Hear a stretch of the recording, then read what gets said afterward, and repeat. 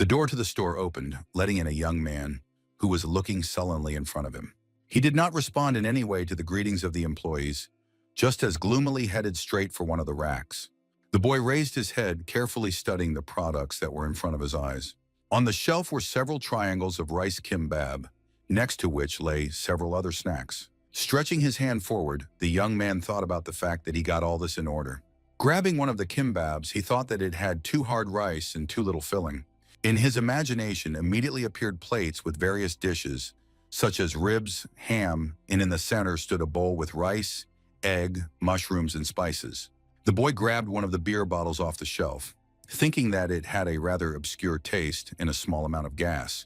But he wanted to have in front of him now a mug of cool, carbonated hoppy drink, which would have a big foam and a rich smell. Approaching the cash register, he unloaded purchases onto the belt, after which the cashier told him the amount. When the young man returned home, the apartment greeted him with cold silence. Realizing that he was finally alone, he tiredly exhaled into the emptiness of the house.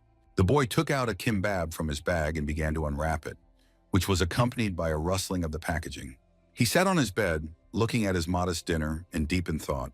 His gaze was indifferent to everything that was happening, and he did not show any interest in anything.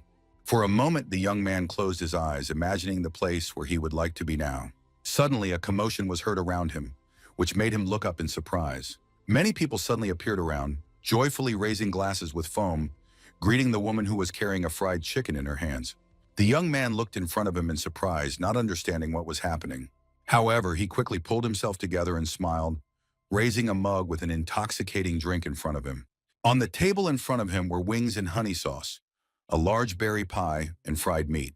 Suddenly, Cho Yisu felt sweat pouring down his face in a hail of sweat, and when he realized the reason for this, he cursed loudly. He got up from the sofa and pointed the remote at the air conditioner, which suddenly stopped working. Putting his hands to his sides when the equipment did not start working again, the boy cursed again. Cho Yisu belonged to those people who had a mediocre mind, but were distinguished by a very great love of work. He was born in an absolutely ordinary family, studied at a school for boys, then joined the army and entered an engineering college. After studying, the boy immediately got a job in a fairly well-known company. However, 8 years ago, his life was radically turned upside down. First of all, Cho Yisu unexpectedly lost both of his parents, who died suddenly. After that, for 4 years, he simply existed, often hiding with his head under the blanket and his hands around his knees. The young man thought about what he had to do now. Barely gathering his thoughts, Cho Yisu got a job at a small game development company. He was distracted from his thoughts by the smell of smoke, which, according to the young man, was coming from a neighbor. Reaching for the doorknob, he decided to check if there was a smell coming from the street. However, after opening them, Cho Yisu froze, staring in front of him in surprise. In front of him in the doorway was a bright blue light that shimmered with different shades. Staring in front of him in shock, the boy thought he was seeing a space gate. The young man sat down on the sofa and decided to watch the latest news from Seoul, but he could not find anything about the phenomenon he had seen. He patted his back, regretting that it wasn't a time travel portal. However, the young man decided that since he had such an opportunity, he should take full advantage of it. Cho Yisu remembered that he had once read about something like this and knew that it was possible to create various things there and bring them here. He took the book and tried to carry it through the blue vortex of the portal. However, in the next moment, the boy froze, looking in front of him in shock. The young man looked at the way the book rested against the soft portal at first glance. Realizing that objects cannot be moved from this side, he put his fingers to his chin and thought. Now he wondered if he would be able to turn back on his own if he entered the portal. Deciding that it didn't matter to him, Cho Yisu raised his hand and held it out in front of him. Not knowing what would be waiting for him on the other side, the young man closed his eyes tightly. Taking a step forward and feeling like you're on the other side, Cho Yisu flattened them in an instant. In front of him, he saw a large, spacious room, which was furnished with tables. And in the corner, there was a stove and a bar counter. Looking around, the boy thought that there was no problem with his clothes remaining on him. Staring in front of him in shock, he thought that judging from where he was, he found himself in some country town. Cho Yisu even assumed that he was even in some kind of game, so he decided to check for a status window. However, even after trying to check his skills and inventory in the air, nothing appeared in front of him. The young man lowered his head, realizing that he was in an unknown place without any skills. However, he decided to assess the situation around him, so he resolutely looked in front of him. Noticing a window, Cho Yisu slowly approached it to look outside. Against the background of the starry night sky, the blades of a large mill stood out, which testified to the medieval style. Outside the window, you could see a beautiful garden in which there was a small well and brightly lit lanterns. Suddenly, the young man's attention was drawn to a glow coming from the table next to him. Turning his head in that direction, the boy saw several sheets of glowing paper there. Taking them in his hands, Cho Yisu read that he was holding a spatial gate contract in his hands. It said that he could pass through the gate at any time and open it anywhere. However, the guy can perform these manipulations only twice on each side. He was very surprised by the words about the bag that contained subspace. Turning his head, Cho Yisu looked at a small case lying nearby. A bag with a subspace was an object that could connect different spaces. Also, an important aspect was that she had certain weight and time restrictions. At the same time, it should be taken into account that it does not matter what exactly will be brought into the space, but you could take only gold with you. Carefully reading the words written in the contract, Cho Yisu finally reached the last point. Seeing the amount that was indicated there, he stared at the paper in a daze. It said that the boy received 1,000 gold coins as initial capital, and 1 gold coin was equal to 100,000 won. Cho Yisu now noticed that there was a chest of gold coins in front of him. He even thought that it would be possible to melt them and transfer them to his world, but realized that this could cause inflation. Continuing to study the contract, the young man read that it ceases to be valid upon the death of the owner. In addition, after signing, he automatically begins to speak the language of the Ermin Empire. He was given 7 days to think about the decision to sign the contract, after which this information will disappear from his memory.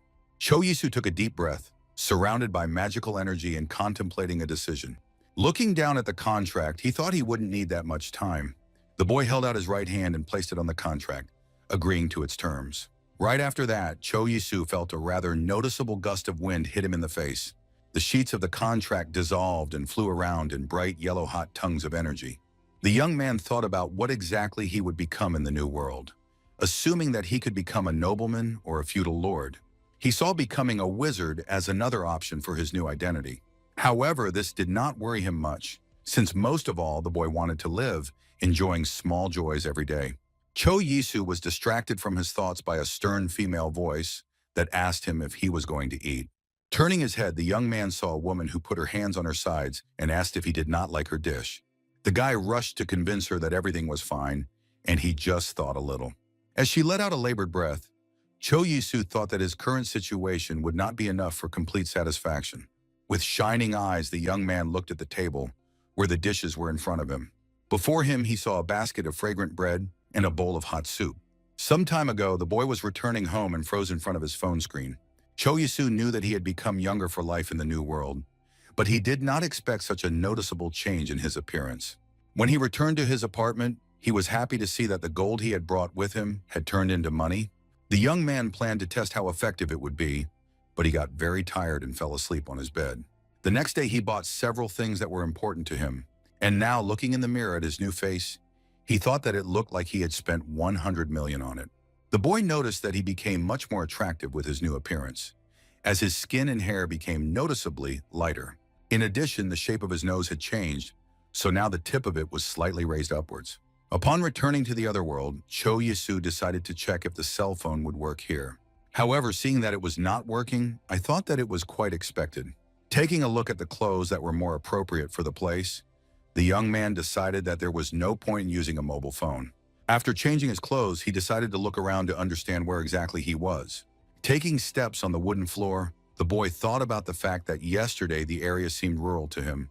Cho Yisu went to the window and opened it sharply, trying to get a better look at the surroundings. Seeing the mill, the stream, and many trees, he realized that he was right in his conclusions.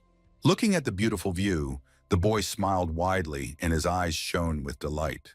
He was so engrossed in exploring the new world that he didn't even notice the woman watching him at first. Turning his gaze to her, Cho Yisu thought about the fact that this could be a local resident. Sweat covered his face profusely as he thought, should he say hello to the woman? However, when she herself asked him who he was, the young man lowered his gaze tensely. When he introduced himself, the woman put her finger to her lips and uncertainly repeated his name. To her question about whether the stranger had received permission to use the house, he replied that he planned to stay there for a week. Pointing her finger somewhere in an unknown direction, the woman invited him to breakfast. Seeing the doubts, she wanted to turn around and leave, but Choi Soo shouted that he was already leaving.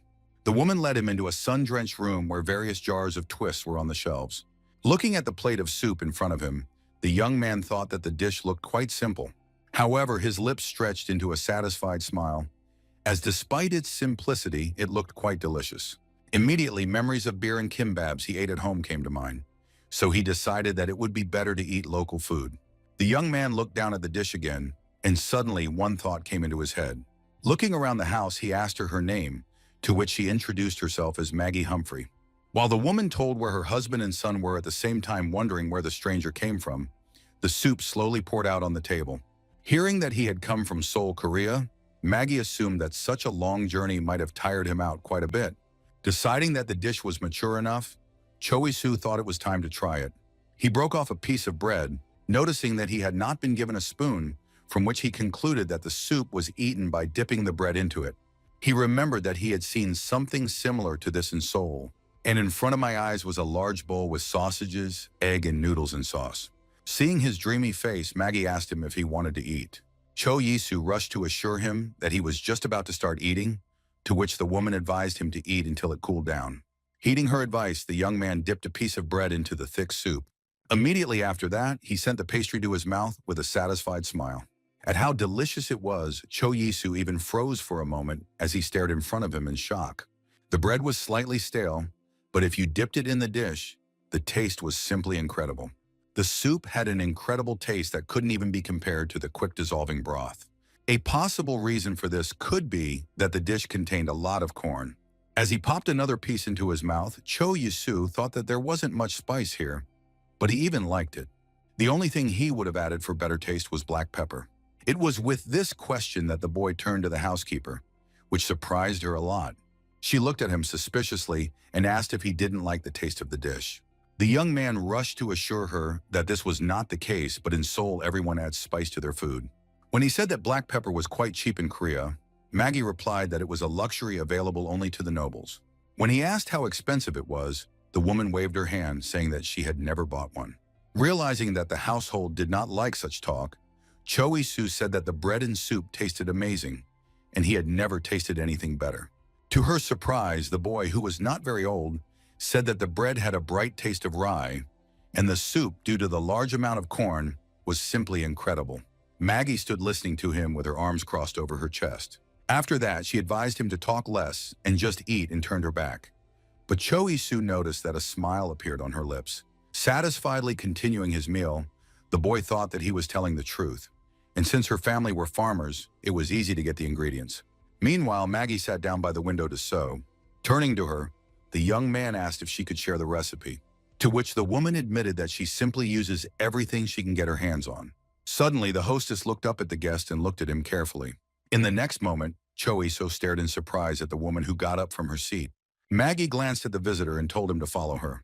Looking around and admiring the garden and the mountains, Choi Soo thought that the air here was very fresh. Without even turning her head, the hostess commanded the boy to follow her. Fascinatedly looking ahead, the boy asked a new acquaintance what the name of this village was. Hearing the answer, he enthusiastically tried to repeat the name, getting used to it. However, he was distracted by Maggie's voice, who told him to look carefully at the table under the tree. There was a basket of cornmeal, the Humphreys' homemade butter, and lauder and onions. To begin with, the woman said that it is worth melting a piece of butter, then cut the onion into small rings and fry. At the same time, Maggie threw the named products into the cauldron, which made a loud sizzle. She explained that in this way, the soup will have a sweet taste. Looking at the caramelized onions, Choi Soo thought to himself that he had no idea that they could be used in corn soup. After that, the householder picked up a bag of cornmeal. Hearing that she bought corn from a merchant and would have to play with it, the boy concluded that this grain was not popular. Taking a handful of flour in her fist, Maggie said that rich people like fine grain. Grabbing a spatula, she stirred the onion in the cauldron a little more to prevent it from burning. After that, the woman said that it is worth adding a mixture of milk and water and cooking the dish over low heat. In a few minutes, the cooking was completed, and there was fresh, fragrant soup in the cauldron. Choi Soo let out a loud breath as he gazed mesmerized at the cauldron of delicious food. He was surprised that the recipe was so simple, so he decided to ask the housekeeper about it. She took a pinch of salt and dropped a few crystals into the finished soup. The young man thought that the recipe and preparation looked quite simple. Maggie grabbed the cauldron and carried it into the room, throwing it over her shoulder to let it cool a little. The guy put his hand in his pocket and said that he would like to thank her for inviting him to the table. Handing her a mirror, he asked her to think it was a thank you for feeding him. The woman took the object in her hands with interest and began to examine it from all sides. Opening it, the hostess looked at her reflection in the mirror in shock. Watching her reaction, Cho Yisu thought that the woman didn't like his gift. Although at that time she thought that she had never seen such a clean mirror, so it could have a rather high value. In the next moment, Maggie pushed the lid and closed the mirror with a loud click. Handing it to the boy, she said it was too expensive, so it wasn't worth it. When the woman started pushing him out without listening to the explanation, the young man asked where he could find the library. Left alone on the road, Cho Yisu thought about his lack of sincerity. However, he decided that first he needed to visit the local library. Suddenly, someone's shadow flashed in the window of one of the houses. A figure of a fair-haired young girl with pointed ears appeared from behind the curtain, but she watched him carefully, never taking her eyes off his big brown eyes. However, in the next moment, she abruptly hid behind a dark curtain, which caused a strand of blonde hair to flutter near the window. Watching her, Cho Yisu thought that she must have been his neighbor. He looked around, heading for the central square where the library would be. The young man thought about the fact that on the way here he counted as many as 20 buildings that looked like residential buildings. Finally, approaching the old mill, Cho Yisu noticed that the destination was also located here. Opening the door, he stepped inside and apologized for disturbing him. The boy answered him, biting off a piece of pancake at the same time. He greeted the guest with a broad smile, ignoring the crumbs on his face. After saying hello, Cho Yisu thought he was about 30 years old, but he did not look like an ordinary librarian. In addition, the boy's attention was drawn to the fritters with berries lying in the plate in front of him. When the librarian said that they had not met before, the young man replied that he was an adventurer and decided to stop here. Looking around, he realized that there were only 50 books, so he concluded that they were rare here. Turning his gaze to the librarian, the boy now understood why he was guarding this place. Picking up fritters, the gentleman asked the guest if he was looking for something specific. Raising his finger, Cho Yisu asked if he could provide him with a map of the Ermin Empire. The librarian joyfully raised his hands and asked him to wait a moment. After some time, with a broad smile, he handed him the tattered binding. At the same time, he said that only residents of the village can take books with them, so you will have to read the map here. Zordillo crossed his arms over his chest and carefully watched how the stranger unfolded the map. In the old binding, several pages darkened by time with torn edges were visible. Cho Yisu noticed that the librarian was very excited, so he decided to be careful not to tear the map. He understood very well that in such a case he could also be torn to pieces. The map of the empire was drawn up 3 times, but no markings were visible on it. The young man was surprised by what the map itself looked like. He could see no mark on it except the outlined coastline and the continent itself.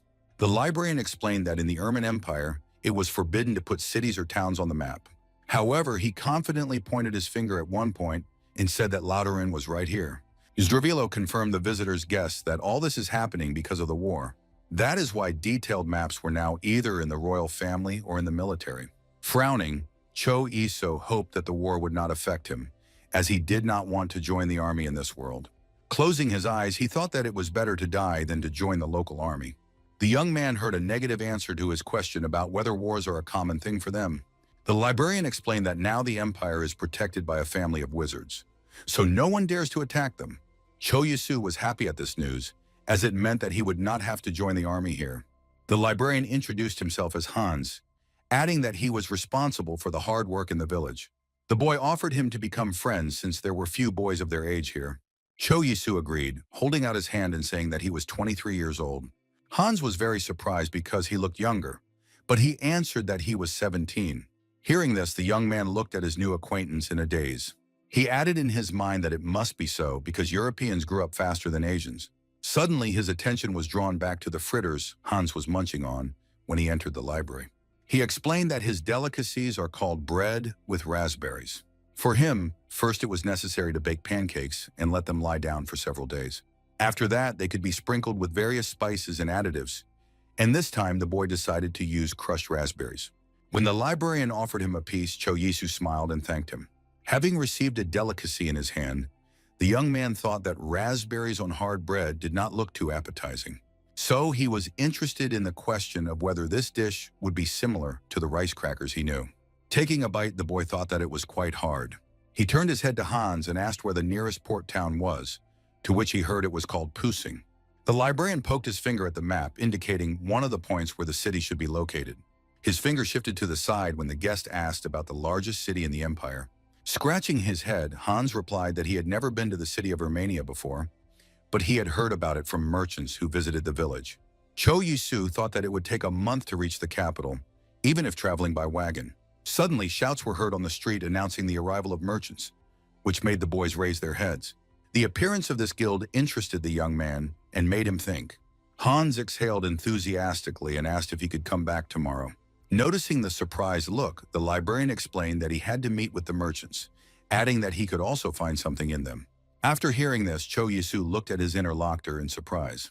They went together to the square, where shopkeepers and buyers always gathered. It was quite crowded there, as many wanted to buy the goods presented at the fair. And here you could see soldiers who were keeping order in the market. Looking at all this with big eyes, the boy exhaled enthusiastically. He turned to his new friend with a big smile on his face. However, he was surprised to notice that he had already passed the mark, and now he was standing here alone. Meanwhile, Hans, ignoring no one, ran to the tavern in front of which they were standing. At the entrance, the young man noticed Mrs. Humphrey, who was also hurrying to the tavern. Unlike them, Cho Yisu ran in the other direction, deciding to return to his place to take some money. When he jumped into his apartment, he was surprised to find that his clothes had disappeared from his body. Remembering that he could not take clothes from that dimension with him, the boy stretched his lips in a smile. Looking down, he noticed that a subspace bag was lying at his feet. Turning on the water in the bathroom, the young man thought about what it could be worth more than gold. In his opinion, it was better to live in that house, so it was worth moving his things there. Approaching his closet, the boy decided that he would not need clothes. As he was getting dressed on the other side of the gate, Cho Yisu thought that walking through it in just one pair of underpants felt quite strange. Crouching by the bed, the young man decided that it would be safer to hide his gold under it. For now, he decided to take 2 coins with him to buy something for himself at the fair. When the boy came to the tavern, he saw farmers selling pumpkins. In addition, there were a lot of people who carried goods in whole boxes and shouted something loudly. Cho Yisu smiled, realizing that he still had time, so he decided to go inside. There were also many men in the tavern itself, carrying large boxes in their hands. Looking at the various people who were present here, the young man thought that there was simply an exciting atmosphere. Suddenly, he noticed Mrs. Humphrey and called out to her, much to her surprise. Looking at the boy, she warned him that he would have to wait a bit and asked if he would mind. Hearing that she would soon bring him food, Cho Yisu sat down at one of the tables. He thought about what the local beer might taste like. Maggie's voice pulled him out of his thoughts as she handed him a drink. On the table stood a large mug with a heady, foamy, dark amber liquid. Suddenly, one of the drops of foam could not hold back and rapidly rolled down the wall of the mug. Not wanting to lose a single drop, Cho Yisu grabbed the dish and put it to his lips. The one had a spicy taste of grain, but gave the other bright fruit notes. And although he never liked warm beer, now he wanted to take another sip. However, the young man was distracted by Maggie's voice, who asked him to wait a little. The woman came almost close to him and looked at the boy sternly. The landlady warned him that one more mug of beer would cost 1 silver and 5 copper coins. Putting her hands on her sides, she added that he must be paid first. Wasting no time, Cho Yisu held out 1 gold coin, hoping that would be enough. Instead, the woman handed him the palm on which lay the rest of the payment. Remembering the amount demanded by the household, the young man calculated that 1 gold is worth 10 silver. When he said that it could be considered payment for lunch, she added that he had just paid for everything. In addition, the woman explained that a pint of beer in their lands cost 2 copper coins. Grabbing the mug, the boy decided he could enjoy a drink while he waited for his food. Placing it to his lips, he took several large, delicious gulps. After that, he took a deep breath and smiled widely, and tears appeared in his eyes. Cho Yisu thought about the fact that the taste resembled the taste of ale he used to like. Besides, they could drink beer here instead of water. He remembered that he had once read that when there was no drinking water, people drank wine and beer. Looking around and looking into the hall of the tavern, the young man noticed that there were quite a lot of people here. Getting up from behind the bar, he decided to go and talk to the locals. Suddenly, Hans's voice was heard from behind, and he asked in surprise if he had also come in to eat. Returning to the big man, Cho Yisu asked him if he wanted to join. To which the librarian explained that it was very important to dine with the family in Loudon, but he could ask if his parents would let him go. Suddenly, Mrs. Humphrey came up to them, carrying a bowl of soup and several loaves of bread. Looking at the bowl of steaming stew and fragrant bread, Cho Yasu let out a loud breath. He looked enthusiastically at the dishes, anticipating the extraordinary taste.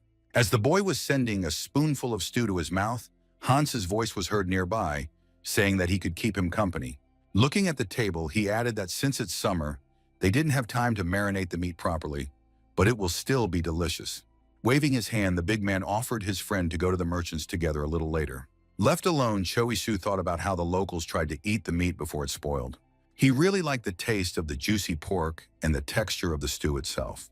In his opinion, many different herbs and salt were used for such a taste. His gaze turned sad as the dish reminded him of how his mother used to cook it. Instead of chicken and sauce, she made regular fried chicken. And there was samgyeopsal instead of ribs with spices, and crab with soy sauce instead of crab with spices. His mother always cooked spicy food and he used to like it, but now he wasn't into it. The boy happily bought his mother's food when she offered it to him while cooking. In addition, his mother constantly told him to always eat breakfast with other people. Smiling broadly, the woman explained that food always tastes better at the company. After some time, everyone present got up from their seats and went toward the door. Hans appeared again near Cho Yisu, who asked what his future plans were. Mentioning pork stew, the young man replied that he was planning to go to the merchants. Without wasting time, the boys went to the square where the fair was located.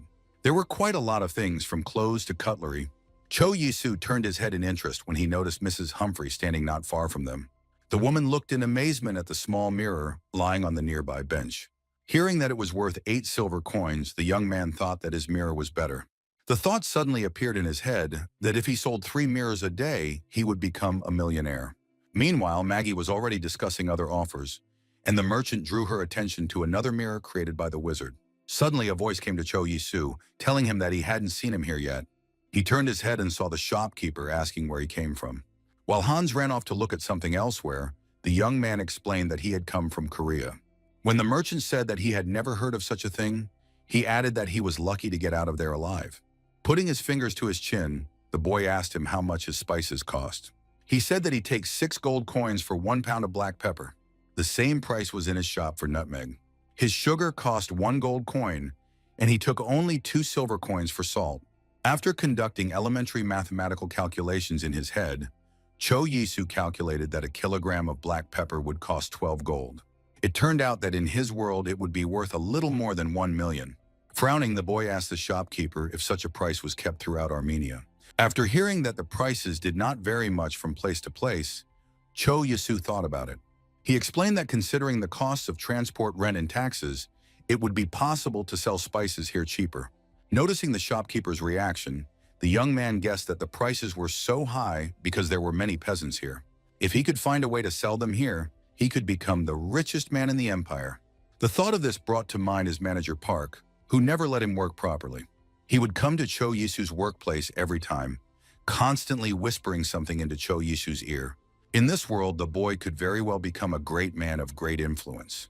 And then Park would be absolutely unable to do anything to him, remaining just a worthless insect. Cho Yisu was so engrossed in his thoughts of humiliating the manager that he didn't even notice the shadow following him from behind the tree. The girl looked at him intently, never taking her eyes off the guy. When asked how much it cost to deliver pepper, the shopkeeper said that he could not tell him everything. However, he frowned when he heard that in a foreigner's homeland, black pepper is worth almost a penny. Cho Yisu added that if they could come to an agreement, he could supply it at a reasonable price. Exhaling, the merchant said that the transportation cost 3 gold, but he was wondering where exactly the continent the boy came from was located. Cho Yisu thought that he should have talked to the other shopkeepers before making a decision. He in turn rehearsed offering the stranger to sell him all the black pepper he had. Putting his fingers to his chin, the young man smiled slyly and said that was why there were not enough goods. The shopkeeper explained that as soon as the pepper ships arrive at the port, the blue bloods take it apart in minutes. Also, one of the ships had recently sunk, so he was only able to get 5 pounds of spice. Cho Yisu now understood where the price of pepper came from this time, but he apologized and said that he didn't have any at the moment. The shopkeeper handed him a small piece of paper with something written on it.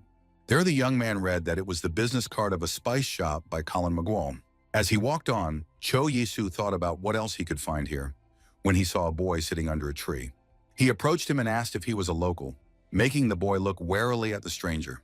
Frowning, he said that he was absolutely not a boy since he was already 10 years old. He looked suspiciously at the young man and asked where he had come from. The stranger's reply that he came from Korea made the boy accuse him of lying. After hearing this, Cho Yisu lashed out at his interlocutor in surprise, not expecting such a reaction. He explained that he had read hundreds of books, but in none of them did he find a mention of such a country. The young man thought, as he had no idea what to answer now. However, he quickly found his way and said that he has been a traveler for 23 years, but still does not know everything. The boy frowned, but introduced himself as Mino Strive, the son of a commodity expert. He smiled and suggested that since he had read thousands of books, he must be very rich. It was at this moment that Cho Yisu remembered that thousands of books were equal to several 100 million won here. Looking at his interlocutor, the boy said that he still had a question. He handed him a mirror and asked him to look carefully at the object. When asked how much it could be sold for, Mino replied that the official price could be 3 gold coins. He added that given its quality, the mirror was created by a wizard, but there was no seal on it.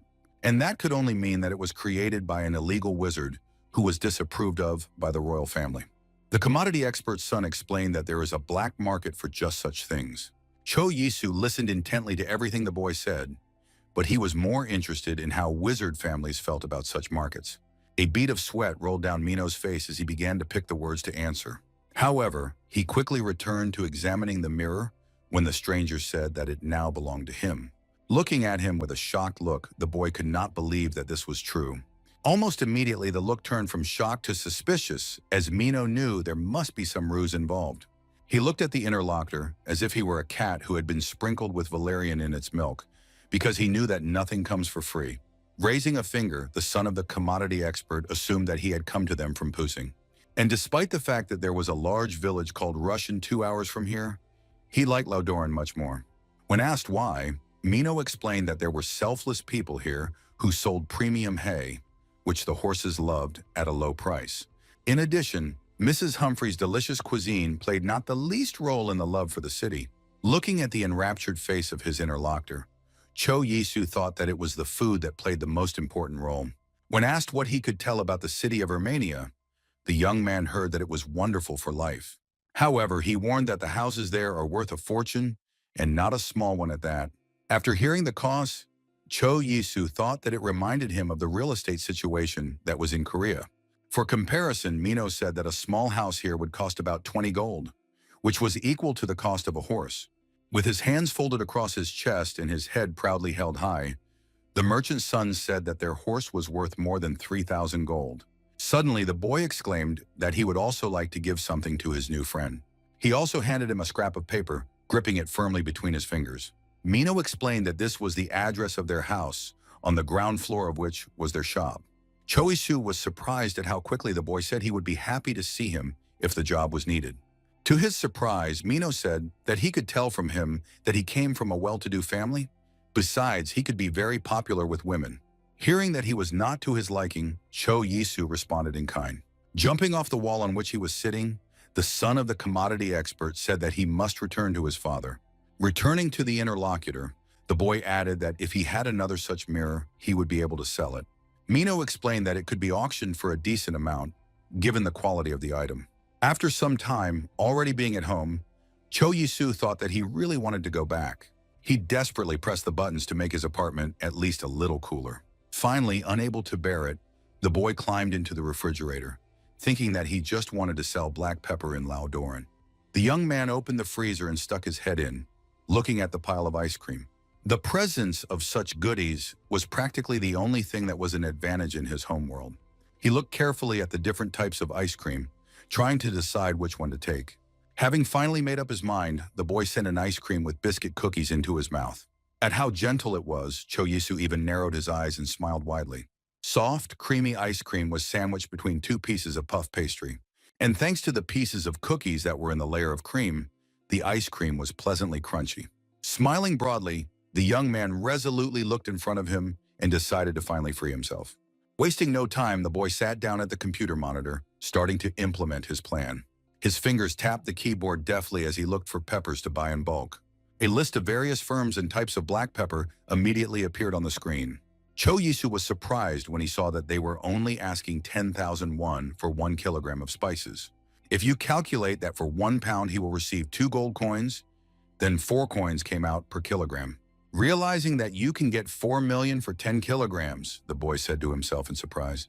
Now he was absolutely not afraid to just go to the company tomorrow and get fired. The next day he was met by a manager who asked him why he was changing the source code again. Cho Yisu looked at him dumbfounded, not understanding what he wanted from him. However, at the manager's suggestion to use open source, the young man recalled that last time it was precisely because of this that an error occurred. He put his fingers to his mouth and hissed loudly, pondering over the subordinate's words. And while he was complaining to him, Cho Yisu was mentally reminding himself about making money from black pepper. And he also thought about the fact that in real life, talent was considered to be something for which he would get an A at the university. The guy understood very well that using his own algorithm could give them a great advantage over competitors. Suddenly, he was pulled out of his thoughts by sheets of paper that flew straight into his face. Park pointed a finger at the subordinate and indignantly asked if he was listening to him at all. Cho Yisu didn't even have time to answer when the manager asked if he was going to use his dead parents as an excuse. The young man looked intently at the manager, not believing what he heard with his own ears. His words about weaklings who have the same effect on the people around them became the last straw in the decision to leave. After some time, the young man was already knocking on the door of the chief director. When he allowed him to enter, the boy slowly entered the office where his manager was waiting for him. Crossing his arms over his chest, the director asked him to sit down, asking him about what had happened. While Cho Yisu sat tensely on the couch, not a single word came out of his mouth. Finally, pulling himself together, the boy said that he had to resign for personal reasons. He didn't look too confused, but clarified whether he made the decision through Park's manager. The young man replied that before that he could still tolerate his character, but now he began to entangle his dead parents. The director exhaled heavily and promised to disciplinary Park. Such a punishment was not surprising, since it was clear that his behavior was tolerated due to a lack of personnel. The general explained that when it comes to Park's working abilities, things were not so bad. However, Cho Yisu replied that even without a manager, it was quite difficult for him to come to terms with the loss of his parents. The general director said that he had no other choice, but asked him to explain all the nuances of the projects he would transfer. Firmly hooking his fingers into the lock, the man added that he himself had been trying to cope with such grief for 10 years. Cho Yisu mentioned the rumor that the principal's eldest daughter had died 10 years ago. All this happened in a terrible car accident when the car flew off the road. To get rid of the scary pictures that appeared before his eyes, the young man closed his eyes. The CEO smiled and expressed his hope that they would meet again someday, although he was not sure that the firm would still exist. The boy smiled and said that he believed in a good course of affairs with the director. Thanking him for his understanding, he left the office. As he left the company, Cho Yisu thought about the fact that he was able to hand over his work to other employees with ease. In his opinion, even with the usual disappearance, the rest of the people around him would have coped with their duties perfectly. The young man wondered what would happen to Manager Park now, but that was none of his business now. After some time, the guy was already sitting in his apartment and looking at his orders. A variety of spices, such as black pepper and sugar, were packed in boxes in front of him. Cho Yisu smiled as he thought that he had already moved most of his things, and now he was again preparing to transfer a kilogram of pepper, packing it in all his pockets. Rising to his feet, the young man resolutely headed towards the open portal. He now had 140 million won, if you consider the gold he had and the 40 million in his bank account. And although he was quite afraid of new things, now he felt that he could do anything. Returning to Laodorn, Cho Yisu took a deep breath and exclaimed that this place was simply wonderful to live in. He hid all the pepper that he managed to transfer through the portal in his room under the bed. After that, there was a knock at the door, behind which was heard the voice of Mrs. Humphrey, who asked who exactly had come to her. Hearing the name of her visitor, the woman asked him if he had come here to eat. However, the young man replied with a smile that he simply came to give her something. Letting him inside, the woman asked what exactly he wanted from her now. The young man said he had barley flour, apricot pits, and honey for her. While mixing the mass, he explained that this whole mixture should be applied to your face. Mrs. Humphrey looked at it skeptically, saying she didn't want to put it on her face. But Cho Yisu said that was how the women of his continent took care of their skin. Hearing this, Maggie took the mixture and spread it thickly on her face, asking if she was doing it right. With a big smile on his face, the young man advised her to apply the product near the eyes and nose. After a while, after washing off the mask, Mrs. Humphrey thanked her new acquaintance. He left her institution, saying that it was time for him to go. Collapsing on his bed in his house, Cho Yisu thought about how he enjoyed this kind of freedom. He immediately remembered his Korean neighbor, whom he barely knew, and when communicating with whom a strong tension was constantly felt. Even when they were just riding in the elevator together, it was quite awkward for both of them to be in the same room. And now, lying on the bed and smiling, the boy thought that such a rest could well be called health-giving. Suddenly, Hans's voice was heard at the door, asking if anyone was home. Cho Yisu rushed to open it, wondering if he had managed to hide all the suspicious items. Zdravilo went inside and said that he already thought that the boy had left, since they had not seen each other for a long time. With a wide, enthusiastic smile, he asked his friend if he wanted to join the hop collection. From the mention of the cereal, Cho Yisu immediately imagined 2 large mugs with a foamy, aromatic drink. Hans confirmed that he is constantly involved in such work. The librarian asked the young man if he was staying with them for a long time, adding that if he stayed, the old man would be happy with the extra hands. Zdrovin explained that they actually have a lot of work because they have to collect hay, feed animals, fetch water, brew beer, and grind grain. Besides, he had to go to the library himself. Suddenly, Cho Yisu decided to ask something, remembering his neighbors. The young man decided to ask who was the fair-haired girl he saw recently in the window. Hans froze, trying to understand who exactly his friend was talking about.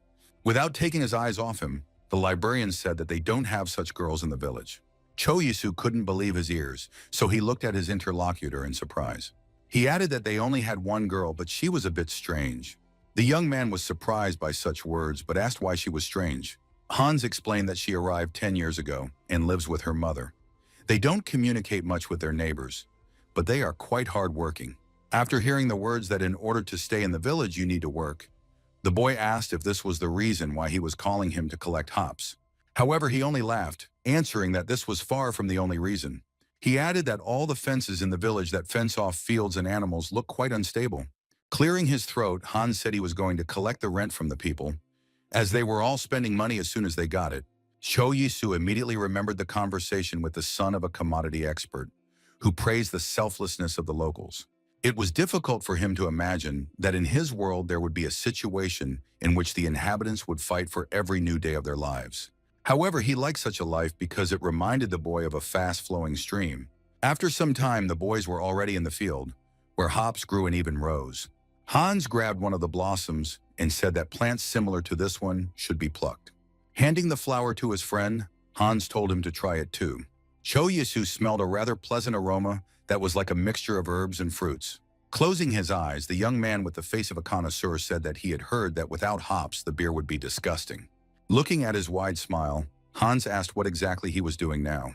After some time, the basket in which the plants were to be collected was filled with a slide. The librarian immediately said that that would be enough, to which Cho Yisu said that they had done it faster than he had expected from the start. While they were carrying their prey, the big man suggested to his friend that he join in gathering firewood and shearing the sheep, but he pretended not to hear this. Hearing the words that he could rest, the young man thanked his friend. Wasting no time, he ran home to take a shower because it was unpleasant to feel sweaty. Already standing in the apartment under the streams of water, the boy thought that taking a shower was quite a pleasant thing. Leaving the bathroom, the boy was smiling widely, surrounded by warm steam. Immediately after that, he joyfully plopped down on the bed, burying his face in the pillow. Rolling over on his back, the young man breathed out that it was much better this way. Now, after his shower, he wanted to drink a good beer, and since he was going to drink beer with a friend, he needed to take food with him. Baked corn under the gooey light cheese immediately popped into my mind. And I wanted fried potatoes with mushrooms and squid, and fried chicken and panko breading. Clutching his grumbling stomach, Cho Yisu thought about taking everything with him.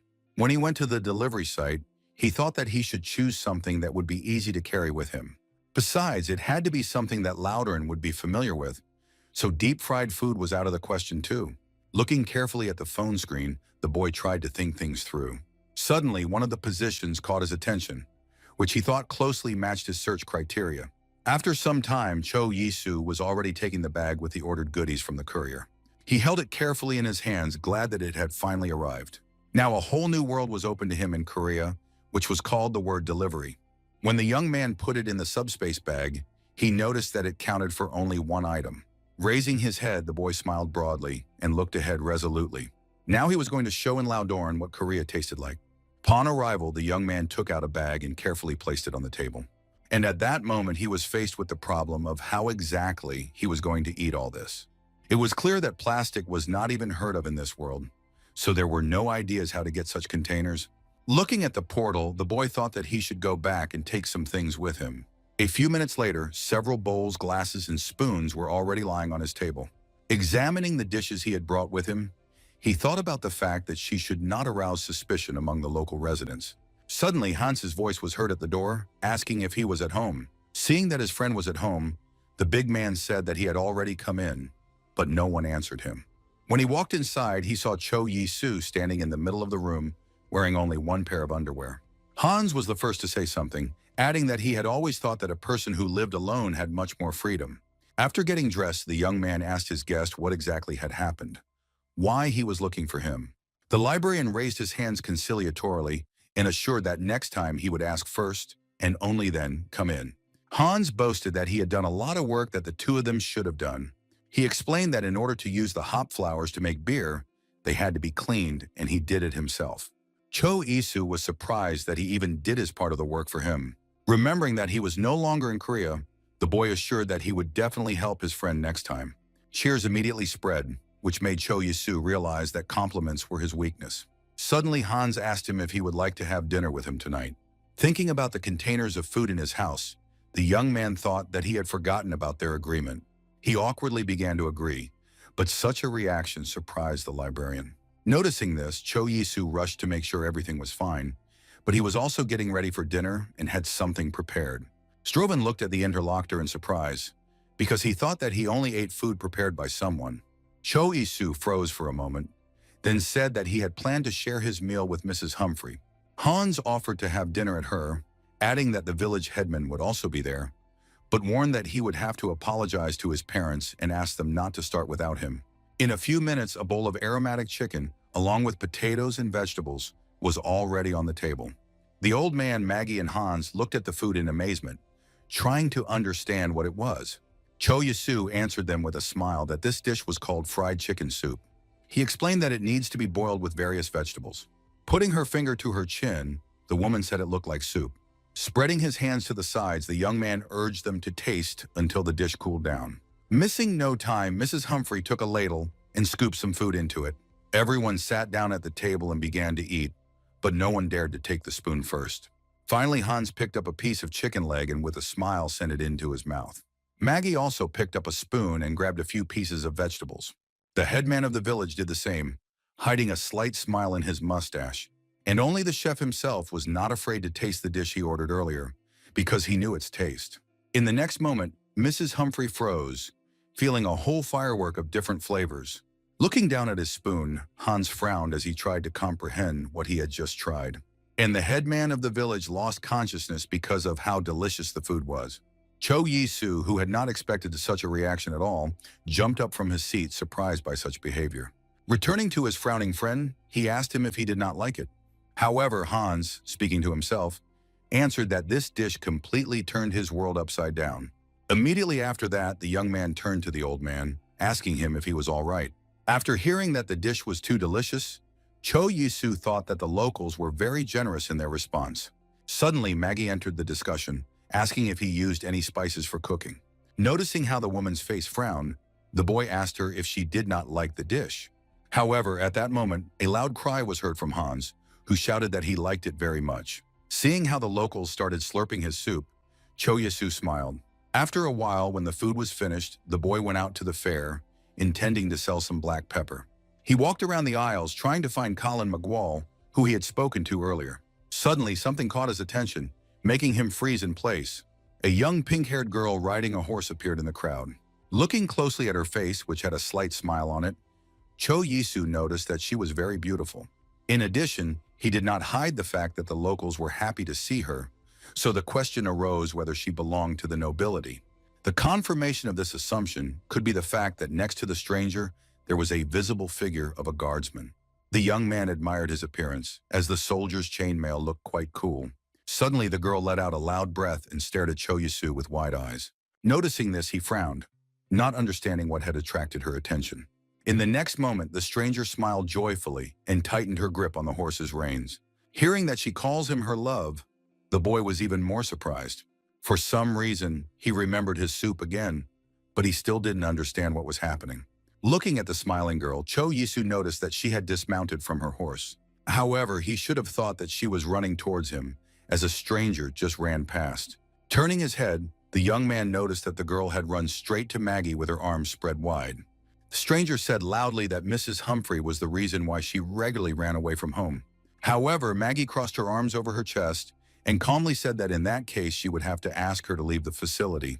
Resting her hands on the bar counter, Jace tried to convince the hostess that she simply could not survive without her dishes.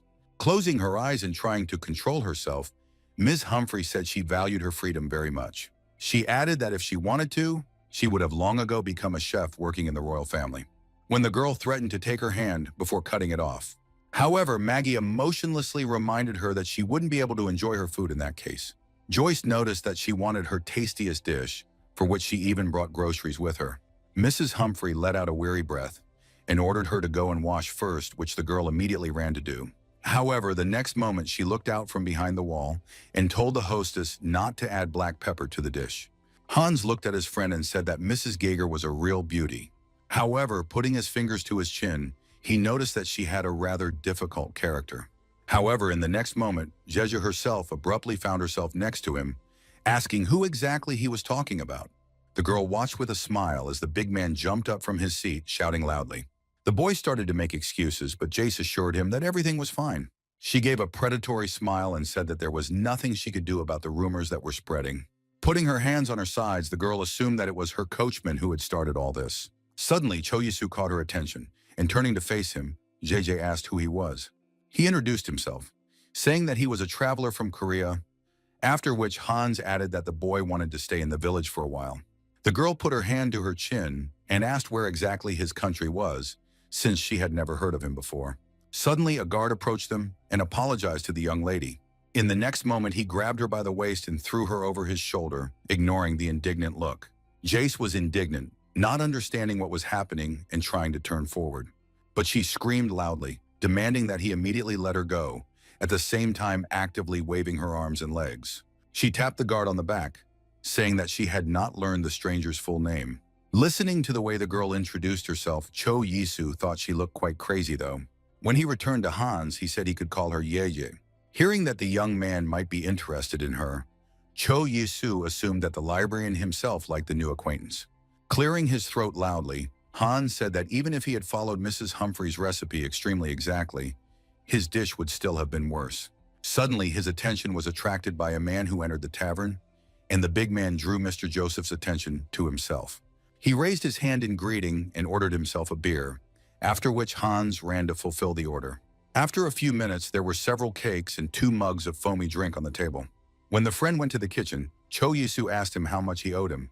However, he just raised his finger and said that today everything is free, in honor of the day of Mrs. Jeja. Taking the mug in his hands, the young man thought that the people here were completely different.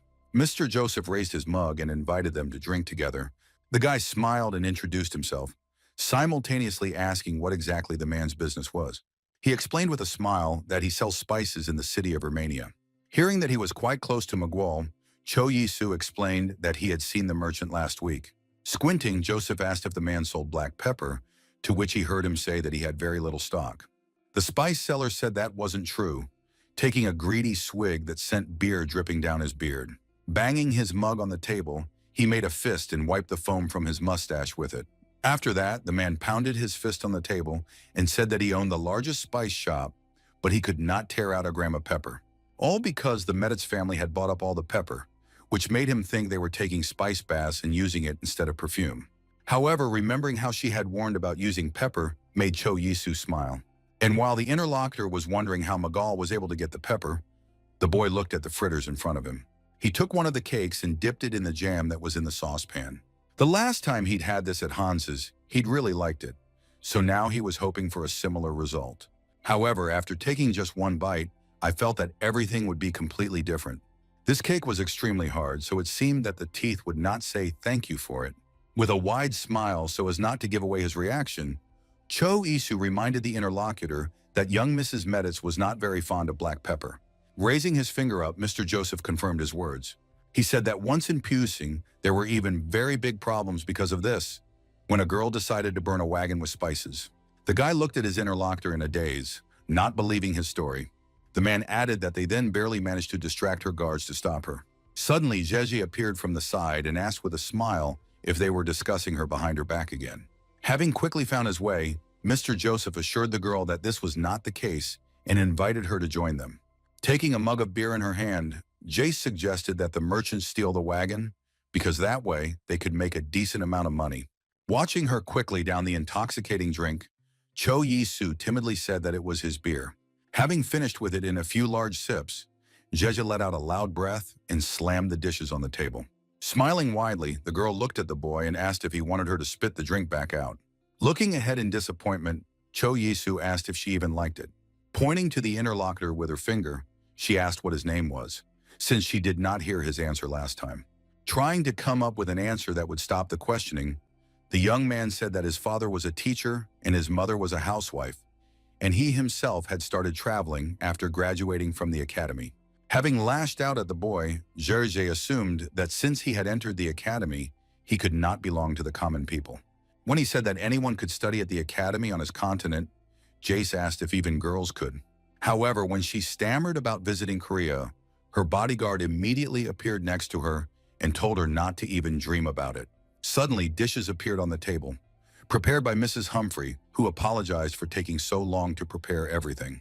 Lady Meditz smiled and said that she had almost starved to death, but as the smell was wonderful, she was ready to forgive. Holding up the cutlery, the girl invited everyone present to eat.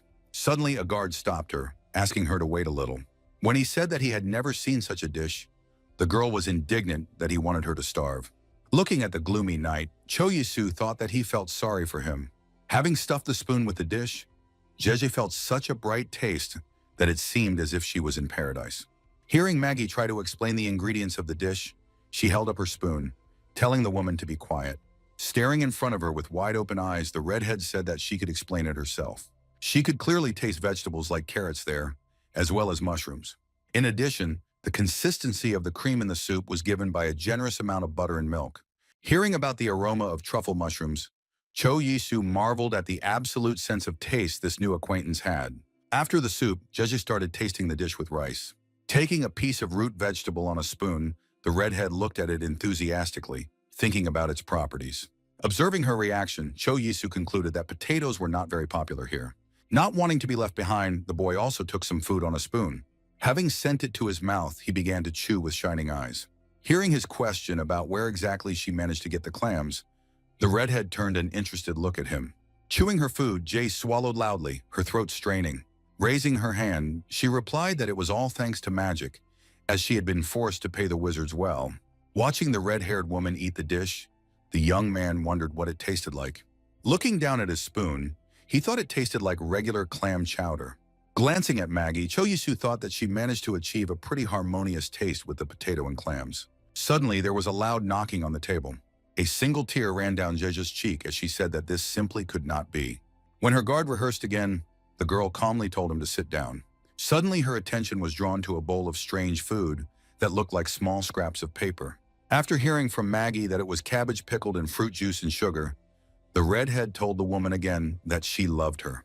After some time, when the meal was finished, Cho Yi-soo took his bag and went to sell allspice. He knew very well that Mr. Joseph stayed at the tavern, so he knew very well where to look for him. Suddenly, the boy stopped and looked in surprise at the night sky, full of stars. Looking up in amazement, the young man thought that the sky looked completely different in Korea. Admiring the beautiful picture, Cho Yi-soo raised his hand and knocked on the door.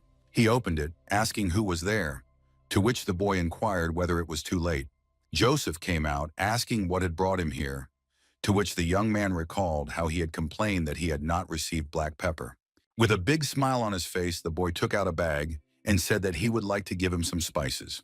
Seeing this, the man glared at the guest so much that his eyes almost popped out of their sockets. When asked where he got so many spices from, Cho Yi-soo replied that he brought them from his hometown. The merchant said he was taking everything he had. On hearing this, the young man said he had about 20 pounds. Joseph was offering 3 gold for every pound, so after calculating carefully, Cho Yisu realized that he could get about 6 million. After concluding the deal, the boy handed the buyer a whole bag of black pepper. Looking at the wallet with money, he asked if it was convenient to carry so much money with him, to which he heard in response that merchants travel with mercenaries. Besides, no bandit would dare to attack those accompanied by the Medit's family. The next morning, with the sun already shining brightly through the window, Cho Yisu stretched deliciously after waking up. The sun was shining brightly outside and large and small ships floated down the river. Looking out the window, he wondered if this was how rich people woke up. Looking out the window, the boy suddenly realized that it was unusual for him to have such a large sum of money. The young man always tried to save, so he had no idea how much money he should spend now. Looking at the wonderful scenery outside the window, he decided to go and see everything in the market first. Approaching one of the merchants, the boy asked how much the candles he was selling cost. The grocer explained that oil candles would cost 5 coppers per pound and wax candles would cost 2. When Cho Yisu was ordering 4 pounds of oil candles, he suddenly heard a girl approach a nearby merchant. He remembered that he had already seen the girl who lived next door to him and was now ordering raw mackerel. The shopkeeper raised his hand and said that this fish is quite difficult to catch, so it is customary to pre-order it. Putting her fingers to her chin, the girl said that in that case she would like to make a pre-order. After hearing how the merchant demanded from her 5 pieces of silver in payment, which was equivalent to 500,000 won, the boy opened his mouth in shock. Sitting down next to the merchant, his neighbor asked him to give her a red herring that he had prepared with him. In the next moment, she jumped up in her arms and shouted that she would now bring the fish container. Looking after the unknown girl, Cho Yisu thought that it seemed to him that the stranger next door had blonde hair. Walking through the market, a young man suddenly heard someone calling his name. Turning his head, the boy saw that Jeje was heading towards him in the company of 2 guardsmen. He smiled and asked if she had decided to buy anything as well, to which he heard that she was looking for him. The young man's face was covered with sweat when the redhead offered him a walk with her. As they continued on their way, Jace said she heard that he had recently sold Joseph some black pepper. Cho Yisu gave a strained smile, thinking that he had hoped to keep it a secret. However, Jeje explained that when she met her husband, she felt an unpleasant spice coming from him. Trying to find an excuse, the boy explained that he really likes pepper and took some with him, after which he decided to sell it to make money. However, the red-haired woman frowned and said that she did not understand at all why everyone was so crazy about something like this. Cho Yisu wondered if she really hated black pepper or if she was just sick of it. Licking himself, the young man mentally added that he really likes this spice. It was thanks to black pepper that a dish like ramen became much tastier. He imagined holding a whole bowl of food in his hands, which had a sweet taste and was seasoned with hot pepper. Looking at the boy in surprise, the redhead asked if he was eating anything now. At his suggestion that such hatred came from overeating, she clenched her fists and said she didn't care. Opening her mouth loudly, Jace added that just the smell of the spice would turn her back. Realizing that she could easily finish him off, Cho Yisu raised his hands and asked her to calm down. Noticing his reaction, Jeje apologized and said that she had been on pins and needles lately. Looking down, the girl assumed he was one of those aristocrats who travel while hiding their identity. When the redhead said that her brother had also gone on a trip, Cho Yisu remembered that she seemed to be interested in studying. Upon hearing that Jace herself plans to take over the management of her family's business, the young man replied that even if she could not take over the family business, she could easily open her own store. When he said that he should just talk to his father, Jeje assured that it would not help. For the great honor of being related to the elves, whose descendants were considered wizards, her father wanted to give her in marriage. Cho Yisu suggested that it was quite difficult for her to come to terms with the fact that an arranged marriage awaited her. Turning sharply to the interlocutor, Jace said that this is why he should take her to his place on the continent. The boy assured that he understood her perfectly, but he was not sure that it was a good idea to go alone to foreign lands. He said that he himself recently lost his parents and still misses the time he spent with them very much. The girl understood that his parents were good people and added that her parents were also good. That is why she believed that they were completely similar to other people. Mother and father were absolutely sneezed at what she likes and what she can't stand. The main thing for them was and remains its full compliance with their standards. When the redhead offered him to come visit her, Cho Yisu assured him that he would stop by as soon as he settled in. Smiling broadly, the girl added that it would be nice if he had kidnapped Maggie before he came and brought him with him. When asked to pay 5,000 gold for this service, the guy said that they can be offered to the woman herself. Waving her hand in farewell to the interlocutor, the red-haired woman advised him to think about her proposal. After parting with Jeje, the young man noticed the village headman under a tree. He came closer, shoving his hands in his pockets, and quietly greeted him. Raising his head to the boy, the headman asked him if he planned to stay in this village. Scratching his head, Cho Yisu said that he should have visited the headman first.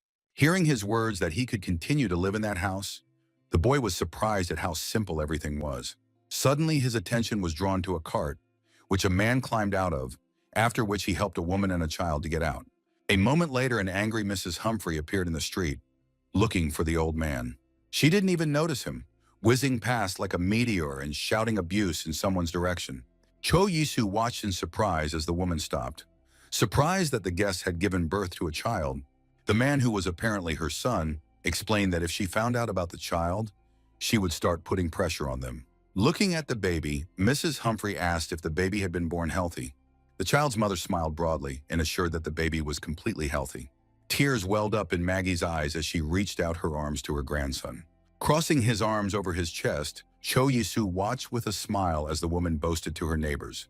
A little later, when the boy was already in his house, Hans knocked on his door, asking if he could come in. Stepping out onto the threshold, he asked what had happened, assuming that more firewood needed to be gathered. However, the big man asked with a broad smile if he wanted to go and see the baby. When they arrived at Mrs. Humphrey's home, they saw that the baby had light blonde hair and big brown eyes. Watching him extend his arms to everyone who came to see him, Cho Yisu and Hans let out an emotional sigh. Approaching his mother, the young man asked her if he could take a closer look. Suddenly, he heard the librarian's voice saying that he wanted to tell him something. Coming closer, the big man quietly said that someone wanted to buy their village. Looking up, Cho Yisu asked tensely what exactly he meant. Hearing that their village could be sold at any moment, the boy asked if everything was so serious. Meanwhile, the kid folded his fingers into fists and closed his eyes, smiling widely. Clenching his fist, Cho Yisu asked his friend if it was more serious than he thought. However, looking at the baby, the boy stopped discussing the unpleasant topic and smiled. When they left the tavern, the young man asked what exactly he had said about the nobleman, to which Hans replied that he did not think it would affect him, considering that he was a traveler. Reaching into his inner pocket, the librarian said he wanted to give him something. Handing him 2 books, the big man explained that this was his favorite novel, which would help him get acquainted with their lives. Accepting a gift from a new friend, Cho Yisu did not even immediately find what to say to him. Passing through the portal to his apartment and once again finding himself without clothes, the boy thought that he would never get used to this. Looking into the subspace bag, he saw that the daily recharge was almost complete. Now the question was what to bring to Louderin next time. Suddenly, the image of a neighbor's girl who wanted to order fish from the shopkeeper appeared in my head. Placing a finger to his chin, Cho Yisu huffed, knowing what he was going to take with him this time. At the night market at this time of the day, there were quite a lot of people eager to buy something. Walking between the stalls of merchants, the young man thought that he had come here for a special reason. First of all, you could buy a lot of goodies here, such as noodles or pancakes. And here there were many different types of kebabs that would suit any diet. In addition to traditional Korean dishes, the night market had many dishes from world cuisines. So after a while, Cho Yisu was already smiling contentedly, stroking his full belly. Throwing his hands behind his head, the boy cheerfully strolled between the benches, planning to shake the food a little. Looking around, he thought about the fact that he had not been here for a long time. Suddenly, the young man smiled widely as he smelled fresh fish. Just in front of him lay a variety of fish and seafood on the cooling counter. Glancing at one of the lobsters, he thought that it reminded him a lot of Hans. At that moment, the voice of the shopkeeper was heard shouting that he was selling fresh mackerel that had just been brought in.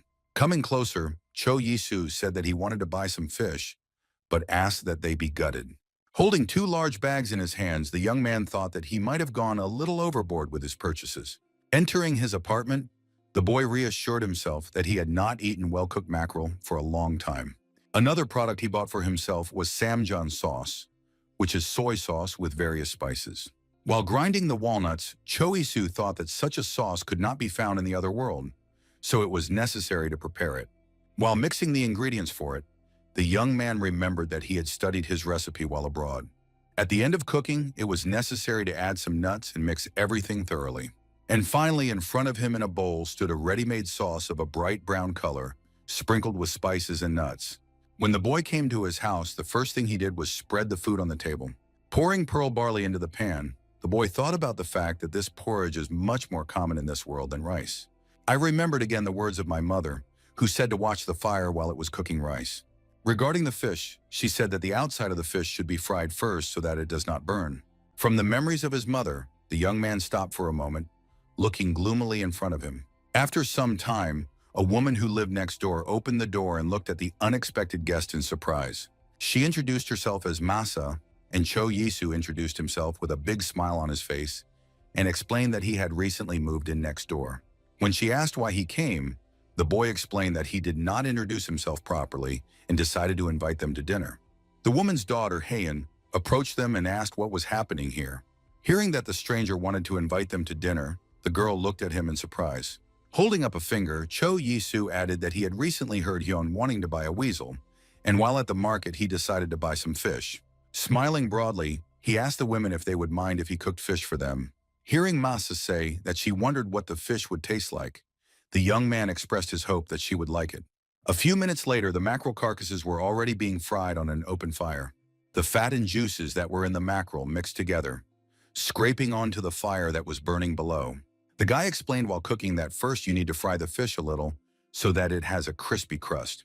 At the same time, he constantly turned the fillet so that the fish did not burn in one place. After some time, the finished dish was already lying on the board, and next to it in separate bowls there were various applications.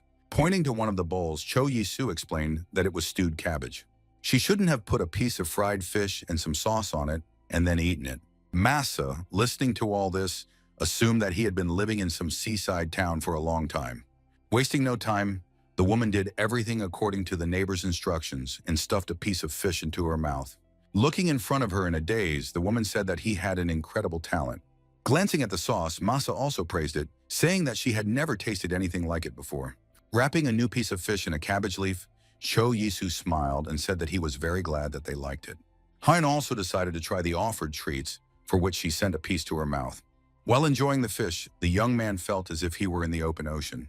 Narrowing his eyes, he realized that the sweetness of the cabbage matched the texture of the pearl barley very well.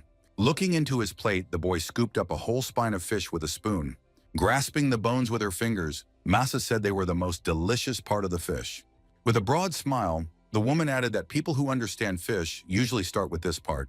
However, Hayan, carefully watching them, quietly asked them not to do this. The girl asked why they should eat the bones if they can just be thrown away. Exhaling in frustration, the young man thought that his neighbors did not look like the average mother and daughter. After the meal was finished, Hayan took the plates from him and said she would return them as soon as she washed them. Seeing that the boy wanted to stop her daughter, Masa said that she just wanted to thank him for lunch. Shaking her neighbor's hand, the woman thanked her, adding that she is usually more shy, but one day he will also invite him to dinner. A month had passed since then, and now Cho Yisu collapsed wearily on his bed, thinking about how difficult life in Lauteran had been. He and Hans fed the horses, collected firewood, and sheared the sheep, which made the boy incredibly tired. When the young man heard that his friend had come to him, he went to the door and asked if he needed help again. However, the big man smiled and said that he was not in business, offering instead to go to the village of Lushan. Looking in front of him in surprise, Cho Yisu replied that he would be happy to go with him. Realizing that he would not have to work, he smiled happily and jumped up high. However, upon arrival, he was no longer so happy, as the boy felt very bad when he got out of the carriage. Wiping his mouth, Cho Yisu thought about the fact that he should have taken the injection pills with him. Pointing his finger somewhere to the side, Hans warned that he had to leave for a while, as he had to meet someone. Cho Yisu suggested that they meet at this place for a while, but if it's too late, a friend can find him at the pub. After saying goodbye, Hans immediately ran somewhere, waving his hands happily. The young man himself thought that he should go shopping. The village was extremely beautiful, with houses whose roofs were paved with tiles of different colors, and between which wagons drove. The young man's attention was drawn to the rolls of fabric lying on one of the counters. When he asked what kind of fabric it was, the shopkeeper replied that it was batiste, which is used for dresses, handkerchiefs, and curtains. In addition, the seller added that the fabric is very popular among the nobles. Taking a piece of cloth between his fingers, Cho Yisu noticed that it was very soft, so he asked what the price would be. Hearing that the price would be 1 gold per roll, the boy smiled and said he would take 2 pieces. The shopkeeper asked the buyer what he would use the batiste for, to which he heard that he would use it for baby diapers. After some time, the young man was already walking through the streets of Lucenu, gnawing on an apple and holding 2 rolls of cloth in his hands. Suddenly, his attention was drawn to one of the knights who was standing in a narrow alley with his arms crossed over his chest. Noticing how that sword glittered in the sun, the boy thought that he would like to hold such a weapon in his hands. Feeling someone's attentive gaze on him, the knight turned his head and looked sullenly at the stranger. Noticing this, Cho Yisu froze, staring intently in front of him. Suddenly on the road he saw Jeje, who was resolutely walking forward without looking around. When she heard someone calling her, the girl looked surprised in the direction from where the sound was coming. Noticing the boy, she smiled, completely ignoring the displeased look on her bodyguard's face. Throwing away the apple, Cho Yisu waved his hand vigorously at Jason, greeting. Jeje immediately rushed to him, asking what he was doing here, to which she heard that he had come here with Hans. Cho Yisu asked the girl if she was passing through the village, to which she hesitated a little and answered that not at all. Putting her hand to her mouth, the girl said that she had come to the spectacle, surprised that he himself had not heard anything about it. When she explained that a new nobleman would arrive here who wants to buy the local lands, JJ said that she wanted to observe a possible neighbor. Suddenly, her attention was drawn to the rolls of fabric that the interlocutor was holding in his hands, as she noticed that it was Baptiste. Choisu explained that Mrs. Humphrey had a grandson, and he would like to give her a small gift. Hearing this news, Jace looked at the boy in surprise, not believing her ears. The redhead decided that she didn't want to be left out either, so she ordered the boy to follow her. After a few minutes, she handed him a package containing 3 solid bars of soap. After that, JJ held out another jar of shea butter and chamomile that could be used as a lotion. Smiling, the girl explained that if she gave more things, Maggie would simply refuse her gift. Choyasu thanked and asked the interlocutor to share if she heard news about their village. Looking at him, Jace guessed that the people there were pretty worried about such rumors. Besides, Lady Meditz was determined to get Maggie out of the village before some noble bought it. Noticing her gaze, the young man tensed, feeling that he was quite creepy. Placing her hands under her chin, JJ asked with a cute smile what he thought, as if she was completely mad. Closing her eyes, the red-haired woman sighed loudly and said that there was nothing you could do about it. Raising her hand, she waved to the innkeeper and asked him for 2 servings of the special dish, but then changed her mind and ordered one. Cho Yisu thought about this, remembering that every tavern had a dish that was reserved for the nobles. In a moment, there was a pan with strange porridge and sausage on the table in front of them. Several pieces of bread were lying on the board, and a mug of beer was standing in it. Looking carefully at the boy, the red-haired woman offered him a try with a smile. He wasted no time in taking the spoon and thanked him, but he was disturbed by the smell that came from the food. Shoving some food into his mouth, Cho Yisu tensed, his face covered in sweat. Pointing her finger at him and laughing, Jeje reminded him not to forget the bread. While she was asking if the food was incredible, the young man was thinking about what would turn him out now. Taking a piece of bread in his hands, the boy asked why it was so wet, to which he heard advice to assume that it was only slightly moist. Already lying in the cart on the way home, he thought about how bad he was. However, the boy now fully understood why Jace was so confused by Mrs. Humphrey's food. Thinking about the household, Cho Yisu thought that under no circumstances should she be let out of Loudern. After some time, he tiredly collapsed in his apartment, having passed through the portal. Trying to muster the strength to stand up, the young man exhaled tiredly. Getting to his feet, he rushed with all his strength to the refrigerator, expecting to find plum syrup there. In a moment, the boy was already pouring himself a drink into a glass filled to the top with ice cubes. After taking a large gulp, Cho Yisu smiled with satisfaction as he tasted the pleasant taste. Taking the glass with him, he went to his computer to see what else he could sell besides black pepper. Taking a new sip, the young man thought that he was already tired of selling black pepper. Besides, he regretted using the bag with the subspace only to carry black pepper. Suddenly, an idea came into his head, which made the boy's eyes widen in surprise. Realizing that this was not a bad idea, he stretched his lips in a satisfied smile. His fingers tapped on the keyboard, trying to find what Cho Yisu had in mind. On his return to Loudern, the boy decided that he could do something else besides selling black pepper. While developing the land, he thought that if he started to grow something, then his supplies would be replenished due to the harvest. Suddenly, Hans's voice was heard from behind, asking his friend, "What does he do?" Looking up at the guest, Choisu replied that he had thought of planting something in the garden. He recalled that in the soup that Mrs. Humphrey was making when Mrs. Jaeger came to the village. At that time, it contained potatoes, and it was potatoes that the young man wanted to plant in Loudern. It was very easy to prepare and also had a very pleasant taste. In addition, an important aspect was that potatoes could be used in a large number of dishes. Hans carefully listened to everything that his friend told him and thought about how useful potatoes were. After licking himself, the big man declared that he really wanted to try potatoes, to which Cho Yisu promised to make him potato johns. He explained that for them, you need to chop potatoes, form them into small fritters and fry them in a pan. Throwing his hands up in joy, Hans smiled widely, saying that he would take that as a promise. After that, the librarian said that the merchants came to them again, offering to go to the fair together. Arriving at the old place where trade took place, the first thing Cho Isu did was to meet the son of a merchant, Mino. The boy was happy that his name was remembered, adding that he had sold his mirror for 5 gold and asking if he had any more. Hearing that the man had 5 more similar mirrors, Strive Jr. promised to come get them a little later. Suddenly, Cho Yisu heard someone's voice asking Maggie to cook sausage for them. After these words, the young man imagined various types of sausages and sausages. Having entered the middle, he declared with a broad smile that he would not refuse such a thing either. Hans was glad to see his friend and handed him a piece of smoked sausage. Looking at it, Cho Yisu thought that it reminded him a lot of the salami he had seen in Korea. Wasting no time, the boy carefully sent a piece of sausage to his mouth.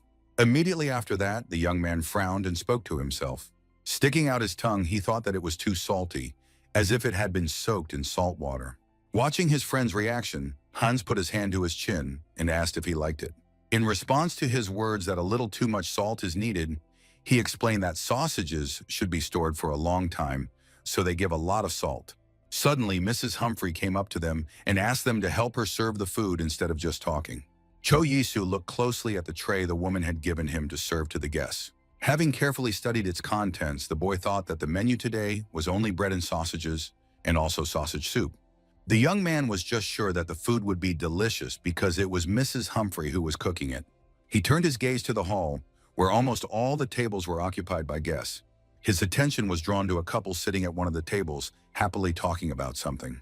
The man who was sitting next to the woman was very actively telling her something, waving his hands. Cho Yisu watched them closely, keeping his eyes fixed on them. Suddenly, his attention was drawn by a shout that loudly called his name. Turning his head, the young man saw Hans waving his hand at him, inviting him to come. Parents were sitting next to him, who also invited their son's friend to the table. Cho Yisu froze for a moment, not daring to take a step and not believing his eyes. When the boy did come to their table, Hans's father said that they had heard a lot about him. Watching his friend munching on bread and sausage, Cho Yisu thanked them for the invitation. Wasting no time, he did the same to the big man sitting next to him. Stuffing the sandwich into his mouth, the young man noticed that the sausage tasted pretty good with bread. He liked the smell of cooked meat and the feel of the soft texture of the bread. Looking at the rest of the sausages, the boy wondered if they also tasted like salami. Remembering his first experience with a piece of local sausage, the boy first cautiously sniffed the piece. The smell was quite pleasant, and the sausage soup, which was poured into the plate, also attracted attention. It looked completely ordinary, but when Cho Yisu tasted it, he felt that the sausages had been cooked in beer. Hansov's whole family watched with satisfaction as the guest licked the soup, which showed that he liked it very much. Clearing his throat, the young man asked why he could not see Mrs. Masu and Haeyeon anywhere. However, Hans's mother replied that she had heard that his neighbor had been very ill recently. After finishing the meal, he was given some food and asked to take it home. On his way to his neighbor's, Cho Yisu thought he wanted to go to the merchants, but decided to do that later. Suddenly, he stopped when he heard a familiar voice that belonged to Haeyeon. The boy approached the house and heard how the girl reminded that she wanted to go live in a big city. Staring at the door, he listened to Haeyeon say that mother could live here if she liked it that way. In the next moment, the neighbor jumped out of the house, almost knocking the young man down with the door. Noticing him almost under the door, she measured the neighbor with a fierce look. Cho Yisu smiled as he prepared to say hello to the girl. However, noticing that the girl walked past him without saying a word, he decided that she was in no mood to talk today. Following the girl, Mrs. Masa herself appeared on the threshold, coughing, trying to call her daughter. Just as the young man was about to ask her if everything was okay, the woman coughed loudly, spitting out clots of blood. Having entered their house, the boy put a tray with food on the table in front of the hostess. He asked the woman to eat until everything cooled down, but she replied that she would eat as soon as Haeyeon returned. Choosing her words carefully, Masa admitted that in fact the girl was not her real daughter. She added that she is her nanny, who has taken care of the girl since she was a baby. Cho Yisu now understood why their relationship seemed so strange to him last time. When Masa spoke again, reminding him of Haeyeon's behavior, the young man remembered how she had quarreled when he arrived. However, the woman said that she is not really a bad child, although she may appear unfriendly and rude. Masa explained that the young lady is extremely talented and wants to use her abilities in the big city. The guy perfectly understood the feelings of a neighbor whose loved one refused treatment. And Masa did exactly that, refusing treatment for her illness, which made Haeyeon furious. Raising his head, the woman said she wanted to ask him one small favor. For a moment, the young man froze, wondering what exactly the woman wanted to ask him. Folding her hands in a castle, she asked the boy to help the young lady settle down in the city after her death. After hearing this, Cho Yasu looked at the woman in surprise, not knowing how to respond to such a request. He sat for a while, keeping his eyes on the interlocutor and immersed in his own memories. Before his eyes, there was a picture of him in the hall where his own parents' funeral was held. Then the boy did not want anything at all, and he looked in front of him with a completely empty gaze. Lowering his head, Cho Yisu promised that he would do his best, although he knew that it would not be easy. Masa smiled and said that it sounded a lot more convincing than if he just said he would definitely do it. The young man did not answer this because he could not find the right words. Returning to his house, he thought about the fact that he was not good enough to be responsible for a girl he barely knew.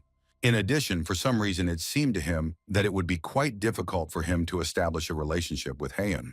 However, thinking about the fact that Masa will soon be gone, the boy understood that he knows this feeling of loneliness very well. After changing his clothes, he went to meet Striyao Jr., who was already waiting at the place of their acquaintance. The young man handed the boy 5 more mirrors that he had promised him earlier. Mino said with a smile that the rumors about them have already spread, which means that the goods can be sold at a higher price. And selling at a higher price means that the man himself will also be able to get more money. When asked whether it is fashionable to sell soap instead of mirrors, the son of a commodity expert answered that it is not so popular. Hearing this, Cho Yisu looked at the boy in surprise, not believing his ears. Suddenly, Mino asked him who he really was, which put the interlocutor into a stupor. When he ordered that he was an adventurer, the boy clarified that he was asking about his background, assuming that he was of noble birth. Sniffing like a dog, Strive Jr. said it smelled of nobility, as commoners rarely washed. When asked how they showered despite the water shortage, Mino said that there were public baths built by wizards. To the young man's surprise, the boy explained that wizards collect water with the help of magic, since there was not enough of it here. Looking ahead, Cho Yisu thought that it was simply impossible to survive in this place without wizards.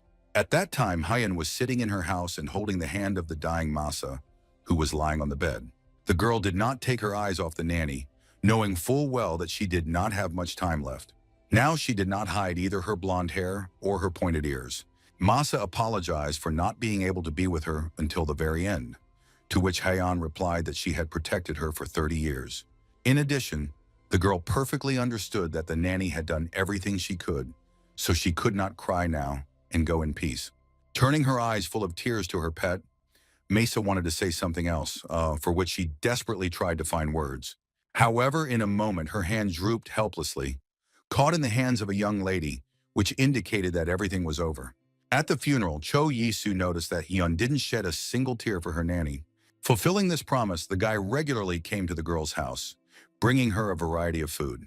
However, she never opened it for him, instead leaving an empty dish at the doorstep. After some time, the young man walked through the streets of his native city, immersed in his thoughts. Suddenly, a pleasant smell reached his nose, making the boy stop.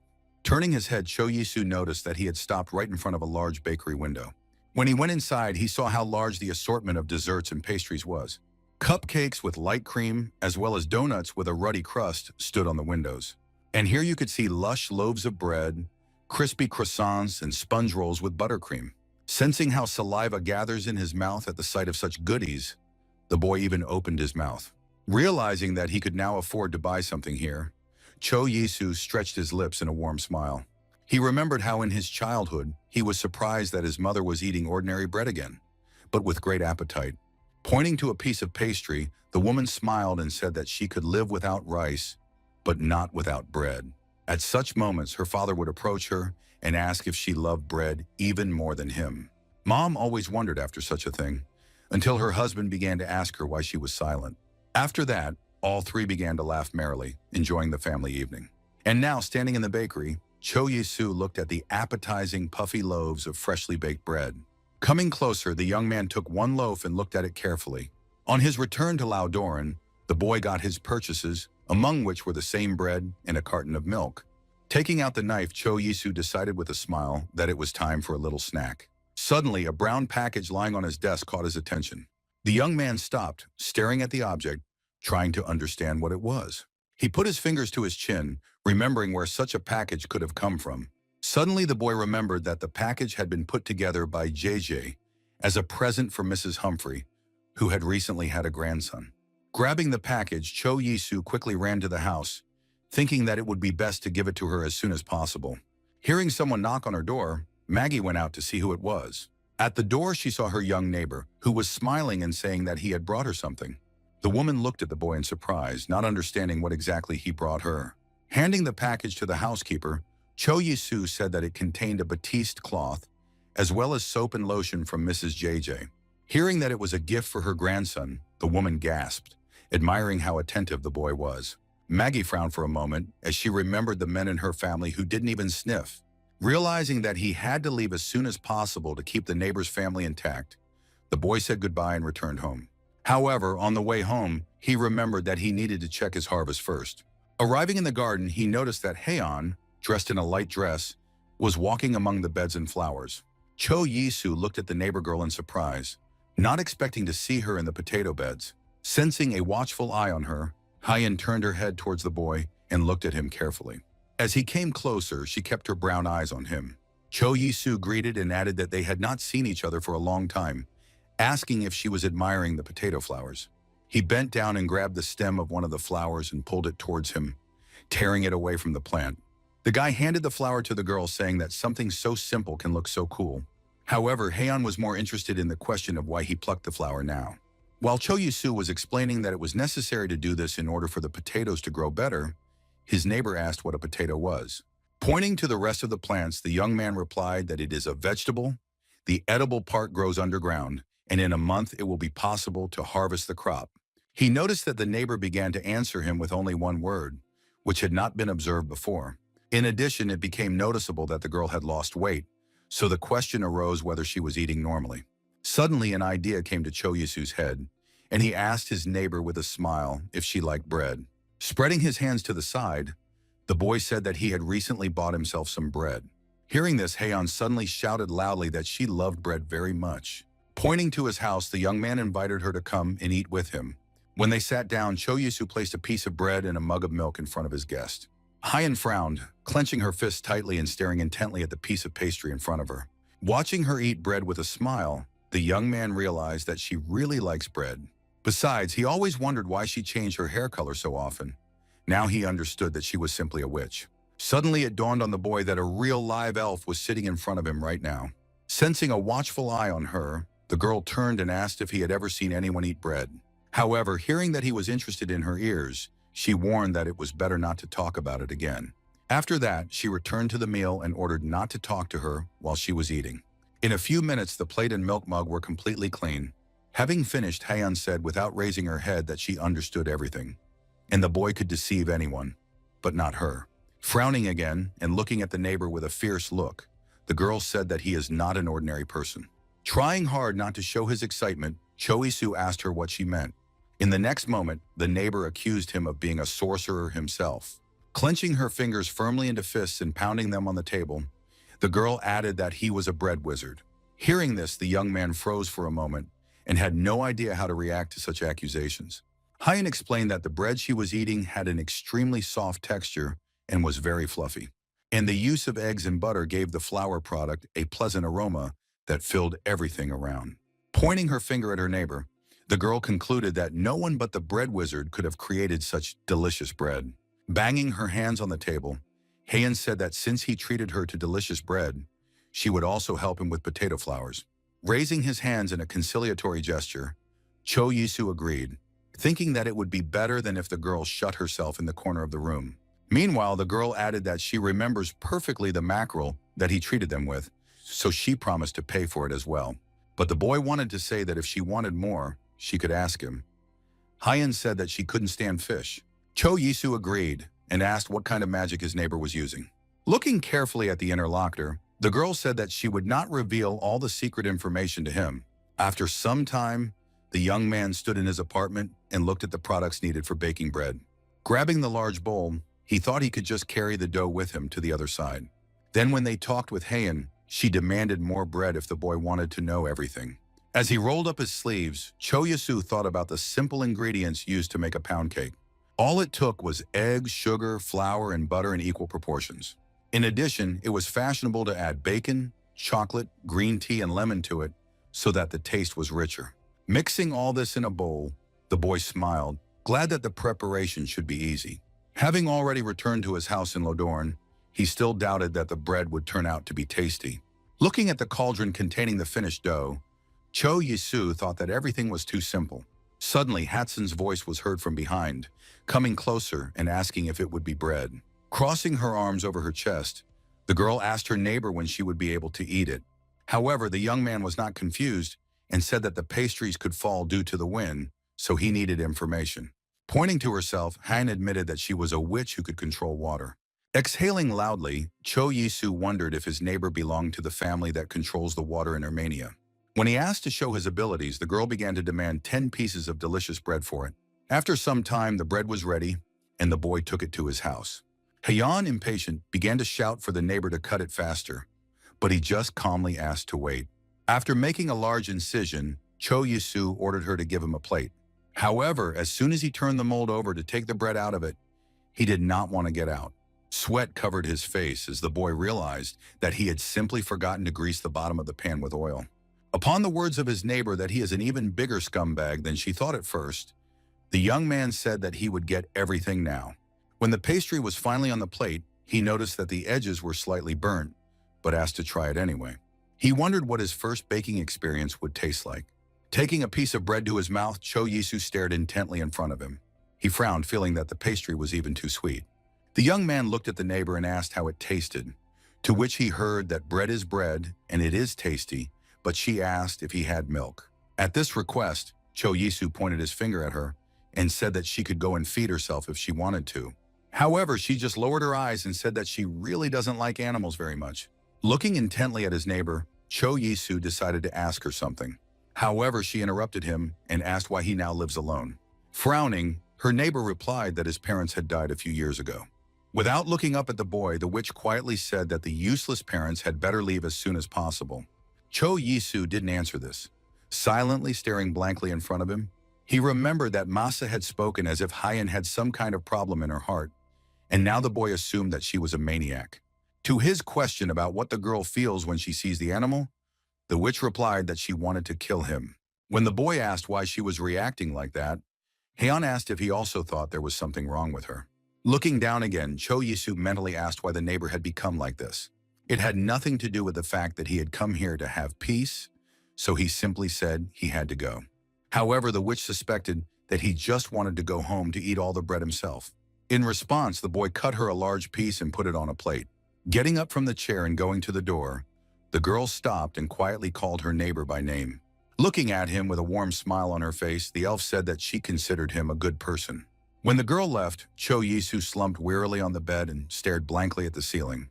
He exhaled heavily, not getting up and not changing his position for some time, because communication with the neighbor turned out to be quite difficult. The boy himself perfectly understood what it means to lose someone close to you. In such a situation, a person did not have enough energy to consider other people's feelings. Smiling, the young man thought that Haeun herself had a much worse situation. Meanwhile, on the street, the residents of the city ran in different directions to escape from the robbers. Those of them who were unlucky and fell into the hands of the knights had to cover themselves from the blows. One of the men hid under a haystack, trying not to reveal his presence there. He could hear one of the robbers approaching, his shadow already falling on the steed. Beads of sweat rolled down the man's face as he mentally prayed that he wouldn't be found here. Suddenly, one of the robbers shouted to his partner that it was time for them to leave the city. Turning around, he agreed, pointing out that he was done with everything anyway. Listening to the sounds of footsteps rapidly moving away from him, the man put his hand to his heart and breathed a sigh of relief. Frowning, he decided that he should return to his home as soon as possible. Wasting no time, the man got into a carriage that was standing nearby and drove away, hurrying to warn others about the attack. The next thing he saw the next day was him waking up, clutching the blanket he was covered with in fear. His parents and brother immediately came to the bed when they heard him shouting something about the village of Lushan. Looking at his son, his father explained that he passed out immediately after getting out of the carriage. He arrived at night and, leaving the wagon, immediately fell unconscious in the arms of a surprised Hans. The man frowned and stated that they should hurry as Lushan village was under attack. He said something about the robbers coming their way, but the father said it was all right. He strenuously explained that if they really wanted to attack them, they would have been here a long time ago. Listening to all this, Cho Yisu thought that the elder was right, as their village was 2 hours away from Lushan. Returning to his fellow villagers, the man suggested that everyone disperse and gather next time. Listening to their headman, the people of Laudoran slowly began to leave Mrs. Humphrey's tavern, going to their homes. Shoving his hands in his pockets and heading towards his home, Cho Yisu couldn't get out of his mind that robbers might appear here. He thought that his lack of great fear of them might be the result of having somewhere to turn. The next day, a guard from the Meditz family appeared in Laudoran, saying he had an announcement, so he asked everyone to gather in the square. Looking sternly at the crowd, the boy added that he would stay in the village to monitor the robbers' movements. Immediately after that, he was approached by several people who asked what was happening in the village of Lushan and whether there were many victims there. One of the girls, hearing that there were many wounded, shouted that she wanted to see everything with her own eyes since her family was there. Cho Yisu raised his hand, drawing attention to himself, and asked why exactly the Meditz family decided to interfere in this. To which the guard replied that it affected them as well, so he was ready to accompany the two representatives who would go to Lucan. Already sitting in his house, Cho Yisu thought that it all looked rather strange. He was surprised by the fact that there were so many wounded, but after such an attack, not a single resident was killed. Imagining how bandaged people on crutches walk around the city, the boy thought that there must be some explanation for this. Closing his lips tightly, the young man closed his eyes quietly, pondering the situation. Suddenly, an idea occurred to him, and he clicked his fingers, remembering Kayan. In a few minutes, Cho Yisu was already standing at the door of the house where his witch neighbor lived. Knocking on the door, the boy called the girl by name, telling her something about bread. Hearing this, she suddenly jumped outside, looking sternly at her unexpected guest. Knowing that the girl would help with the bread, the young man promised her to cook bread if she helped him. Hearing his words, Heian frowned, which did not hide from her neighbor's eyes. When asked what he wanted, Cho Yisu asked her to tell him everything she knew about the nobles in the Ermin Empire. With the serious face of her mentor, the elf explained that there were no marquises in their empire. Instead, there were earls. However, when the guy asked to tell about it in more detail, the girl said that one question would be enough to start. Heian added that from now on she would not answer his questions for free, and one question would cost him 1 loaf of bread. According to Cho Yisu, it was a robbery, but he went home, stopping a neighbor who wanted to see what he was cooking. After some time, all the ingredients needed for cooking were already on his table. Hatsong looked at the set of products in surprise, asking the young man if he would cook with them. Watching his neighbor jump around him, demanding that he do things faster, Cho Yisu asked where her elven pride had gone. The boy took a spoon and dropped some meringue into the dough, after which he mixed everything several times. The young man was preparing the dough with a smile, anticipating that everything would be tastier this time. Heian carefully watched everything her neighbor was doing while making bread. He explained that first you need to throw a piece of butter into the pan and then pour the dough into it. When she started to adjust it again, Cho Yisu explained that it was necessary to bake on low heat. Looking at this, the elf assumed that he had not yet learned to control his magic. After some time, the young man put a fragrant pastry on the table in front of the guest, sprinkled with syrup and with a piece of butter, and decorated with raspberries. Heian opened her mouth, holding a knife and fork in her hands, anticipating how she was about to enjoy the meal. When Cho Yisu told her to eat instead of drooling, and replied that she was just staring. Wasting no time, the girl lowered the knife and made a small cut on the surface. Prickling a piece of pastry on a fork, she sent it into her mouth. Immediately after that, the elf felt an incredibly delicate taste, which brought tears to her eyes. After hearing her question about how the bread could be so soft, the boy concluded that the neighbor was delighted. Smiling widely, he explained that it was called pancakes, after which he began to explain the principles of their preparation. Meanwhile, Heian continued to eat the dish prepared for her, stuffing another piece of pancake into her mouth. Her gaze looked quite hungry, as if the girl was afraid that someone would take away her food now. Stuffing her cheeks with pastry, she began to chew slowly, staring desperately in front of her. After a few minutes, the plate was already empty, except for a few crumbs on it. Cho Yisu was surprised to see how satisfied his neighbor looked after eating her pancakes. Closing his eyes and smiling, he asked if she was ready to answer his question now. Looking sternly at her neighbor, the elf told him he shouldn't be so impatient as she was trying to savor the food. However, Hyeon then explained that the highest position was the emperor, who ruled the entire kingdom. Hearing that the girl called the emperor a beast, he asked if it was fashionable to say that, but she said that she was going to finish him anyway. Hearing the request to continue, Hyeon crossed her arms on her chest and said that after the emperor, the dukes followed, then the counts and the rest of the nobles. To a surprise question about whether that was all, the elf answered that those who bought a certificate of nobility were coming after them. This information intrigued Choisa, and he asked how much such a certificate might cost. However, after hearing that such a certificate is worth 5,000 gold coins, the boy felt the amount fall on his shoulders like an impossible load. He even had the idea of kidnapping Mrs. Humphrey and handing her over to Lady Meditz. When asked why she wanted to kill Emperor Hyeon, she replied that he was an enemy of her people. Staring at her neighbor in surprise, Cho Isu asked if the other wizards were also on bad terms with the ruler of the empire. However, the elf got angry and told him not to pretend he knew everything, since he wasn't even a wizard. Looking down, she calmly added that in any case she wanted to go to the city of Romania. When asked about transportation costs, the girl said that from now on he would pay her 1 gold for each question.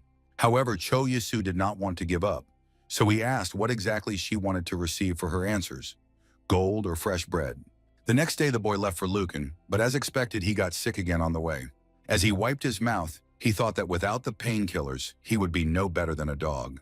Noticing his condition, Hans came closer and asked if he was all right. Looking at the people around him, Cho Yisu noticed that everything had changed since he had been here. Zdravon said with a smile that the Punch family had spent a lot of money to hire a wizard healer. Squinting, the young man asked if this was not the same family that bought the local lands. He was surprised that the land they bought was attacked by bandits, but they still decided to restore everything for free. Hans was very surprised to be asked on what terms the Punch family had agreed to do this. It all looked rather suspicious, but the young man expressed his joy that the people were all right. After some time, when all the pepper was sold, Cho Isu went into the tavern, where he waited for his friend to return. He thought about the fact that in the army he had to carry 10 kilograms of sand and the like, but now everything seemed even heavier. Hearing the words that someone had met the robbers on the way to Count Meditz, the boy growled in surprise to himself. He turned his head and saw 3 men sitting at a nearby table. One of them said that bandits were roaming the surrounding lands, but Count Meditz did not post a guard, so his friend assumed that they were connected. These words infuriated Cho Yisu, as he knew very well that this family's soldiers had been guarding the streets for the past few weeks.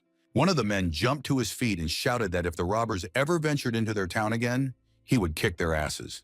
In addition, he added that when he met them a few days ago, he looked at them without any fear. Cho Yi was interested in the words that one of the robbers had a large scar on his face. Immediately after that, the boy remembered that he had seen one such night when he came with Hans to Lucan last time. After adding 2 plus 2, the young man realized that there could be no mistake here. When he returned home, Hyeon immediately came to him, who began to demand bread for herself.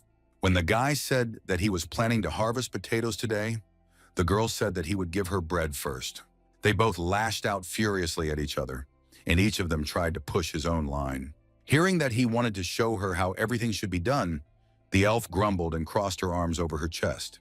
Taking a hoe in his hands, the young man said that to begin with, you should carefully dig the ground near the roots, after which the root crops will be visible. After looking at the potato fruits, Jan said they looked pretty disgusting, to which Cho Yisu joked that they looked like her. However, the girl immediately found something to say, saying that now she understands why he is still not married at the age of 23. Taking some potatoes, the young man said that he was going to cook something from the harvest. When they were all ready at home, the elf looked at the potatoes and asked what exactly he wanted to cook with them. With a big smile, the boy said that he wanted to make potato pancakes, which only needed oil and a tuber. When the neighbor said that it didn't sound good, Cho Yisu told her to just help, and then he would make her some bread. The witch immediately began to demand a knife, but the young man was in no hurry to give it to her, asking if she had ever used it. Instead, he handed her a small grater and asked her to grate the potatoes with it, thinking that she would be fine with it. Wasting no time, Hyeon grabbed one of the peeled potatoes and clenched it tightly in her fist. Immediately after that, the frightened owner watched the girl sharply lower the tuber onto the grater. Having taken the potatoes from her, The guy told her tensely that he would handle it perfectly. When the potatoes were mashed, he said they should now be strained through a colander to get rid of the excess liquid. Hyun carefully watched all the actions that Cho Yisu did in front of her, trying not to miss anything. After that, he poured oil into the pan and put some of the grated potatoes in it. Frowning, the elf looked at her neighbor and asked if he really thought it was delicious. The young man explained that you can use potatoes, which will be cut a little larger, to prepare the dish. And you can add other vegetables, but this will affect the consistency, so it all depends on personal tastes. Finally, with a broad smile, Cho Yisu pointed to the finished dish and said that the guest could taste it. Noticing that the witch looked at the fritter quite skeptically, he began to urge her to eat everything until it was cold. Grabbing the pancake, the elf told him not to push it while tearing off part of the dish. She slowly sent a piece to her mouth, not expecting to like the taste. Chewing a pancake, the witch looked in front of her with big eyes. Watching the guest reach for the rest of the meal, Cho Yisu knew she liked it. Looking down at his plate, the boy thought that the edges of the fritter had turned out particularly well. He also noticed that Han rejects particularly sophisticated dishes and enjoys those that are extremely simple to prepare. Addressing the girl, he promised her that next time he would make potato bread from the harvest, she would harvest herself. However, turning her head to him, she answered that she liked the pound cake much more then. The next day in Lauteren, Jaeger came again, who joyfully rushed to Maggie as soon as she entered the gate. Looking at the redhead hurrying towards her, Mrs. Humphrey hid her hands behind her back.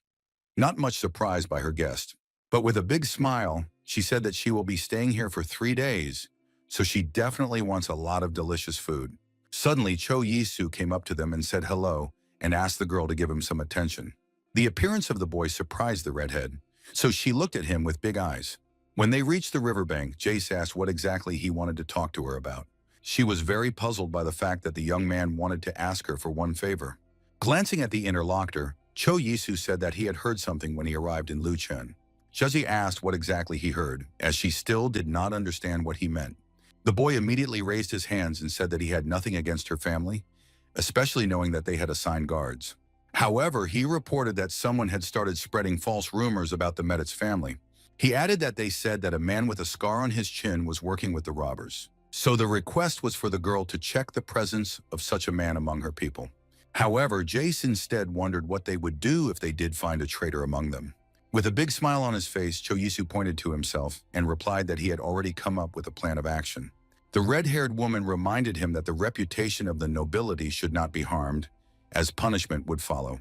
However, when they sat at his house and a plate of food stood in front of her, the girl completely forgot about all the punishments. While stabbing a piece of potato, she wondered how he managed to make it so soft and tasty. Sending the potato to her mouth, the girl asked why he didn't treat her earlier if he knew how to cook something like that. However, Cho Yisu smiled and reminded her of his request, to which she assured him that there was nothing to worry about. Zhezi clarified whether the boy wants her to send him a letter when she learns some information. The young man agreed and said that as soon as he received news from her, he would go to her. In the next second, Jace was screaming again, demanding to know how he prepared such a delicacy. Cho Yisu said that he took the potatoes she brought last time, washed them, and cut them up. However, the redhead didn't believe him, asking why he was telling his secrets instead of selling them. The girl explained that this is how artisans can earn more than ordinary farmers, and therefore only teach their own children. After that, the Ionians become rich enough to buy themselves a certificate of nobility. George even thought that instead of kidnapping Maggie, she could have taken him, but the boy advised her to enjoy the meal. A few days later, Jace stood outside the door that led to her father's office. She ordered the guards out of the way, but one of the guards said he had been told not to let anyone in. Realizing what the young lady's reaction might be, her maid closed her eyes and covered her ears tightly. Jaga shouted loudly that she wanted to know the truth, as she had heard all sorts of delusions about their family. However, the sentry's face showed no shadow of doubt, even in front of the angry maiden. Clenching her fingers into a fist, Jace asked aloud if it was their family that had hired thugs to rob Lucan. The red-haired girl walked furiously down the corridor, loudly pounding her feet on the stone slabs of the floor. Suddenly, a father's voice was heard from behind the door, ordering the guards to let his daughter pass. Going inside, Jeje saw several more men sitting at the table in the office. One of them politely addressed her and asked how she was doing. However, the redhead didn't answer, instead keeping her eyes on the guard kneeling next to her. Raising her hand, she screamed loudly for him to raise his head before she crushed it. Grabbing the guard's hair, the girl herself sharply pulled his head up. What she saw on his face made her freeze in shock. The man closed his eyes tightly, realizing that nothing good would come from an angry lady. And a large scar was visible on his face, which went down to the neck and went under the collar. Jace immediately looked at her father and with a serious expression on her face stated that she needed to speak with him one-on-one. When everyone present left the office, the girl sat down on the couch and asked what exactly the head of the family was planning to do. Folding his hands in a castle, the man reminded his daughter that he was the manager of their lands. And although he guessed that the nobles were up to something, he could not even imagine that they would ruin their reputation by bribing the manager. When the daughter asked whether the suspect told about who paid him, he said that he claims that he planned everything himself. Red-haired and with a serious expression on her face, she offered to put the suspect's head in a barrel of water until he confesses. After a while, Cho Yisu was staring in wonder at the window of the carriage that was to bring him to the Medit's house. All around were neat houses with tiles of different colors, and next to them stood a large estate. Looking at all this, the boy thought that it all looked incredible. The coachman stopped the carriage and opened the door, reporting that they had arrived. When the boy got out of the carriage, he immediately heard a voice calling his name, which made him turn his head in the direction where the sound was coming from. There he saw Jeje running towards him, holding the hem of her magnificent red dress. Seeing her in such rich clothes, the young man stared at his acquaintance in a daze. He thanked for the invitation, but the only thought in his mind was that she really was the Duke's daughter. The girl was surprised by such a reaction. She said she understood the improper meeting, but offered to get straight to the point. They went into the hall where Jeje sat down on the couch and crossed her arms and asked how the boy was going to act. After untying the pouch he had brought with him, Cho Yisu said that this item was his family's treasure, which had been created by a wizard of lightning and wisdom. He explained that the item was called a lie detector, mentally adding that it cost 129,000 won. Jace assured her that she didn't need to go into too much detail, only asking if the item was an artifact. Putting a lie detector on the table, the young man confirmed her guesses. Looking at the object more closely, she thought that it looked like a simple piece of metal. Without looking up at her interlocutor, Jeje tried to understand who he really was. Looking at the boy who was smiling widely, Jace knew that he had a powerful thing as a family heirloom. In addition, the maiden thought about the fact that there were wizards on his continent, since the artifacts were not available to ordinary people. Jumping on the spot, Jace suggested that he use the lie detector right now. When he asked if she wanted to know the consequences of lying, Jeje only asked with a smile if the traitor would die from it. After some time, the hand of the person suspected of treason fell into a special place on the lie detector. Looking at the prisoner's frightened face, Cho Yisu warned that if he told a lie, he would simply burst his blood vessels. He tensed and his face was covered with sweat, but the man asked with a smile why he should believe him. The young man said that he could prove his words by advising him to answer no to all the questions. Holding up a finger, the boy asked the first question, which was whether the young lady liked Mrs. Humphrey's food. At the same time, he did not notice how the girl herself tensed up behind him, feeling the attentive eyes of those present on her. Looking intently at the apparatus on which his hand rested, the guard replied with a denial. Thinking that he wanted to see the result of his lie, the man paid attention to the lights that flickered on the device. In the next moment, he screamed loudly from the strong electric shock that ran through his body. Cho Yisu smiled and said that he felt as if his demonstration could be considered quite complete. He smiled predatorily and said that now, if he continues to lie, his family, children, and even grandchildren will suffer. Realizing that he was not joking at all, the suspect shook, fearing punishment. Unable to bear the wild tension, he began to beg that his family should not be touched, adding that he was only following orders. Suddenly, Cho Yisu heard the Duke approach him, asking for permission to continue, but adding that the boy should wait for him outside and retrieve his artifact. After leaving the prison, Jeje noticed that everything went quite quickly, and she heard a question about what she would do now. Excitedly clapping her hands, the girl said that she had something for him. Closing her eyes, she added that she was sure he would like it. A few minutes later, a shelf full of all kinds of desserts stood in front of the young man. Cho Yisu looked at it all and couldn't believe his eyes, admiring how appetizing it all looked. Jeje approached him and asked if everything looked really tasty. She pointed to a few rose petals, advising them to try them first. Without wasting time, Tak took one of them and sent it to his mouth, which the girl watched carefully. He began to chew on the treat, expecting to taste the delicious, sweet taste. However, in the next moment, a taste arose in his mouth, which reminded him very much of the taste of soap.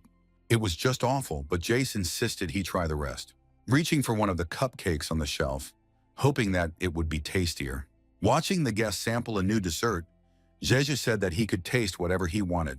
Choi-soo himself thought that he did not understand the flavors of the desserts offered to him by the red-haired woman, and although they were terrible because they resembled the taste of cosmetics, but he did not stop smiling. Covering her smile with her hand, Jace asked him if he wanted to try all the dishes here. Hearing that she wanted to say something else, the boy looked at her with interest, having the opportunity to tear himself away from eating the guests. Jeji grabbed the lie detector and asked if she could take it for a while to discipline a few kids. A few minutes later, the Duke joined them, to whom Isu bowed, introducing himself. However, Jace was more interested in whether or not the guardsman was actually connected to the Punch family, which she heard would now be punished by the royal family. After hearing the words of thanks from the head of the Meditz family, Cho Yisu smiled widely and said that he was not worth it. The Duke looked at the boy and suggested that he rest a little and have breakfast together the next morning. The next morning, getting up in his bed, the young man noticed with surprise that it was already morning outside. Looking out the window, he thought about the fact that yesterday he was so tired that he immediately switched off.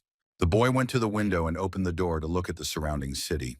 He saw that the city was still asleep, but it was gradually warming up with the sun's rays reflecting off the roofs.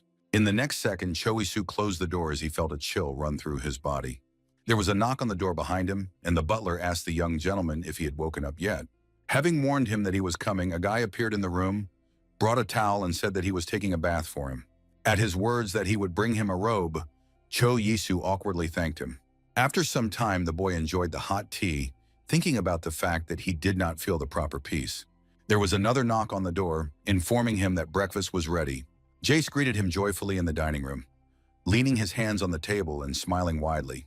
Looking carefully at her guest, who was dressed in luxurious count clothes, the girl noticed that he looked simply incredible.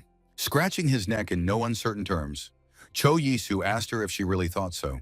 When the maid approached Jeje to advise her not to speak like that, the red-haired woman said that otherwise the whole point would be lost. However, later she decided that it did not matter and clapped her hands and asked to bring them food. In a few minutes, Cho Yisu was sitting with the Meditz family at a large table with a variety of dishes on it. Wasting no time, the boy grabbed the fork and sent a piece of food into his mouth. He smiled as he felt the strong taste of black pepper stand out in each dish. Jeje looked at him and asked if he understood now why they needed Mrs. Humphrey. Hearing that he liked everything, she held up one of the lambs and said that he should like this dish best. The young man looked at the mutton square in surprise. Pricking a piece on a fork, he dipped it several times in the sauce that was served with the dish. The taste of the loin was not bad. Moreover, the specificity of the mutton was not felt. Duchess Meditz put her hand to her cheek as she looked at her daughter and said that she absolutely did not understand why her daughter was such a picky eater. To which the girl replied that she simply did not taste Mrs. Humphrey's food, which she had repeatedly asked to be brought here. After breakfast was finished, Jace pointed forward and told Cho Yi that she would give him a tour. Both of them didn't even notice Duke Meditz watching them closely. The butler approached him and asked what reward he planned to give the boy for his help. He returned to him and said that since he had rendered them a great service, they simply could not pay him with money. Dvoretsky looked at the master, understanding what reward he was thinking about at the moment. The Duke confirmed his guess by replying that he was going to write a letter of recommendation. Such a letter could be used to obtain an identity card or the right to purchase a nobleman's certificate. So the man was sure that the boy would make good use of his recommendation, since the Duke knew how to judge people well. On his way back to Laudorn, Cho Yisu had 5,000 gold and a letter of recommendation from the Duke in his carriage. Putting his finger to his mouth, the boy pondered that all this was too much in his opinion. An idea even arose in my head to save part of this money in another dimension. Besides, the village had pretty bad fences, so if they were restored, it could at least help the villagers a little. After arriving in Laudorn, Cho Yisu and Hans began to insulate local houses. Looking at his friend, the young man said that he heard from Jarje that many people die in winter. However, the big man replied that things were a little better in their village since they were closer to the north.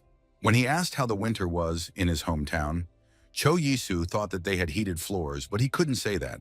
He explained that they had a heating stone, which they put on the log, with which they heated their houses. However, Hans took this to mean that they were making a roast of each other. As he continued his work, Cho Yisu thought that the mention of the warm floor made him want to warm himself to it. However, he decided that he would definitely use such technology when he had his lands and built a castle for himself. Suddenly, Hans heard his friend calling him, so he listened to his words. Still holding the tools in his hands, the young man told the big man that he would like to do something. After some time, when they entered Mrs. Humphrey's tavern, Hans called to his friend quietly to attract his attention. He handed him the bowl of pig's hooves that he had asked him to bring. He pointed to the table and asked him to put them on the table in front of him. At that moment, Maggie herself shouted loudly, attracting the attention of everyone present in her institution. She smiled happily as she announced that tonight's dinner would be prepared by Cho Yisu.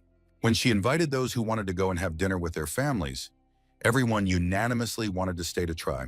Seeing this, the young man smiled and said that he needed some time, so he asked everyone present to leave. Wasting no time, the Dodorans silently returned to the door and started out into the street. As soon as the last of the villagers left, the boy with a broad smile began to prepare the meal, taking out 2 bottles of sauce. To begin with, he soaked the hooves in beer and water to get rid of the unpleasant specific smell. Then boiled it well, poured out the water, and poured a new one. When the heat treatment was completed, the young man took up the brought sauces. Cho Yisu mixed the soy sauce and sangwoo, then poured the mixture generously over the cooked hooves. Frowning, he decided that it was necessary to proceed to the finishing touch. At this stage, in his opinion, it was worth praying that the hooves would turn out tasty. Finally, the guests entered the tavern, where a meat dish was already waiting for them, and the cook invited everyone to try it. All the peasants looked in surprise at the plate, where the meat lay, generously sprinkled with spices. Cho Yisu watched with a smile as everyone talked about what was worth trying because it smelled delicious. Within minutes, the villagers were sitting around the tables discussing how they would never have thought that hooves could taste so good. Hans was also grinning widely as he asked what sauce he used to make the hooves so soft. Cho Yisu smiled as he said he couldn't reveal the recipe as it has long been his family's signature sauce. Heading to the table to also try his creation, the young man suddenly noticed a stranger watching him. Placing his plate of food in front of him, the boy introduced himself and asked if he could sit next to him. He also smiled and replied that his grip was York. Cho Yisu asked him what he was doing here, as it was quite cold outside, to which he heard that he was selling fish. The man added with a smile that it was easiest for him to make money in this weather. At these words, Cho Yisu assumed that it was because the fish stayed fresh, longer in cold weather. In addition, in such weather, it was simply suicide to go to the mountains or forests, so the demand for fish increased. After trying a piece of cooked hooves, Yorka turned to the cook in surprise and asked what it was. At that moment, young Cho Yisu himself thought that doing business with risk to his own life sounded pretty good. He asked him for a business card, to which he gladly handed him a piece of paper. When asked by a visitor about how he managed to achieve such an extraordinary taste, the young man replied that it was a secret family sauce. A few days later, he was sitting in his house wrapped in a blanket and trying to warm himself by the fire. Looking at the burning flame, the boy thought that at such rates he could simply freeze to death. However, Cho Yisu knew very well that the battle would soon be over, so he decided that it was worth holding on for a little while. Suddenly, he heard a loud cry that reported a fire not far away. The young man went outside and froze, noticing a big glow in front of him. Just in front of him was a house completely engulfed in flames, and frightened villagers were running around. Suddenly, someone's panicked scream came to his ears again, trying to call him. Hans ran up to his friend and asked why he was barking and demanding that he help them deal with the fire.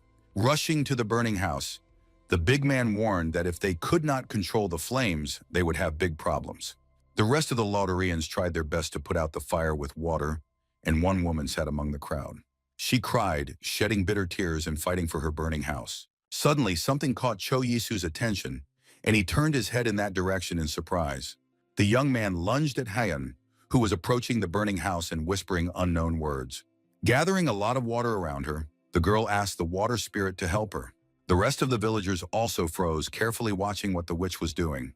Meanwhile, Hayan put her hands forward and created a large ball of water between them. All the villagers watched her actions in surprise, trying to understand what would happen next.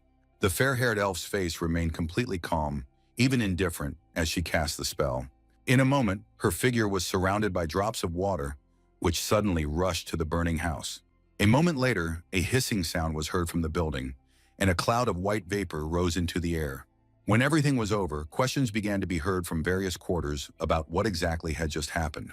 Heian looked down as everyone wondered where a wizard had suddenly come from in their village. Cho Ishu turned his attention to the headman of the village, who approached the girl and carefully thanked her. Everyone present watched in amazement as the grandfather knelt before the elf. Hyan, on the other hand, stood silently in place, having no idea how to react to his actions and words. In a moment, the rest of the villagers who were present repeated the action of the village headman, thanking the sorceress.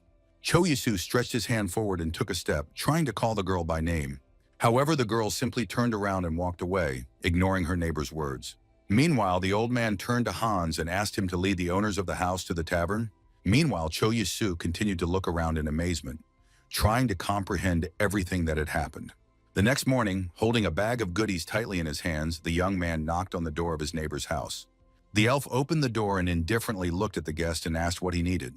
Immediately after that, she slammed the door, telling him to go where he came from, but the boy said that the bread wizard had brought her something. Hyun looked outside again and said he was acting like a child, to which Cho Yisu said he could read her mind. Suddenly, he noticed that something was wrong with her eyes, which he immediately asked his neighbor about. Crossing his arms over his chest, sternly replied that magic is never given for free. Cho Yisu, hearing these words, smiled and thanked her for saving the village. The elf froze for a moment, choosing the words to answer him. In the next moment, she crossed her arms again and said that she was of no use here and that this was all the bread wizard's business. Grabbing the package from the guest's hands, the girl added that he should take better care of himself, after which she asked him to leave her alone. A moment later, Han looked surprised at the paper bag in her hands. Raising his finger up, Cho Yisu wanted to explain to her exactly what kind of gifts he had brought her. However, noticing the closed door in front of him, he threw up his hands, thinking about what a terrible character his neighbor had. However, he was sure that there were egg biscuits in this world, so he decided that there was simply no need for further explanations. Hyan, meanwhile, was drilling his back with a careful look, looking after him through the window. After that, her attention completely turned to the guest that the boyfriend brought her, and the smell of which was very different from the usual smell of egg biscuits. Having broken one of them, the girl sent it to her mouth, which was accompanied by a loud crunch. A moment later, the girl continued to greedily eat the cookies brought to her, crunching them. Meanwhile, the villagers of Laodoran were all gathering under a large tree that was their relic. Cho Yisu was also there and suddenly heard someone calling him loudly as he came closer. Zdrovan was surprised that he had come alone, as he was interested in where Hetchin had gone. When Cho Yisu asked him why he was interested in his neighbor, Hans explained that he just wanted to thank her for saving the village. Suddenly, he started dancing and showing off his new clothes that he was wearing. While the friend was happy, Cho Yisu said that he really likes his updates. Having finished his dance, Hans handed the young man a large metal vase as a gift. To the boy's surprised look, he explained that every year they throw a stone there, symbolizing their age. When Cho Yisu accepted the gift, the big man added that he could look for beautiful stones by the river. A young man asked the librarian what holiday it was today, as he noticed many people on the streets. Turning his gaze to the bank of the river, Hans explained that today they were celebrating Kasaruna, and today it was appropriate to throw stones into the vase. When the full moon rose over the meadow, they all turned together in the direction where the village headman was addressing them. He was standing on a bench, holding his vase with stones in his hands, and a small sheep was standing at his feet. The man smiled and said that to begin with, he would like to ask the villagers to continue looking after the village. Covering his mouth with his hand, Hans told his friend that this usually took 1 mile, but their headman was finishing it much faster. Remembering their conversation when the headman had allowed him to stay in the village, Cho Yisu realized that it was entirely expected that the man did not want to do something like this. Taking a large bowl in his hands, the headman ordered all those present to line up. He slowly began to approach each one, placing noticeable red drops on their foreheads. Meanwhile, the line was quite long, and everyone was patiently waiting for the old man to finally come to them. Seeing the man's legs in front of him, Cho Yisu realized that now it was finally his turn. He lowered his head, placing his forehead under Elder Lauderan's finger. Immediately after that, Hans approached him and told him to put a stone in the vase and make a wish. Obediently following his friend's instructions, Cho Yisu dropped a stone inside and thought that he wanted this year to be happier than the last. The next morning, getting ready for the road, the boy thought about what he should take with him on the road. He was thinking that he should take some water and food, as well as take some medicine with him. However, the main item needed on this trip was his money. He remembered the words of Jace, who said that he could buy a noble's certificate from Pusing. She explained that this port city came into her family's possession after the previous owners imposed insane taxes. Holding a cup of hot tea in his hands, the young man exhaled, raising a cloud of steam above the drink. Jeje added that there is an administration building in that city, and it is there that he will be able to purchase the necessary document. Cho Yisu smiled broadly as the girl reminded him that her father had given him a recommendation, so he should think about buying the certificate. However, in the next moment, Jace raised a finger and warned him that there was one important thing he had to remember. Then she said that the document would cost him 5,000 gold, which is 500 million won.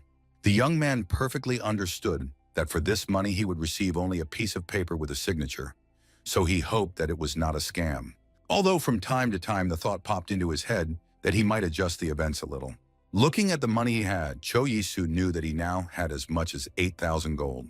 With such an amount, he could easily afford to buy a house in Seoul and at the same time wait with the certificate. However, clenching his fingers firmly into a fist, the boy decided to buy himself a noble status, for which he had one important reason.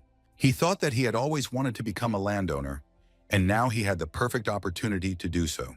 That was why Cho Yisu was now on his way to Pusing to buy a certificate of nobility. When he came to Heian, she said with a mouthful of cookies that she also wanted to go to the big city. After hearing this, Cho Yisu, with a broad smile, offered the neighbor to chew first, to which she agreed. In order to get a chance to say something faster, the elf even punched herself in the chest several times to push the cookies through. After finally swallowing the food completely, Heian asked her neighbor for permission to become a knight to accompany him on his way to Pusingu. These words surprised the boy very much, and he replied that if she did not lose consciousness, then it would already be a great achievement. However, after those words, he saw Heian summon a few drops of water that froze above her palm. In the next moment, the boy froze tensely, feeling how a sharp rapier stopped a millimeter away from his throat. Cho Yisu opened his mouth in fear, demanding that his neighbor take the weapon from his neck. Looking sternly at the interlocutor, Heian warned that she now has very poor control over her own magic, as she hasn't used it in a long time. Pushing the melee weapon away from him, the young man replied that this is another reason why you can't take it with you. When he asked why she didn't want to stay, the elf reminded her of her assistant Masa. The girl explained that she wanted to repay her debt. Instead, she promised to help him with her abilities for a whole year. After tensely falling silent, the boy looked at the neighbor for some time, not expecting such a reason. Meanwhile, the girl continued, adding that she also needed bread, which the bread wizard would prepare. And although she knew that this time the new dish was prepared by Cho Yisu himself, she still liked it. To this, the young man replied that he was making new treats using the cheese they had made with Mrs. Humphrey. In addition, the cookies he used as a base also turned out very tasty and went well with the taste of cheese. Stuffing another cookie with cheese into her mouth, Heian said that the bread was still tastier. Closing his eyes, Cho Yisu thought that he would be much safer on the road with his neighbor. The money needed to buy a certificate of nobility was already ready and packed, and having a wizard nearby who can control water was a pretty good option. Suddenly, however, something dawned on him, and he asked Heian why she would help him for exactly 1 year. Grabbing another cookie, the girl explained that she also had her own affairs, so she couldn't follow him forever. After hearing how she demanded from him to make bread every week, Cho Yisu thought about the fact that she also managed to set conditions. Putting a finger to his chin, the boy thought about how much he would lose by bringing bread into this world every week. The amount was close to 30 million, for which he was going to make Heian cry like a curse. Feeling his gaze on her, the girl turned and said that she did not like his gaze, as she could have changed her mind. After some time, they were already sitting in the coachman's seat, and Cho Yisu held the charioteers in his hands to restrain the horses. Suddenly, Mino's head appeared near them, thanking them for giving him a ride, praising the first-class carriages. He asked the young man if he had received the wagon from Mrs. Jaya, to which he heard an affirmative answer. The merchandiser's son suggested that he had received the transport as a reward for delivering it to the Duke's daughter, Mrs. Humphrey. The answer about the agreement of 2 adults did not satisfy Strive Jr., and he looked suspiciously at the interlocutor. However, in the next moment, he wondered when he managed to get so close to Heian, which caused the girl to tensely look in front of her. Cho Yisu realized that the conversation had gone in the wrong direction, and rushed to convince the boy that he had completely misunderstood. However, in the next second, a loud sound like a cough was heard from the elf herself. She laughed out loud, completely ignoring the dumbfounded look on her neighbor's face, who clearly didn't like her reaction. When he said that she wasn't into him either, Yun wiped her eyes and told him to forget about the conversation. For a moment, there was an awkward silence between them, during which Cho Yisu kept his eyes on his neighbor. After that, the young man tensely assumed that the girl actually likes people like him. However, the elf looked at him coldly and replied that he was nothing without his bread. She knew very well that full-blooded elves could only have one child. However, the pure-blood elves disappeared a long time ago, and there were no longer any left on Earth, and now all were half-bloods. The reason they could protect their family was their strong magic and immunity to disease. Cho Yisu, holding the turrets in his hands, thought that he did not expect such a misunderstanding while they were traveling. Heian added that a relationship between a ducal child and a commoner is impossible. Glancing at her neighbor, the elf thought that going with him was a good idea since she hadn't breathed fresh air in a long time. However, at some point, she began to worry more that the Silverwood family she belonged to might be in decline. Suddenly, the girl remembered that Cho Yisu spoke as if he were a traveler, so she asked him where he would go after Lauderin. Frowning and stretching his lips in a smile, the boy declared in response to this question that he was going to become a feudal lord. After that, Heian asked why he was traveling without knights in such a case, to which she was told that he simply did not have any. When the elf suggested that he was not an aristocrat who had set out on a journey, but a simple boy, he was pleased to confirm these words. Hyun gave him a condescending look and said that his words about the feudal lord were ridiculous, to which Cho Yisu warned that he would become a baron very soon. When the neighbor said that the baron rarely received the title of count, the young man added that he would be able to become a feudal lord, having lands as a baron. Hyun informed him that 9 out of 10 barons could lose their status for not being able to pay their taxes on time. When he replied that he would earn a lot, so there was no need to worry about it, the girl asked him how he was going to do it. Not wanting to reveal all his secrets, Cho Yisu cryptically reminded her that he was a bread wizard. Hyun frowned at this and said that she would never have thought that he could be so intelligent. After some time, they made a stop, made a fire, and spent the night. When the sun rose again, everyone started packing again to continue their journey. Standing on the lawn, Cho Yisu tried to figure out where Hyun had disappeared to, who was now nowhere to be seen. Suddenly, a girlish figure appeared from behind the bushes, slowly approaching their camp. As she got closer, the young man asked her where she had been, but the elf made no reply as she passed by. Cho Yisu closed his eyes and stretched his lips in a smile, thinking that he was already used to this kind of behavior from his neighbor. Approaching the bushes from where the elf came out, the boy decided to check what exactly she was doing there. There he suddenly saw a picture in which 2 wild wolves lay dead. The young man did not understand what was happening, because Heian should have done this only in case of danger. After collecting all the things from the clearing where the halt was taking place, they continued their journey to Pusing. Sitting in the carriage and looking at his companion with a smile, Cho Yisu asked her if she was the one who killed those wild dogs. Holding a flask of water in her hands, Heian asked why he was interested in this, to which she heard that she coped well with it. Spreading his lips wide in a smile, the young man added that she did it to protect people. Lowering her head and glancing at the interlocutor from under her forehead, the elf woman agreed with his words. Suddenly the carriage stopped and Cho Yisu got out to ask what the reason for the stop was, to which Mino explained that he had to pay for the fare. Sticking his hand into the chest where the documents were kept, the boy pondered whether he should have used Duke Meditz's letter. A moment later, he already had a letter in his hands, which he showed to the guard who stopped them. Having carefully read the text written on it, the guard said that they could pass, pleasing the boy with a good economy.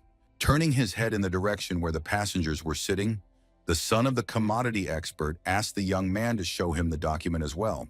When Strive Jr. realized that he was holding a letter of recommendation from Duke Meditz, he tensed up and his face covered in large drops of sweat. Sometime later, Cho Yisu was already in the Pusingu administration building, having laid out the money and the letter of recommendation on the table. The man who processed all the cases enthusiastically took the document in his hands, carefully studying what was written there. After that, he looked up at the visitor and asked what his last name would be, since he could not find any information about it. Noticing that he was thinking hard, the man suggested that he choose the surname available in their book. After opening the book, he thought about the fact that his real name was too strange for this world, so he began to go through the names of the world stars that were in his world. Suddenly, an idea appeared in his head, and the young man looked in front of him in surprise. The manager handed him a sheet of paper and a pen, explaining that he should put his signature here. Signing the proposed document, Cho Yisu thought about the fact that he wanted to choose the surname Bloom, and in a moment he was already declared a baron. He thanked, asked the manager, and he can go now. However, he explained that the newly minted baron now has to study for 3 years in the count's family, in addition to paying 1,000 every year, so title of count will cost 50,000 gold. Cho Yisu realized that he had completely forgotten about these conditions, but replied that he planned to study with the Medit's family, asking if there were other options.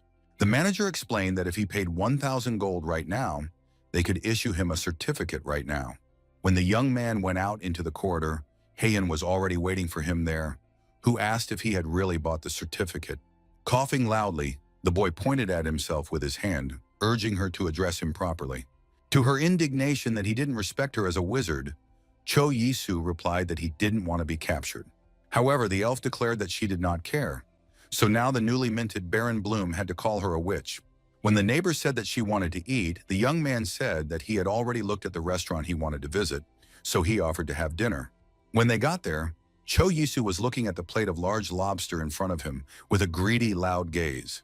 Glancing at his neighbor, the young man asked why she had such a face, to which he heard that she wanted delicious bread and soup. Trying to convince her that seafood is very tasty, the guy suddenly realized that she hates everything related to the ocean. Crossing her arms over her chest, Heian stubbornly stated that he could eat anything since she only wanted a pound cake right now. While skewering a single shrimp on his fork, Cho Yisu told her that she just doesn't know how to enjoy food.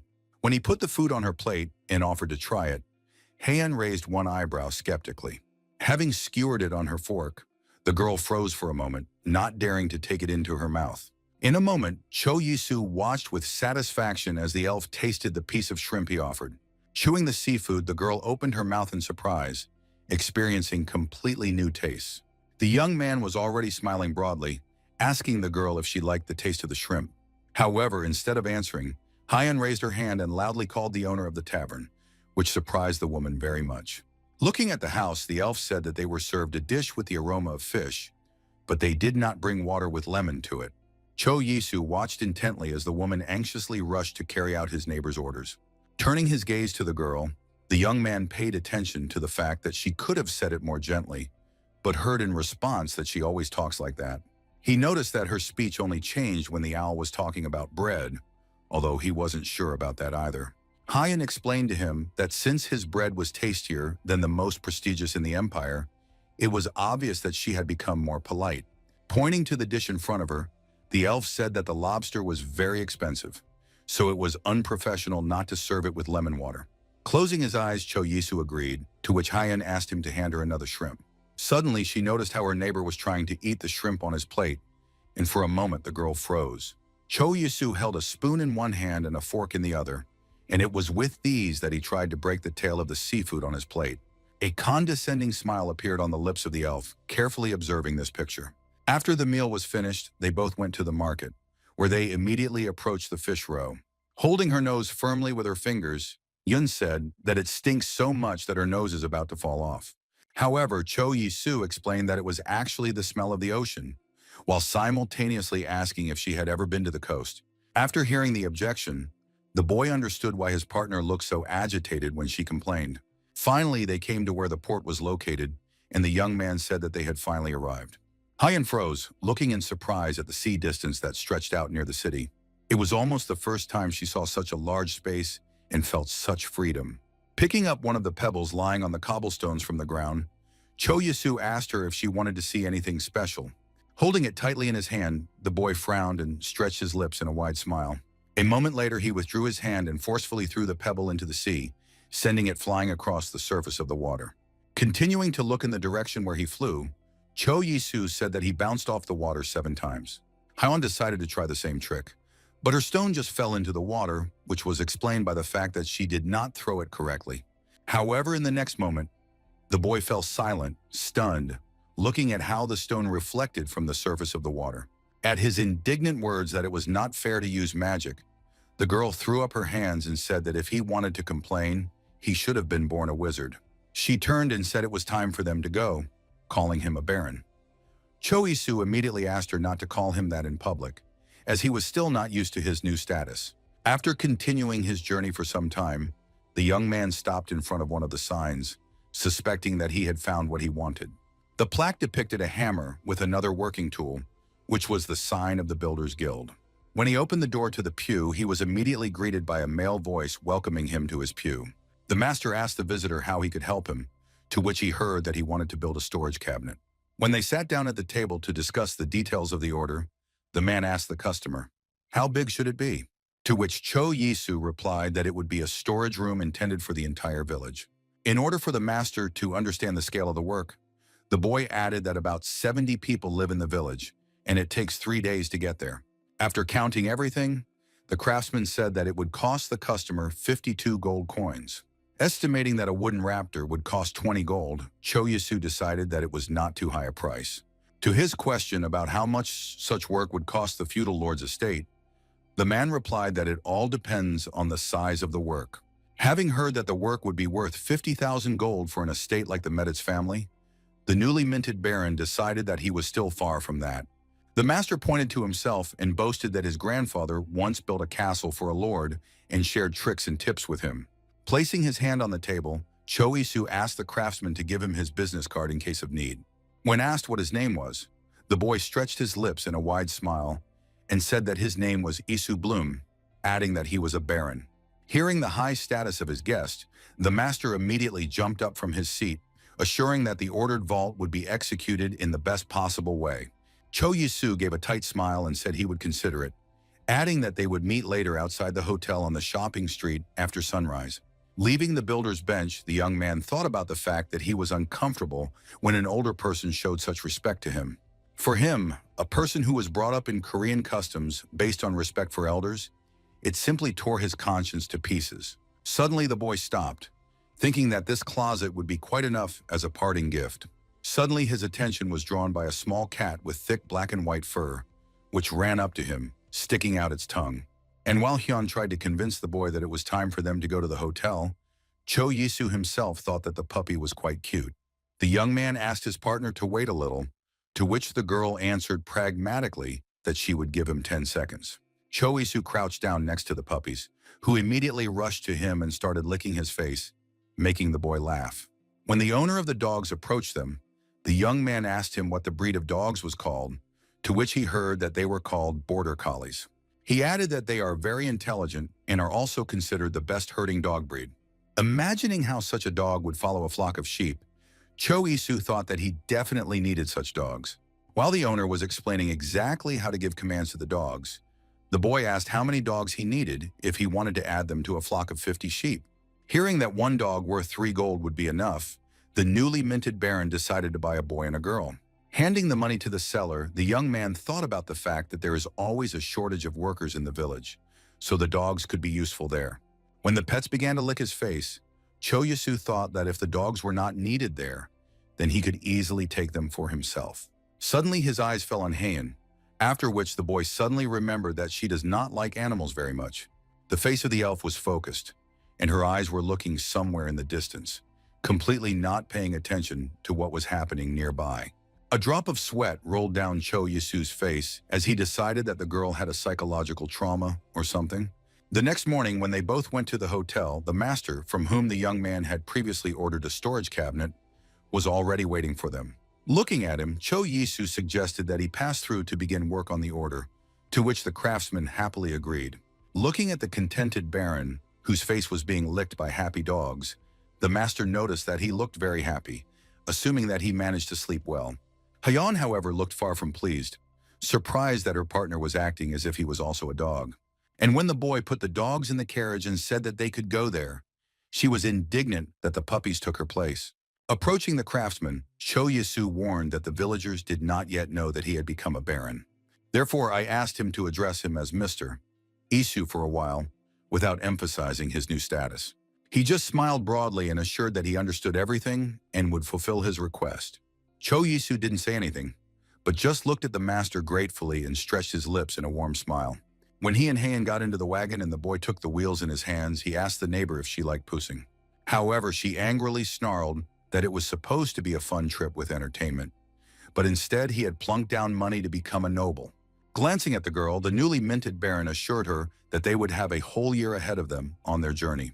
Looking closely at the boy, the elf remembered that he had said that he would study with the Meditz family. When he asked why she needed to know this, Yun replied that she also needed to prepare for the trip, so she wanted to know how much time she had for it.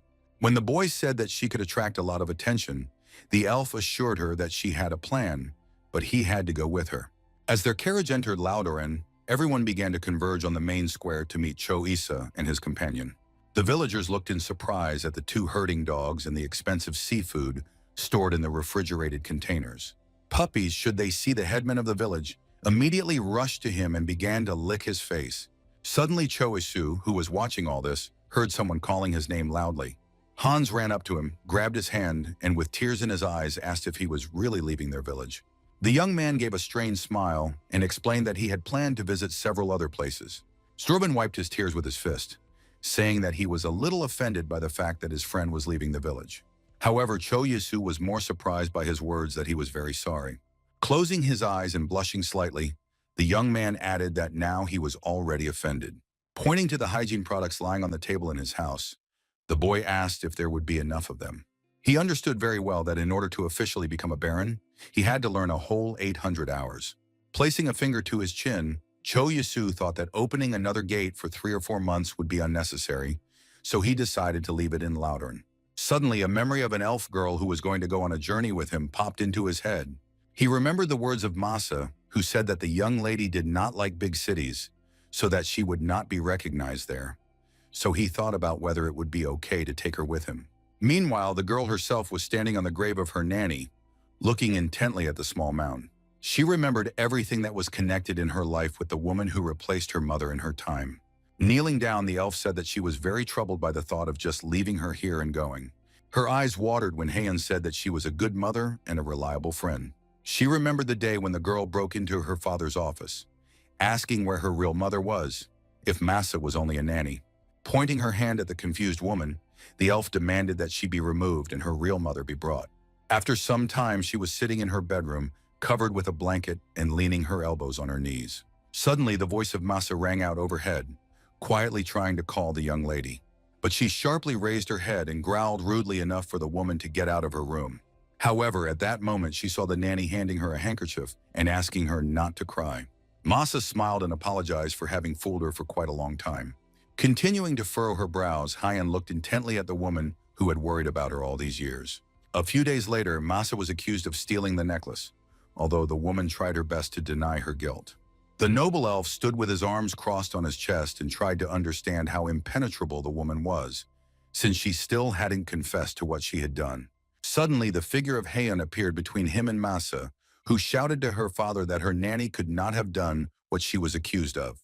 Pointing to a woman who was standing nearby, covering herself with a fan, the girl said that she had framed her. However, in the next moment, the father approached the elf and hit her in the face with all his might.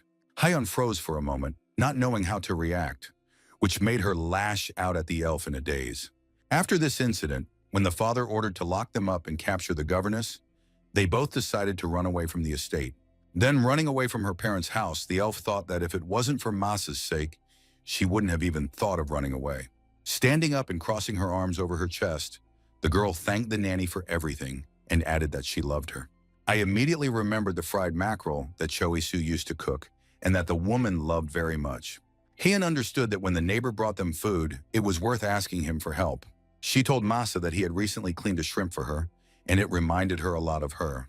The elf admitted that at the moment when he did it, she was overcome and she could barely hold back tears. The girl admitted that at first the guy seemed crazy to her, but Masa could be right and he could turn out to be a good person. Although after a little thought, Heian admitted that it would be more accurate to call him an interesting person. Leaning her palms on her knees, the elf admitted to the nanny that she was now going to go with him. Glancing at Cho Isu, who was walking towards her, waving at her, the elf said that she wanted to see if he would become a duke. When the boy arrived at his house, he immediately began to prepare a dish that he had long wanted to try here. In his hands was a small bag of spices, which is usually used for instant noodles. The young man pressed it against his cheek, thinking that he really missed such dishes. The ingredients for her were extremely simple, and all of them were now right in front of him on the table. Cho Yisu chewed the bag for several minutes, trying to grind the dry noodles as thoroughly as possible. The ramen was then tossed into the pan and seared well on all sides, which it did. At the moment when the color starts to change, you should add a certain amount of sugar to the dish. And at the end came all the spices, which were specially packaged and portioned. Cho Yisu smiled widely, anticipating the tasting of a dish he had not been able to taste for a long time. Opening it, the young man poured all the contents into the pan where the fried ramen was. After that, it was necessary to thoroughly mix everything so that all the pieces of noodles were in the aromatic powder. Finally, the dish, which in Korea was called ramen adang, was ready. The guy quickly packed it in paper bags, planning to get at least one portion to every home. When it was all done, the boy stretched tiredly, proud of how much he had managed to accomplish today. However, he suddenly stopped and, looking sadly in front of him, thought about the fact that he was really leaving Lauterin. The rest of the villagers were already waiting for him in front of the carriage that was supposed to take him to the Medit's estate, who wanted to see him on his way. The young man gave each of them a packet with a dish he had prepared himself, to which they reacted with great surprise. Suddenly, Cho Yisu heard someone calling his name loudly and turned his eyes in that direction. Hans suddenly ran up to him, grabbed him in a tight hug, and said that he must visit them. When the big man let him go and the boy tried to catch his breath, the village headman approached him from behind. He called the boy over and quietly thanked him for everything he had already managed to do. The man especially thanked for the warehouse and herding dogs, but the boy smiled and assured that these were ordinary little things. Without hesitation, the young man said that he had a request for the old man, which was to keep his house as it is. The mayor smiled and assured that there would be absolutely no problems with this. Heading towards the carriage, Cho Isu once again looked at the crowd of Lauterians who were seeing him off and assured them that he would definitely visit them again. The boy sat in the coachman's seat and grabbed the horses by the bridles, heading for the exit from the village. When they had gone far enough, he shouted to Heian with a smile that she could come out of hiding. In the next moment, the young man was surprised to notice that the elf had already stuck out her head next to him. Glancing at her, the boy said that she should also say goodbye, so he did not understand why she was hiding in the carriage. To which Heian explained to him that if fellow villagers see that they are leaving together, they will think that they are a couple or something. It was at this point that Cho Yisu said that she did everything right, and he completely agreed with her. After some time, their carriage was already approaching the gate that led to the estate of the Medit's family. The guards displayed spears, demanding that the guests stop and introduce themselves, stating the purpose of their visit. The young man, with a wide smile on his face, asked them to tell Lady Jace that Baron Bloom had arrived. They said that they would do everything, asking to wait a little. In a few minutes, the gate opened wide, giving way. A red-haired girl dressed in a red dress ran to the carriage and ran to the guests, happily meeting the boy. Cho Yisu also smiled widely as he greeted Lady Jeju, who ran to meet him. The girl looked at him admiringly and happily assumed that he must be tired from the journey. Descending from the coachman's seat, the newly minted baron apologized and said he had to ask her something. At that moment, Heian got out of the carriage and silently looked at the red-haired Miss Meditz. But she froze, not understanding who was in front of her, and not expecting to see her friend in the company of a female representative. Pointing a finger at his companion, Cho Yisu asked the redhead to say that Jan Silverwood had arrived with him. Hearing the name of the female elf accompanying the young man, Jane jabbed her finger and screamed loudly. However, the butler did not let her swear to the end, quickly covering her mouth with his hand. Cho Yisu watched in amazement as the man dragged the girl back to the castle, and she flailed her arms in an attempt to escape. Heian's voice was heard from behind, and she clarified whether she wanted to call her a family of wizards, adding a swear word to it. However, the boy immediately rushed to convince her that this was not the case, asking what she meant by calling Jace a bitch. As they entered the estate, the young man bowed in greeting to Count Meditz, introducing himself to him. He replied that he had heard about what had happened, so he asked permission to start talking to his companion. The Count immediately rose from his seat and bowed slightly to Heian, welcoming her to his home. Meanwhile, the elf was carefully watching the man, never taking her eyes off him. Cho Isu, meanwhile, stood nearby as if struck by lightning, digesting the appeal that had just been made to his companion. Remembering everything that happened between them, the boy suddenly remembered the neighbor's words about the fact that all wizard families have a ducal title. Therefore, now he was interested in whether he would remain in order after everything he had managed to say to her. In families, only one of the children could become a wizard, so he became the sole heir to everything. However, money, lands, and castles were extremely unimportant to wizards. The only thing that mattered was the pedigree, so everyone was very worried about that. And now Heian listened to the news that her father was gone, with an absolutely indifferent expression on her face. The Duke confirmed his words by adding that he had attended the funeral of the Duke of Silverwood. Suddenly, the girl clenched her teeth tightly and filtered through them, whether other people had grabbed his fortune. She assumed that the woman who forced her to leave home and her accomplice bought an estate in Armenia with the money they received as an inheritance. Firmly twisting her fingers into fists, The girl clarified whether the Duke's son had also bought himself a title certificate. When the Count said he had no such information, Heian quietly thanked him for giving her the news of her family. He said that it is not worth thanking for such a thing, at the same time asking how she met Baron Bloom. She replied that it was just a happy accident, after which she came closer to the man and said that she had a request for him. It consisted in the fact that the elf wanted to stay here while Baron Bloom was staying with them, while not revealing her identity. When the girl asked if the Count knew about her powers, the man replied that he had heard about them, to which she promised to help him if such a need arose. When the guest left his office, the head of the Meditz family stood up and, resting his hands on the desk, thought that he had gotten his hands on a real treasure. He shouted loudly, summoning the butler to his office, as a result of which he immediately found himself on the threshold of the door. Remembering the young Duchess Silverwood's face, the Duke ordered him to gather all his sons here immediately. Meanwhile, Jace was growling loudly, thrashing about on the bed, and unable to believe what was happening at her home estate right now. The elven girl, whom she thought was an ordinary log, turned out to be not just a sorceress, but a descendant of a respectable ducal family. Out of powerless rage, the redhead even bit the edge of her bedspread with her teeth, trying to control her anger. Her governess, with a big drop of sweat running down her face, smiled and asked her to say all this as quietly as possible. When the woman said that the master had called all his sons, the redhead froze for a moment, looking at her and knowing perfectly well how this would turn out. A predatory smile appeared on Miss Jace's face as she promised to be as gentle as possible with the Duchess.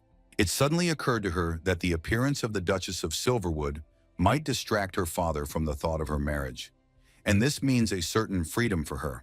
Meanwhile, Hyun herself, sternly putting her hands on her sides, demanded that Cho Yisu prepare a new loaf of bread. The boy looked intently at his companion, asking her if he could do it after he rested. However, when she raised her finger and reminded him that he owed her 1 loaf a week, he agreed, asking her to wait at his place.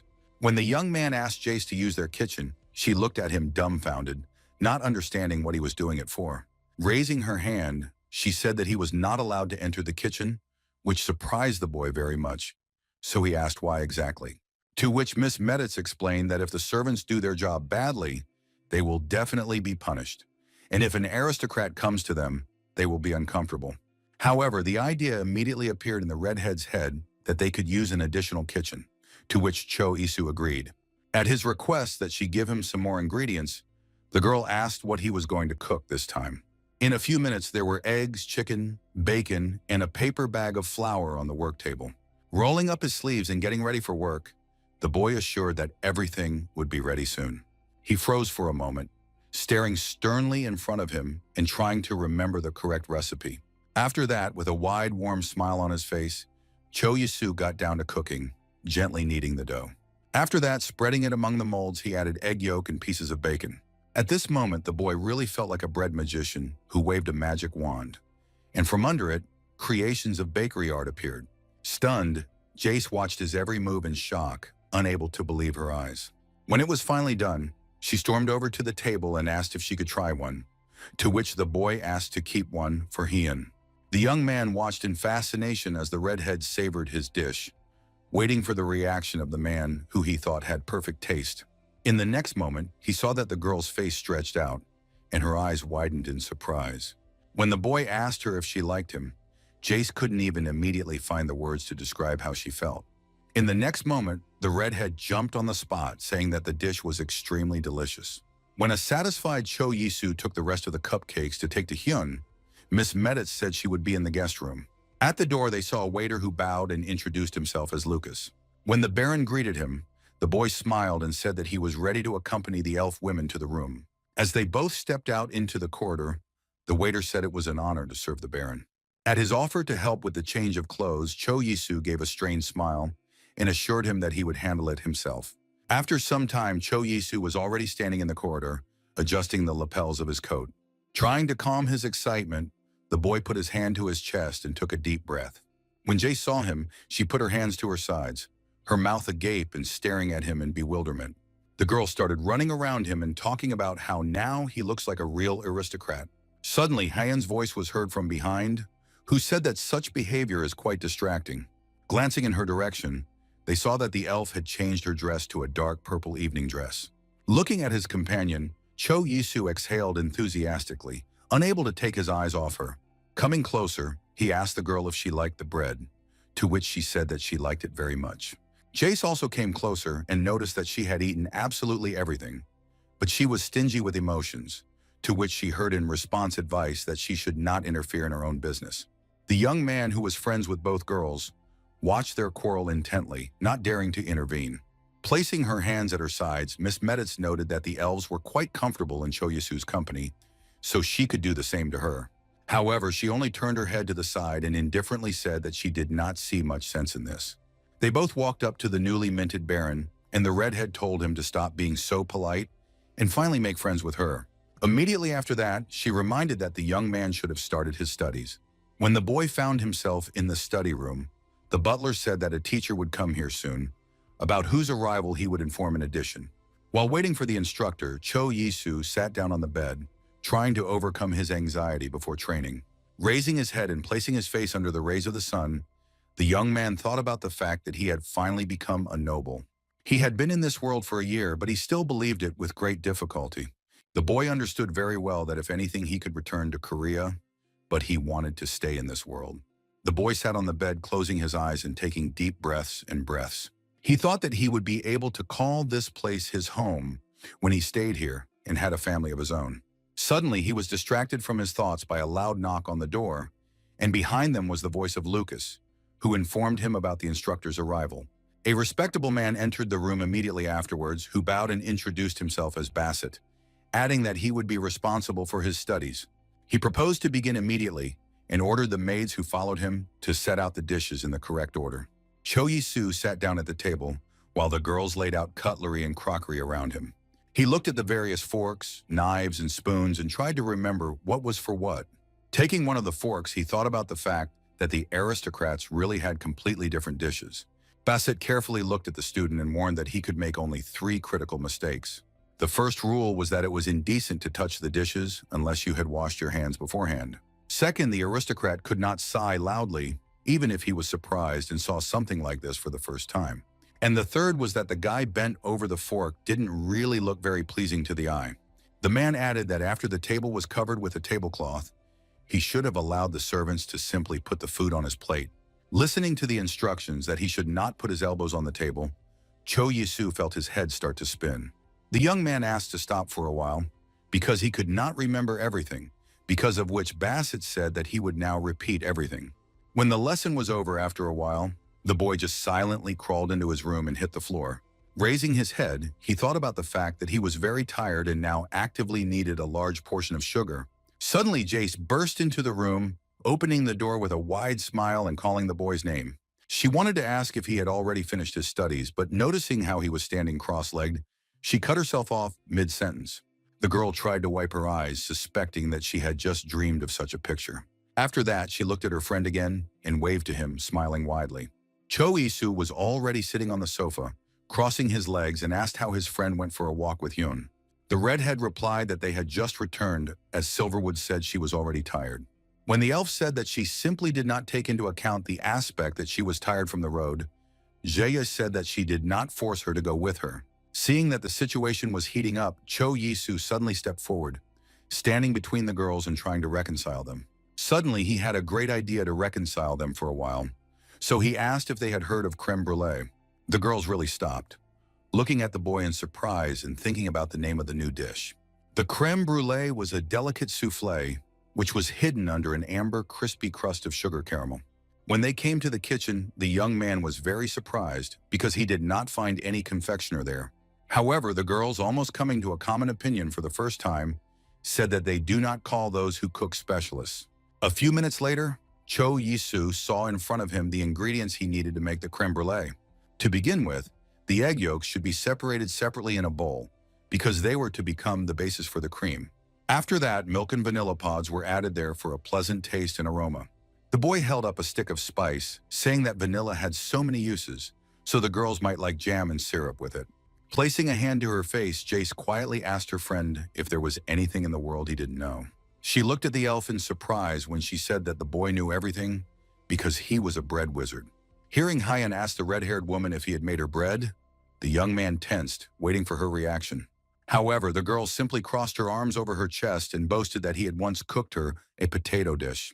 The newly minted Count looked intently at his girlfriends, who were already ready to start a new wave of confrontation with each other. When Jace turned to him and gave him a fist bump to advise him to prepare something as soon as possible, he quietly agreed. After removing the bowl with the ready-made yellowish mass, the young man explained to them that it was called custard.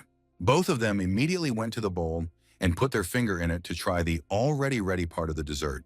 Putting her finger in her mouth, the red-haired woman looked at her friend in surprise and said that it was very tasty. Hearing these words, Cho Yisu said that now it was necessary to let him cool down very well. Hearing this, Jace turned her head to the maid and asked her to bring them some ice. The young man was surprised that they had ice, to which the girl explained that they had a whole storage room for ice. She explained that it can be stored even until May, and they use it to prepare chilled desserts. Touching his chin, Chiyasu wondered what the redhead was talking about now, which required shaved ice to make bingsu. However, distracted from his thoughts, the boy said that now they needed to put the cream in a bowl of ice. In addition, a sweet meringue for dessert should have been prepared from the proteins that remained. Smiling broadly, the young man turned to his girlfriends and suggested they hold a meringue contest. When they came to the table, he explained to them that they should beat the egg whites quickly with a fork, sprinkling sugar from time to time. As the girls got ready, Cho Yisu gave a loud command for them to begin their work. Grabbing a fork in her fist, Jaeger began to beat the squirrels with all her might, trying to overtake her Duchess rival. However, Heian paid absolutely no attention to her, using her water magic to work so that her hand wouldn't get tired. Cho Isu, completely ignoring the angry look of the red-haired woman, who resented the use of magic, added that when the foam appeared, it would be appropriate to add sugar. After some time, there were already 2 bowls with well-beaten egg whites, which held their shape well, on the table in front of him. Jace immediately put her hand to her forehead and assumed she was the winner, as the elf marveled at her energy. Cho Yisu looked at her friends, who resembled a dragon and a tiger, ready to engage in battle at any moment, and asked them to calm down. Taking one of the bowls that contained the squirrels, the young man said that now it was time to plant it and shape it with a pastry bag. Without wasting time, he got the right tool and started working with squirrels. The girls rushed to the table again, trying to try what he was doing and be the first to do it. Taking the baking sheet by the hand, Cho Yisu smiled and said that it was time to bake the meringue over low heat. When he asked if he could entrust him with such a job, the cook replied that he would try very hard. After a few minutes, Zeze closed her eyes and began to demand that they finally be allowed to try the promised creme brulee. Seeing the small cream cups filled with yellowish cream, the girls exhaled enthusiastically. They turned their eyes to the cook, asking him if they could taste the dessert right now. However, he said that now it is necessary to sprinkle it with sugar and heat it well with a lighter. It was at this second that it dawned on the boy that there is no such thing as a burner in this world. Grabbing a piece of burning head, the young man brought it closer to the dessert, watching how a crust formed on the surface. In a moment, he told his friends that now everything was ready, so it was time to taste. Everyone present looked enthusiastically at the cream cake, where it was fashionable to notice the dessert under the amber caramel crust. When JJ impatiently asked again if they could finally be worth it, the maid reminded her to eat in the dining room. She followed the advice and went to a separate room, where she showed the audience how to break the caramel and eat it together with the cream. Wasting no time, the girl sent a spoonful of cream to her mouth, closing her eyes from impatience. Hyen did the same, sitting on the sofa and looking in front of her. Noticing the red-haired woman's reaction, the maid fearfully extended her hand to her, asking if she didn't like it. However, she enthusiastically wrapped her hands around the spoon and, looking at the newly baked Baron, said that it was extremely tasty. Grabbing him by the shoulders, she shouted that she should have taken him into her family before he became a Baron. Shaking the boy behind the window, Jace asked him why the hell he doesn't work for her family as a pastry chef. When she let him go, Cho Yisu reminded them that they still had custard left, offering to share the dessert with the others. The redhead spread her hands, agreeing that it would really be more fair. Hearing that the girl wanted to make sure that he would definitely try a new dessert, the court chef tensed up. Meanwhile, Cho Yisu turned back to Hyun, who was sitting on the couch and staring intently at the empty cream jar that contained the dessert. When he asked if she liked it, the girl replied that the dessert turned out to be quite good. In the meantime, Jeji turned to the maid to tell the cook to bring the dessert that the Baron had ordered for him earlier. The young man explained that she could be called an ordinary sugar cookie, and in his opinion, they would be perfect as an addition to a cup of herbal tea. He added that it would be better to try it once, So the girls grabbed one trick each without missing an ace. Hyun froze for a moment, frowning and chewing on the crunchy sweets. Jace had a similar face, and she could also hear the crispy meringue falling apart in her mouth. In the next moment, both girls grabbed hands and started circling the room, laughing merrily. And while the elf rushed to get a new portion after that, JJ ordered that the additional kitchen was now at Cho Yisu's disposal, and if he needed any components, they should be brought immediately. Immediately afterwards, she turned to the cook, who was standing nearby, and asked him if he had managed to write down the recipe. At this moment, Cho Yisu thought that it was not a problem for him to speak like he knew or understand them, but he could not write at all. Approaching the cook, the boy assured him that he would tell him the entire cooking process a little later. Meanwhile, in the dining room, the lord and his wife were also sampling the dessert that the young baron had prepared.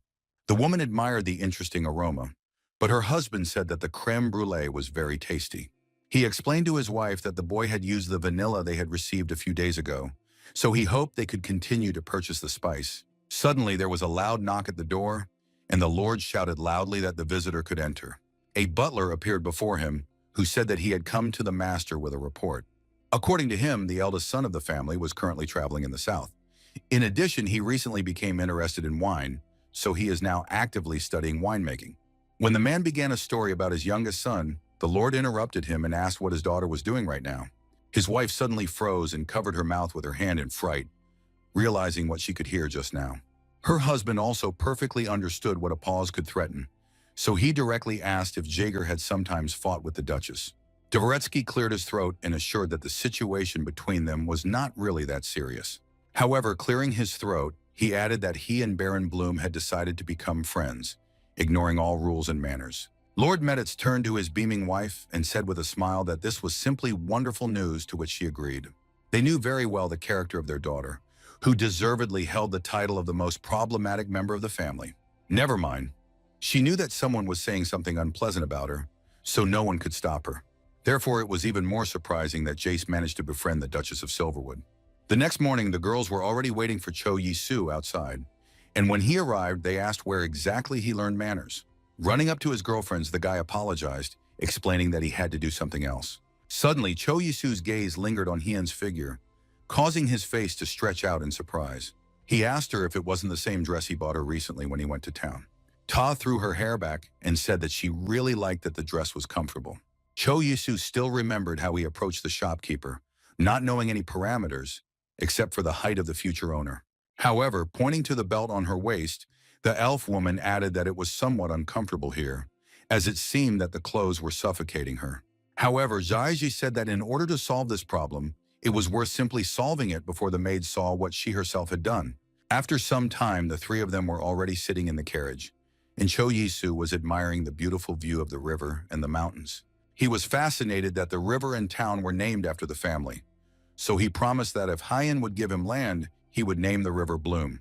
The boy assumed that there could be quite a lot of different fish in such a large river. However, Jace immediately replied that there were actually absolutely no fish in their river. The girl added that even the nearby fields did not produce the required amount of harvest, so they were now expanding the territory. However, Cho Yisu immediately advised her that it is possible to raise cattle in the highlands and grow crops in the lowlands. Suddenly, another idea popped into his head, and he asked with a smile if they made cheese. The redhead confirmed this and added that if he wanted to see the city, he could stay and they would return home sooner. Hearing this, the young baron froze, looking at his friends in surprise and asking if they were sure about this. However, the girls only smiled and assured that there would be no problems with this. When the carriage stopped, Jaeger and Hyun jumped out of it, heading to where the horses were standing. The servants tried to stop them, but the redhead only waved her hand, advising her friend to enjoy the walk. Continuing to sit in the carriage, the boy watched the cheesemakers make cheese, as many did in the spring. Noticing one of the boys, he sharply asked the coachman to stop the transport for a moment. The young baron called the boy to him, because of which he raised his head and looked at the nobleman in surprise. Hearing that he wanted to ask him a few questions, the boy asked what he was interested in. Holding out his hand, which contained a baked meringue, Cho Yisu invited him to try it. The boy wasted no time in taking the candy and carefully put it in his mouth. After taking a bite, he smiled and said that it was actually very tasty. After that, paying attention to the loaded wagons, the young baron asked where exactly they were going. To which the boy replied that they were going to the Lord's castle to bring the manufactured cheese into the storage. Cho Yisu hummed under his breath as he carefully observed what was happening in the city.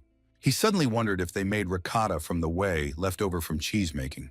After hearing an affirmative answer, the young man clarified whether they used lemon juice for cooking. Having received answers to all the questions that interested him, he thanked the boy and said goodbye to him. After some time, when everyone returned to the Count's manor, Cho Yisu placed a cup with an unusual drink in front of the Meditz family. All three looked at her intently, not understanding what exactly was in front of them.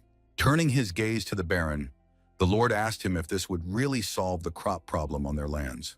Holding up a finger, Cho Yisu explained that he had heard that there were no fish in the river and that the fields were not producing the desired harvest. Lord Meditz confirmed all this, but did not see how what was in the cup before him could help solve the problem. He promised to explain everything later, but first they should try the drink.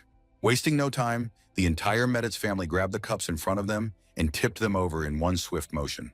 Wiping her mouth, Jace said the taste was sweet and sour, but she liked it.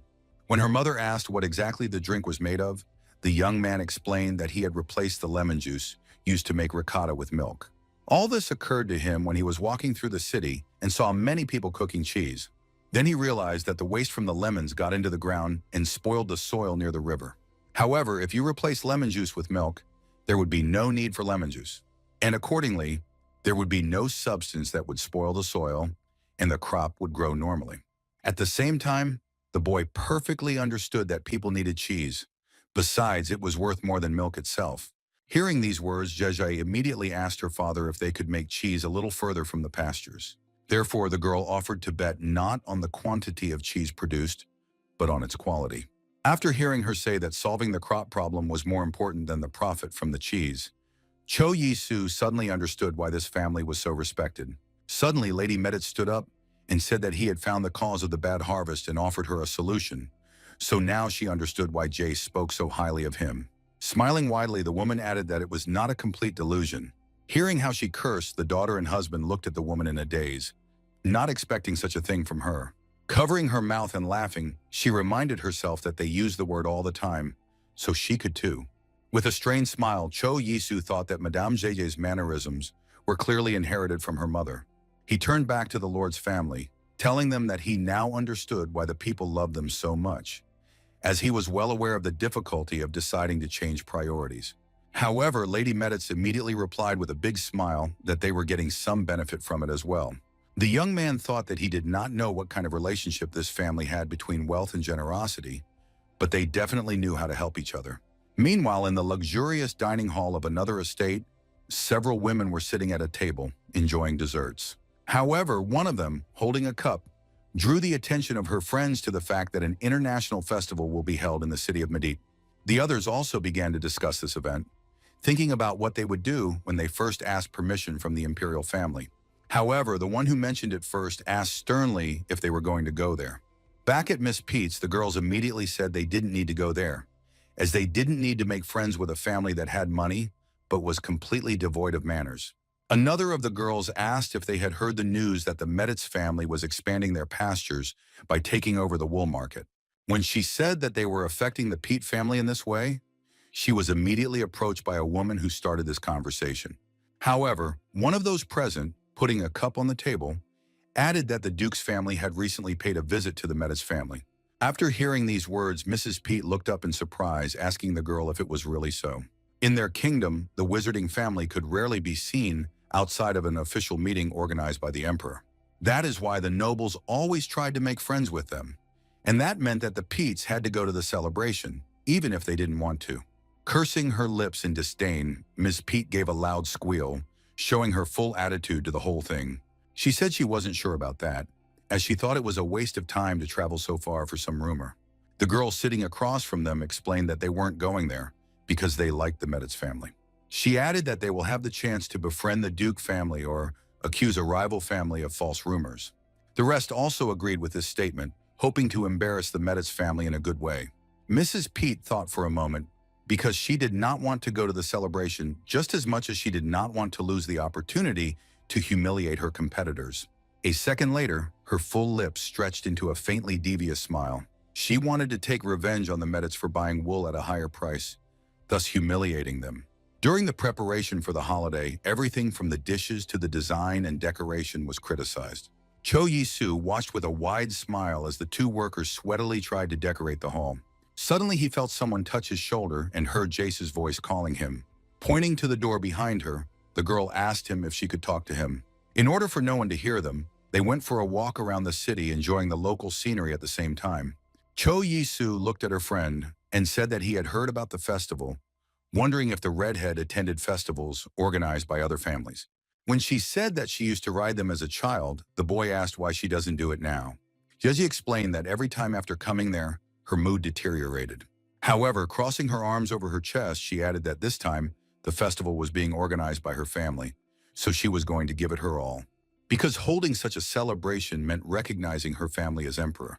Immediately afterwards, Jace sharply asked him to discuss the matter with Hyeon. At his uncomprehending look, the redhead explained that no one would dare utter a single word in the wizard's presence. When Cho Yi-soo said that she would decide for herself and that it would be better for Zio to talk to the elf herself, the girl said that he was much closer to her. At this, the newly minted Baron surprisingly reminded that the matter concerns her family. With a big smile on her face, Jace agreed, adding that she would ask the teacher to be a little stricter with him.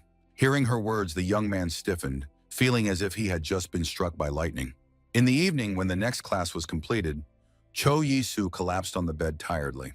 He remembered the teacher who was standing over him with a book, reading new rules, which at some point began to resemble a devil. The newly minted Baron shouted loudly, demanding his friend to stop taking revenge on him so cruelly. And now, staring at the ceiling in front of him, the boy thought that he needed to eat at least some food. And now he wanted a dish called samgyeopsal, which was fried pork belly. Thinking about it, he jumped up sharply, finding himself in a sitting position on his bed. Twisting his fingers into a fist, the young man decided that he would immediately leave for Laudorn. When they arrived, the boy ordered the coachman to take the carriage and return here in 3 days. Rushing to his house, he mentally turned to the interspatial gate to wait for him. When Cho Yi-soo found himself on a busy street in Seoul, he opened his mouth wide and took a deep breath. From the feeling of the Seoul air entering his lungs, tears even appeared in Cho Yi-soo's eyes. Having entered the nearest cafe, the boy ordered 3 portions of pork and 1 portion of soy sauce. After some time, a bowl with an application, a sauce, a plate, salad leaves, and a bottle with a drink were placed in front of him. Grabbing a bite, the young man smiled and thought about how much he missed Korean food. Wasting no time, he sent the snack to his mouth, exhaling heavily at the same time. The only thought in his mind now was the joy of being back in Korea and being able to try many delicious things. Tears rolled down his cheeks because Cho Yi-soo still couldn't believe that he could have lasted so long without national cuisine. Having poured some soju into his glass, the boy drained it with one sharp movement. The young man was in such a hurry to enjoy the drink that he did not even notice a few drops that rolled down his chin. Smiling happily, he wiped his mouth with his fist, placing the glass on the table. At that moment, the waitress placed a plate of pork in front of him, for which Cho Yi-soo thanked her politely. Taking a piece of meat with tongs, Cho Yi-soo lowered it onto the device that was supposed to finish it. With a big smile, he thought about ordering some kimchi next time as well. Sensing the aromas of ready meat, the boy began to eat, thinking that it was simply perfectly cooked. Shoving it into his mouth, he grabbed his glass, which had been filled with another shot of soju. Cho Yi-soo enjoyed the food of his native country, tucking into one piece after another. He accompanied them with various applications, washing them down with a cool drink each time. Suddenly, the young man heard someone calling him, which made him turn his head in the direction of the entrance. The guy who entered the cafe turned out to be one of his colleagues, with whom he had a fairly close relationship. It was at the moment when he approached his table that Cho Yi-soo realized that it was quite unusual for him to see black-haired Koreans. A colleague asked him why he did not answer calls, to which he received the answer that he was simply away. While pouring glasses of soju, Cho Yi-soo tried to avoid answering exactly where he had been, saying that he was traveling in Europe. To this, his acquaintance said that he should also go on a trip before getting a job. In addition, he broke the news that Manager Park had changed jobs of his own accord. Spreading his hands wide to the sides, the boy added that, thanks to this, working conditions have now become much more comfortable. Cho Yi-soo was stunned to hear the news that the mobile game they had developed was progressing well. Listening to this, the young man silently lowered his head, realizing that he had nothing to brag about in return. Because of this, he now felt extremely lonely. As his colleague's life seemed much richer, the boy understood very well that he could not tell about Lateran, and the fact that he managed to get the title of Baron in the other world. Taking another sip of his drink, Cho Yisu warned that if he didn't pick up the phone again, it would mean he was away again. After some time, he returned home and tiredly fell face down on his bed. Hugging the pillow, the boy looked at the wall and thought that the situation was getting worse.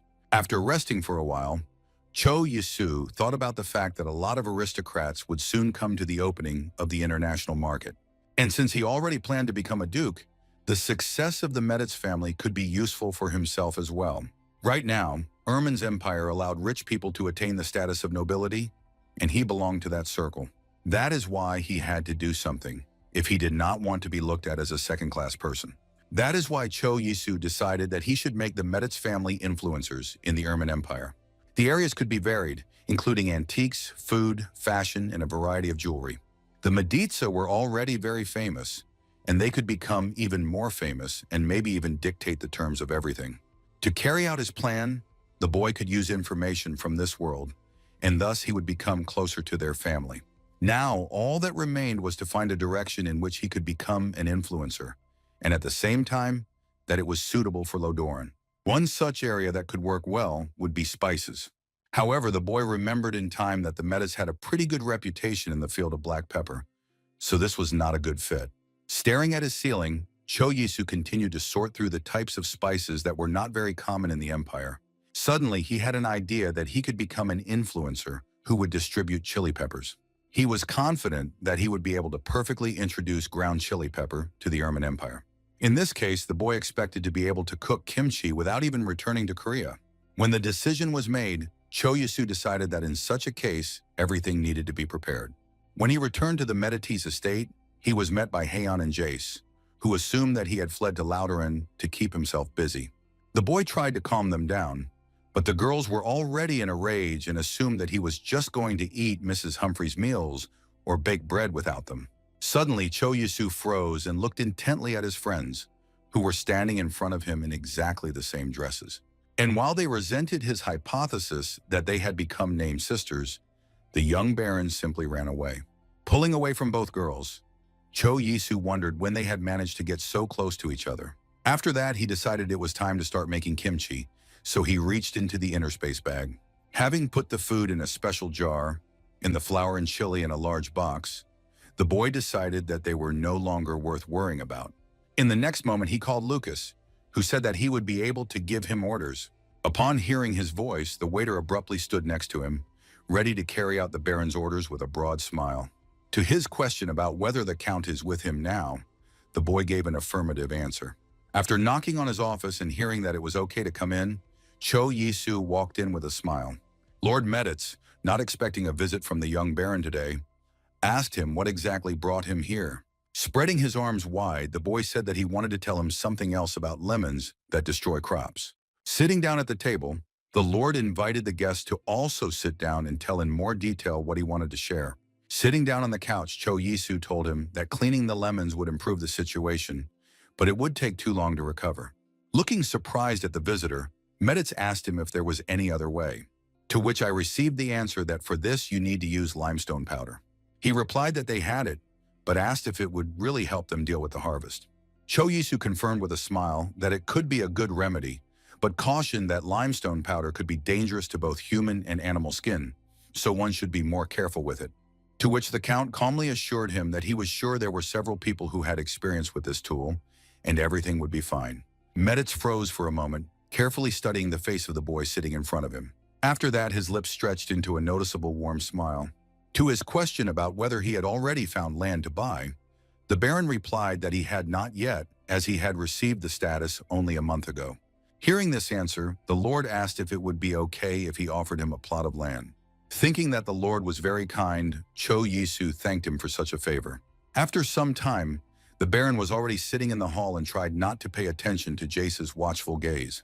However, after a few minutes, he couldn't stand it and asked her why she was looking at him like that. Clasping her hands and resting her chin on them, Jace said that they needed something to subdue the other aristocrats. Crossing his arms over his chest, the boy said in surprise that he thought things were going pretty well. To which the redhead replied that she wanted to hit her opponents as hard as possible, imagining Mrs. Pete. Cho Yisu continued to watch as her friend pondered her plan of action while biting her fingernail. Suddenly, he raised his finger and said with a smile that he had an idea. They went to the additional kitchen, where ice, raspberries, milk, vanilla, sugar, and salt were already on the table.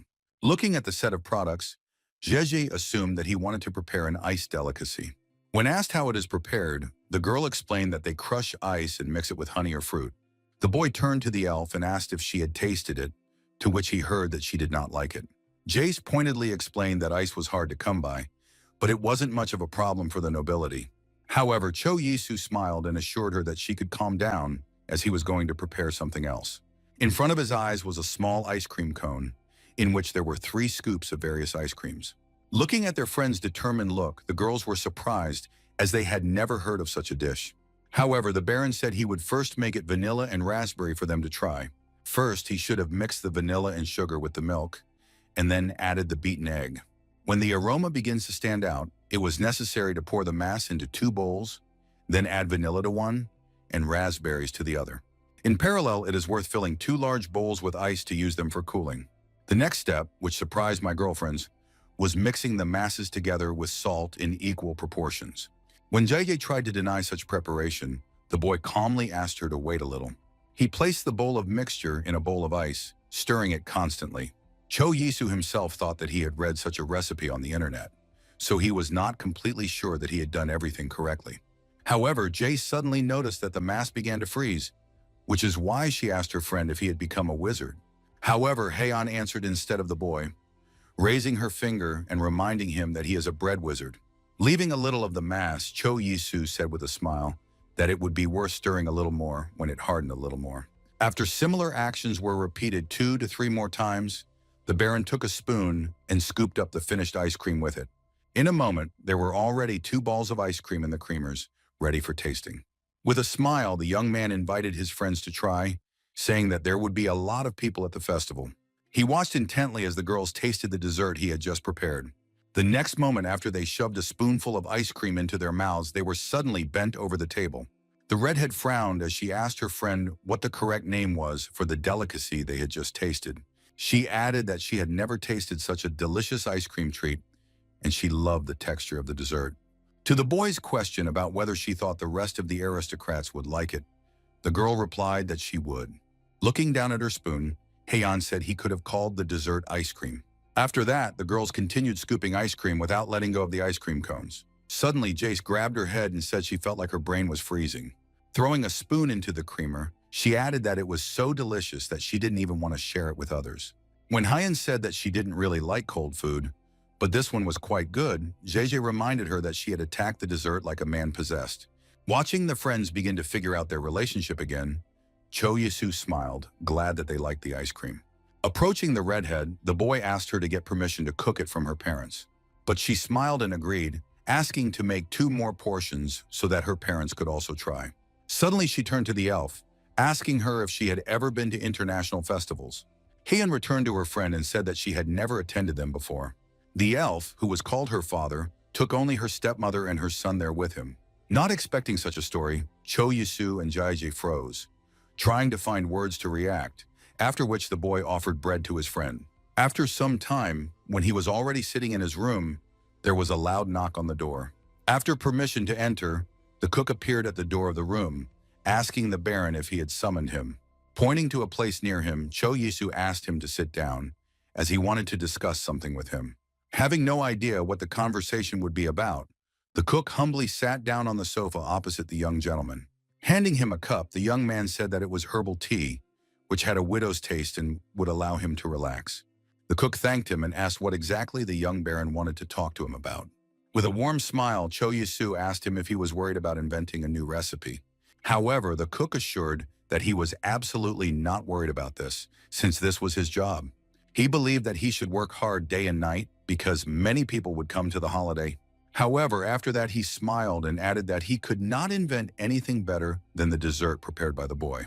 Cho Yisu replied that where he came from, there was an extraordinary variety of pastries. Besides, his mother also baked well. Also, ingredients like cinnamon and ginger were extremely easy to come by. Hearing the proposal to teach him the recipes that the Baron's mother prepared, the cook looked at the boy in a daze. Cho Yisu emphasized that he doesn't force himself to cook according to his recipes, but that way he could get a few ideas for new dishes. He immediately started thanking, saying that he was actually very worried about the new dish. Handing the man a piece of paper and a pen, the boy suggested that he first write down the recipe for himself. Thus, he was able to teach the chef of the Medici family how to make churros, which were deep-fried custard dough. In addition, small butter cookies became another dessert that the cook discovered for himself. And from drinks, he learned about ginger tea, to which a wedge of lemon was added. Looking at the recipes written down, the chef said in a daze that they were really just incredible. When Barona said that he had already arranged for the necessary ingredients to be brought to the kitchen, he asked him if he could try making creme brulee. When the cook left his room, Lucas came almost immediately to Cho Yi-soo, who knocked on the door, asking permission to enter. Entering the room and bowing to the young baron, he announced that the guests had arrived at the Northern Hotel. Immediately leaving for the city, Cho Yi-soo looked for the right hotel with his eyes, guided by the words of Lucas A. Suddenly, he saw a sign with a mug in front of him and realized that he had come to the right address. The young man knocked on the door, behind which someone's voice was immediately heard asking who had come. Mino immediately jumped out into the street, who happily greeted the baron, boasting that he knew about his new status. The boy immediately began to bombard him with questions about where his lands were and whether he was going to visit Armenia. Cho Yi-soo, not expecting such a flurry of questions, gave a strained smile and offered to drink a little, asking if he had come alone. Covering his mouth, Mino smiled and said that he had come alone since his father was still working. Hearing this, the young baron invited his friend to take a short walk, after which they set off along the avenue of the garden. When asked by Strive Jr. about his classes, he got an honest answer that they were extremely boring. When Cho Yi-soo asked him if the boy knew about the festival, he replied that because of it, he and his father decided to stay in the city for a week. This was good news, so when the baron asked him to spread the rumor, Mino put his hands to his sides proudly. When asked if he would cope with the task, the boy said that it was just his element.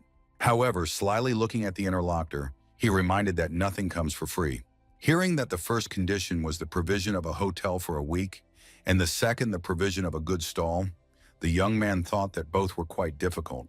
However, he assured that he would talk about it with Grzegorz, to which Mino added that if he had to choose, he would choose the stall. Suddenly, Cho Yi-soo froze, which greatly surprised the boy, who did not even immediately understand what had happened. The baron looked at the luxurious carriage, suspecting that it was not a nobleman who had arrived in it, since there was still a long time before the festival. He quickly said goodbye to the commodity expert's son, assuring that he would try to come again in the evening. Wasting no time, he ran after the carriage to see exactly where it was going. However, he suddenly stopped, noticing at whose gate the vehicle had turned. A young man with a red face got out of the carriage and immediately started calling his father. Swinging a bottle of wine, Krejumeta shouted to the whole yard that he had returned. Cho Yi-soo approached the cook and quietly asked him who exactly had arrived at the Medici manor. He exhaled, looking at the young boy who was waving his arms, and explained that he was the lord's eldest son. The young baron looked at the newcomer and thought about how much the eldest son of the family was a drunkard. When the boy met with Zhezha, she explained that her older brother had recently been actively engaged in winemaking. She rolled her eyes and sighed, wondering at the behavior of the person who was to become the heir of the Medici family. Cho Yi-soo looked at his friend in surprise, asking if she had a bad relationship with her brother, to which she replied that she was just worried about her family, as their situation was quite precarious now. However, these words did not prevent him from saying that he wanted to ask her one favor. Pointing somewhere behind her with a finger, the redhead suggested discussing it elsewhere. Cho Yi-soo looked at her intently and asked where exactly she wanted to discuss this matter. Jace led him into one of the rooms she called her stash and asked her friend what exactly he wanted to ask for. With a broad smile, the baron asked her to book a hotel room for the festival and find a good outlet. When she asked if he had gotten close to any of the merchants, the boy replied that he had also asked him for a small favor. Pointing at herself with her hand, the red-haired woman asked in surprise what her benefit was in helping. However, hearing that the reputation of the Medici family would depend on a good development of events, she bewilderedly lashed out at her friend. Jace thanked him, but asked him why he was so worried about her family's prestige. When he said that it sounded a bit insulting, the girl began to make excuses that she was just worried about him. The girl explained to her friend that if he gets too close to her family, other nobles may turn away from him. Jay added that he was very talented, so he could very well have entered their circle if he had put in the effort. When asked if she thought she was underestimating her family, the redhead said she wasn't. Clasping her hands in the castle, The girl said that they can exist on their own, but they still have to cross paths with other aristocrats. After saying that he might change his attitude towards them, she ran a finger near his neck and asked with a smile if he didn't want to become a traitor. Suddenly, Cho Yisu remembered that he had heard about a family of magicians coming to the celebration, as he suspected that it was not the Hyun family. Squinting slightly, Jace asked him what he meant. Cho Yisu explained that while he was in the city, he overheard a conversation between various merchants. After this story, Jeje got up from her chair and sternly said that she needed to talk to her father immediately. After talking with his girlfriend, Cho Yisu sat in his room and feverishly held his head in his hands, trying not to listen to the loud noises coming from the room of the elder heir of the Medites. Clenching his teeth, he wondered how much longer this would last. He drank every day, and after each such occasion, he felt sick. At the same time, it was obvious that it was impossible to feel sorry for him, since the boy was Jeje's older brother. Suddenly, a thought popped into his head, and Cho Yisu looked in front of him in a daze. He called Lucas to him and told him that they would immediately leave for the additional kitchen. After some time, a small jar filled with water mixed with honey and lemon was already standing on the table in front of the Baron. After alcohol intoxication, such a remedy was simply an extraordinary panacea. Handing the cup of drink to Lucas, Cho Yisu ordered him to take it to the elder son of the Meditz family.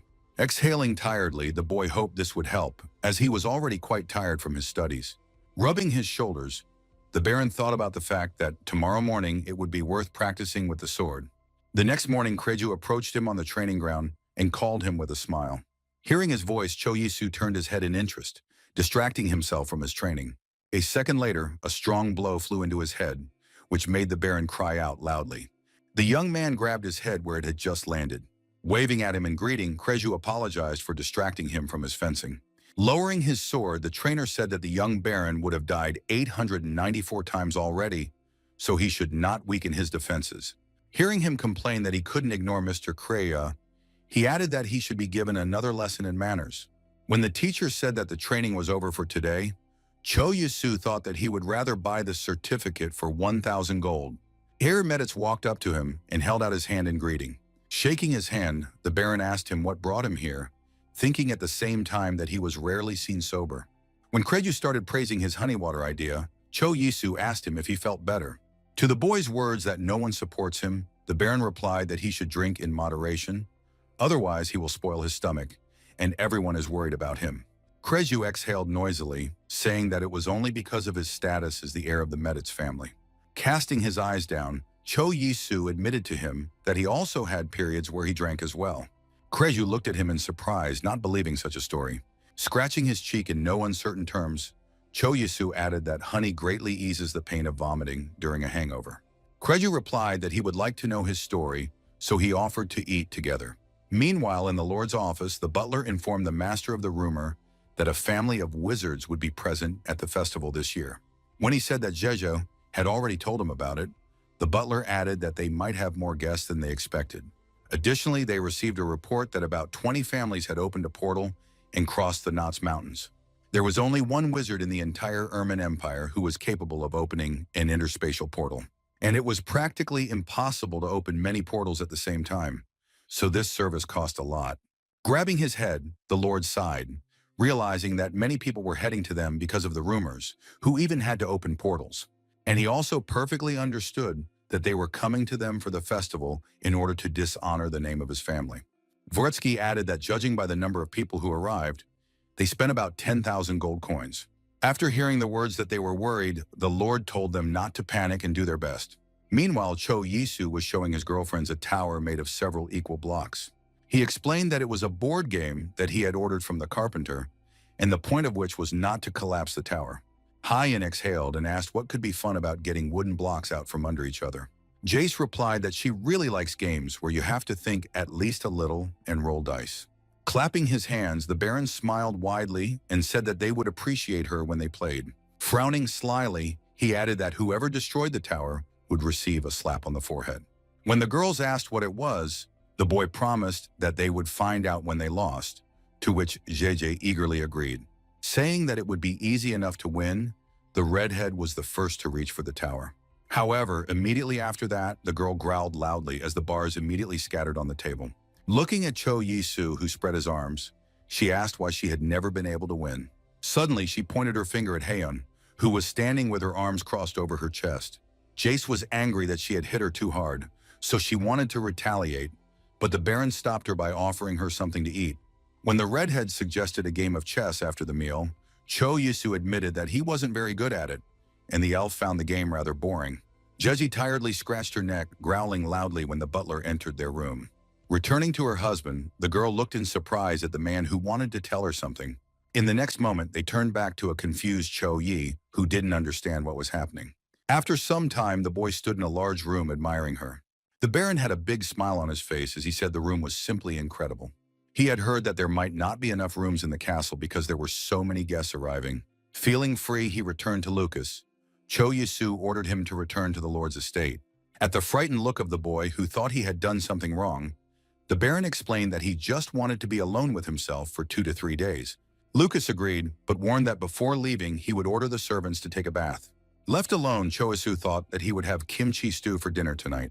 Putting the ingredients in the pot, he understood that they would be enough to prepare a meal for him alone. Meanwhile, the kimchi itself was simmering, slowly simmering and releasing extraordinary aromas. The young man inhaled them deeply, enjoying and stirring the dish. Suddenly, a loud knocking reached his ears, attracting the owner's attention. Cho Yisu was surprised because he wasn't expecting anyone, and especially considering what time of day it was now outside the window. He wanted to ask who had come, but stopped at the door, not expecting to see the person who paid him a late visit. Kreju smiled and said hello, holding a paper bag in his hands. When asked what he was doing here at such a late hour, the eldest son of the Meditz family replied that he had brought wine and cheese. However, seeing the Baron's surprised face, he added with a smile that it was not for him, but as a gift. Suddenly, the man froze as he smelled the aromas he smelled coming from the house. Looking at the owner, Kretsu noticed that, judging by the smell, he was cooking quite well. Pointing to the room, Cho Yisu invited with a smile to join him for dinner.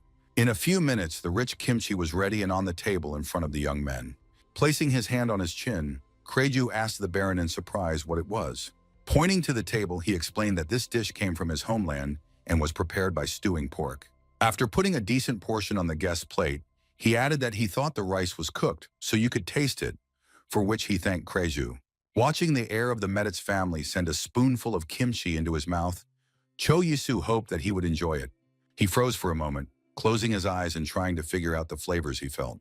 Finally, looking at the spoon, the young man said that the taste was simply incredible, while naming almost all the components that were involved. Staring at him in surprise, the Baron wondered if this was exactly the unsurpassed sense of taste he had heard so much about. Suddenly, Kreju called his name harshly, causing the Baron to tense up. However, in the next second, he with a smile offered him to drink the wine he had brought with him. After some time, the boy was already sitting at the table and laughing merrily, holding wine glasses in his hands. With a chuckle, Cho Yisu covered his mouth with his hand, thinking he might have gotten into the habit of drinking soju with kimchi, but Kreju assumed the Baron liked wine.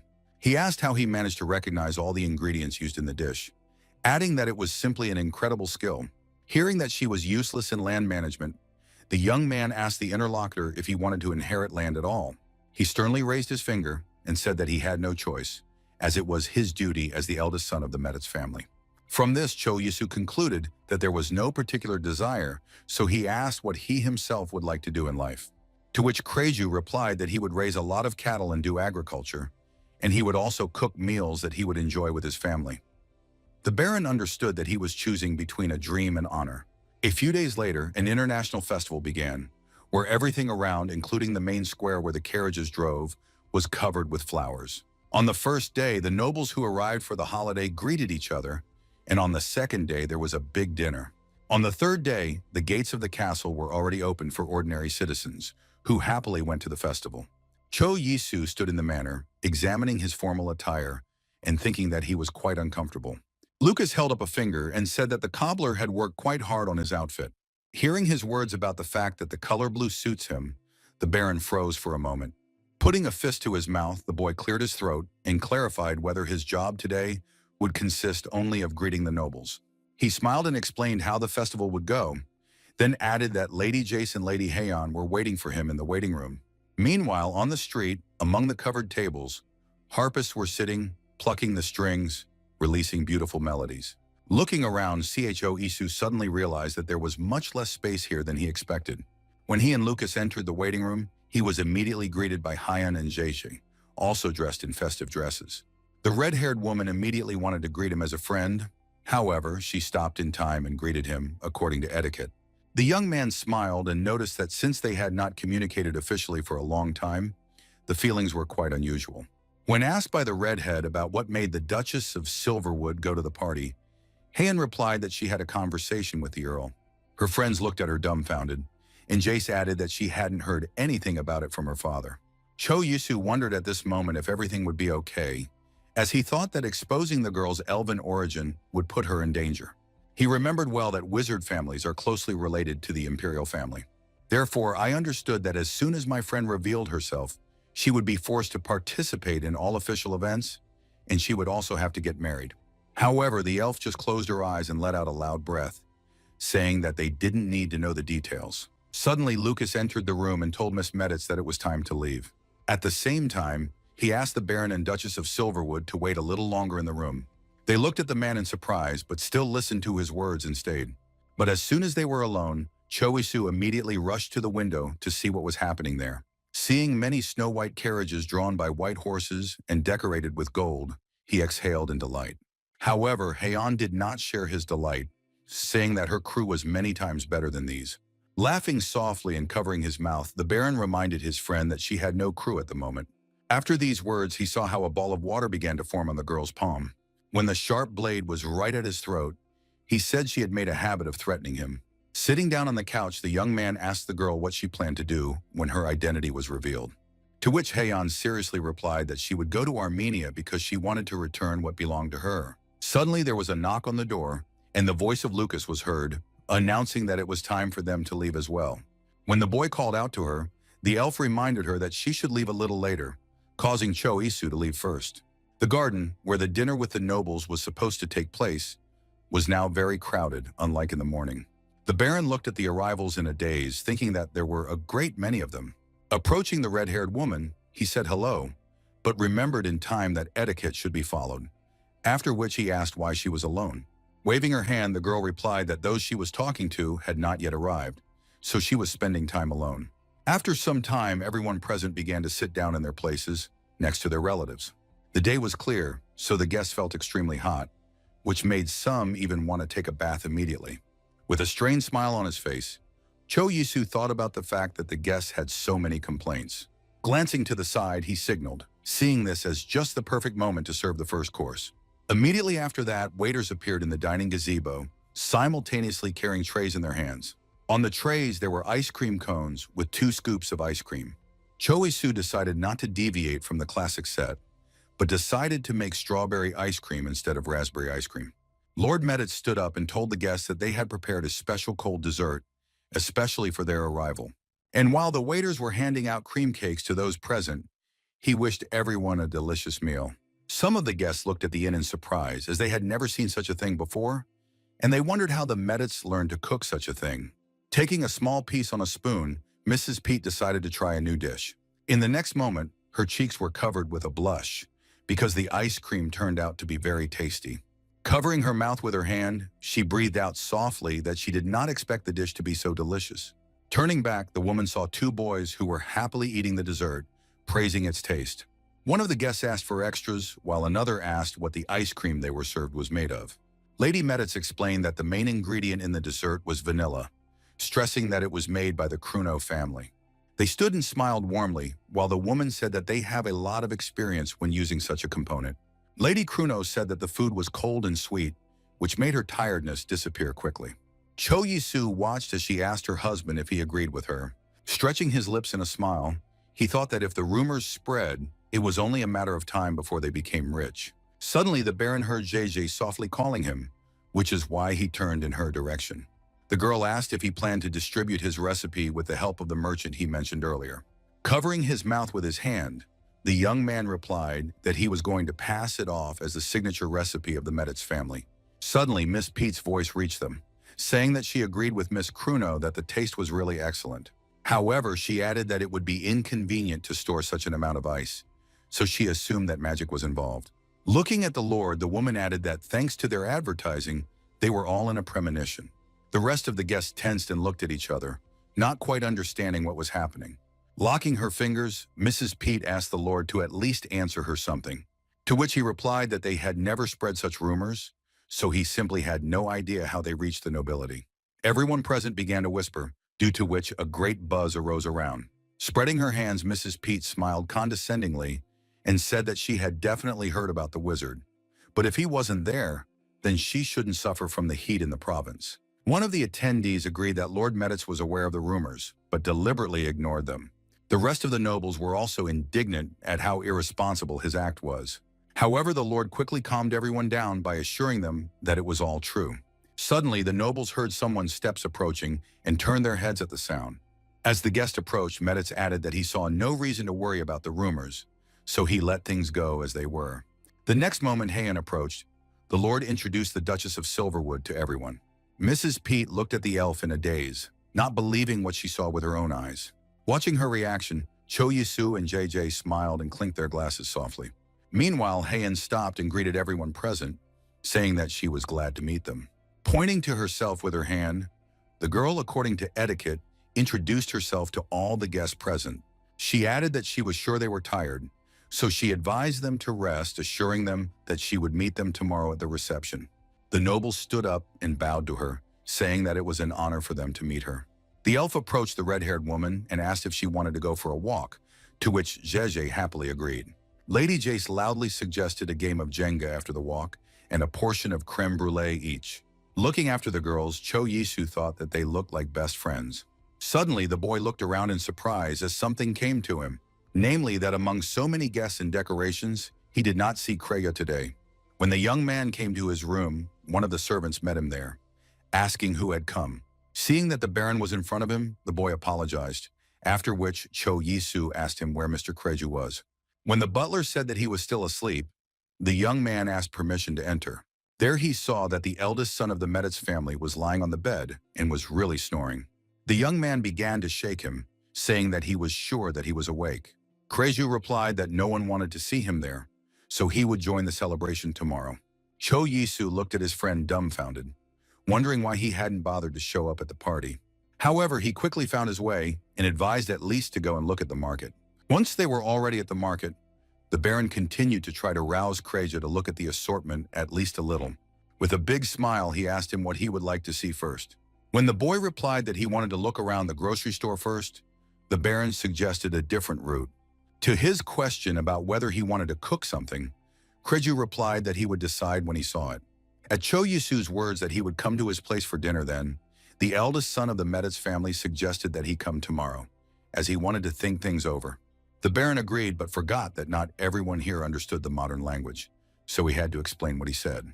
Looking at the eldest son of the Meditz family, Cho Yisu thought that he could become a good cook, and he was sure that if he was given a good chance, the boy would show it 100%. The next day began with the fact that the loud cry of Jeje, who came to the Baron, swept through the estate. She pounded on the door of his room with all her might, trying to attract his attention. The Baron adjusted the cuffs of his shirt and marveled at the childish behavior of young Miss Meditz. As soon as the door opened, the girl shouted that yesterday was simply incredible. After hearing the abuse from his friend, Cho Isu asked her to refrain from such words in front of Lucy. With delight in her eyes, the red-haired woman said that yesterday everyone asked her for creme brulee and ice cream recipes. When he asked if she had found friends, Jeye answered that she especially started communicating with the Kruno family. When the boy asked her where they were going today, Jace replied that they were going to sit in the garden. When they got there, some of the tables were already occupied by some of the heirs of the great families. They sat discussing their various affairs and the affairs of their parents, waiting for dinner to begin. Harry Pat asked if any of his friends had spoken to the Duchess of Silverwood about marriage, adding that she was already 30 years old. After the discussion of Miss Jeje, the boys started talking about Baron Bloom, saying that because of the permission to buy titles, the noble family is being destroyed. When he said that the newly minted Baron was a good match for the redhead, one of them asked if the boy had an inferiority complex. When he asked why he should have it, the interlocutor reminded him that he had lost to the youngest son of the Meditz in a debate. The man replied that he was in bad shape at the time, but despite that, he still considered his opponent a crybaby. Suddenly, a voice came from behind him asking what he was talking about, causing the man to freeze in fear. Looking closely at his opponent, the youngest son of the Meditz family invited him to compete after dinner, since he was not in shape at the time. He froze for a moment, considering his proposal and raising his eyebrows to the bridge of his nose. After that, he crossed his arms over his chest and said that he didn't want to waste time on that right now.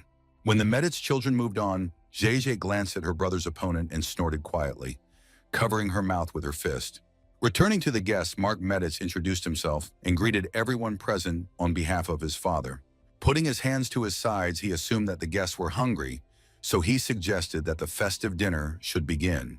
Covering her mouth with her hand, Jace leaned towards Cho Yisu and asked him to name the first set of dishes. He froze, carefully looking at the nobles present and thinking about the fact that he was not very sure about the dishes. A dessert might be perfectly appropriate for a celebration, but a dumpling soup might seem simple enough for a nobleman. Sitting down at the table, the daughter of the Medits family began the tasting with a wide smile. After the first spoonful, she froze, her mouth wide open in surprise. Returning to her friend, the girl pointed to the plate and asked what the name of this dish was. The other nobles also marveled at the combination of shrimp and pork in the dish, and how thin and juicy the dough was. Cho Yisu smiled broadly as he listened to the discussion around him, and he understood that everyone was enjoying it. Kreju also turned to the Baron in surprise, assuming that he had been the Emperor's chef in a past life, because otherwise he did not understand how it could happen that each of his dishes turned out to be a masterpiece. After some time, when the meal was finished, the descendants of noble families began to discuss things that were interesting to them. Cho Yisu was talking to the children of the Medits family, and they were listening intently and laughing happily. Suddenly, hearing someone's voice behind him, calling him by name, Kreju froze. Harry came practically up close and said that the food today was nothing short of incredible. The heir of the Medits family looked at the guest and said that he was very glad to hear such words. However, he continued to stand over him, talking about the luxurious taste of the dishes served today. Harry pointed out that the soup was particularly good, as he had never had anything like it before. While Pat was talking about where the boy could find such a recipe, Cho Yisu suddenly felt the tense atmosphere around them. Grasping the Medits' eldest son by the shoulder, Harry advised him to behave more aristocratically and stop learning how to cook from the lower classes. Mentally indignant at such behavior, the Baron raised his hand and timidly added that he himself had prepared this dish. Pointing a finger at him, Pat clarified if he was the same Isu Bloom who had recently bought himself a baronial title. Hearing the words that his brother couldn't get a chef like Cho Yisu, Mark clenched his fingers tightly into a fist. In the next moment, he suddenly jumped up from his seat, advising the guest to behave more politely. Hearing his father's voice behind him asking what the noise was, the boy turned to face the voice. Kreju also rose to his feet and looked at his mother and father as Cho Yisu approached him. Seeing the lord and lady, Harry tried to excuse himself that he was just voicing his concern about Kreja. However, Lord Medits only raised his eyebrows in surprise and asked if he was really that worried. Looking at the Lord, Miss Pat said he looked quite intimidating, and everyone knew exactly what he was worried about. Hearing her words about how everyone knows about his poor performance as an heir, Kreju lowered his head gloomily. When the woman turned on him, saying that it was irresponsible to trust a baron with cooking, Cho Yisu thought that she was a pretty disgusting person. Suddenly they were approached by Madame Cruneau, who, surprised, asked if she did not like the food. To which she replied that compared to her appearance, her taste was quite good, but she noticed that the interlocutor really liked the dishes. Cruneau replied that the food was simply wonderful, and it was more like Ms. Pat was taking revenge on the Lord because of her pride. To which the woman burst into an angry tirade about the fact that the food was not really cooked by the eldest son of the Medits family. The rest of the nobles present also began to discuss the situation before them.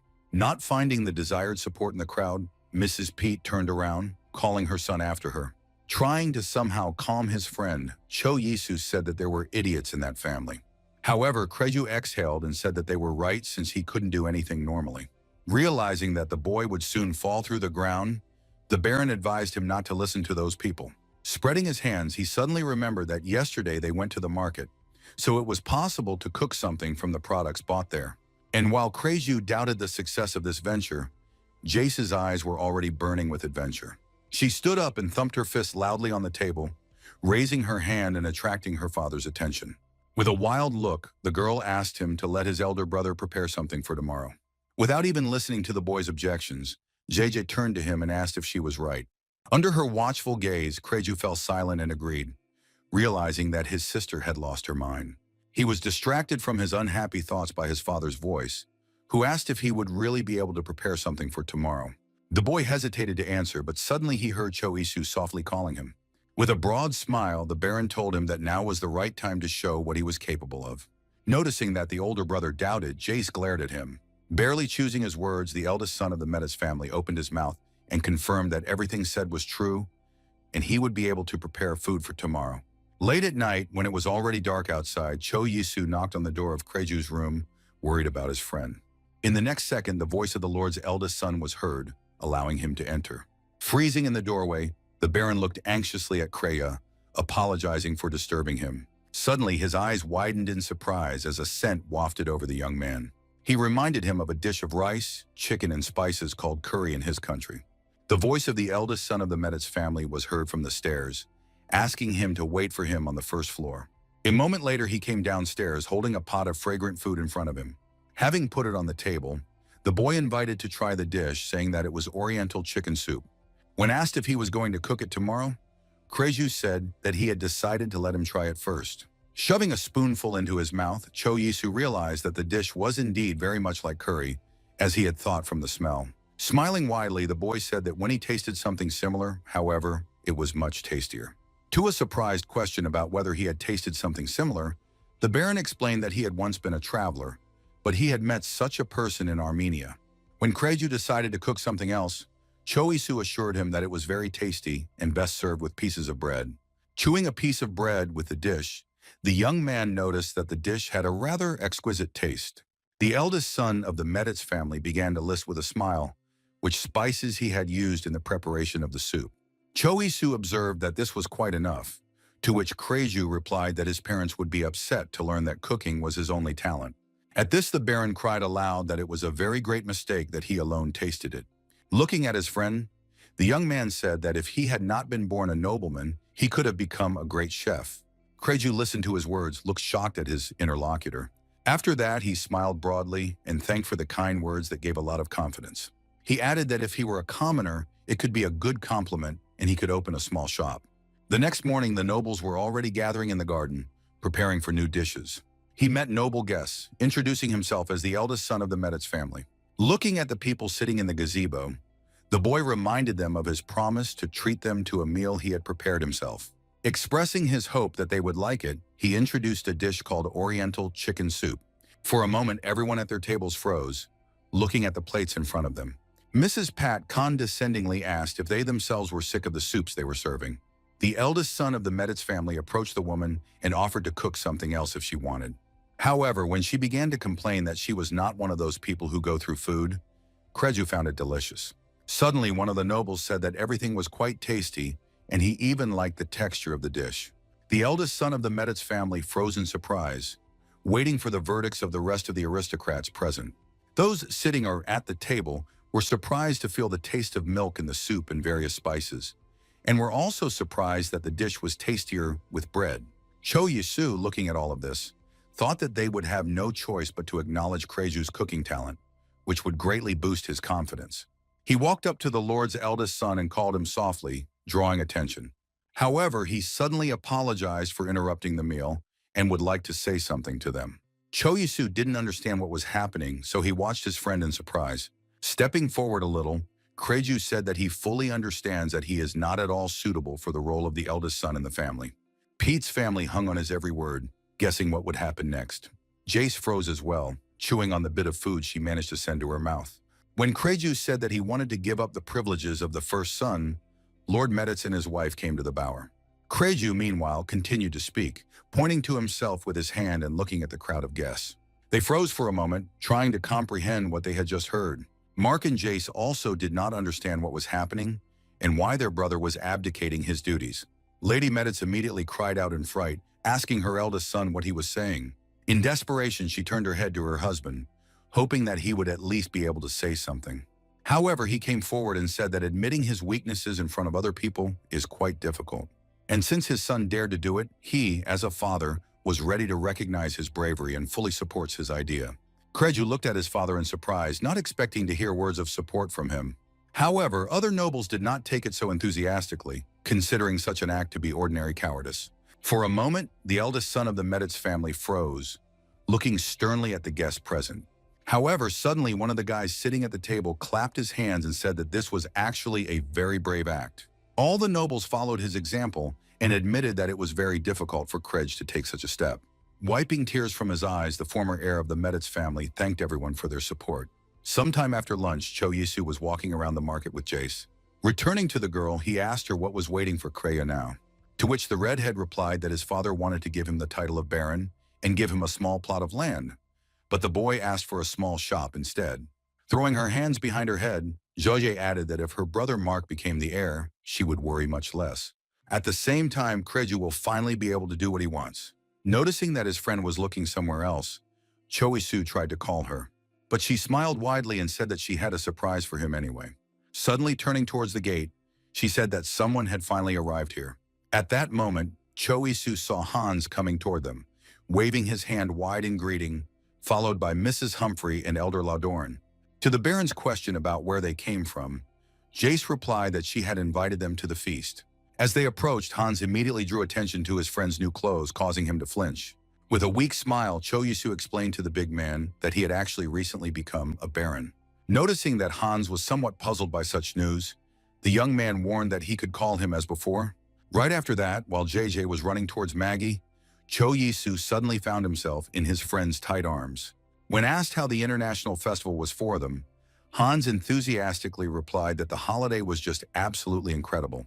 He happily noticed that there was a lot of new things here, including people and games. At the same time, the boy hastened to assure that he liked Lauterin very much, but he was only there with his dogs. In addition, he had no future opportunity to get here, so he came immediately after receiving the invitation.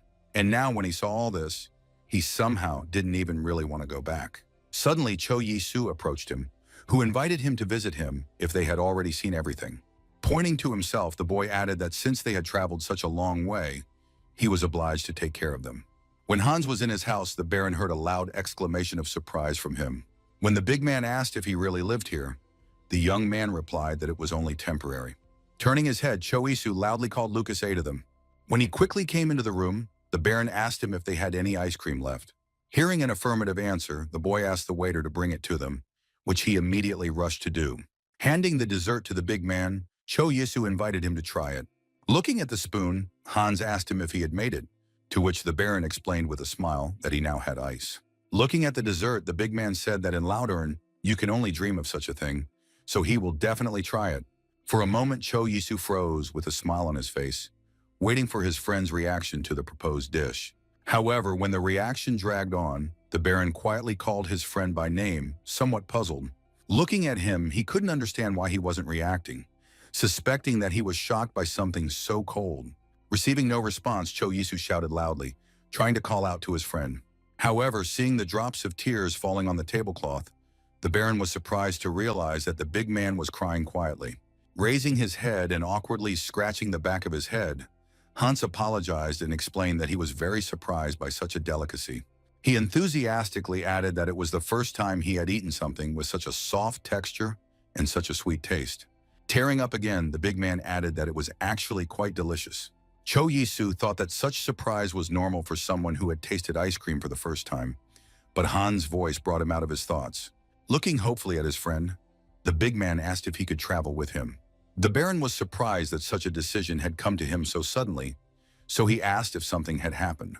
Hans assured that everything is fine, but in Laudorn he has no chance to try something like that or make many interesting acquaintances. That was why he wanted to go with him. Watching the big man dig into the ice cream with a spoon, Cho Yisu quietly called his name. Immediately after that, Hans raised his hands and assured that he was not just asking to take him with him. He explained that it can be useful if it is suddenly necessary to use physical force. In addition, at one time he worked in a library, so he had a lot of different knowledge. Therefore, standing up and resting his hands on the table, the man repeated his request to take him with him. Cho Yisu replied that he would also be happy if he would go with him, but wondered if he had asked his parents' permission. Suddenly, the voice of Lucas was heard from behind, calling the Baron. A drop of sweat rolled down his face as he remembered that he had him, ready to do anything at the first command. And now everything looked to him as if the guy was just abandoning him, choosing a big guy. Noticing the tears in his eyes, Cho Yisu rushed to him and tried to calm him down. Looking at the boys, the Baron added that they could easily work together. At this suggestion, Lucas looked at the stranger with an indifferent look. Hans frowned, beginning to resemble a bear preparing to attack. Cho Yisu stared dumbfounded at the boy's interaction, which looked quite strange from the outside. Coming closer, he advised Hans to ask permission from his parents, and Lucas to remove the used dishes from the table. Falling tiredly on the sofa, the Baron exhaled loudly and said that now he could finally rest. Remembering Hans's face when he tasted the ice cream, the boy thought that he was bored without his peers in Laudern, but he had no idea that he would want to travel with him. However, before thinking about such things, the Baron decided that first he should have a good rest. Suddenly, someone's loud voice was heard outside the front door, and Cho Yisu asked who had come to him. Opening the door, he saw Haeon and Jace, who immediately rushed into his arms. Looking at the girls in surprise, the Baron asked them what they were doing here at such a late hour. The redhead folded her arms and said with a smile that today was the last day of the celebration, so she offered to go for a walk. Holding his hands out in front of him, Cho Yisu tried to explain that he was very tired and wanted to rest. However, Jeje did not listen to this, and grabbing him by the collar, dragged him toward the square. In a few minutes, the three of them found themselves on a high wall, walking through the night city. Turning her head towards the Baron, Jace asked him how he felt about the first international festival in his life. Recalling the presentation of Haeon at the beginning of the celebration itself, the boy replied that during that time a lot had happened. However, remembering the Oriental chicken soup and the determined look of Krej during the abdication of his duties, the Baron added that he liked everything. Looking at the girls, the boy added with a smile that all this was thanks to them and Haeon. The girls stopped for a moment, looking at the young man in shock and not expecting such words from him. After slapping him on the back with all the strength she was capable of, Jeje said that she was very pleased to hear his words. She added that they also learned a lot from him, but asked why he traveled alone if he knows so much. The memory of how he stood under the wall at the funeral of his parents came to mind again. For a moment, Cho Yisu froze, staring blankly in front of him. When Jace called out to him quietly, he explained that he had once told Haeon about his parents being dead. Then two cars collided on the night track, and one of them suffered much more. It was in that car that Cho Yisu's parents were, who died immediately at the scene of the accident. The boy remembered how he desperately rushed to the hospital, hoping that his parents were all right. However, when he arrived, he was immediately directed to the wing where the morgue was located. Unable to utter a single word, Cho Yisu froze in the doorway, staring at the two carts. On them lay the bodies of his mother and father, covered with white blankets. At the trial, the judge admitted that the defendant was drunk. But given that it was dark outside, the accident was ruled an accident. Listening to the sentence of 1.5 years in prison and 3 years probation, Cho Yisu tried to understand how this could be considered a coincidence. The man who was responsible for the accident looked at the judge and thanked him, assuring him that he would regret what he had done for the rest of his life. Sweat ran down Cho Yi's face when he heard that the trial was over. The boy encountered the murderer of his parents on the way out of the courtroom. In a moment, he noticed that he was smiling widely, rejoicing in his victory. At that moment, Cho Yisu felt the pick fall and rushed at the man, grabbing him by the beggars. Court security grabbed him and dragged him away from the defendant, while he defiantly waved him goodbye. Tears welled up in Cho Yi's eyes from helplessness, and he shouted loudly, threatening to kill the person responsible for the accident. After the trial, he sat on the internet very often, trying to distract himself from unhappy thoughts. Now the boy was thinking that thanks to this, he had read a lot of web novels. The Baron assumed that it was precisely because of this that a gate to another world suddenly opened in his apartment. Suddenly, he was brought out of his thoughts by the voice of Jace, who persistently called him, not taking his eyes off his friend. When he returned to her, the girl explained that he stopped too abruptly. Lowering his head, Cho Yisu briefly explained that his parents were killed by a carriage driven by a drunken man. When the redhead apologized for asking him about it, the boy replied that everything was fine. Smiling, the Baron added that this is how he began to travel the world, as a result of which he later got used to this place. The next day at the manor, Lord Meditz was sitting in his study when a butler brought him a letter from the Kruno family. Taking the letter in his hands, the man carefully ran his eyes over the written lines.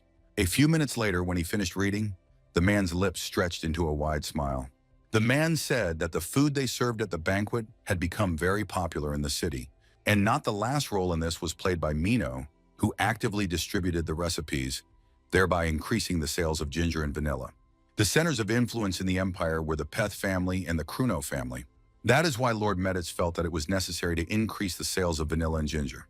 He added that, according to Jeje, The idea belonged to Baron Bloom, to which the butler replied that the young lady really knew a lot. When the butler asked if the Lord really wanted to give certain lands to Baron Bloom, the Lord asked him if he thought it shouldn't be done. He replied that the boy's personality was not so clear, so it was better to think things over. Clasping his hands in a castle, Lord Meditz said with a smile that he had heard that the Baron had no talent for swordsmanship. Hearing back that his limbs were uncoordinated when swinging the sword, the man smiled, saying that it could be luck.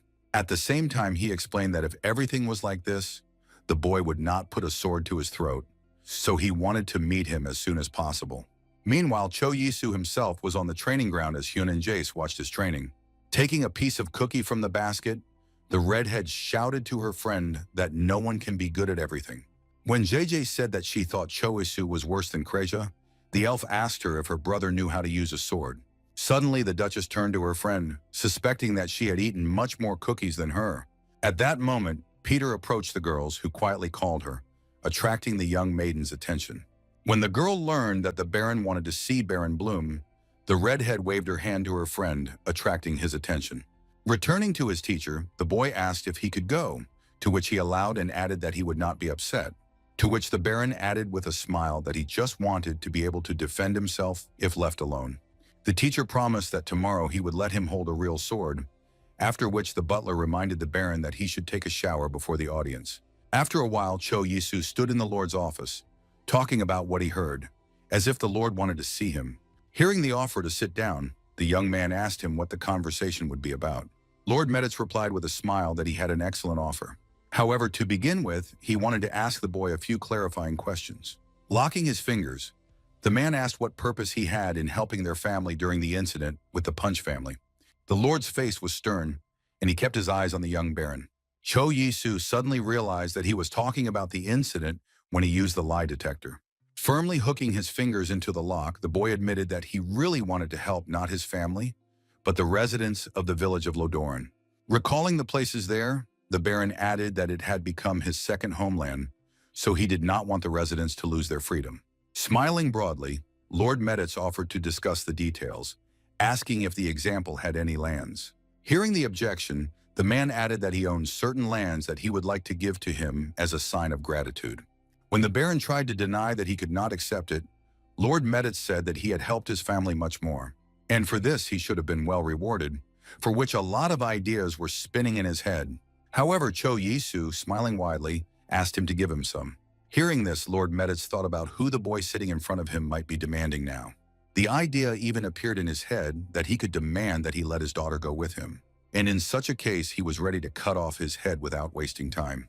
However, the man did not show his excitement in any way, so he asked with a smile who exactly he wanted to take with him.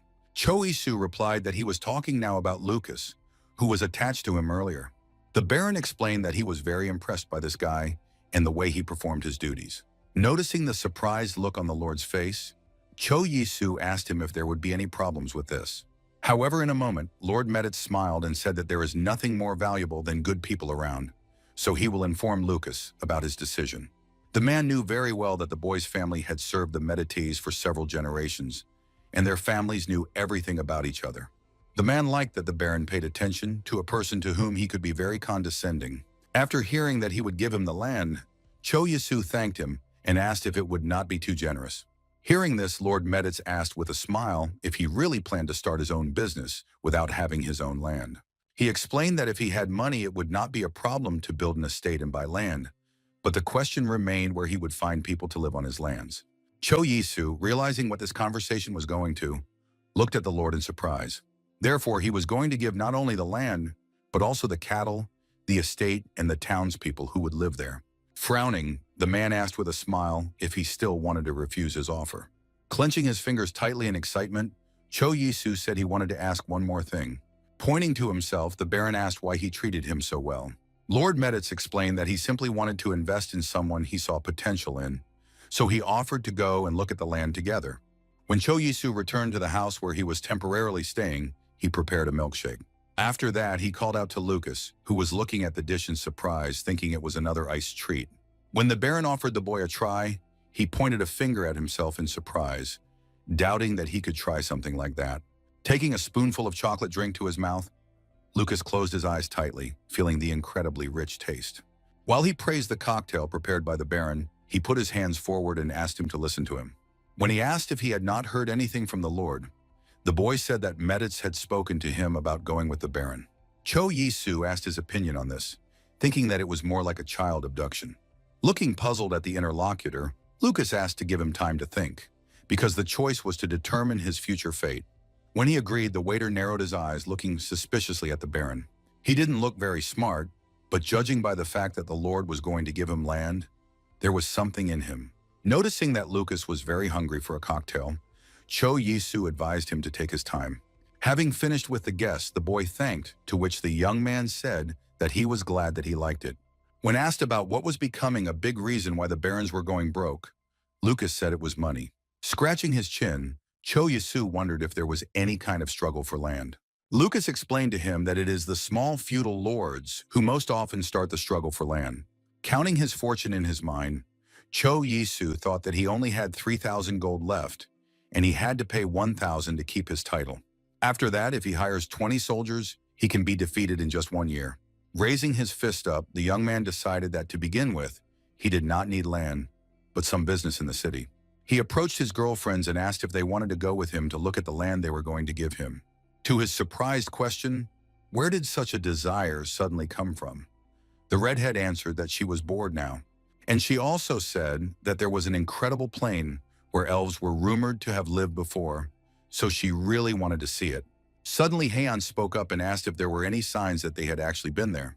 Putting her fingers to her chin, Jeje said she had only been there once as a child, and all she remembered was the beautiful color of the water. They all went to the carriage together, where Lord Medits was already waiting for them, who said that once everyone had gathered, they could go on their way.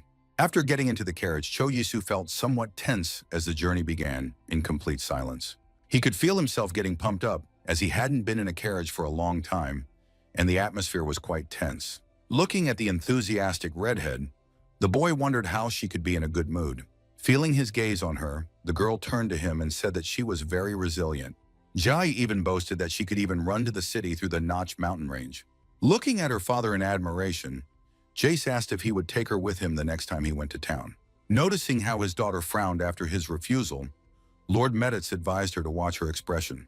Hearing that it was dangerous, the redhead was indignant that he let Mark go, and she was more reliable than Kreia. The eldest son of the Medits family seemed to feel that someone was talking about him, which made his body start to feel goosebumps.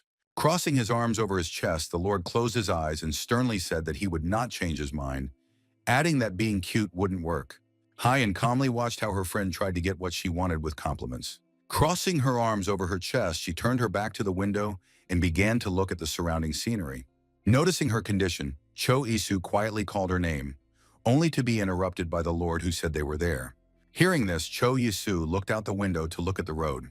Their carriage was passing by a large, luxurious estate nestled among the trees. Looking at the house, Cho Yi-soo thought with shock that it was extremely large. Stepping out of the carriage, Lord Medits said that they were spending the night here today. One of the servants who approached their carriage was ordered by the man to prepare the best room for the Baron. When the boy reached her, he only had the strength left to flop down on the bed tiredly. He thought about how difficult the journey on the dirt road would be if it was already difficult for him to get here. However, he quickly told himself not to think about tomorrow, as he hoped the medicine would help him. The next morning, yawning, the young man thought that he had fallen asleep quite early yesterday, as he had not woken up late either. Having gone to the courtyard of the estate, he was surprised to notice in the garden Haeyeon, who was walking without hiding her elven face. Hearing him call out to her, asking if she was out for a walk too, she turned to face him. When the girl said she couldn't sleep, Cho Yi-soo assumed it was because of the new place, since he had the same problem. The two of them continued their further walk through the local garden, and for a certain time there was silence between them. Finally raising her head, Haeyeon said that when the family went on trips without her, she always walked like this. Looking at her sad face, the young man assumed that she was very lonely. Suddenly, the Baron remembered that it had been months since their journey began, to which the elf said it felt like it was only yesterday. When the boy said that time flies too quickly, she, without looking up at him, agreed. For a moment, Cho Yi-soo was confused because he didn't expect her to agree with him right away. Suddenly, an idea came into his head when he saw Kaeyeon continue on his way. The young man offered her to continue the journey together. if everything was fine for her. He paused for a moment, anxiously waiting for his girlfriend to answer him. However, Haeon, pausing for a moment, avoided the answer by saying that they should prepare for departure. After a while, everyone sat in the carriage again, continuing their journey through the lands that Lord Meditz wanted to give to Cho Isu.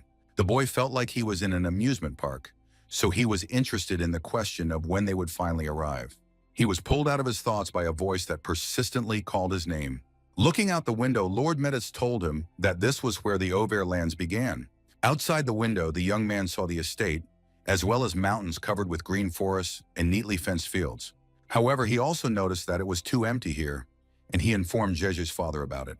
In the next moment, a stone flew into his head, as a result of which the boy grabbed his head, groaning loudly, and the red-haired girl jumped up in panic. A second later, a new stone flew into her head, making the girl scream. Jace cursed loudly and asked what happened, then noticed that Cho Yisu's forehead was bleeding. However, when her father told her that her situation was no better, the redhead grabbed her head. Looking out the window, Lord Meditz asked what was going on, to which the guard said that some rascals were making trouble. Frowning, the Lord ordered him to bring them to him. When the guards brought the perpetrator of the stop to him, he kept asking to kill him. The boy shouted that he was tired of living where only the landowners had food, so he preferred to die at the hands of the knights. Lord Meditz said that he had no idea of the reasons that led him, but that did not justify the boy's action, then ordered the guards to take care of the assailant. As Hyun handed him the handkerchief, Cho Yisu smiled, saying that he didn't think he would live to see her worry about him, to which he heard that she didn't like it when people close to her were hurt. Placing her hands over her mouth, Jace asked the Duchess to take care of her as well, but the elf answered that if she said it, then she was fine. Casting an alarmed glance at the Baron, Count Meditz asked him if he was all right. After hearing an affirmative answer, the man added that this is exactly what happens when the lands are managed by an unsuitable person. Lowering his handkerchief, Cho Isu asked him who now ruled the lands on which they were. He said that they are managed by his distant relative. After some time, they arrived at the estate, where a man and a woman greeted them with wide smiles.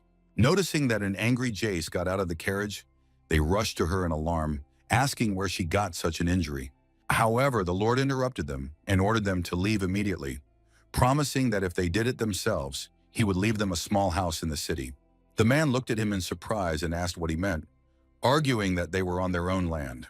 But Meditz did not listen to anyone, warning about the use of force in case of disobedience. When asked why everything was so sudden, the Lord snarled angrily that the population had halved, and those who remained had become criminals. Looking at the angry Meditz, Cho Yisu suddenly realized that they had actually come to see more than just the earth.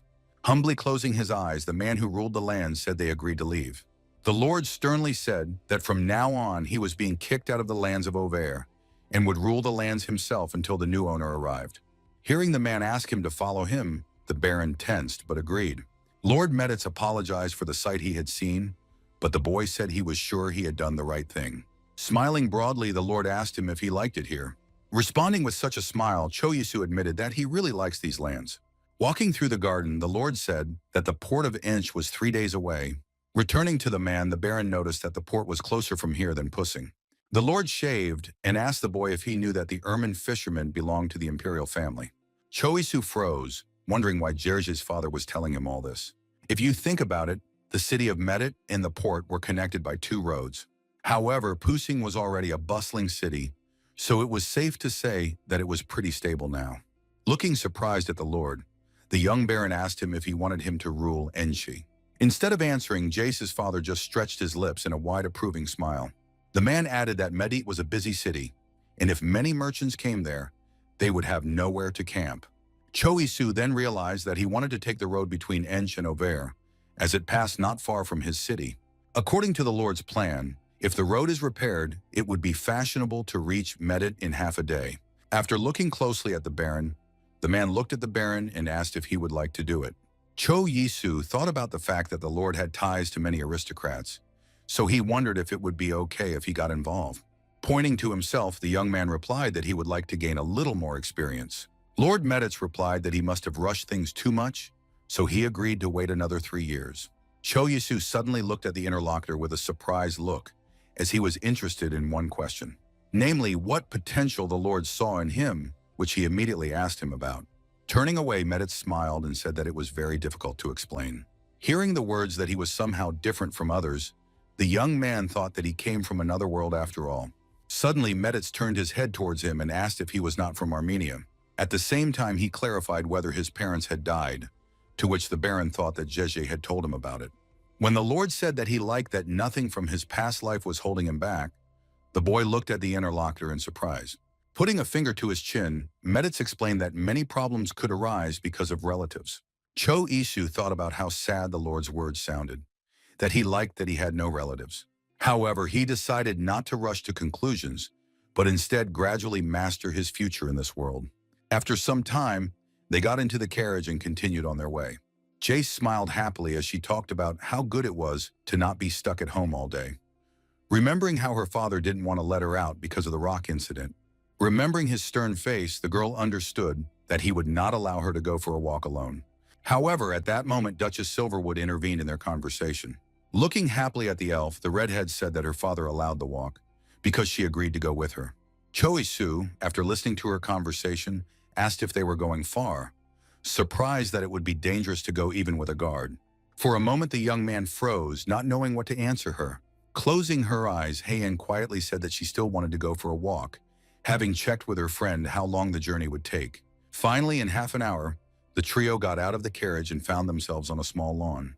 Looking around carefully, the elf asked Jeje if she was sure this was where they were headed. Returning to one of the guards, the redhead ordered him to hurry up and mow the grass so they could continue. However, when she went forward, she was suddenly stopped by Heian, which greatly surprised her friend. The sorceress put her hand forward, and in the next moment, a bright green light poured from it. Immediately after that, all the grass in front of them began to part, opening the way. Seeing the waterfall with bright blue water, Cho Yi-Su and Jace let out a dazed breath. Suddenly, the Baron noticed how the white hair of Heian swept in front of him, who went closer to the water. When it dawned on him what exactly she wanted to do, the young man rushed forward trying to stop her. However, he had to take a step forward as the elf jumped into the water, raising splashes into the air. Freezing for a few seconds, Heian quickly moved to the bottom, and bubbles of oxygen rose around her. In a moment, she opened her eyes and looked in front of her with a focused gaze. Raising her hands, the girl folded them into a pile, and a large ball began to form between them. Jace didn't want to leave her friend just like that, so she screamed loudly. She started yelling at Cho Yi-Su to get into the water since she herself can't swim, but he quickly reminded her that a water mage can't drown. At that moment, the elf suddenly emerged from the water, taking a deep breath of air with her mouth. When she came ashore, Jace immediately ran up to her, who asked why she did it. However, in the next second, the girl froze and looked at her friend in surprise. The redhead noticed that she seemed to have grown taller and looked more energetic. While the elf was drying herself with a towel, Cho Isu approached her and asked why she suddenly jumped into the water. With a big smile, Heian replied that the water here was really very good. However, noticing her friends looking at her in surprise, she asked why they were reacting like that. Realizing that their surprise did not go unnoticed, both of them immediately began to make excuses that they were just glad that she liked it. When they got back to the manor, Cho Yi-Su plopped down on the bed, only to realize how tired he was. However, hearing a knock on the door, the boy thought that at such a moment a guest would certainly appear.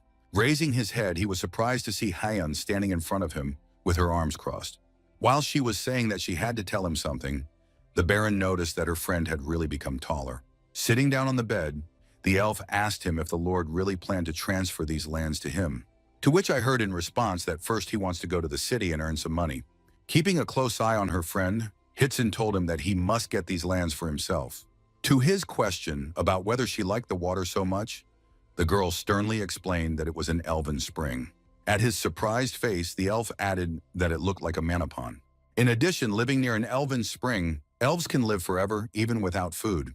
Heian admitted that she had never felt anything like this in her life, because after that strength spread throughout her body and her head was clear. She explained that there were only 5 such sources in Armenia, so in fact it was fashionable to consider them a real rarity. She needed that source, so he had to get those lands.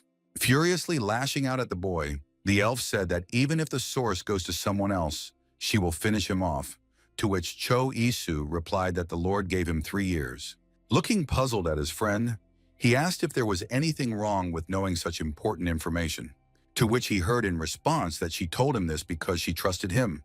Cho Yisu looked at his friends in surprise and asked why she trusted him. Keeping her eyes on him, Heian said that since she has been traveling with him, many good things have happened.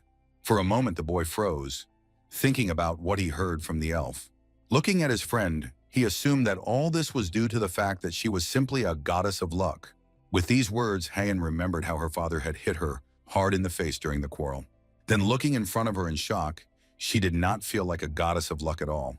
Looking down, the elf smiled and replied that they were extremely different from him. Also, as long as she bathes in the spring, she can use magic without restriction, asking if he understands what that means.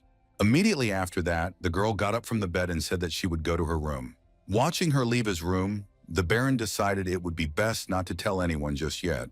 The next morning, Heian said she would like to stay here for a while. Jace immediately offered to move in together, offering to send Cho Yi to the city himself. Smiling, the Baron warned her that he would be in Luadorn for a while, prompting her to ask if he had gone completely mad. After getting into the carriage, the boy said he was joking and assured them that they would be back soon. This time only Jace and Cho Yisu were in the carriage, who were on their way to the city. Crossing her fingers, the girl said that she was a little sad that he would go to Armenia upon his return. When he said that he felt the same, the red-haired woman said that it would be worth talking so that he would not be issued a certificate. After that, she asked if he would return to Auvers in about 3 years. When Jace said that she had already asked her father to send the documents in his name, Cho Yisu said that she shouldn't have. With a sly squint, the redhead said that this should be done in advance, because he might change his mind. But the boy said that he would have returned anyway. When he asked her why she fights with Heian every time she meets her, Zheja crossed her arms over her chest and assured her that they were friends. Realizing that he did not believe her, the red-haired woman began to stubbornly convince him that it was so. After some time, the carriage stopped and Cho Yisu got out of the carriage, after which he extended his hand to Jace, helping her to get out as well. The boy asked her with a smile if she would stay in Laudorn as well, to which he heard that she would be here while he took care of things. Suddenly, they heard someone's loud shout from behind, and the voice seemed familiar to them. Returning, they saw that a joyful Hans was heading towards them. Zrovan was glad that Mrs. Zheje had arrived with him, so he asked what they were doing here. There was even a suggestion in his head that the Baron had come specifically for him. Pointing to himself, Hans said that his parents had allowed him to travel with him, so he was going back to Medeth. When Choisu gasped in confusion, the big man was afraid that the Yude had forgotten about their conversation. Noticing that he began to cry, the young man rushed to comfort him, saying that he could go with them when they finished. Wiping away his tears, Hans stood up and asked if he could really go with them. When the big man offered to show them a place to spend the night, the Baron assured them that he had a place to spend the night. Jace assured her that she would go to Maggie, as she was not going to let her go just like that. Watching the girl walk with Hans, the Baron waved his hand to her in farewell. After walking through the portal, Cho Yisu thought about the fact that he hadn't been to his apartment in 4 months. Looking at the bag, the boy noticed how dusty everything was. Now it was worth thinking about what to take back. However, he decided that he would deal with it later, since he wanted to go somewhere else right now. After a while, Cho Yisu stood in front of 2 urns containing ashes. Holding a bouquet of white chrysanthemums in his hands, he smiled and greeted his parents. Coming closer, he mentally asked them how they were. After that, he began to tell about himself, assuring that he was fine. After placing the bouquet next to the urns with their groins, Cho Yisu admitted that he did not want to celebrate his birthday after their deaths. The memories of how he was happy with the candles on the cake when he was little, and his mother and father were standing next to him, immediately appeared in his memory. He now admitted that he could travel between different spaces. After that, the faces of Heian and Jace, who have now become dear people to him, appeared before his eyes. And now, remembering his friends, Cho Yisu decided it was time to tell them about his own birthday. In the end, he decided to take with him encyclopedias about animals and plants, snacks, ramen, a compass, a gas gun, and cartridges for it. After that, the boy began to organize clothes for himself and his companions. Cho Yisu knew very well that it was cold and dangerous in the mountains, so he carefully checked that he had not forgotten anything. At some point, the young man decided that it would be better to inform Hans and Zheja that they would soon be leaving. When they arrived at the estate, Lucas immediately came out to them with a smile. Noticing him, the Baron immediately asked if he had informed the Lord that he was going on a journey with them. Hans also greeted the waiter with a smile and a wave. However, Lucas simply turned around, completely ignoring the big man. Looking at the waiter, Cho Yisu asked if he had said goodbye to his family.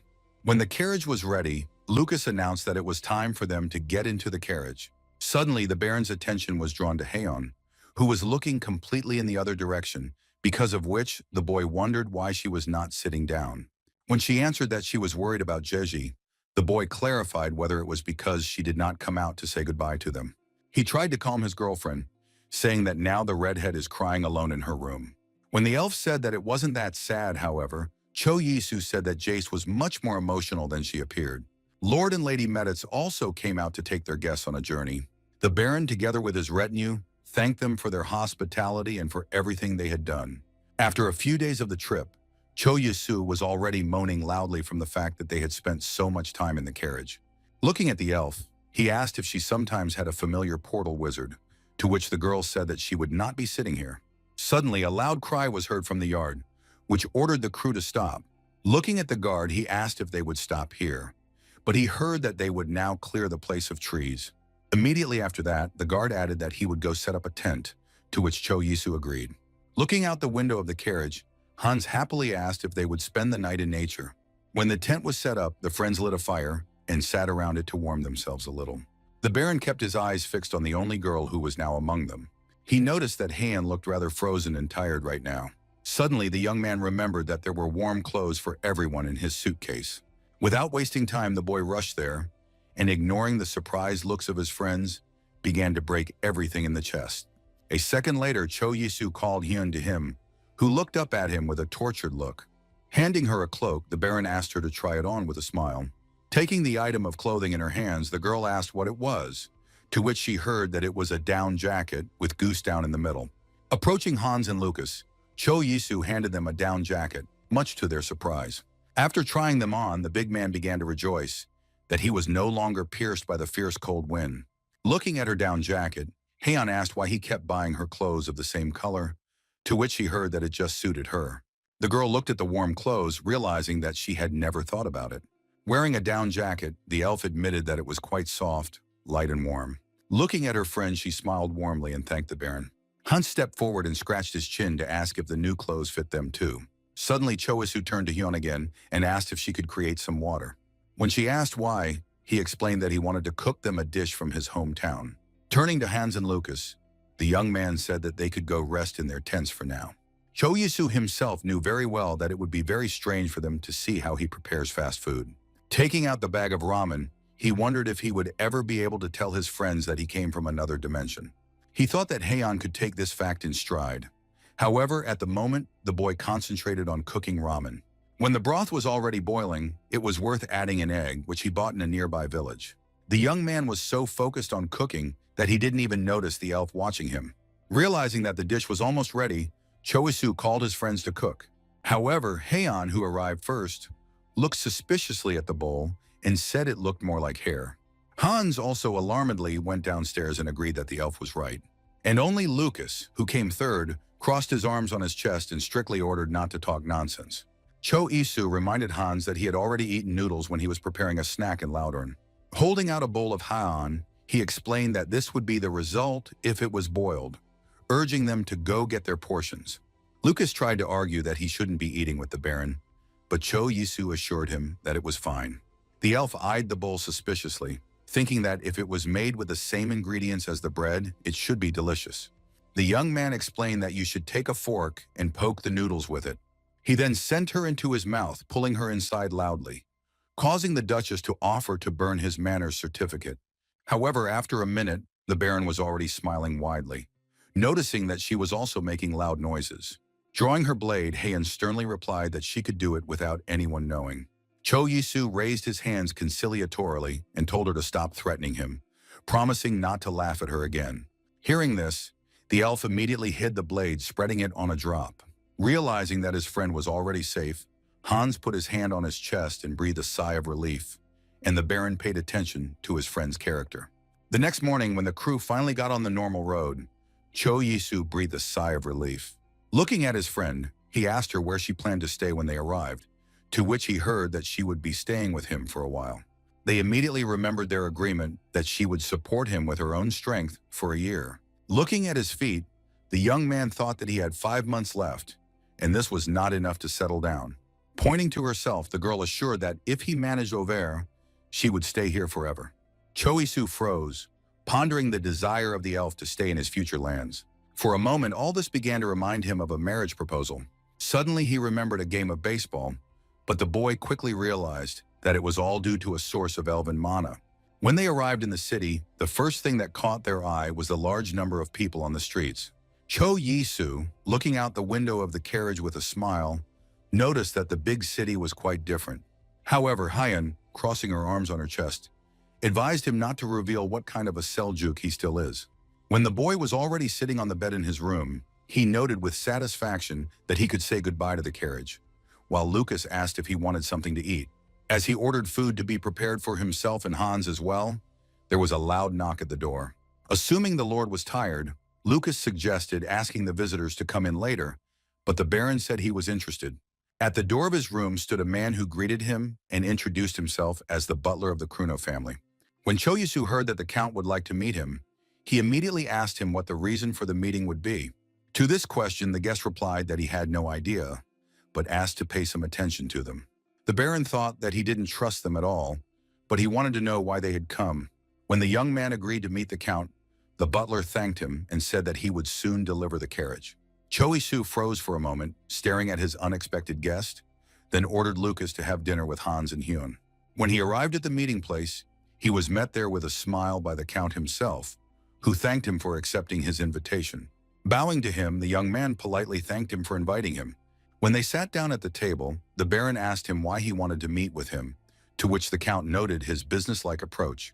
He admitted that the conversation would be about the ice cream he had prepared at the International Festival, since his daughter had fallen ill, wanting to try the dessert again.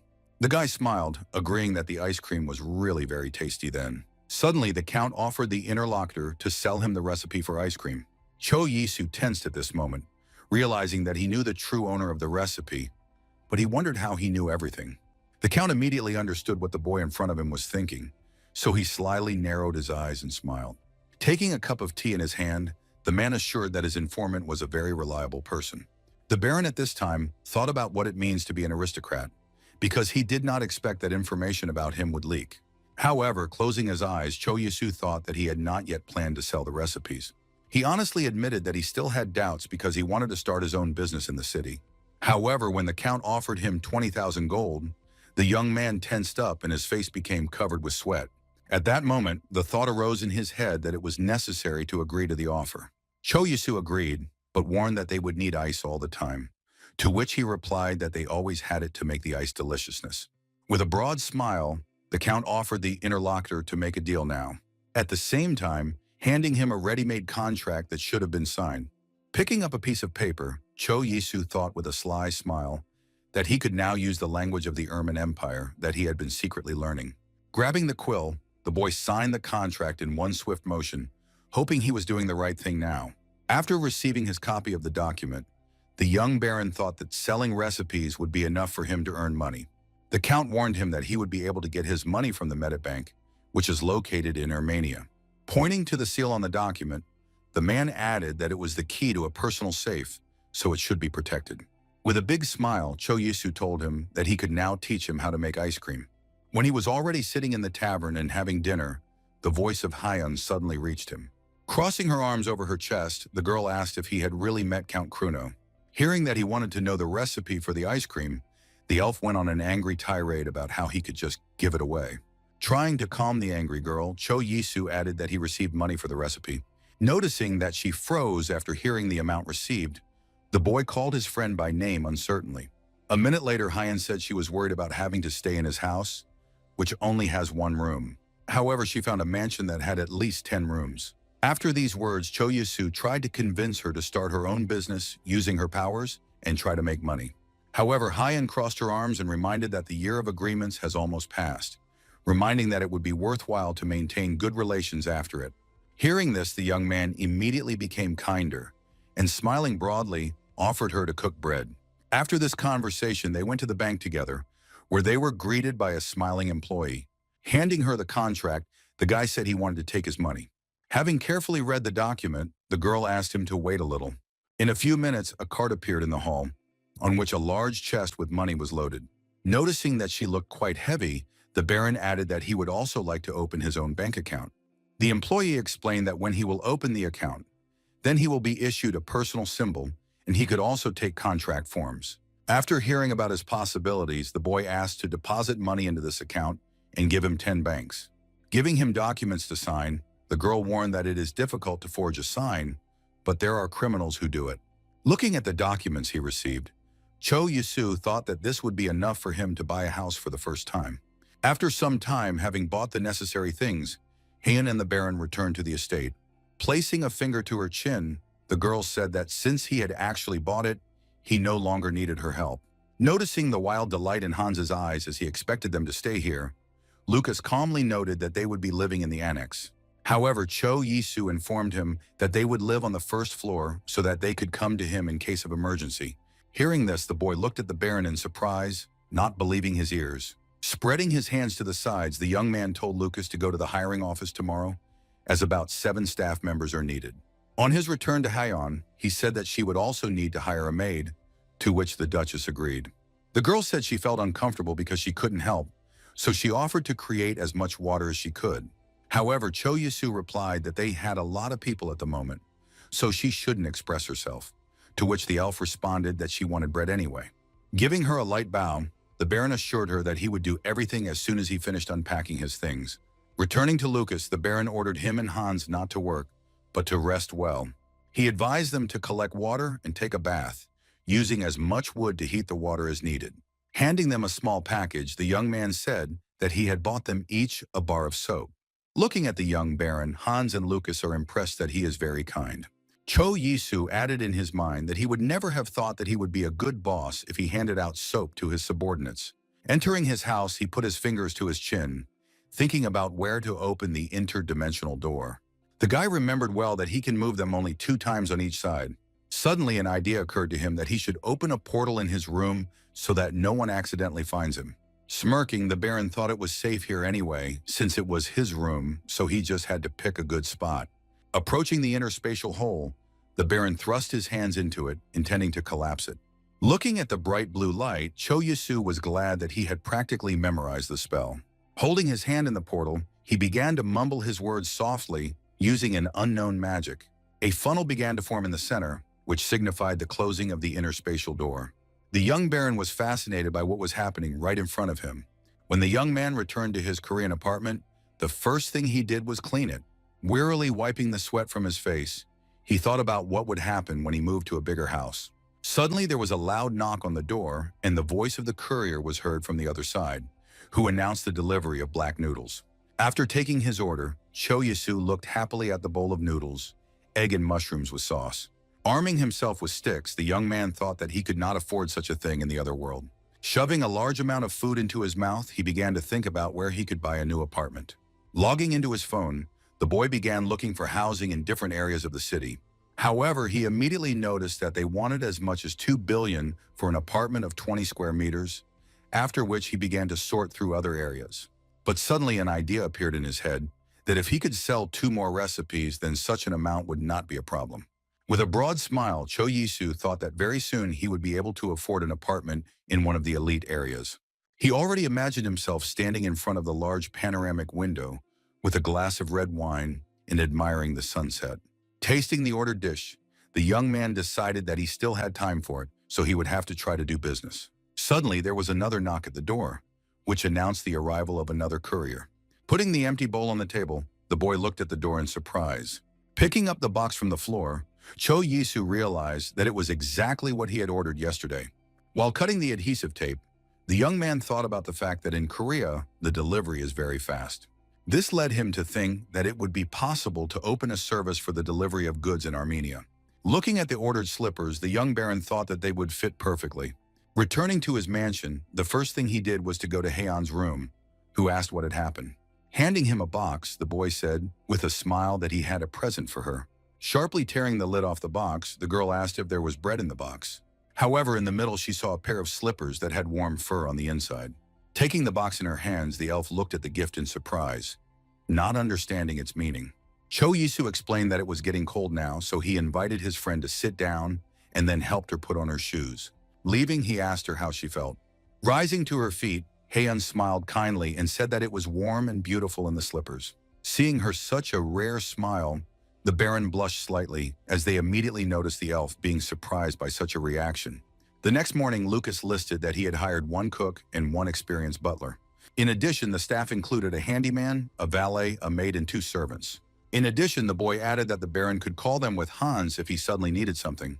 Collapsing tiredly on the couch, Cho Yisu sighed that he had no idea how hard it was to hire people, so he praised them for a job well done.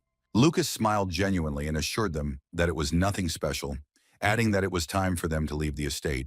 When the master said that he would like to see them here often, the boy replied that the rest of the servants might feel deprived. Cho Yisu called Hans with him to the market, and when they were there, the big man asked him what he wanted to buy.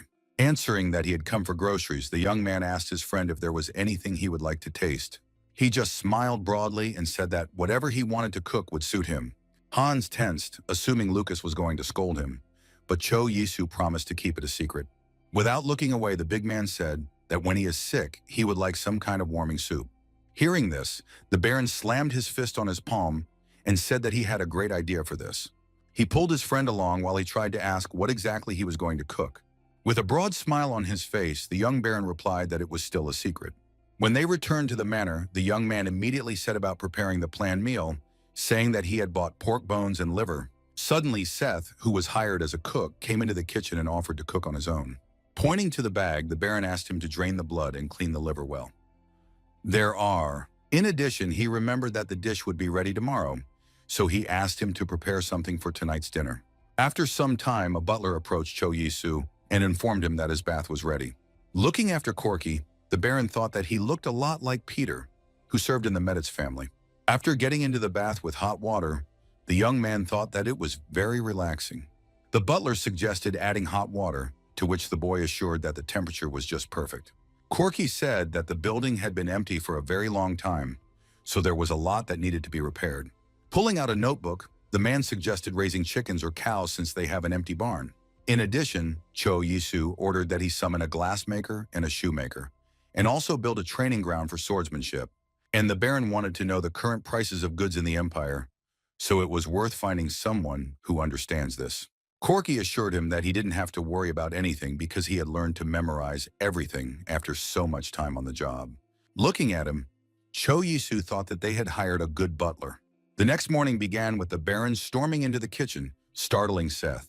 To the chef's surprised question about what he was doing here, the young man mentioned pork bones and liver.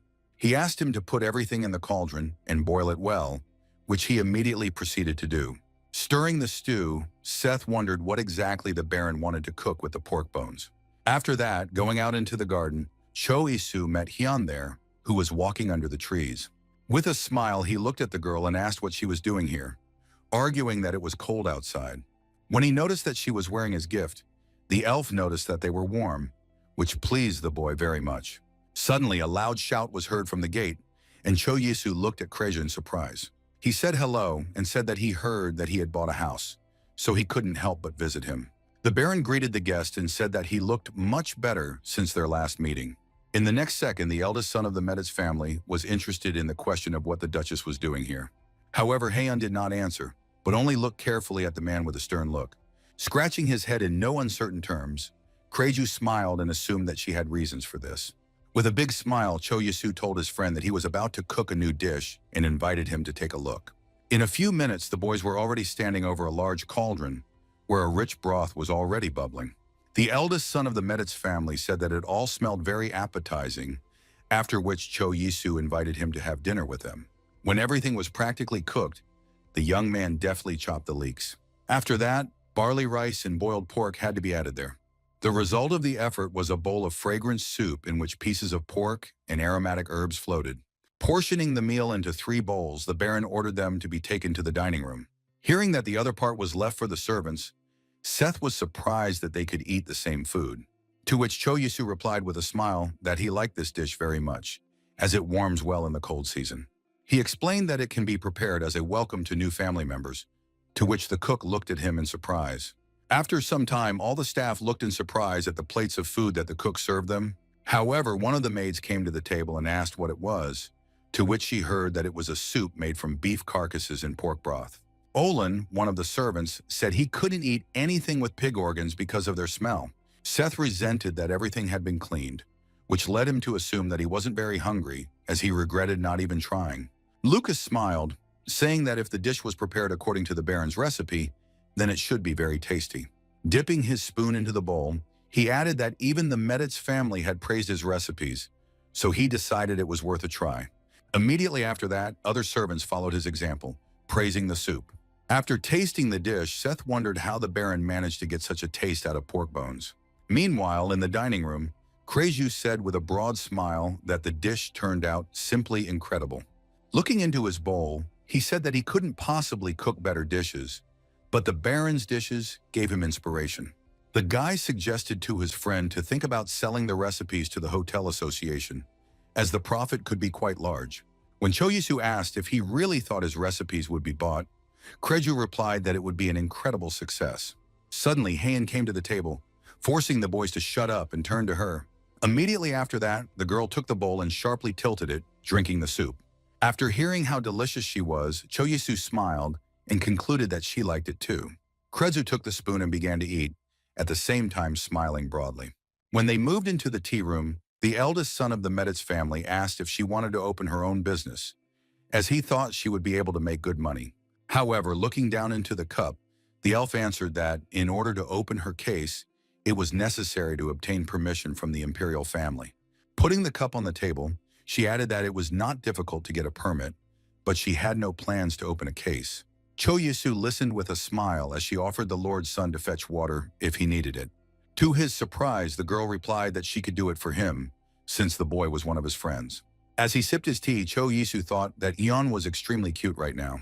After discussing the issue of water, Kreju decided to ask the Duchess one more question. He was interested in where she got such slippers, to which he heard that they were a gift from the Baron. Smiling widely, the eldest son of the Meditz family asked for permission to take a closer look. The elf agreed, but strictly asked him not to bring them close to his face. Taking one of the slippers in his hands, Kreju wondered why such an idea had not occurred to him earlier. He thought it was just a great thing to sell, specifying if there was wool in the middle. Looking at the Baron, the boy asked why he comes first when he hears about the Meditz family. Suddenly, Choyisu realized that the woolen factory was their main activity. In addition, according to Craig, they could sell such products to the middle and lower classes. Smiling broadly, the Baron assured that he would offer it to the Lord as soon as he met him. Hyun calmly added that when he was telling him that, she would also add some good words to make things look more convincing. Watching Kreju clap his hands in praise of the Duchess, Choyisu thought he knew how to flirt. Suddenly, the eldest son of the Meditz family noticed that it was getting dark outside the window, which indicated the late hour. He invited his friends to visit him as well, while the Baron asked Lucas to bring a small gift. Looking at the glass jar, the young man explained that it was jujube tea. Taking the gift, Kreju noticed that the tea had an incredible smell. After he left, Hyun and Choyisu went out to the balcony to finish their tea. The boy smiled and said that he really likes to drink tea in the cool wind. However, the elf did not answer, silently looking ahead and sipping the warm drink. When asked by a friend whether she really did not intend to earn money, the girl replied that she simply did not want to be associated with the imperial family. The young man asked in surprise whether she only needed to get permission from them, to which I heard that to get it you have to go to the castle, and in that case her face will be known. After his reminder that she wanted to live with confidence, Hyun exploded that the problem was actually something else. When she reveals her face, there will be an annoying problem with marriage, so she should have married her chosen one first. And after that, she could get permission, otherwise she would have to marry a member of the imperial family. The boy suddenly remembered how his friend had told him about the emperor's murder, so he wondered why the wizards were so afraid of him. To which Hyun replied that the imperial family was well aware of their weaknesses. The young man tensely asked what she meant, to which the girl promised to tell him somehow. Choyisu thought about the fact that wizards were not only restrained by exploiting their weaknesses, but also forced into marriage. At his proposal to enter into a sham marriage, the elf said that it was simply a matter of honor. She explained that marriage rumors could create unwanted problems in case she meets someone she falls in love with. Looking carefully at his friend, the Baron thought that she did not seem interested in men. Smiling, he asked what kind of man she was looking for, but the girl said that it was late and time to go to bed. The next morning, Choyisu began planting bamboo along the driveway. Crossing her arms over her chest, Heian explained that it takes a long time for a tree to grow, to which the boy said that it would grow in 5 years. With the face of a scientist, he added that at first the bamboo will grow slowly, but after that it will grow by 50 centimeters per day. However, the elf said that 5 years is still a lot, reminding him that he has money. He began to talk about the fact that there is no bamboo in their lands. The girl patiently answered that he was talking about nothing at all. She explained that he could hire someone to work with plants in the wizarding secretariat. Clasping his hands, Cho Yisu asked her if there was a discount for a friend of the sorceress, but Hyun replied that they would only discount someone very close to her. Exhaling in disappointment, the boy said that in this case the discount definitely does not shine for him. After some time, he sat in the room looking at the book, where there was a whole list of wizards. The young man could not believe that there were as many as 50 magicians in the register. According to the document, the most expensive were the services of a magician who was engaged in healing. Placing his fingers to his chin, Cho Yisu pondered the fact that he now understood why only nobles could afford healers. Suddenly, an idea came into his head, which made the boy open his eyes wide and stare in front of him. He thought that if he could convince the wandering wizards to stay in this city, then they would be able to use magic without restrictions. In this way, the lands of Obrey could become a powerful territory that no one would dare to touch. After some time, the fair-haired elf Edro Goldson appeared on his territory, who respectfully greeted him. The Baron introduced himself, thinking that he had not yet assumed the title of head of the family.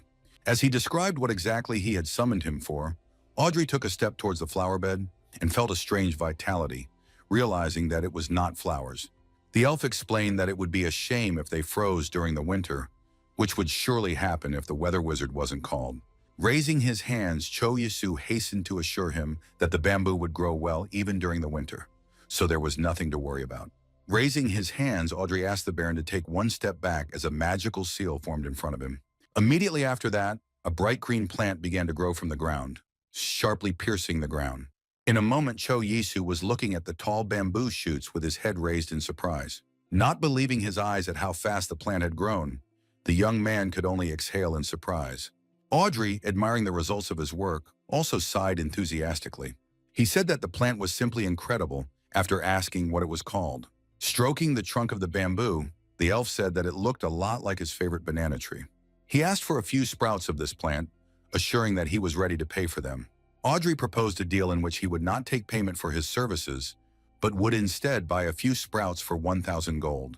Upon hearing this, Cho Yisu pointed to the plants and assured him that he could take as many as he saw fit.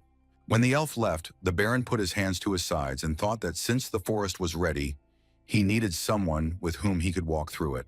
He called Lucas to him and asked him to call Heian to him. When the girl went down to the garden, she looked in front of her in a daze, not believing her eyes. Examining the trees, she said they were very beautiful, adding that they looked like banana trees. Raising her head and looking up, the elf expressed her hope that there would be flowering trees. After that, they continued to move on in silence, admiring the new plants in the garden.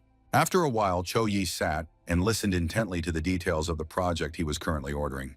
According to the drawings, warm air was supposed to enter through the floor and exit through the chimney.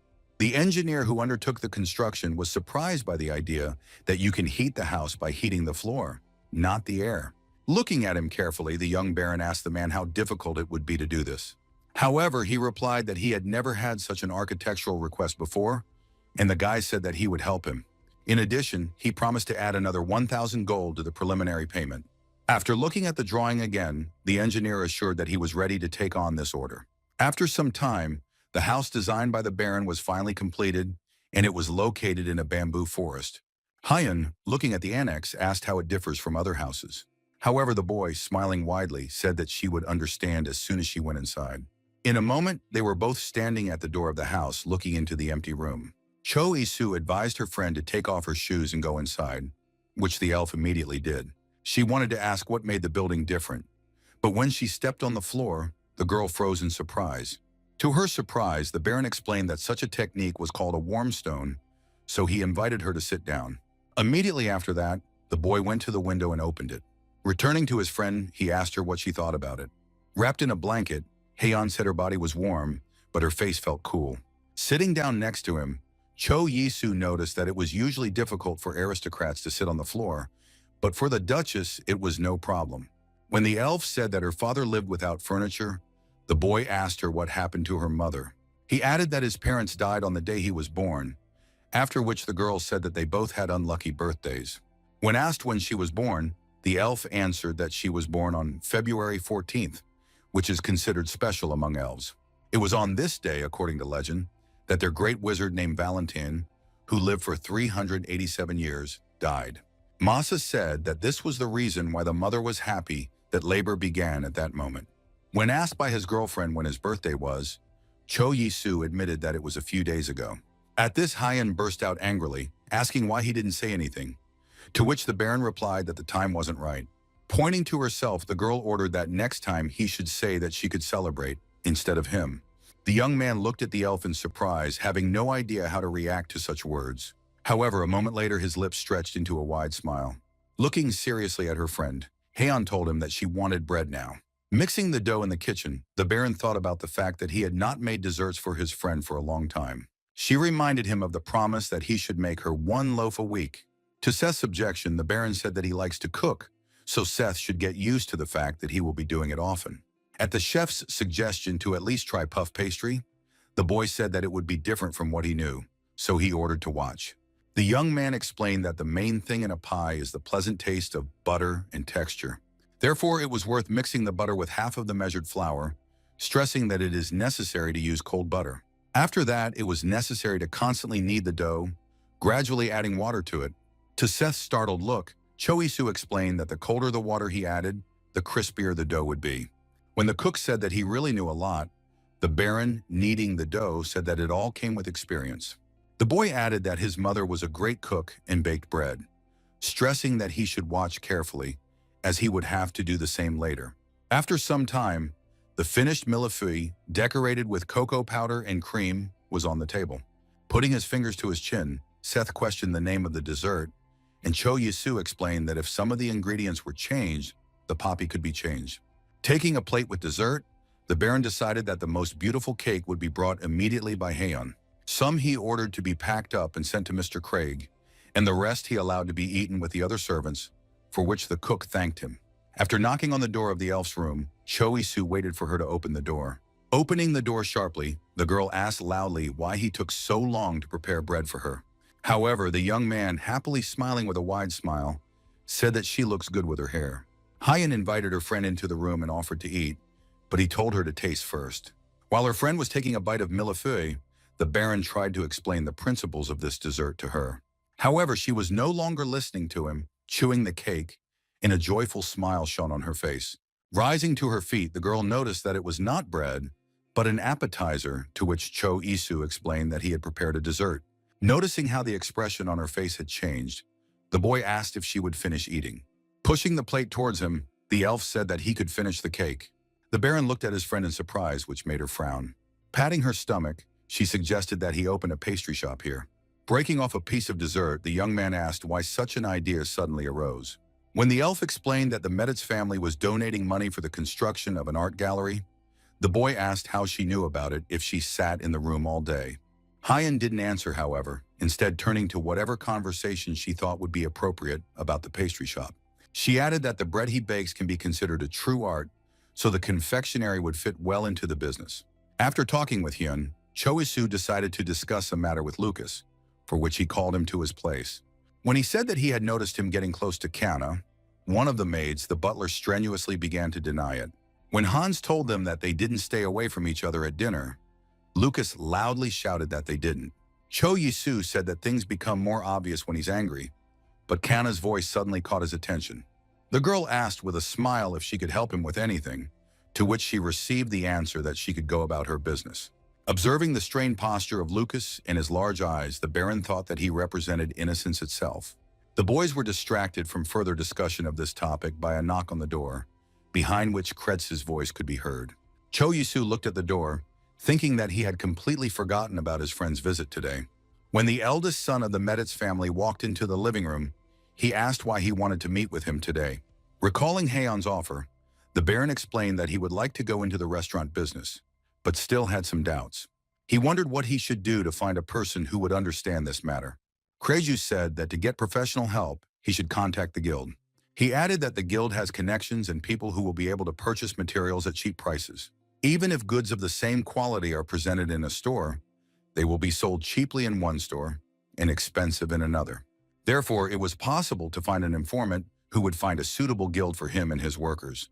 After hearing that the Information Guild could provide him with such a person, Cho Yisu thought about such a proposal. In the meantime, Kreju explained that if he were to sell the recipes himself, there might be a leak of information, and for security it was worth finding information. Hearing that the Baron was worried about the shoe case, the eldest son of the Metas family assured that he would find an informant for that as well. Raising his finger, Kreju reminded him that they had equal titles and were of the same age, so Cho Yisu suggested that they become friends.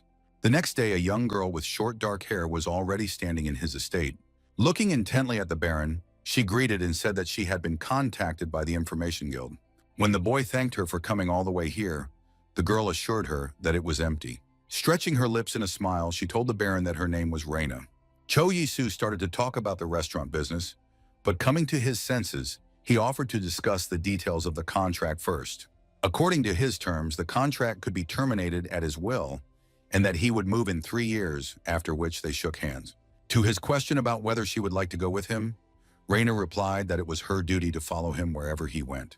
Looking closely at the girl, Cho Yisu asked if her father was a high-class knight, to which he heard that he had taught her how to wield a sword.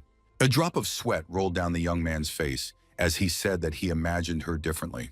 Shyly lowering her eyes, Reina said that during training, they wore gloves to prevent blisters. Suddenly, the young Baron said he would like to see the skills she possesses. For a moment, the girl froze, looking up at him carefully with her brown eyes. In the next second, the blade of a short knife drawn by Reina flashed at his throat. Smiling sweetly, the girl explained that the maid had searched her badly because she was a girl, so women had an advantage. Taking a seat, Reina apologized and asked him not to scold the maid, since no one had yet managed to find this knife. It didn't matter to her what kind of work he assigned her, but the condition was that upon moving, she wanted to become the head of the guild and build a building for it. Cho Yisu agreed, adding that she had a lot to do since he was new in town, to which she said she was looking forward to their work together. Reina froze for a moment, looking intently at the Baron and studying his face. Cho Yisu answered her in kind, his lips stretching into a warm smile. Reina remembered how her boss had once been furious when he came to ask when she would stop refusing orders. Scratching her ear, the girl said that if he wanted her to work, he should find her a handsome and rich employer. Hearing that he had a handsome young Baron as an example, Reina jumped on the spot and began to demand that he get her. Clearing her throat, the girl now thought about the fact that he really turned out to be very cute. Cho Yisu explained that she could do her own thing in her spare time, but Reina countered that it wasn't a temporary job. When he offered her the use of a small room on the first floor and they were about to shake hands, Heian burst into the room. Seeing her, Reina froze for a moment, studying the new arrival in surprise. The elf was doing the same thing, not expecting to see the unknown girl. Looking at the Baron, she said she heard that a friend had hired an informant. Reina, meanwhile, did not expect at all that there would be a sorceress in the estate. The young man tried to defuse the situation, trying to introduce the children to each other. While he said that they would be living under the same roof, Reina suggested that the two of them might be engaged. Understanding the possible development of the elf, the girl bowed and said that she was glad to meet and was looking forward to working with them. To which Heian sternly asked that she take good care of the Baron, as she would not take her eyes off of her. For a moment, all three were silent, looking at each other, and the room fell into a tense silence. Cho Yisu went back to Reina and asked him to find the necessary information within a week, as well as to find an apprentice and a livestock master. When the informant left, the Baron asked her friend if she didn't like Reina, to which the elf said that she had no idea, since it was the first time she had seen her. To her question about what he was an informant for, the guy explained that he needed a restaurant business guild and also an apprentice in shoe manufacturing. Crossing her arms over her chest, Heian approved the hiring of the informant, but warned him to be careful.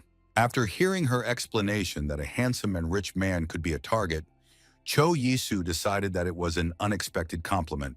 The first thing the next morning, Lucas told the Baron that Reina had come to him. Entering his room, the girl said that it had been snowing outside all day, which was evident from her dress, which was soaked through. After asking if she was not cold, the boy with a smile offered her to come closer to the fireplace. To his question about the reason for her visit, Reina said that all restaurant business guilds have similar conditions. Therefore, handing him the report, she added that she had learned more about 4 of them. However, at this moment, the Baron was more interested in where she could get it now, to which the informant replied that it was a secret. Taking out the papers, Cho Yisu asked how things were going with the search for an apprentice, to which he heard that she had found one. Sitting down by the warm fire, Reina added that he was very talented, but he had not had a very happy life at one time.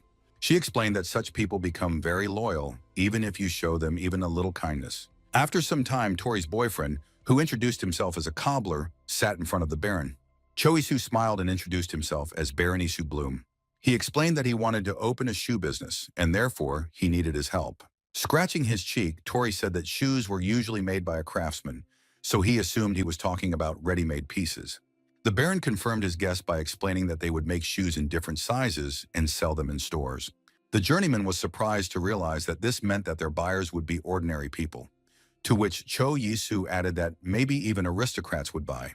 To begin with, he wanted to conclude a contract for 3 years with the boy that he would be the shoemaker of his family, receiving 5 gold a year, and then the salary could be increased to 7. Handing the document to Tori, the young man mentioned that when the servants sign the contract, they cannot divulge what goes on in the house. The journeyman was happy with such offers, so he looked at the extended contract with a happy look. When Cho Yisu returned to Korea, the first thing he did was to look for a recipe that he would like to make. Hyun's birthday was coming up soon, and he wanted to prepare something special for her.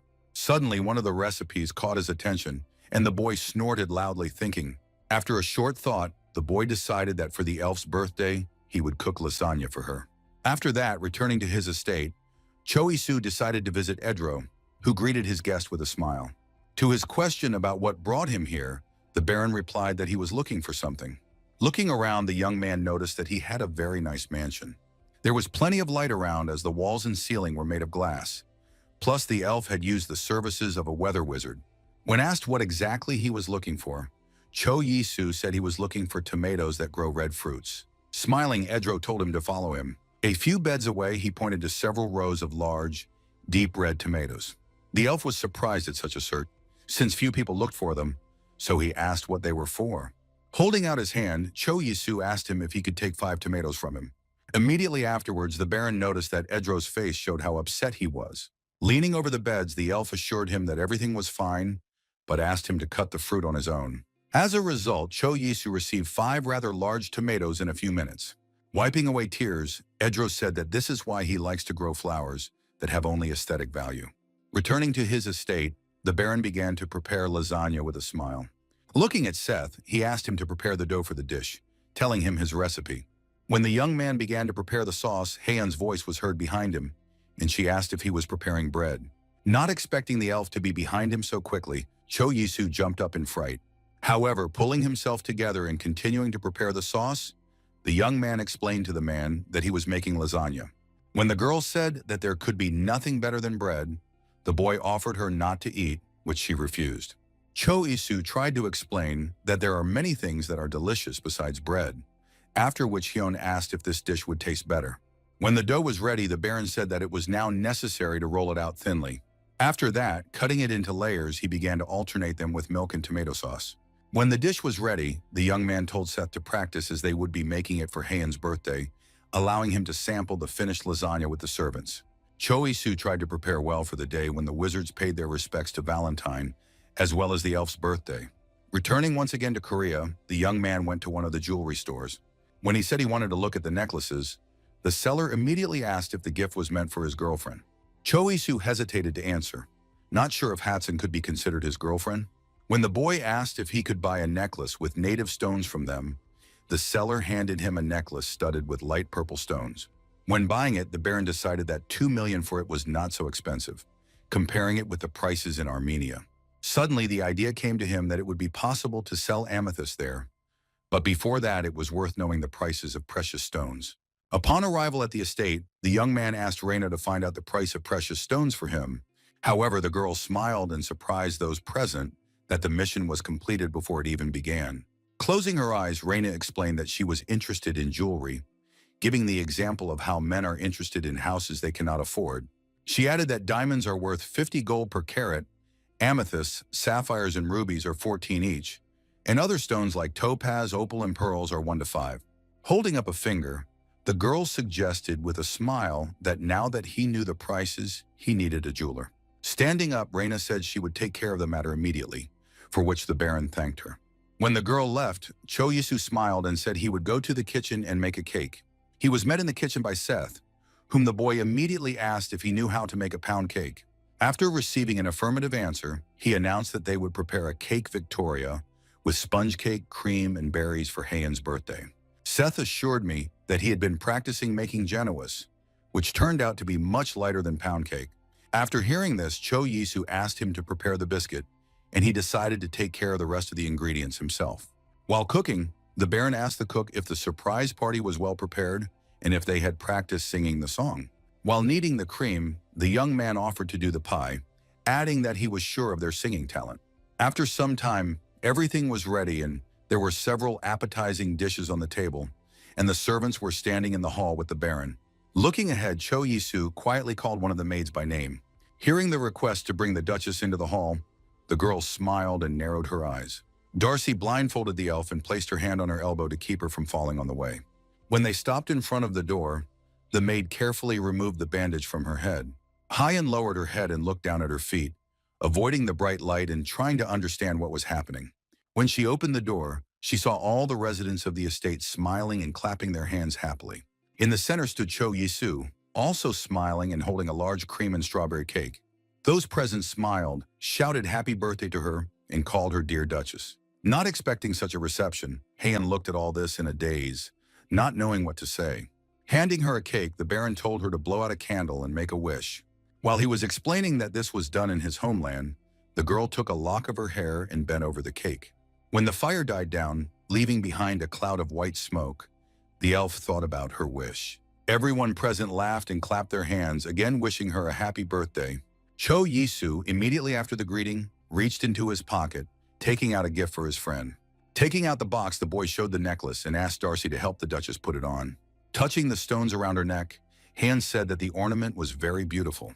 Reina looked at it with a dazed look and wondered how many amethysts were in that necklace, noting that the Baron and the Duchess were quite a handsome couple.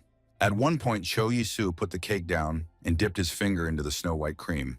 Squinting her eyes at the drop of cream on her nose, the girl froze, not understanding how to react to it. With a smile, Cho Yisu explained to his friend that this is how love for loved ones is shown in his homeland. However, in the next moment, the smile disappeared, as a decent amount of cream flew into his face. Wiping his face, the Baron squinted slyly and asked Seth to fetch the leftover cream from the kitchen. Realizing what was going on, the elf ran away, ignoring the young man's loud exclamation. Wasting no time, she opened the door and flew outside, completely unconcerned about her outerwear. Trying to stop her, Cho Yisu shouted loudly that she might catch a cold. Turning to him with a happy smile, Heian said that today was the happiest day of her life. Suddenly, the full name Heian sounded, which sounded like Monkusareto no Onar de Heian, which made the girl's eyes widen in a daze. After that, the elf spoke the spell Argentis Sirum, which caused a large ball of light to form in front of her.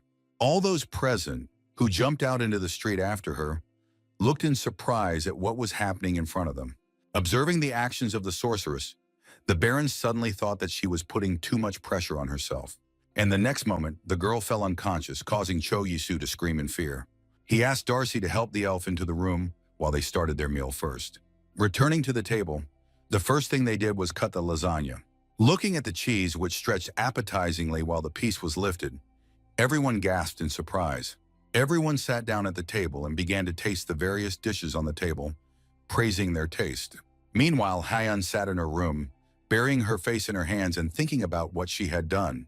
Her face was covered with a strong blush, and suddenly the thought appeared in her mind that Cho Yisu had bewitched the gift necklace. She touched the Baron's gift with her fingertips again, trying to figure out if there was a curse.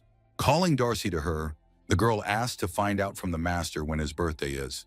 In addition, she asked to know what he liked and if there was anything he wanted. However, then she sharply rose to her feet and said that none of this was necessary and that she would do everything herself. When the elf offered him a walk, Cho Yisu looked at her friend in surprise, looking up from the book he was reading. Noticing his reaction, Heian asked him if he was busy, to which she heard that he was completely free. She ordered him to pack up and leave, adding that she would wait for him outside. After some time, the two of them were already walking along the wide streets of the city, where the shopkeeper was selling While Raina was walking behind, the Baron asked her friend what had come over her that made her want to take a walk. And when the elf asked if there was anything he wanted, the boy was even more surprised. Hyun turned sharply to him and repeated her question, after which Cho Yisu asked her to give him some thought. Suddenly, the elf felt a hand appear near her neck, which abruptly ripped the necklace from her. Returning, the Baron and his girlfriend saw the thief, who with a broad smile ran away into one of the alleys. Raising her hand, the elf immediately began to shout a spell, planning to stop the thief. Her teeth were clenched tightly in fury, and a muffled growl could be heard through them. Her eyes burned with hatred, but she suddenly realized that she could not use magic outside. Realizing that something had to be done, Raina said that she would handle catching the thief herself. Without waiting for an answer, the girl picked up a dress and rushed in the direction where the thief rushed.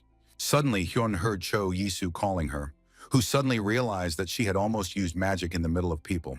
The Baron snorted in surprise, as she said she had already spoken to him on the subject before. After these words, the girl recalled her words that one day she would go so far as to kill the Emperor. He had an artifact that could control mana, so wizards couldn't use magic in the city or near the Emperor's palace. Clenching her fingers tightly into fists, the girl added that it was because of this that the elves had been through a lot. Not even giving the boy a word to insert, the sorceress cursed loudly out of powerless rage. Clenching her teeth, the girl said that all of this was really bothering her. Placing a hand on her shoulder, Cho Yisu said that Raina would return the necklace, so she could not worry, and the main thing was that she herself was not hurt. When they returned home, an unexpected guest was waiting for them in the living room. Count Meditz greeted them and apologized for such a sudden visit, but added that he had something to tell them. Realizing that men would decide important matters, the Duchess said she would go to her place. Cho Isu immediately decided to ask what brought the Lord to him, but the Lord offered to talk inside. Already in the study, he explained that he had come to check how his training was going, adding that he needed the Baron's opinion about something. However, the young man replied with a smile that he still wanted to discuss one matter with him. Returning to Lucas, Cho Isu asked him to bring them one moccasin. Hearing the unfamiliar word, Meditz looked at the young Baron in surprise. When the slipper was in his hands, the man examined it carefully and realized that it was made of fine wool, so the target audience could be the middle class. Cho Isu suggested that it was fashionable to make them in the form of shoes so that the nobility would buy them. Having put the sample on the table, the Lord suggested that he do what he sees fit, since he was still learning something new, so it didn't matter if the case burned out or not. After that, the man returned to the business that brought him to the Baron's estate. Cho Yisu looked at the guest in surprise, asking what advice he was expecting. A moment later, Peter brought and laid out on the table a variety of spices used in confectionery and cooking. Pointing to them, Lord Meditz said that none of these had yet taken root in the Empire. That is why he was interested in which of these components the Baron would pay attention to if he were in his place. Thinking that it was very simple, Cho Yisu said that he would choose coffee and cocoa beans. With that, he pulled forward the chosen ingredients and looked at them. In the age of discovery, chocolate was very popular among aristocrats, and such a drink as aromatic coffee was very popular among representatives of the middle class. To the Lord's surprised question as to whether he would really choose them, the boy confirmed the choice. He explained that there are different varieties of coffee with different tastes and aromas, so it was important to find different varieties from everywhere. Clearing his throat, Meditz realized that there was indeed some logic in the words of the young Baron. At his thanks, Cho Yisu smiled broadly and said that there was no need to thank him. Suddenly, the idea that coffee and chocolate might suit him for the confectionery business came into his head. After the conversation, Lord Meditz thanked him once more, to which the young Baron advised him to be careful on his way home. With a big smile on his face, the young man thought that coffee and chocolate were important, but he had more important things to do right now. He recalled how he had returned to his Korean apartment yesterday to pick up a new product he was thinking of doing. There were 2 kilograms of precious stones, which were worth about 10 billion in the empire. Suddenly, there was a loud knock on the door, and Raina's voice was heard from the other side. The master and his apprentices, whom he had demanded to find earlier, entered with her. Smiling, the Baron greeted those present and asked everyone, except the masters, to leave the office so that they could discuss matters.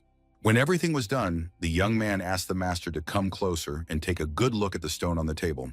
When the jewelry box opened in front of him, the master's eyes widened in surprise. For a while, he couldn't even get the words out, admiring how wonderful the engraving was. Cho Yisu immediately said that he had heard that he had more experience in creating jewelry than in polishing minerals. After hearing an apology from the master for his skill, the Baron assured him that it was nothing to be ashamed of, as he was considered the best master in the empire. After these words, the master froze, staring dumbfounded at the Baron in front of him. Cho Yisu thought that most of the stones were already worked, so he needed someone to make the jewelry with him. He warned the master that if he needed anything else, he could tell the butler about it. Turning to Corky, the Baron asked him to take the master to the hotel where he would now live.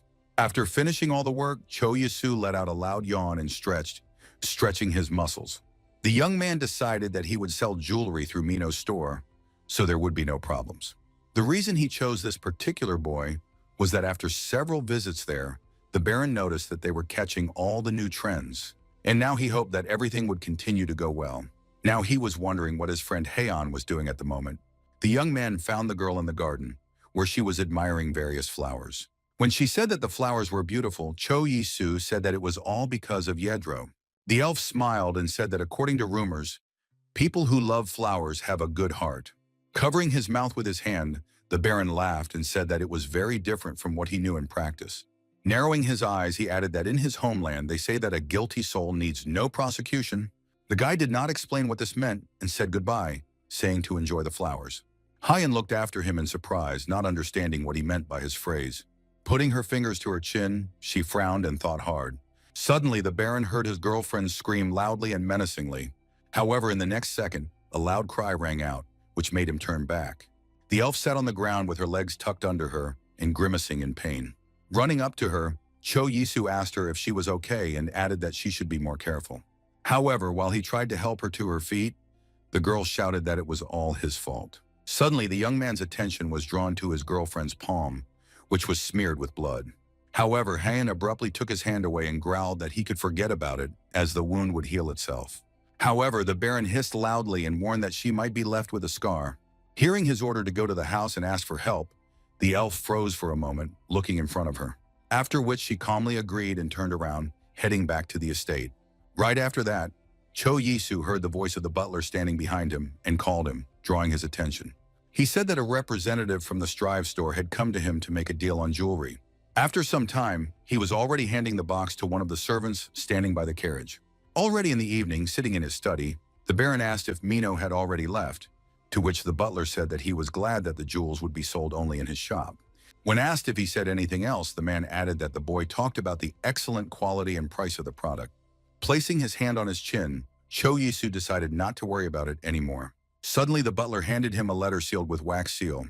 Taking out the letter, the Baron read that the addressee was Mint Chokomosha, unknown to him. After reading the name, which was literally fashionable to translate as mint chocolate mocha, the boy could barely contain himself not to laugh. He began to read the small lines of a message from a master jeweler who had heard rumors about the search for a jeweler. Cho Yisu thought about the fact that no one had contacted him like this before, and he should be careful with people who come out on him themselves. Looking at Corky, the young man asked him to give Reina orders to find information about this person. After some time diligently rubbing the man's back, Lucas asked him if he really wanted to be in the restaurant business. He pointed out that the jewelry business had done quite well, while restaurants could be very risky. Cho Yisu was silent for a moment, pondering the words the butler had told him.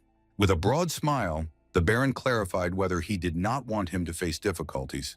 The young man explained that aristocrats use expensive and high-quality ingredients for cooking, and he wants to show that for delicious food, you only need the right recipe, and even cheap products can make a delicious dish.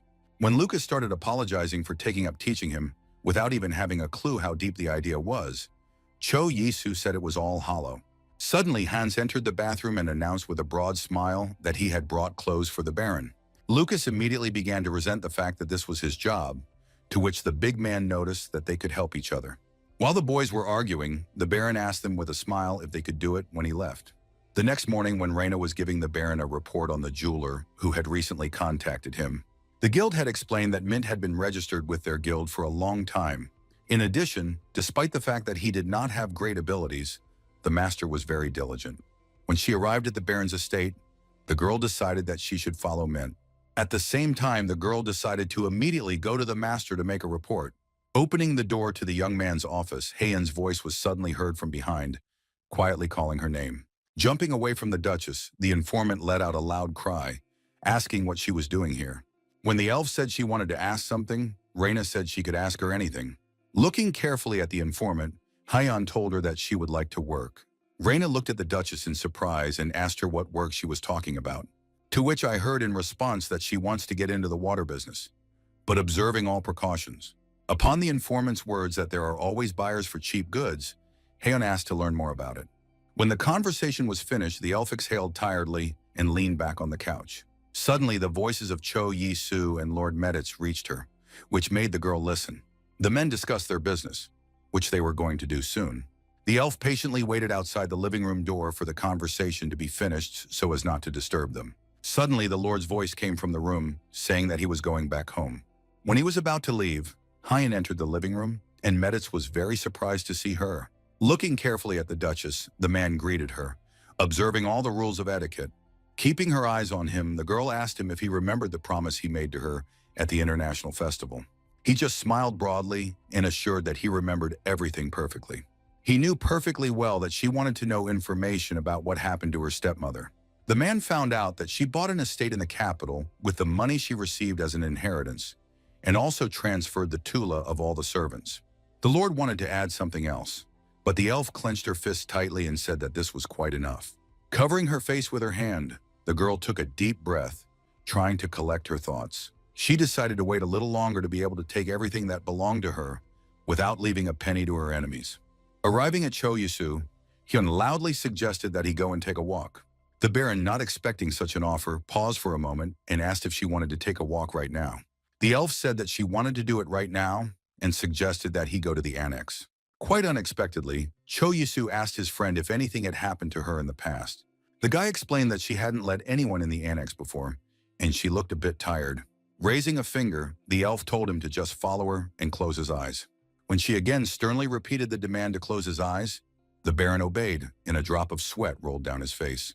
While they were walking to their destination, the young man felt his girlfriend's hand squeezing his hand and tried to understand what kind of surprise she was preparing. When Hyan allowed her eyes to open, the idea that this was some incredible gift appeared in her head. However, seeing in front of him a pool of clear water that was bubbling, for a moment the young man froze, not knowing how to react to such a gift. However, the next second he smiled, realizing that the elf had built a real bathhouse.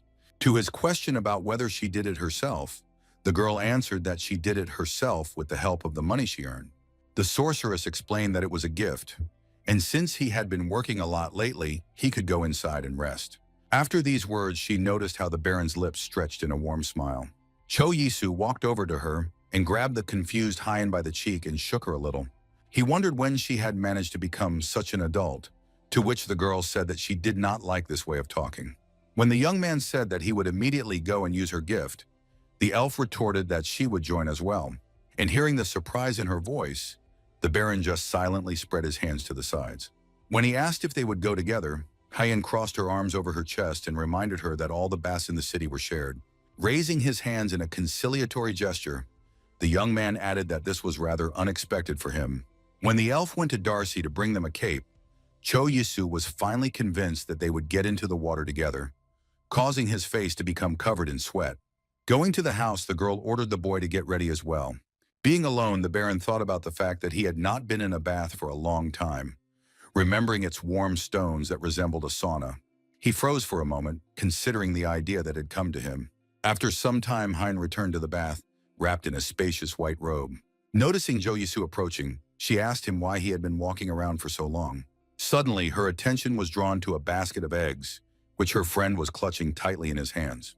When asked if they were not eggs, the Baron explained that they were not quite ordinary eggs. The young man took one of them and squeezed it tightly in his hand. And in the next moment, the boy hit the unsuspecting elf on the head with it. Looking fiercely at him, the girl assumed that he was very comfortable with her lately. However, Cho Yi-soo proceeded to peel the shell from the boiled egg, after which he advised to cut it in half and salt it. Showing the peeled egg, he assured his surprised friend that it would be very tasty. Having done what he was going to do, he added that they were Isu's hard-boiled eggs. Taking half an egg, Heian still couldn't understand how it was different from a regular boiled egg. Realizing that his friend was starting to boil, the guy rushed to convince her that it was worth just trying. After listening to him, the girl stuffed the snack into her mouth, chewing it with full cheeks. Shoving it into her mouth, the girl froze, chewing a snack and keeping her eyes on the Baron. A second later, she took the plate out of his hands and hit his friend on the head with it, saying it was just a boiled egg. The next day, he made an almond cake and a pecan sponge cake with whipped cream. The elf admitted that the names of the desserts were very difficult, but they turned out to be tastier than a boiled egg. However, looking at him with a murderous look, the girl asked why there was no milk with the biscuits. Returning to Lucas, Cho Yisu asked him to bring a glass of milk. When he said that he was too busy to cook every day, Han said that one loaf of bread a week would also do. Smiling broadly, the boy suggested that next time she take bread and go on a picnic. The elf greeted this offer with a joyful smile and agreed with it. At the Baron's words that she looked beautiful when she smiled, the girl froze in surprise for a moment. However, in the next moment, a completely different thought appeared in her head. Frowning angrily, she asked if that meant she wasn't beautiful when she wasn't smiling. However, Cho Yisu quickly found a way out and suggested that she try the sponge cake with whipped cream. At the same time, he pushed a glass of milk to her so that the dish would not look dry.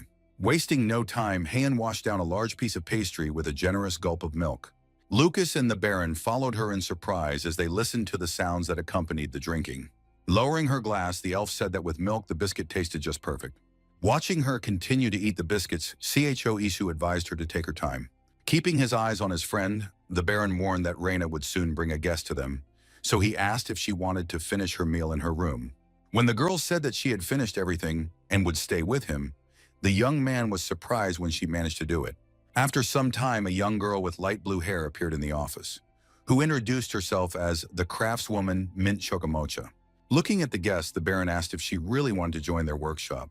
Folding her hands, Mint explained that she had seen Strive's jewelry in the shop and had simply fallen in love with it. However, Reina looked sternly at the visitor and asked how she knew that the jewelry was sold from here. For a moment, the craftswoman was silent and her lips stretched into a wide smile. Right after, she explained that her friend is very close to Mr. Strive, so she knows. These words made Cho Yisu think hard enough, which made him look closely at the girl. He knew full well that Mino and his family were not the kind of people who would spread such information. However, Han suddenly noticed that the girl's manner of speaking was not entirely appropriate. The Baron decided to defuse the situation and assured Mint that he would let her know if they needed a wizard. Crossing her arms over her chest, the Duchess said unhappily that she should be more careful with such people. Immediately after these words, she got up from the couch to go to her room. Cho Yisu did not understand what was happening, so he tried to call his friend by name, still wondering about her character. Suddenly, his attention was drawn to Reina, who asked him what he was planning to do. Meanwhile, Mint herself came to the Emperor's bed, where the Emperor was already waiting for her. With a wide, sly smile, she said that he should not be in any hurry. However, he smiled and replied that he was just very interested. Putting her fingers to her chin, the girl said that she did not see anything special. Spreading his hands, the Emperor asked if there was anyone of note there. Mint thought for a moment, remembering the sullen Hien with her arms crossed. Taking off her blue wig and shining her pointed ears, she said that a distinguished person was then in the room. After that, showing purple braids, she said that this person was her, giving her real name, Priscilla. Laughing out loud, the Emperor agreed with her words, assuring her that she was right. Approaching the man, the elf asked when he would finally show her his treasures. However, he reminded that he did not have full control over this, to which he heard that he was the most powerful man in the country. When she said that he could not do even such a small thing, the Emperor assured that he would do it when the time was right. Priscilla did not answer this, but only cast an attentive, piercing look at the Emperor. The next morning, Cho Isu asked where Hyun was, to which Corky replied that she had gone to the wizard Edro's castle. Hearing this, the young man was very surprised, as this was far from the first time. Lately, the elf had been leaving the house very often, and more often she went specifically to Edro. Remembering the satisfied face of his friend, the Baron assumed that she was hiding something from him. Upon her return, the girl told Lucas that they needed to talk to him. When the boy came closer, the elf asked him how often the young master took a bath. In response to her words that she smells a strange smell every time she is in his room, the butler assured her that the Baron takes a bath regularly. He added that men who live alone usually have such a smell. When it became clear that the girl was having doubts, Hans entered the conversation, who confirmed his colleague's words with a smile. He added that his father called it a man smell, after the appearance of which it was quite fashionable to consider a boy a man. Placing her fingers on her chin, Hyun thought about the fact that every time she met Cho Yisu, she always smelled good. It was this smell that she smelled in his room, but she had never been in other men's rooms. Remembering him cooking kimchi, The elf assured her that she would take their words into consideration. When she entered the Baron's office, he looked at her friend in surprise and asked what brought her here. Without saying a word, the girl placed a pink scroll wrapped in a ribbon in front of him. Taking it in her hand, Cho Yasu asked what it was, only to hear that it was a scented candle she had received from Edro. Jumping up on the spot, the Baron asked her if she didn't go to the elf because she was angry with him, to which the elf asked why she should be angry with him. The young man recalled that on the day she left, she did not say a word to him. Realizing how her behavior might look from her friend's side, Hyan let out a loud breath. Gloomily looking down, the sorceress assured that all this was not because of him. However, the girl did not want to explain why she behaved like that. Instead, she asked to light a candle. Cho Yisu obediently took the candle out of the package and lit a light on it, which immediately filled the room with pleasant aromas. Having heard from the Baron that the aroma was pleasant, the elf answered that she was thinking of making one for Reina as well. When Cho Yisu asked if he was a guinea pig, to which Hyan offered to give him a gift if he didn't like it. After that, she asked if he really bought a new house, to which Cho Yisu explained that they had more employees. When he allowed her to occupy one of the free rooms, the elf smiled and thanked him. Scratching his head in no way, the Baron only blurted out that it was not worth thanking. Rising from his chair, he added that he had plans to build a greenhouse, but Heian did not know what it was. He explained that it is a warm room where you can grow flowers even when the winter is fierce outside. Hearing that she wanted to go to Edro to get herbs, the boy smiled and said that it was very problematic to go outside in the cold. Instead, the elf offered to build another open-air bathhouse, but instead he was required to build 2 more greenhouses. After some time, Cho Yisu gathered all the residents of his estate, asking if everyone was ready for the picnic. All in unison, gathered around him, gave him an affirmative answer. The young man thought with disappointment that very few people were coming with him, but he understood that it was not much fun to have fun with the boss. However, he was sure that the others also had fun when they were allowed to go outside. After a certain time, everyone came for a picnic to a large waterfall among the trees. Placing a hand over his eyes to shield them from the sun, Cho Yisu decided to take in the surrounding landscape. Lucas and Hans waved at him, urging him to come to them.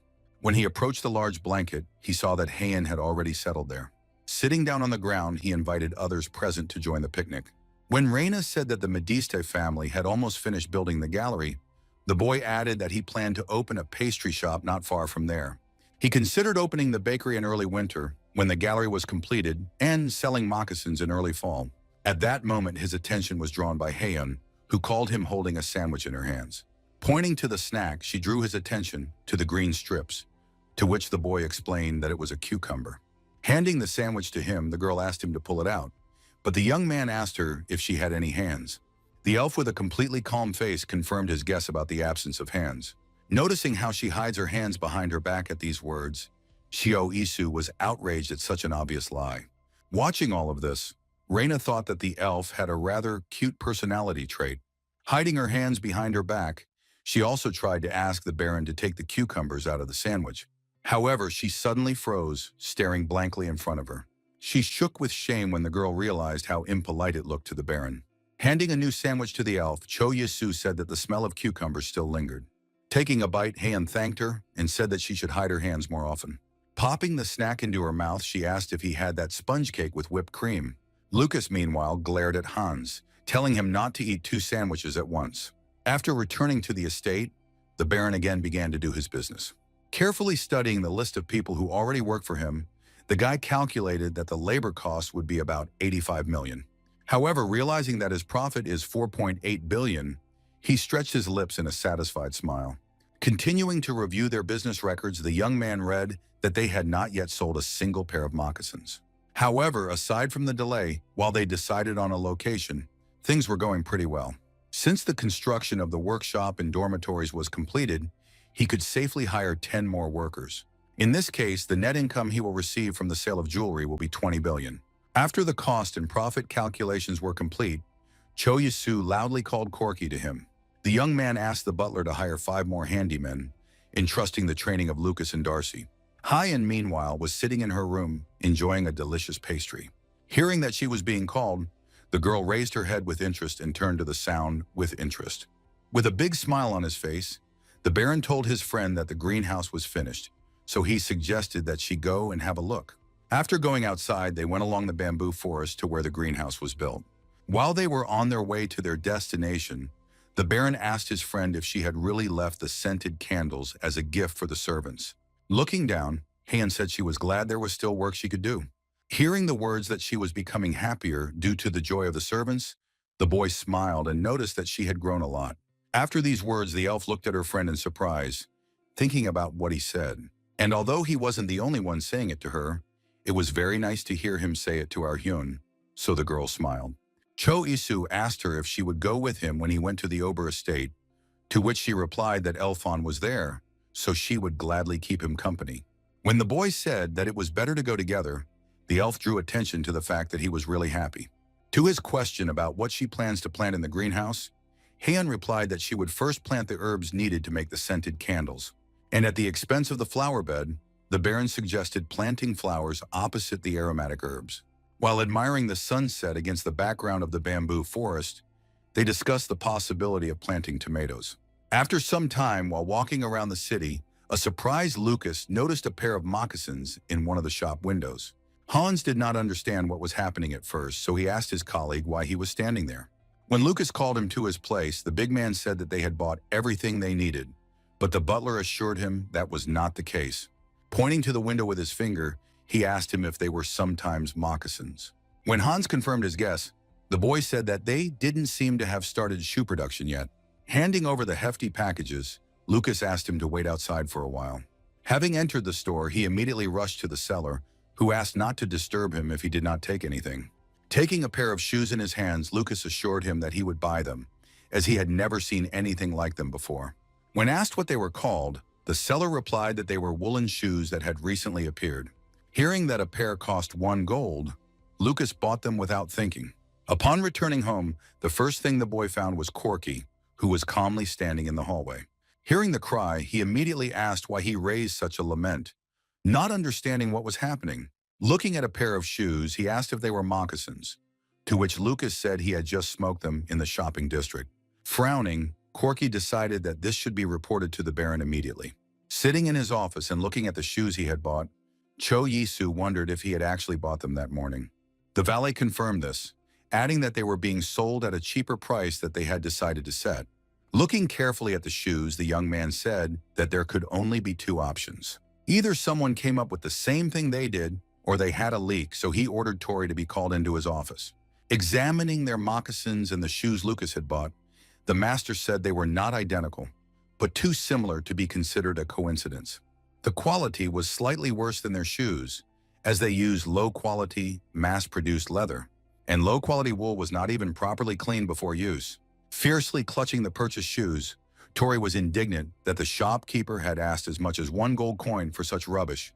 Noticing that the leather was not water-repellent, he concluded that such shoes would be thrown away after 1 winter wear. When Corky approached him and asked him to calm down, causing Tori to apologize. Suddenly, the master was worried about his shoes, which he had made, but the Baron reassured him, assuring him that people would distinguish their quality shoes. As Tori left for the workshop, Cho Yasu quietly advised him to rest for a while. Looking at his trail, the young man exhaled heavily, thinking about what he should do now. Before Tori had time to leave the office, Reina entered, who still did not know what was happening. Hearing that the Baron was about to call her, the girl looked at him in surprise. When he told her everything that had happened and asked her to take up the matter, she assured her that she would do so immediately. Watching Reina rush out of the office, the Baron called Corky over to him. Staring at the butler, Cho Yisu said that they would put the moccasins up for sale tomorrow, as that would dispel suspicions that they had stolen the idea. When the butler went to the workshop with the order to deliver the shoes to the store, the Baron flopped wearily on the sofa, trying to understand what was happening.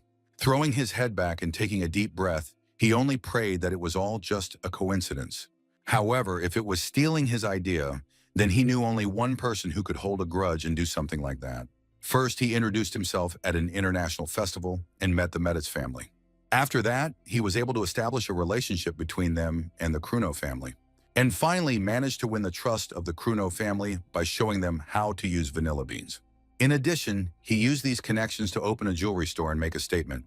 And the only family to whom all this could stand a bone across the throat was the family of Pat. Meanwhile, at Viscount Pat's residence, the butler reported that woolen shoes had taken 80% of the market and moccasins 20%. The Viscountess raised the cup to her hands and took one small sip of tea. Looking at the servant, she asked about Baron Bloom's reaction to this. After hearing that they gave out horse fat when selling shoes, the woman ordered to reduce the price of woolen shoes. After that, she returned to her husband and said that she heard that there was also a problem with jewelry sales. He explained that he had selected the best craftsmen, but this did not help to surpass the Baron in stone engraving. To which the Viscountess assured that, according to the informant, Bloom personally handed over the jewels to the artisans.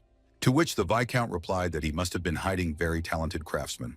Noticing that the relationship between the Meditz and Kruno families had changed strangely after the appearance of the Baron, the woman proposed to stop working with Kruno.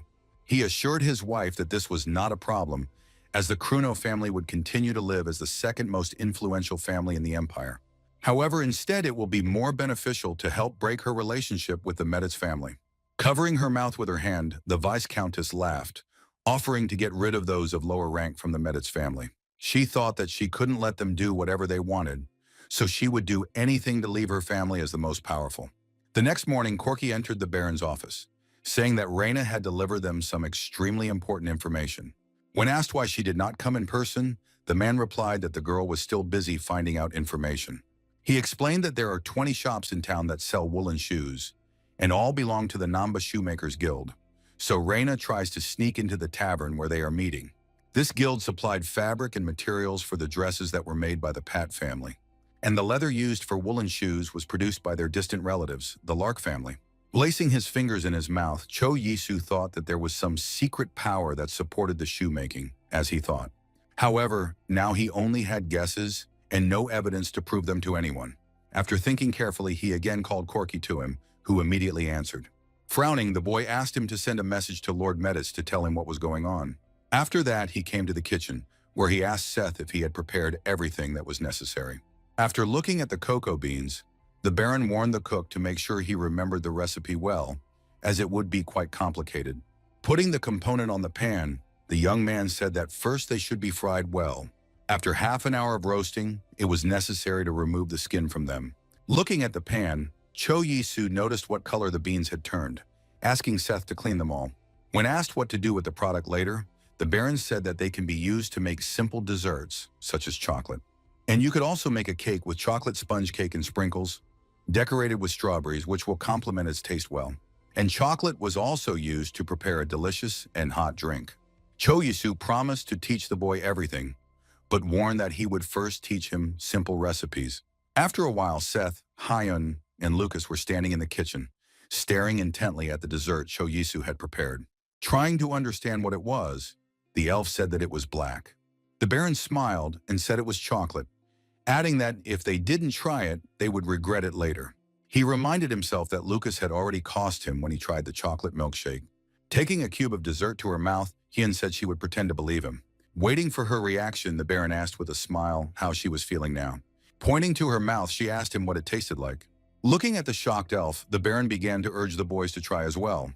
After eating a piece of chocolate, the valet said that the taste was not the same as last time. Seth, stuffing the chocolate candy into his mouth, frowned, trying to comprehend what he was feeling. Suddenly noticing Hyun grabbing a mug of hot chocolate, Cho Yisu tried to warn her to take her time. However, in a moment, the girl slammed the empty cup on the table with all her might. Smiling widely, the elf said that the drink was very tasty. However, remembering that Lucas paid for such a thing, the girl was indignant, to which the Baron assured that he would let her try it next time. After some time, Lord Meditz appeared in the mansion, who greeted the owner of the house with a smile. Sitting down on the couch, the first thing the man did was ask if he had started selling moccasins. Taking a seat across from him, Cho Yisu answered affirmatively, saying that they were trying their best. However, he warned that they ran into a small problem just before they launched sales. The boy told the Lord everything that had happened and expressed his suspicions that a third party was involved. Holding a cup of tea in his hands, Lord Meditz smiled and said that he should apologize. Looking at the interlocutor, he added that he had to warn him, although he suspected that he was guessing a lot. After hearing that the third party had been doing this for quite some time, Cho Yisu realized that the Lord really knew everything. Lowering his head, Meditz continued the conversation, assuming that the boy was now wondering why everything was happening to him. When he said that it happened to many others, the Baron looked at the man in surprise. However, his eyes widened in surprise at the words that the others just fell over when something like this happened. A large drop of sweat rolled down Cho Yisu's face as he thought that being under the sights of the Empire's most powerful family could be frightening. But he himself was not going to sit quietly and hide from problems. Clasping his hands and resting his chin with them, Lord Meditz invited the Baron to the opening of his art hall. He added that it was there that he planned to announce that the Ions were cooperating amicably. When asked if everything was fine, the Lord replied that knowing their connections, the enemies would at least not try to kill him. After thinking about it, Cho Yisu realized that everything was much more serious than he thought. And Meditz advised him to strengthen his military power, since the boy had recently started a jewelry business. Immediately after these words, the Baron took out a large red box to boast of his achievements. Lord Meditz looked at the array of jewelry in surprise, joking that it looked like a bribe. Cho Yisu held out the box to him, confirming his guesses with a smile. He looked at him questioningly, but his lips stretched into a satisfied smile. The young man said that he would like to thank him for everything he did for him with this gift. Looking in surprise at the box that the boy placed in front of him, the Lord asked what was in it. When the man lifted the lid, he saw many different desserts, while Cho Yisu explained that this was the answer to the question of which spices to use. Lord Meditz froze for a moment, staring at the chocolates in surprise, unable to understand what was happening. Noticing his surprised face, the Baron said that they were made from the cocoa beans he had brought him earlier. Looking at the desserts, Lord Meditz asked if they were decorated with gold dust, to which he heard that Bloom wanted to make them look more luxurious. After asking permission to taste one of them, the man took the candy and sent it to his mouth. In the next second, an expression of wild delight, similar to a child's, appeared in his eyes. He noticed that the chocolate just melted in his mouth, which looked quite incredible. Having thoroughly tasted the candy, the man suddenly felt the aromas of vanilla and cinnamon. With a broad smile, Cho Yisu asked him what he thought of the Kruno family's cocoa bean trade. Hearing this, Lord Meditz looked at the interlocutor in surprise and asked in surprise what the Kruno family was for. The young man responded by reminding that half of the production of a spice like black pepper is controlled by the Pet family, while the Krunos own 30%. In addition, he was sure that chocolate would bring them huge profits for the next 10 years. And by handing over the cocoa beans to the Kruno family, the Meditz could ask them to lower the price of the pepper they sold them. With such schedules, even in the absence of a signed contract, if the main producers of a certain product sold it at the same price, then both would benefit. However, if only the Kruno family lowers the price, the losses will be borne by the Pat and Hampshire families, who were also involved in the case. At the same time, the face of the enraged Viscountess Pat appeared before the Lord's eyes, her eyes burning with fierce fire. At the Lord's words that it was like an attack on the Pat family, Cho Yisu pointed out that they had behaved rather meanly towards his family. The Baron understood very well that only by lowering the price of black pepper they would not overthrow the Patives, and it was not possible to just sit there either. Putting his fingers to his chin, the Lord snickered and thought about whether he would cross the line with such a chin. However, immediately after that, he stretched his lips in a light smile and decided that he was not doing anything like that. Watching the interlocutor, Cho Yisu tried to understand what he was thinking about now. Looking at the boy, Meditz assured him that they would soon meet again, this time with the Kruno family. After some time sitting in his office, the young Baron heard a knock on the door, behind which Reina's voice could be heard. Opening them and going inside, the girl apologized for bothering him at such a late hour, and the boy followed her. He closed his eyes tightly as she pointed at him, saying she had a present for the Baron. In the next moment, Reina kicked the boy with all her might, causing him to fall to his knees and let out a loud cry. Totally not understanding what was happening, Cho Yisu stared at the girl in a daze and asked who she was. Just looking at the young master, she informed that he was the one who cooperated with the Namba Guild and took the information about the moccasins from the mansion. Realizing that there was no great choice, the boy immediately raised his head and desperately began to ask the Baron for forgiveness for his act. However, the question that interested the young man himself was whether Tori was involved in this case, to which Reina confidently replied that everything was done exclusively by this guy, the Namba Guild and their recruitment agency. Looking at the apprentice in surprise, Cho Yisu asked him how he passed on the information if he didn't even have time to leave the estate. Reina replied that the boy explained that he was using a pigeon he bought from an animal wizard.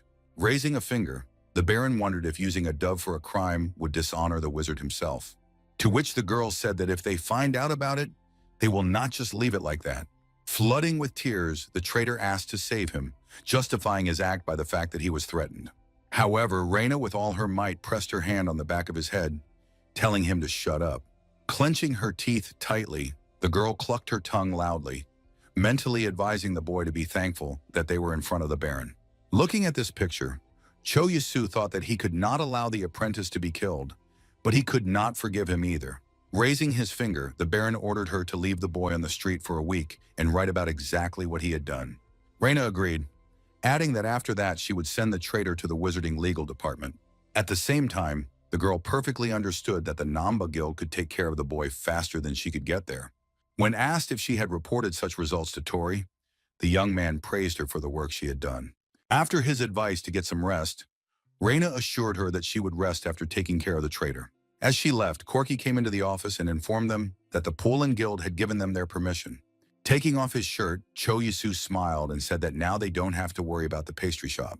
While the butler was holding the new shirt, the boy added that now all that remained was to open a shop.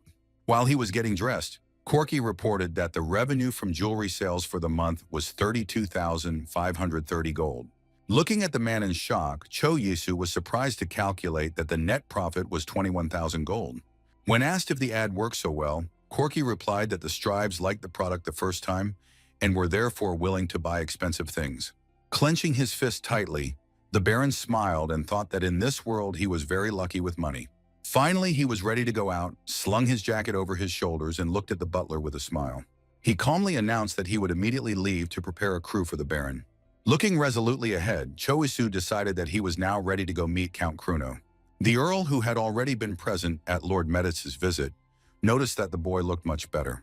Sitting down at the table, Meditz offered to proceed immediately to the matter, adding that he had already explained the situation a little to Count Kruno. He also smiled widely and said that he also wanted to try the chocolate. Wasting no time, Cho Yasu handed him a bar of chocolate, next to which stood a cup of time. Taking one piece, the Count carefully sent it to his mouth. Chewing the chocolate, he frowned and thought about what he was feeling right now. While he washed down the dessert with tea, the Baron asked him with a smile what he thought of the taste. After swallowing the candy, he carefully returned the cup with the drink to the saucer. Stretching his lips in a smile, Kruno noticed that he could smell vanilla and also assumed that ginger was used in the filling. At the same time, the man explained that ginger and vanilla were the main spices used by their family, so he noticed the boy's attentiveness. Hearing that he liked it very much, Lord Meditz asked with a smile if he accepted his offer. He agreed, but added that it would be difficult to keep black pepper prices low until chocolate became known throughout the empire. At that moment, the young Baron joined the discussion, who assured that it was not a good idea to worry about it, as he was going to promote chocolate at any cost. However, their main goal was to give a little scare to the family that was interfering with their business. Hearing this, Count Kruno smiled sincerely, folding his hands in front of him.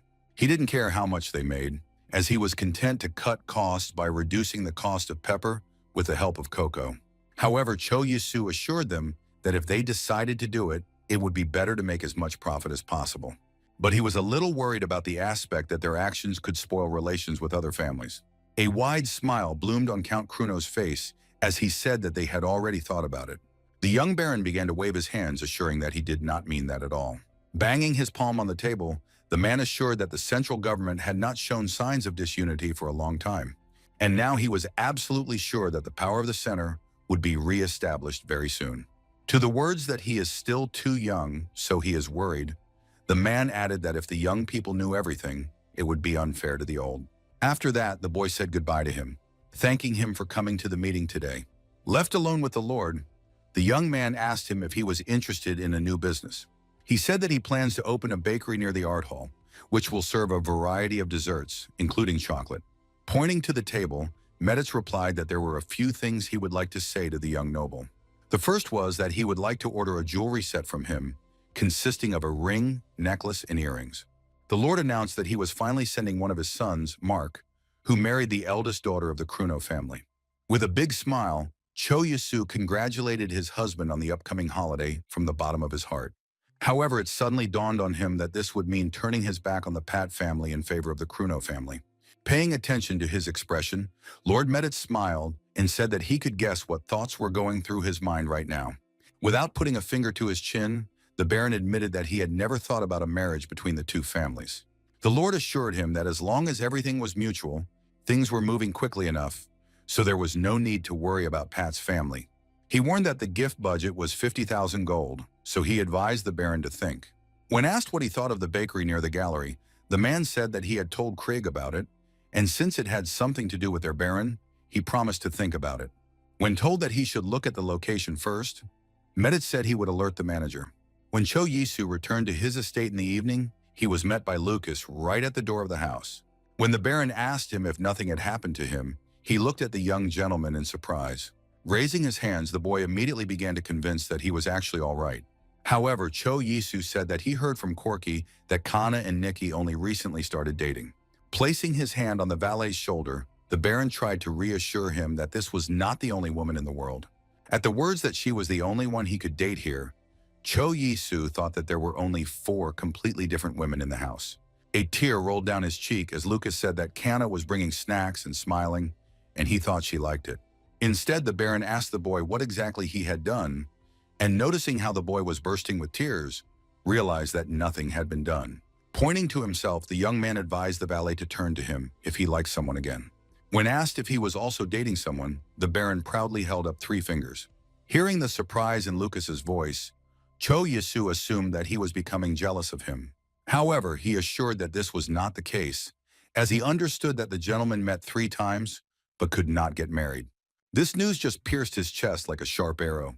Suddenly, Lucas assumed with fright that the Baron had simply been rejected 3 times, but he told him not to talk nonsense and to prepare a bath. When the valet ran without wasting time to carry out his orders, completely forgetting about his problems, the Baron smiled. Approaching the window, the boy looked at the street and thought that it was quite cold. Suddenly, there was a loud knock at the door, and Sea's voice was heard from the corridor, and the young man allowed him to enter. Opening the door and looking into the office, the cook said he had something to tell him. Not understanding what he was trying to tell him, Cho Yisu turned around with interest, waiting for the continuation. Seth nodded, choosing his words, but the Baron told him not to pull the cat by the details, as it was very nerve-wracking. Clenching his fist tightly, the cook announced that he planned to take part in the Imperial cooking competition. As the Baron asked for more details about the contest, Seth imagined a table covered with sumptuous dishes. Deciding to start with the benefits of participating in the competition, the chef said that after it, he would gain reputation and honor. And the disadvantage was that it was fashionable to fall under the sights of the Imperial family. However, pointing to himself, Cho Yisu ardently assured the boy that he would not lose the competition under any circumstances. However, Seth kept his head down and said that he wanted to go to the competition because of his teacher. When he lifted his sleeve, the Baron gasped in shock at the huge burn, while the cook explained that it wasn't due to cooking. Without raising his head, Seth explained that he had abused him very often. On those days when he made mistakes, the pan would immediately start heating up in the flame of the stove. In order not to cry out in pain, the boy clenched his teeth tightly when the teacher put the frying pan on his hand. Covering his mouth with his hand, Cho Yisu thought about Seth's teacher being a psycho. Hearing that the boy wanted to show the teacher that he had met another master, he suggested that he apply and think about it, thinking that Seth should not be taken away. After some time, Lord Meditz announced the opening of an art gallery, where representatives of noble families gathered. As she exited the carriage, Raina turned and held out her hand to the Duchess to help her out. When the elf asked where the Baron was, the girl explained that he would come later and offered to wait in his cafe. When they set out in the direction of the bakery, a girl in a winged hat was heading towards them, holding him back from the wind. However, in one moment it was not possible to hold it, and the wind suddenly tore it from his head. But Raina was not lost and reached out and grabbed an element of clothing. Approaching the stranger, the girl asked her if it belonged to her. But she smiled and reached for the hat, saying that it belonged to her. Raina froze, staring at the unknown girl with a stunned look. When she thanked her, the informant asked her if they had met before. However, she only looked at her in surprise and asked what she meant. Raina didn't answer anything, just looked indifferently at the stranger. Thinking mentally, Priscilla noticed that the Baron's informant was quite attentive. And now she even barely recognized her, despite her strong disguise. Looking at the elf, she thought that it would be up to her to leave the Duchess alone or sell her to the Emperor. After adjusting the hat, the stranger apologized and ran away. Drilling the back of the girl's head with a careful look, Raina was lost in her thoughts for a moment. Hyan, who came up, asked her what exactly it was. They went on, not paying attention to how the stranger stopped, following him with a sideways glance. In a few minutes, the girls were sitting on the balcony of the bakery, enjoying tea and desserts. Looking down, Raina noticed with a smile that the garden there was very beautiful. Taking a small sip, the elf answered that it was much warmer in the Oberlin, so she could see more flowers there. Smiling, the informant asked how it happened that she and the Baron lived together for so long. However, the elf answered with an indifferent expression that all this was only because of the bread. Raina froze, trying to process what she had just heard, as she had heard that the Duchess was really into bread. She was distracted from her thoughts by the voice of the Baron, who was standing below, waving to them and drawing their attention. The girls turned their heads and looked at Choisa. He smiled widely and waved his hand, showing that he had already completed all the tasks. When he went up to them, he asked how long the wines had been waiting for him, to which Heian replied that it was not long at all.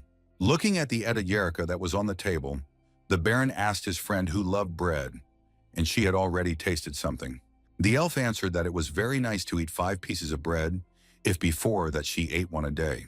Choisu laughed, causing the girl to lash out at him furiously. Frowning, Heian reminded him that he was actually younger than her, so the Baron fell silent. When he asked if they had already looked around the art hall, the girls said that they had not yet had time to do so. Having already returned home, the young man received a report that they had earned 835 gold. Corky said that they had 28 guests today, causing Cho Yisu to ask if the average income of a commoner was around 200 gold. At the same time, the butler added that the southeastern nobility complained that the bakery was far away, since the Hall of Arts was located in the northwest. After that, the Baron was interested in what people said about moccasins. Corky explained that people talk a lot about Namba guild shoes, calling them fake moccasins. Regarding the gift for Master Mark, the butler said that he would like to pay by check so the Baron could come to him later. Rubbing his shoulder wearily, Cho Yisu noticed that things were finally starting to stabilize. After Corky said that he had done a lot in just 1 year, the Baron looked ahead intently. During the period since his arrival, he constantly walked through the portal, conducting various studies. And during this time, the young man managed to earn 3 million won. All this became possible thanks to the good work of its employees. Everyone on his team tried to do the job well, so the Baron could do business. Opening the drawer door, the boy said he would think of a special reward for those who had worked well all year. Taking out a box from there, Cho Yisu handed it to Corky with a smile. When asked what it was, the Baron just smiled broadly, looking at the butler. Lifting the lid, he showed the man small bags filled with money. To Corky's surprised look, the young man explained that it was his way of thanking everyone for a job well done. Taking the bag, the butler looked at the master in surprise and asked if he would just give it to him. However, Cho Yisu explained that he was not giving it to him for nothing, but for his good work. The guy added that before making such a decision, he calculated all the profit well. Therefore, those who perform well will receive a year's salary, while others will receive 6 months' salary and asked to keep it a secret. The next morning, Cho Yisu asked if Seth had prepared well for the upcoming competition. Sitting down on the sofa and folding his hands in his lap, the cook replied that he had almost finished the preparation. The Baron smiled and assured that he would definitely pass the selection round, and he himself was thinking about what he would do if he was excluded. With these words, Seth replied that there was no need to worry about it, as he also had a plan. Shaking his head, Cho Yisu advised him good luck and to do his best to teach his former mentor. A few days later, they arrived at the Imperial Palace, where the competition was to be held. The chefs who participated in the competition stood on either side of the red carpet, where work tables were placed under the walls. In the place where the path ended, a large table was placed under the wall, where the members of the jury and the emperor sat. Seth stared at them intently, afraid of what his former teacher would do when he recognized him. On the other side, there was a small tribune where there were spectators who wanted to watch the competition. Watching his subordinate intently, Cho Yisu mentally wished him luck. Suddenly, his attention was drawn to a man sitting in the center of the large table of judges, and from the large throne, the Baron guessed that it was the emperor. Looking at the ruler, Cho Yisu suddenly thought that he did not look like a bad person. The rest of the jury members sat at the table, calmly waiting for the culinary competition to begin. Suddenly, one of them snorted quietly, and his face twisted into a sour grimace. All of the man's attention was focused on the figure of Seth, who was standing among the participants. The man wondered how he dared to appear here after his escape, but decided that he would criticize each of his dishes. As if sensing a close eye on him, Seth stared blankly in front of him, a drop of sweat running down his face. The host announced that they were starting the 87th Ermin Empire cooking competition. And this time, participants will need to prepare soup, seafood, meat, and dessert. Turning the hourglass that stood next to him, the presenter started the countdown for the soup. Everyone immediately grabbed the pans and began to fry various vegetables and herbs. Looking at Seth's focused face, Cho Yisu thought about what he was going to cook. Noticing that he had a red substance in the jug, the Baron assumed that it was tomato paste. He taught her how to cook when they made lasagna, but in this world, tomatoes were called devil fruit. After some time, Seth already had a rich red, aromatic goulash in the pot, but the young man had no idea what others would think about it. When the presenter announced that the cooking time was up, the participants began to pour dishes into serving plates. And among the richly decorated dishes, Seth's laconic presentation of goulash stood out. His teacher, keeping an indifferent expression on his face, slowly sent a spoonful of soup to his mouth. Placing it back on the table, he decided it was rather unusual. But there was nothing else he could say. The host approached the emperor and asked him which of the soups he liked the most. He replied that he liked the taste of the lobster soup, but he found the red beef soup the most interesting. Hearing the sour, sharp taste whet his appetite, Seth turned his eyes to the emperor in surprise. His former teacher looked at the ruler, wondering if the soup was really that good, but decided that people's tastes differ. The emperor suddenly turned his head to him and asked what he himself thought about the dish. The man replied that he also liked the taste of lobster soup best, and he had never eaten anything like red soup. After hearing the question about what ingredients the chef used, Cho Yisu was scared to think what would happen when they found out about the tomatoes. Seth frowned but didn't show his excitement in any way, staring straight ahead. The emperor smiled, keeping his eyes on his former teacher, and asked if he was interested in the new ingredients. He only smiled strainedly and assured the ruler that everything was fine and they could continue. When the host announced the second round of seafood cooking, Seth grabbed the pan with a determined look. His gaze darted across the table in search of a component he could use. Suddenly his attention was drawn to pale combs lying nearby. First, he took white wine, applesauce, shallots, and pepper. Then cooked the scallops in this mixture. After that, it was necessary to add butter and mix well with wine, boiling over low heat. In order to emphasize the piquancy of the dish, the boy decided to fry them in hazelnut oil. Finally, on the plate was a ready-made scallop in a creamy sauce, decorated with fried vegetables. A moment later, the presenter announced the end of the cooking time for the competition dish. His former teacher looked at the piece of comb and thought that there should be nothing special about it. Wasting no time, he sent it into his mouth without even biting. Suddenly, it seemed to him that fireworks of extremely bright flavors began to explode around him. Clenching his teeth and chewing on the comb, he thought it tasted very spicy. After carefully looking at the plate, the man suddenly realized that it was all about the oil, and now he had to figure out whether it was because of this. Clenching the fork tightly in his fist, Seth's former teacher thought that such a dish could cost around 5 gold. He also understood that the cook could not afford such a thing on his salary, so he glanced at the Baron, who was scratching his ear. Seth continued to stand, frowning sternly and staring straight ahead. The Emperor, meanwhile, turned to his teacher and said that he liked it very much, to which he replied that he did too. Looking resolutely at his former student, he decided that in the next round he would definitely find something to pick on. Meanwhile, the host announced with a smile that they were starting a meat cooking competition. Picking up the raw steak, Seth reflected that the reaction to his dishes had been pretty good, so it was worth the distraction. Now the Baron's cook wanted to prepare a steak with vegetables and foie gras on the side. During the specified time, a large piece of meat was presented on a plate in front of the judges, next to which lay mushrooms and vegetables. His teacher meticulously examined the dish, trying to understand what kind of yellow substance was on the meat. After trying it, the man froze, looking surprised. The Emperor also noticed this thing and asked in surprise what it was.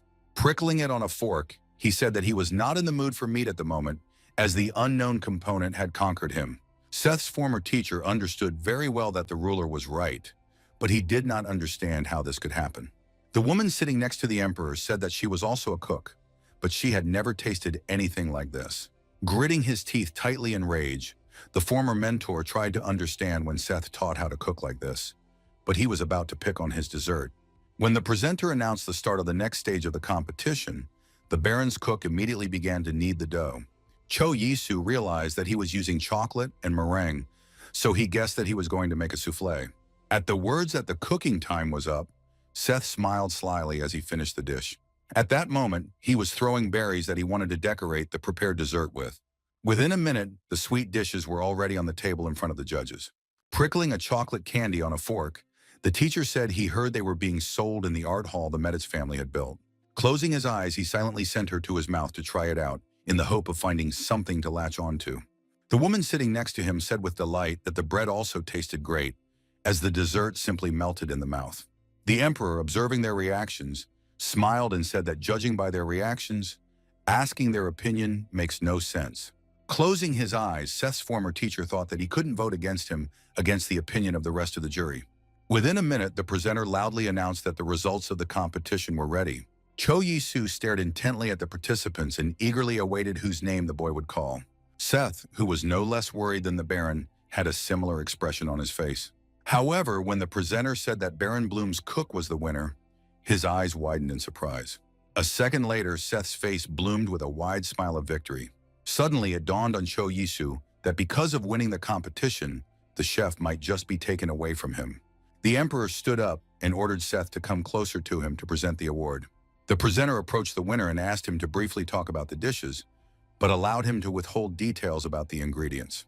With a big smile on his face, Seth said that the first thing he did was prepare a red soup with tomatoes and beef, which shocked the Baron. While waiting for the reaction of the guests, he looked at the stands where they were located. According to the chef's plan, the tomato soup with root vegetables symbolized the emperor's generosity to his people. Cho Yi-soo thought that he was very good at juggling words, but in the next moment, Seth's former teacher jumped up, indignant at the use of tomatoes in the dish. However, hearing the emperor softly calling his name, the man fell silent and turned his head. Returning to the winner, the ruler said that he liked the presence of history in his dish. When asked about who taught him to cook so well, the boy said that he really owes a lot to this person.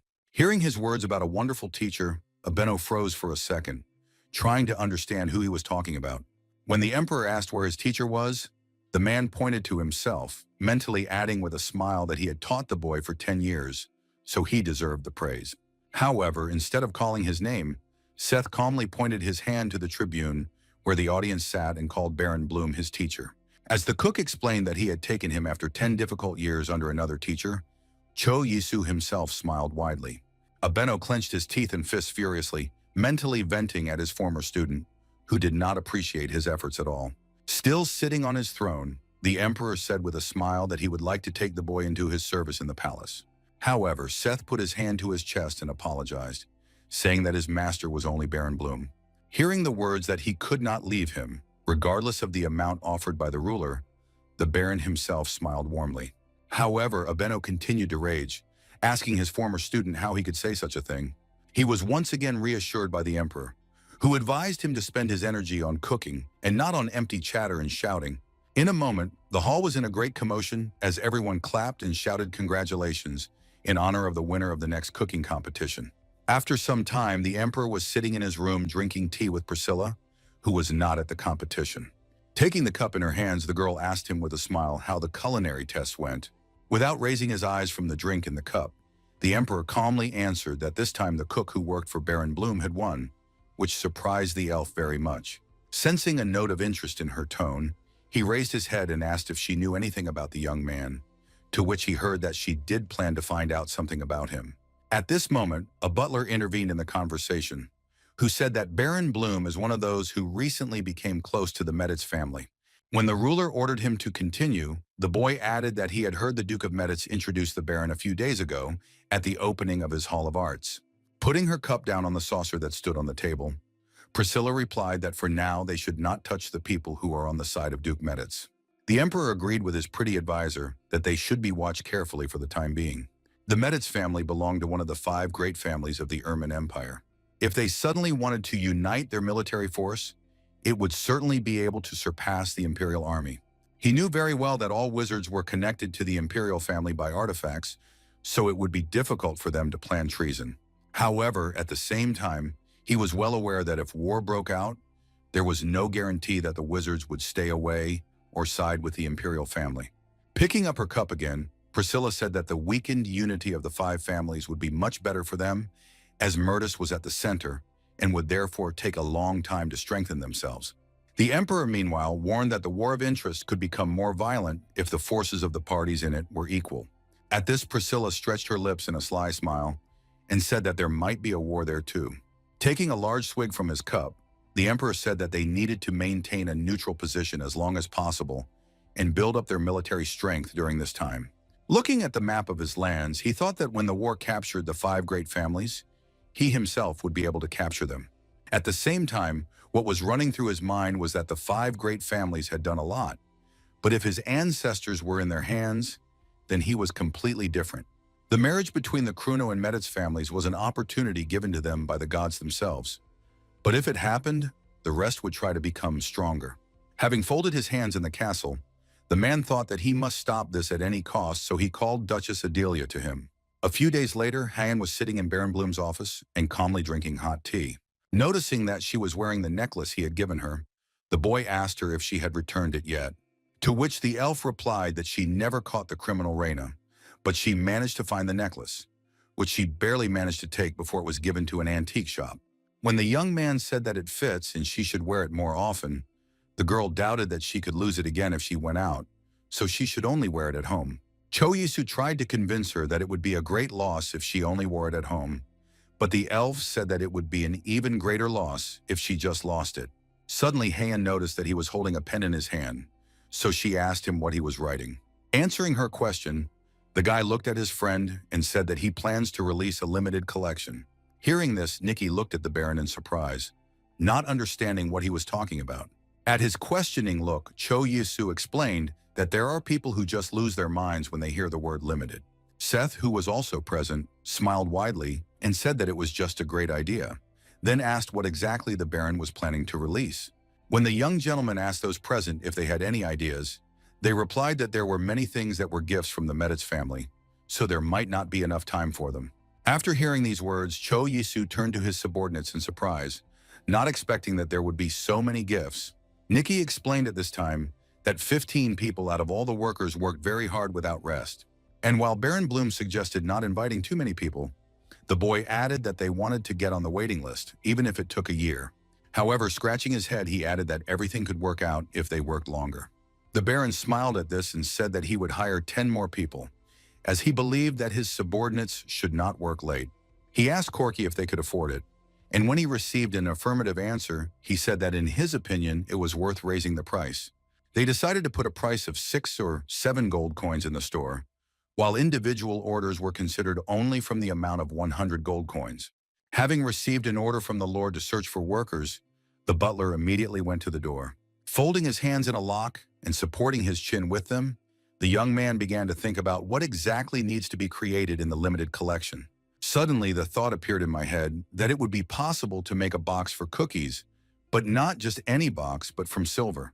After hearing this idea, Nikki said that they have been on the market for a long time. Cho Yisu explained to the boy that they would not just create silver boxes, but decorate them with their precious stones and put delicious cookies inside. Suddenly, the boy realized that the Baron was counting on the fact that when the cookies were eaten, the box would become an ordinary box in which you could keep small things. Baron explained that their goods would be decorated with beautiful gems, and inside would be a delicious dessert, so there would be a difference between the regular boxes and theirs. Pointing to himself, Seth assured that he would take care of making the cookies for the boxes, then was ordered to make more cookies as gifts. As all the subordinates left the office, Cho Yisu stretched sweetly, thinking that he had done all the work after saying he was going to rest. However, after that, the thought crossed his mind that everything was going as planned, because making money was quite fun. After returning to his Korean apartment, he decided to rent an apartment built on the Hangang River, after which the workers began to move his belongings. When the loaders finished their work, the boy smiled widely and sincerely thanked them for the work done. The night city was mesmerizing in its appearance, as Cho Yisu walked up to the large panoramic window and looked out at the vivid landscape beyond. With some admiration in his eyes, he thought about the fact that this would now be his new home. In order to avoid problems in the future, he hired an expensive tax consultant who took care of the money spent.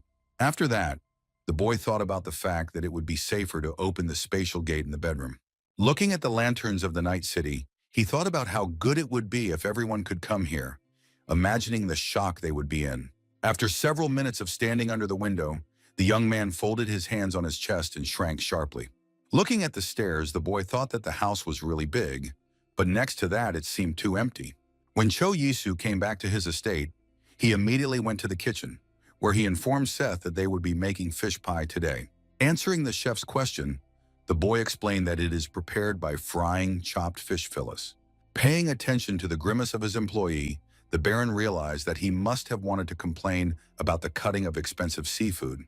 However, despite this, he set about making the broth, for which he put anchovies in a pot with spices and smoke. After slicing the cod and squid, Cho Yi-soo chopped the vegetables and combined them all into one dish. Quickly cutting the name components, he thought about the fact that the knock of the knife on the board calmed him down a lot. Before spreading the dough on the parchment, he ordered it to be shaped into narrow rectangles. After that, he explained that it was necessary to take the finished dough and put it in a pan where the oil was already boiling. Threading it into a spiral on a long toothpick, Cho Yi-soo held it out for Seth to taste. Hearing the offer to try the prepared dish, the cook reached for a toothpick in surprise. After taking a bite, he smiled and said that it was very tasty.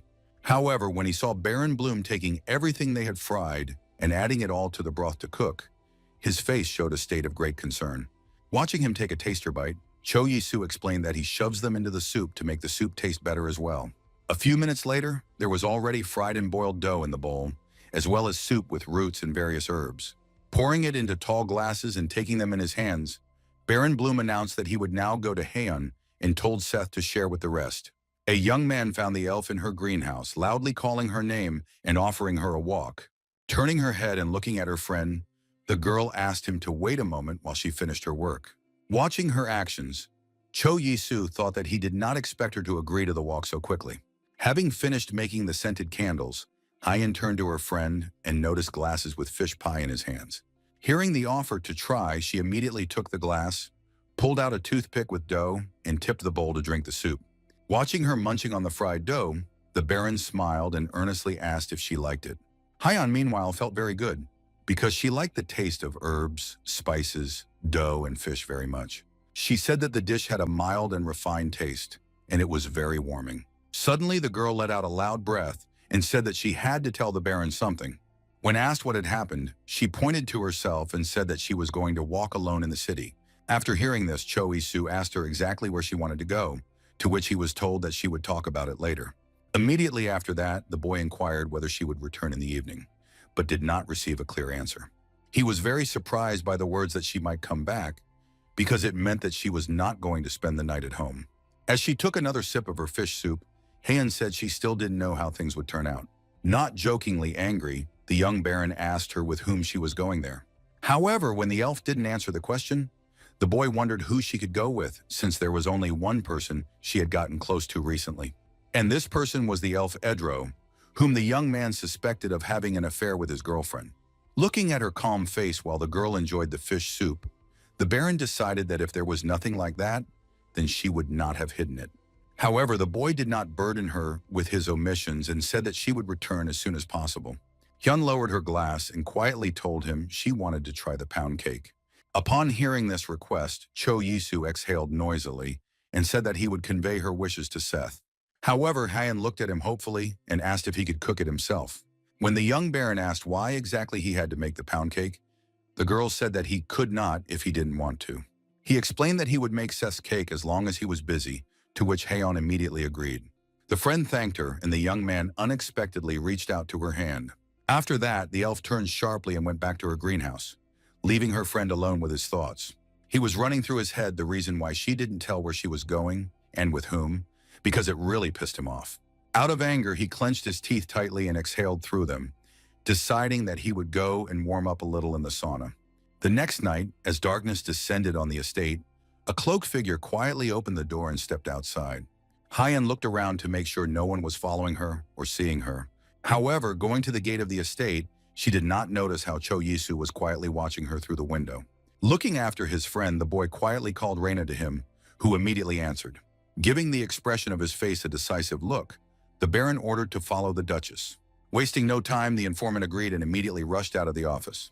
The Baron thought he was possessed, but he didn't like the feeling because he had a bad feeling. Haeun, meanwhile, did not take a carriage and went to the city on foot, sneaking through the dark, empty streets. Reina followed her tail, wondering where she was going if there weren't even shops on this street. Trying not to give herself away, she quietly bent down and peeked around the corner to check if she had lost sight of her target.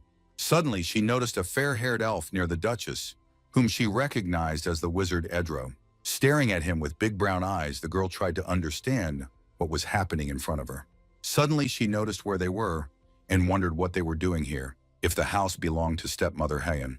Reina immediately remembered that she had asked to find out information about the woman, so she wondered what exactly the elf was trying to do. Near the gate, the informant noticed mercenaries, so she guessed that the girl was going to fight. Meanwhile, a small squad of armored warriors quietly followed the two elves.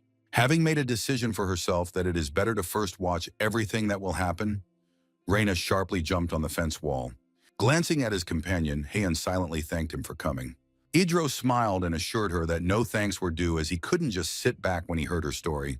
Glancing at the palace, he assured the girl that he would wipe out these people, so she should not worry about anything. Sitting on the branch of one of the trees, Reina thought about what she had heard once, that elves like to fight, thinking about what she was watching. Walking away from her new friend, Hayan asked him to be careful. Immediately after that, the girl created a big wave of clear water above her. She stood in the center of the water vortex, raising her arms high up and directing the streams of liquid. In an instant, all of the water she was controlling began to crystallize and turn into a vast gulf of ice. The mercenaries who had come with her and Edro rushed at the walls and gates with loud shouts, trying to break them down. The guards standing at the entrance could not understand what was happening, but tried to shout that they were being attacked. But they did not have time to take a single step, as a large wave of water covered them, which immediately began to freeze right on top of them. Hayan passed through a broken gate in an ice-strewn yard. The girl extended her hand in front of her, forming small ice crystals to break the door. Watching this in shock, Reina decided that she might as well stay out of it, as the Duchess wouldn't like to know that she was being followed. However, now the informant was worried about the question of why she hid her case from the Baron, assuming that he could simply be worried about her. Looking ahead, Hayan meanwhile ordered the mercenaries to find those who were believed to be the owners of this house. When she went inside, she saw her stepmother, her son, and another woman holding a screaming child on the stairs. She looked at them blankly and did not answer her stepmother's question about who ordered her to do all this. The woman did not calm down and began to shout loudly about how the former stepdaughter got here. The mercenaries froze and watched intently as she sprinkled various curses on Hayan's head. The woman holding the child in her arms began to cry and say that she had done nothing wrong and asked to spare her child. Having received permission from the elf to leave, she began to thank her fervently and rushed to the exit, clutching her baby to her chest. Feeling furious that there was nothing she could do, stepmother Hayan only gritted her teeth and growled. Looking at the woman who was almost spitting poison, the elf said that she came here to take back what was rightfully hers. However, the stepmother said that she did not belong here because the Duke simply hated her. The words that her father hated her to death and she was the cause of his death, Hayan took with an indifferent expression on her face.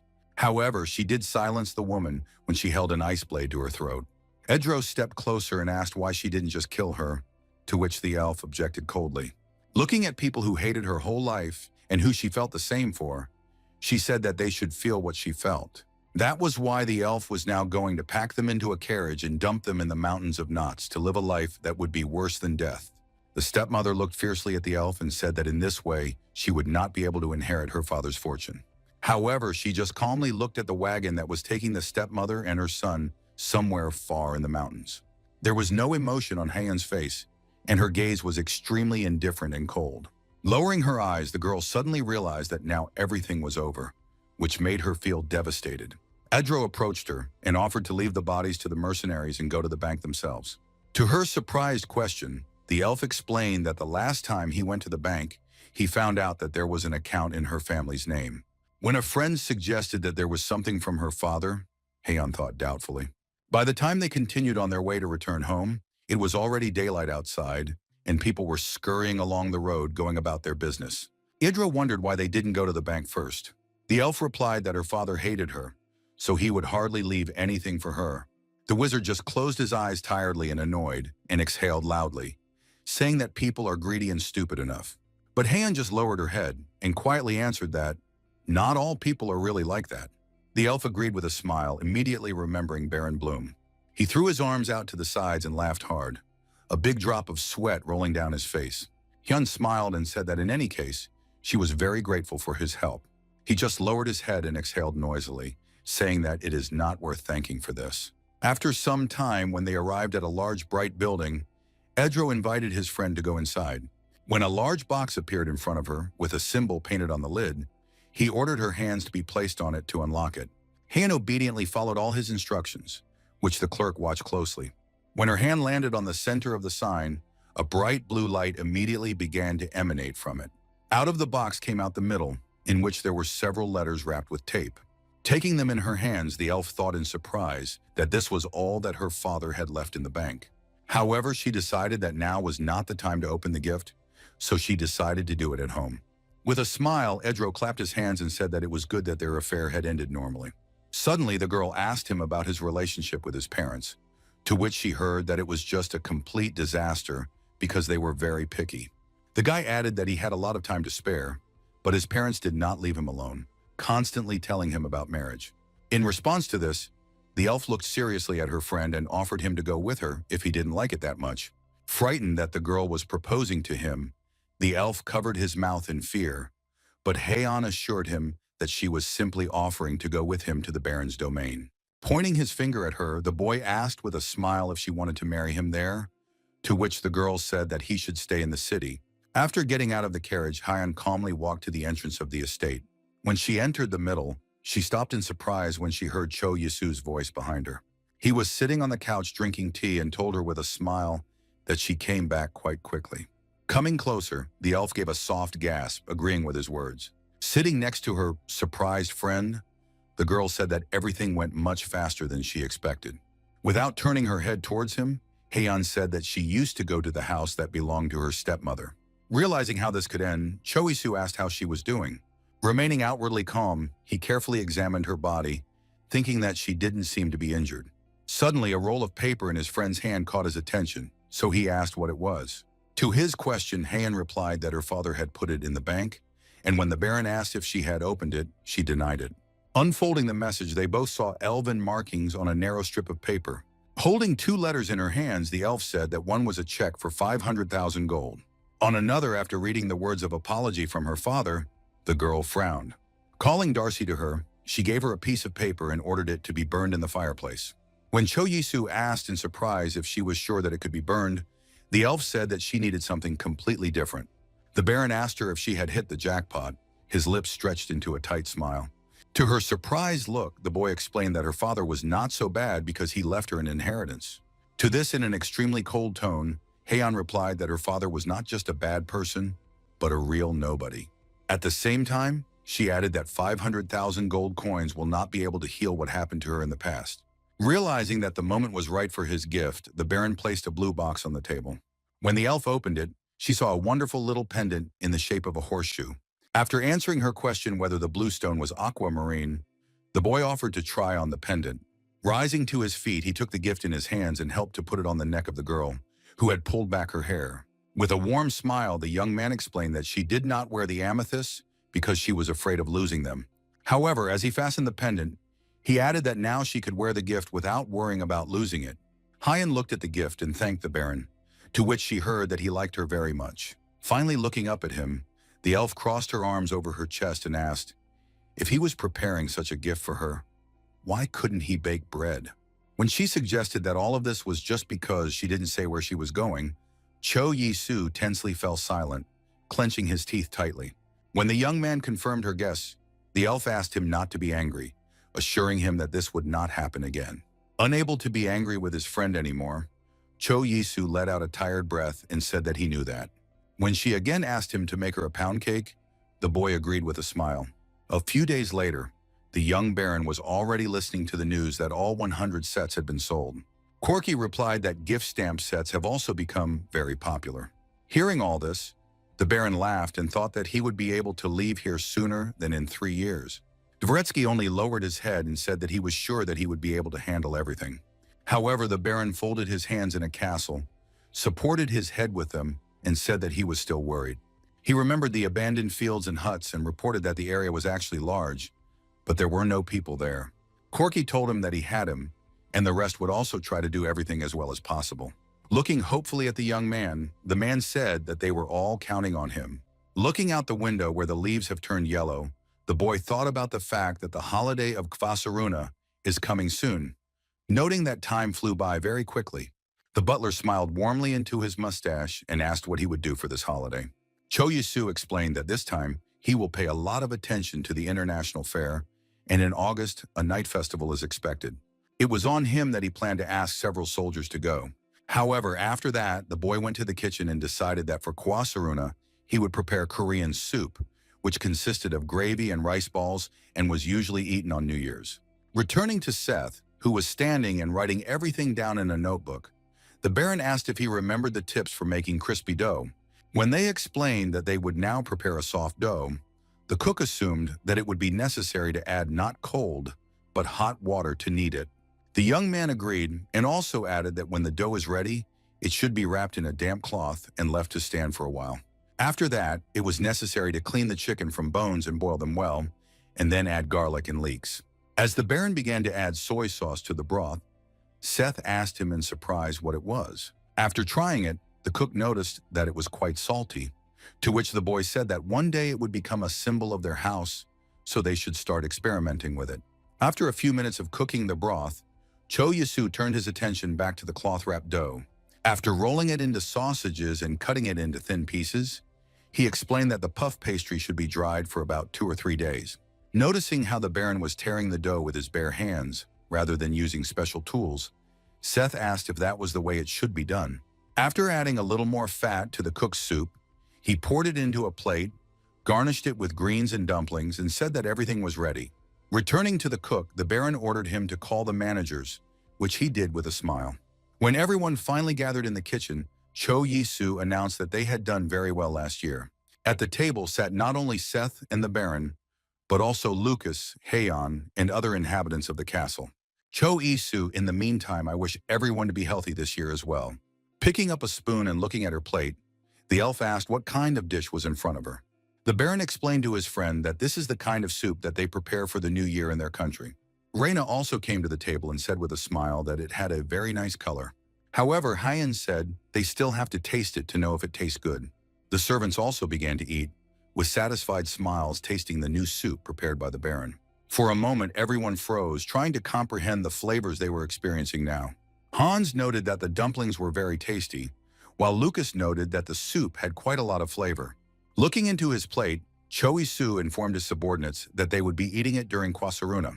For a moment, the young Baron's attention was drawn by Lucas, who was happily munching on the prepared soup. He wondered with a smile if they were ever going to get married or if maybe there was someone they liked. Hearing this question from the young gentleman, Lucas almost choked on the portion of soup that was in his mouth. When Hans asked anxiously if everything was okay with him, the valet smiled and said that everything was fine. Tears welled up in his eyes as he looked desperately at the Baron, who was smiling widely. However, Corky assured them that they could not think about it until the gentleman was married, so he would think about it only after him. When everyone agreed with the butler's words, Cho Su lowered his eyes and offered to enjoy the meal. However, after that, he assured that if someone does decide to marry, he will buy them a house. Hearing this, Heian looked at her friend and asked if he would also buy her a house in case of marriage. However, the young man replied that she was not listening carefully, as he only spoke about the senior managers. When pointing to herself, the elf pointed out that she ran a greenhouse. Cho Yisu decided to agree to buy her a house as well. Heian drew attention to the sly looks of all those present, saying that there are a lot of witnesses, so the Baron will not be able to take the words back. Finally, the day came when the March International Fair began. While walking between the stalls of the shopkeepers, Cho Yisu noticed that there were a lot of people, and Lucas suggested that he go see how their tent was. However, as they got closer, the Baron noticed the very long line that had formed in front of him. It suddenly dawned on him that the line was forming right where Corky was standing outside their tent. Hearing someone calling him, the butler raised his eyes in surprise and looked at the master. To his question about how sales are going, the man replied that the demand is very good. He added that there are many merchants who want to buy their products in bulk. After that, he advised me to go inside, as Reina was already waiting for the young man there. Noticing a young man in the passage, the girl raised her head and smiled widely, greeting him. Smiling back, Cho Yisu asked her if she had already studied the questions well. Reina held up 2 fingers and said that there were only 2 people he should pay attention to. One of them was a spice merchant and the other was a famous silk merchant. The girl explained that there was a silk merchant from the Ming Empire who had an 80% monopoly on fabric production. Putting a finger to his chin, the Baron reflected that after the black pepper, the prices had fallen and the pet family had expanded their business. While he thought about having to block the silk going to their family, Reina waited patiently for his decision. After some time, a young man was already standing in his office, who greeted and introduced himself as the merchant Seolan from the Ming Empire. Corky, who was already standing next to him, introduced the gentleman as Baron Issa Bloom from the Erman Empire. A guest sat down, asking if they were selling unfinished products as he had seen them in the window. When Cho Yisu reminded him that there were many stalls in the market selling finished products, the man said that compared to their product, even the finished products looked inferior. The Baron replied that he could call their master, who would be able to make the ornament he wanted. However, he asked for a favor in return, namely for tomorrow's dinner at his place. The next evening, as they had agreed, the silk merchant was already getting out of the carriage in the courtyard of the estate, which belonged to the Baron. The host personally met the distinguished guest, assuming that he was tired from the long journey here. However, the merchant smiled lightly and said that nothing bad had happened, while thanking him for the invitation.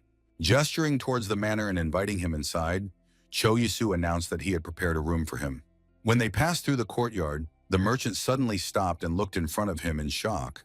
He and the Baron were heading through the bamboo forest, not expecting to meet here a familiar plant from his homeland. Looking at the bamboo, the man smiled widely.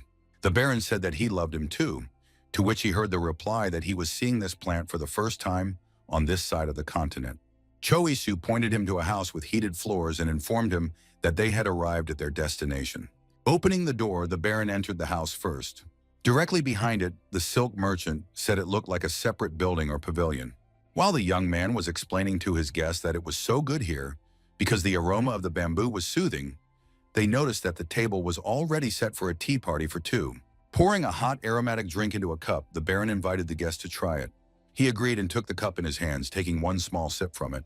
When told that although the aroma was unfamiliar, the tea reminded him of the Ming Empire, Cho Yisu explained that it was barley tea. The merchant assumed that the Baron was very interested in the Ming Empire, but the Baron himself was interested in whether the guest liked the tea. He smiled broadly and replied that he liked the drink very much, as he was very happy to try the tea of his homeland here. Hearing that the merchant wanted to make a deal on the jewels first, the Baron ordered a servant to bring some samples. In a few minutes, there were several small boxes on the table, in which various jewels sparkled. The silk merchant agreed that they were very pretty indeed, but there was nothing he really liked about them. After hearing this, Cho Yisu was not confused, but with a smile ordered the servant to bring some more samples. In one of the boxes he had just brought, which he opened, there was a large, bright green stone that sparkled in the sun. Taking the box in his hands, the silk merchant opened his eyes in surprise, asking if it was jadiate. The Baron explained with a smile that he had heard that jadiate was more valued than diamonds in the Ming Empire. In addition, a mandatory feature of the stone was a deep color without various impurities, which indicated a high class. When the young man asked the merchant if he was satisfied with the quality, he said that he would very much like to buy all the stones to give to his wives. At the same time, he placed an order for 8 sets of jadiate and 8 sets of amethyst, ruby, and sapphire. Turning to face Corky, Cho Yisu ordered him to prepare the food for now. He added that according to rumors, the merchant spent a lot of time on the ship, and since he spent the Chinese New Year there, they prepared a whole special menu. The merchant was very surprised that he knew about the Chinese New Year and explained that it is an analog of their Kusoran. In a few minutes, a large number of different dishes appeared on the table, starting from vegetable slices and ending with a large roast pig. Looking at all this gastronomic diversity, the silk merchant stared at the table in surprise. Taking one of the boiled shrimp dumplings with sticks, he said that it was the house itself, and they were extremely delicious. And the pig tasted a little different from what he had tasted before, but his skin was quite crispy. The fish was very fresh, and the crispy bamboo shoots went well with the fried seafood. After hearing him say that he ate like crazy, Cho Yisu said he was glad he enjoyed it. After the meal, the young man with a broad smile got down to business, asking if he traded in silk. However, the man said that he was trading what he bought. Keeping a close eye on the interlocutor, Cho Yisu said that he heard that he was cooperating with the Pat family. Folding his hands, the merchant said that everything was correct, asking if he was also interested in the silk trade. But the young Baron seriously said that he was more interested in the Pat family since they were actually their competitors. At this, the merchant fell silent, looking at his acquaintance in surprise and trying to understand what he was getting at. A minute later, he smiled and said that he was very honest and asked if he wanted to ask him not to sell silk to the said family. Cho Yisu confirmed his guest by offering to expand trade with the Kayang family instead. This family was baronial and vassal of the Meditz family, and also managed quite a large business in the city. When the merchant, taking another sip, said that he would think about this offer, the young man decided that everything would not be as easy as he thought. Therefore, he decided to use his trump card and warned that if things do not go well, he plans to start producing silk himself. Hearing this, the merchant covered his mouth with his hand in fear, trying not to show his fear. In fact, until the 3rd century, China was a monopoly in the production of silk. And in order to prevent the leakage of secret technology, the Chinese spread a rumor that silk was made from tree bark. However, Cho Yisu did not believe this and thought that he would be very surprised if he said that he knew the technique of silk production. A shadow of fear immediately fell on the merchant's face as he asked how the boy found out. However, the Baron calmly warned that so far only he knows about it. A big drop of sweat rolled down the merchant's face when he asked if he really wanted to start silk production here. Cho Yisu said that with the mulberry trees and silkworms, it would be quite easy to do. Besides, they have magicians. The merchant didn't even need words about wizards to understand that it would be much easier with them. Folding his hands in a castle, the man tried to understand how the Baron knew so much, but the mention of silkworms meant that he was not bluffing. Baron perfectly understood that such a reaction was quite expected, but he was also perfectly aware that even if they began to produce silk, the difference in quality would be incredible. But now he was only worried about the fact that the merchant was very worried about this topic. Realizing that he still had little choice, his interlocutor smiled and assured that he would definitely stop all business with Pat's family. After hearing such a welcome answer, Cho Yisu assured with a smile that he would keep quiet about how to make silk. The merchant also smiled broadly and said that in that case, they would be very grateful.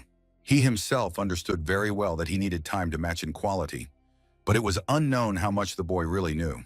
As he took another sip of his tea, the merchant thought that he should only end business with the Pat family, who were one of his many trading partners and were clearly not worth the risk. Handing his guest a plate of chocolates, the Baron said that they had handled it all very well, offering to try a new dessert. However, the Empire merchant also thanked and said that if the technology became known, it would be a big problem for them. Determined to prove his honest intentions, the boy looked at his interlocutor and asked what sericulture was, as he thought silk was made from bark. The merchant laughed, but after shoving one of the candies into his mouth, he fell silent, glaring at the Baron in surprise. When he advised him to take a medicinal herbal bath before leaving, the man thought that his interlocutor was a rather considerate person. The next morning, 2 large wagons pulled by horses and loaded with chests left the estate. Handing the owner a piece of paper, the merchant said that he had prepared a check for him to pay. And he added that he wanted him to accept the silk as payment for last night's dinner. Looking at the wagon with the chest inside, the young man thought that he could definitely need the silk now. He asked the merchant to stop by before he went home, as he promised to prepare new dishes for the Ermine Empire. Having said that he would definitely stop by to pick up the ordered jewelry, the man got into the cart and set off.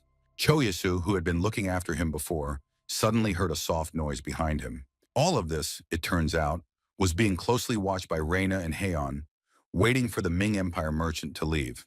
Immediately after that, ignoring the surprised Baron, the girls rushed to where the chest with the gift was. Frowning her eyebrows, the elf sharply lifted the lid to look at what exactly was left for them. Seeing several rolls of silk fabric inside, the girls opened their eyes with joy. Taking it in their hands, they said it was the most beautiful silk they had ever seen. The Baron approached them, and with a smile offered to look at the gift when it was moved to the vault, but the girls completely ignored him. Realizing that he had no chance against the expensive and good fabric, Cho Yisu humbly closed his eyes and shook his head. Later, while the young Baron was taking a bath, Lucas massaged him and asked how he was feeling. However, he only thought that together with the money he earned from the International Festival and Seolan's money, he received somewhere around 370 billion won. Although he felt like it was just yesterday that he sold 10 grams of spices for 6 million won, and now he has become richer than the Meditz family. While his mind was occupied with what to buy in Korea now, the valet asked if he was going to the Meditz family for the weekend. Looking at the boy, Cho Yisu replied that he was going to the wedding of the youngest son of Count Meditz, offering to go with him. When Lucas replied that he was needed here, the young man began to insist that they go together. However, he explained that since the wedding of one of the sons of the Meditz family was coming up in a month, and he had received an invitation, he was not allowed not to come. Cho Yisu suddenly thought that he would have to spend a whole month and a half on the road there and back. Exhaling noisily, Cho Yisu assured that when he would marry himself, he would not invite people from the city to the wedding. To his words that he could go with them and see his parents, Lucas replied that he would see them when he went to Bobberland this spring. Suddenly there was a loud knock on the door of his room, after which the boy allowed the guest to enter. Corky entered him and said that they had brought him a letter from the Kruno family. The Baron said he wasn't in the mood right now, so he asked him to read it. But Lucas explained that he didn't want to go to Mark Meditz's wedding because the thought of going through the mountains made his whole body ache. Dvoretsky did not know how to respond to such a request, but obediently unfolded the letter and carefully looked at the letters. First of all, Count Kruno asked if the Baron was doing well, after which he said that he was writing a letter because he had something to tell him. Realizing that this might be important, Cho Isu crossed his arms and asked Corky to continue. The first question was whether he was going to the wedding next month, to which the Baron replied that of course he was. When told that Kruno's family would also be going there, the boy snorted that it was understandable since his daughter was getting married. The next second he jumped up sharply as he heard the word that Count Kruno was going to hire a portal wizard. This news brought him into wild delight, which made him jump around the room and smile widely. However, realizing his behavior and pulling himself together, he stood up and cleared his throat, ordered to continue reading the letter.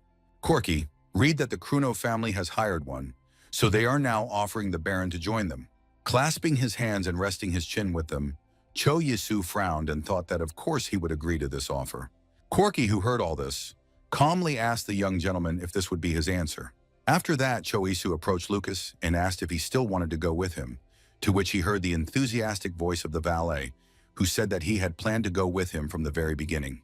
On the day of his departure to Kruno's family, the boy asked the elf if she really did not want to go with him, thinking that Zhezhi would be very upset. When his girlfriend said she had some other things to do, he glanced at Hans and Lucas, who were waiting for their ride. Meanwhile, the young Baron turned to Reina, asking her to look behind the house, to which the girl wished him a safe trip. Looking at the way the girls smiled at each other, the young man thought that they had become very close lately, and he liked that much more than getting closer to Edro. After some time on the road, they were already standing in the courtyard of the estate of Count Kruno, where a large portal had been opened. Cho Yisu excitedly said that this was the first time he had seen such a thing, prompting Lucas to assume that the man standing by the portal itself was a wizard. The Baron's attention was now fixed on a rather mature-looking elf who was frowning at everyone present. The boy thought about what he wanted to use as he considered the portal the best of all.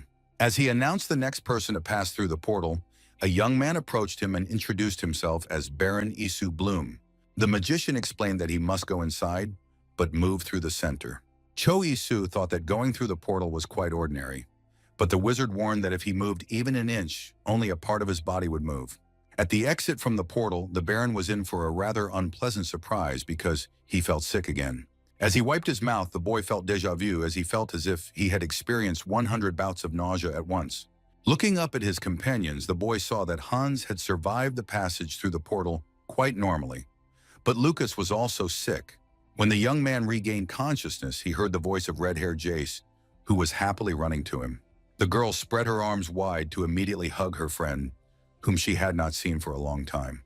Throwing herself on the neck of the Baron, who did not expect this, Zhezhi shouted that she missed him very much. Noticing that Hans and Lucas were standing next to him, Miss Meditz said that they had become more beautiful. Lucas pointed to himself and replied that he was handsome since childhood, but the girl only chirped and said that he was only a child compared to Hans. While the boys looked at each other with different looks, she had already taken Cho Isa with her, saying that she was glad that they had come. Meanwhile, at his estate, Reina was trying on a dress that Hyan wanted to give her. Looking at her satisfied face, the elf asked with a smile if she liked it. She added that she had been working very hard, getting information about her stepmother, for which she wanted to give her a dress. After thanking the informant, she said that she would now leave her alone, to which Hyan agreed. Stepping out into the corridor, she clenched her fist tightly and thought fiercely that she wanted to go with the Baron.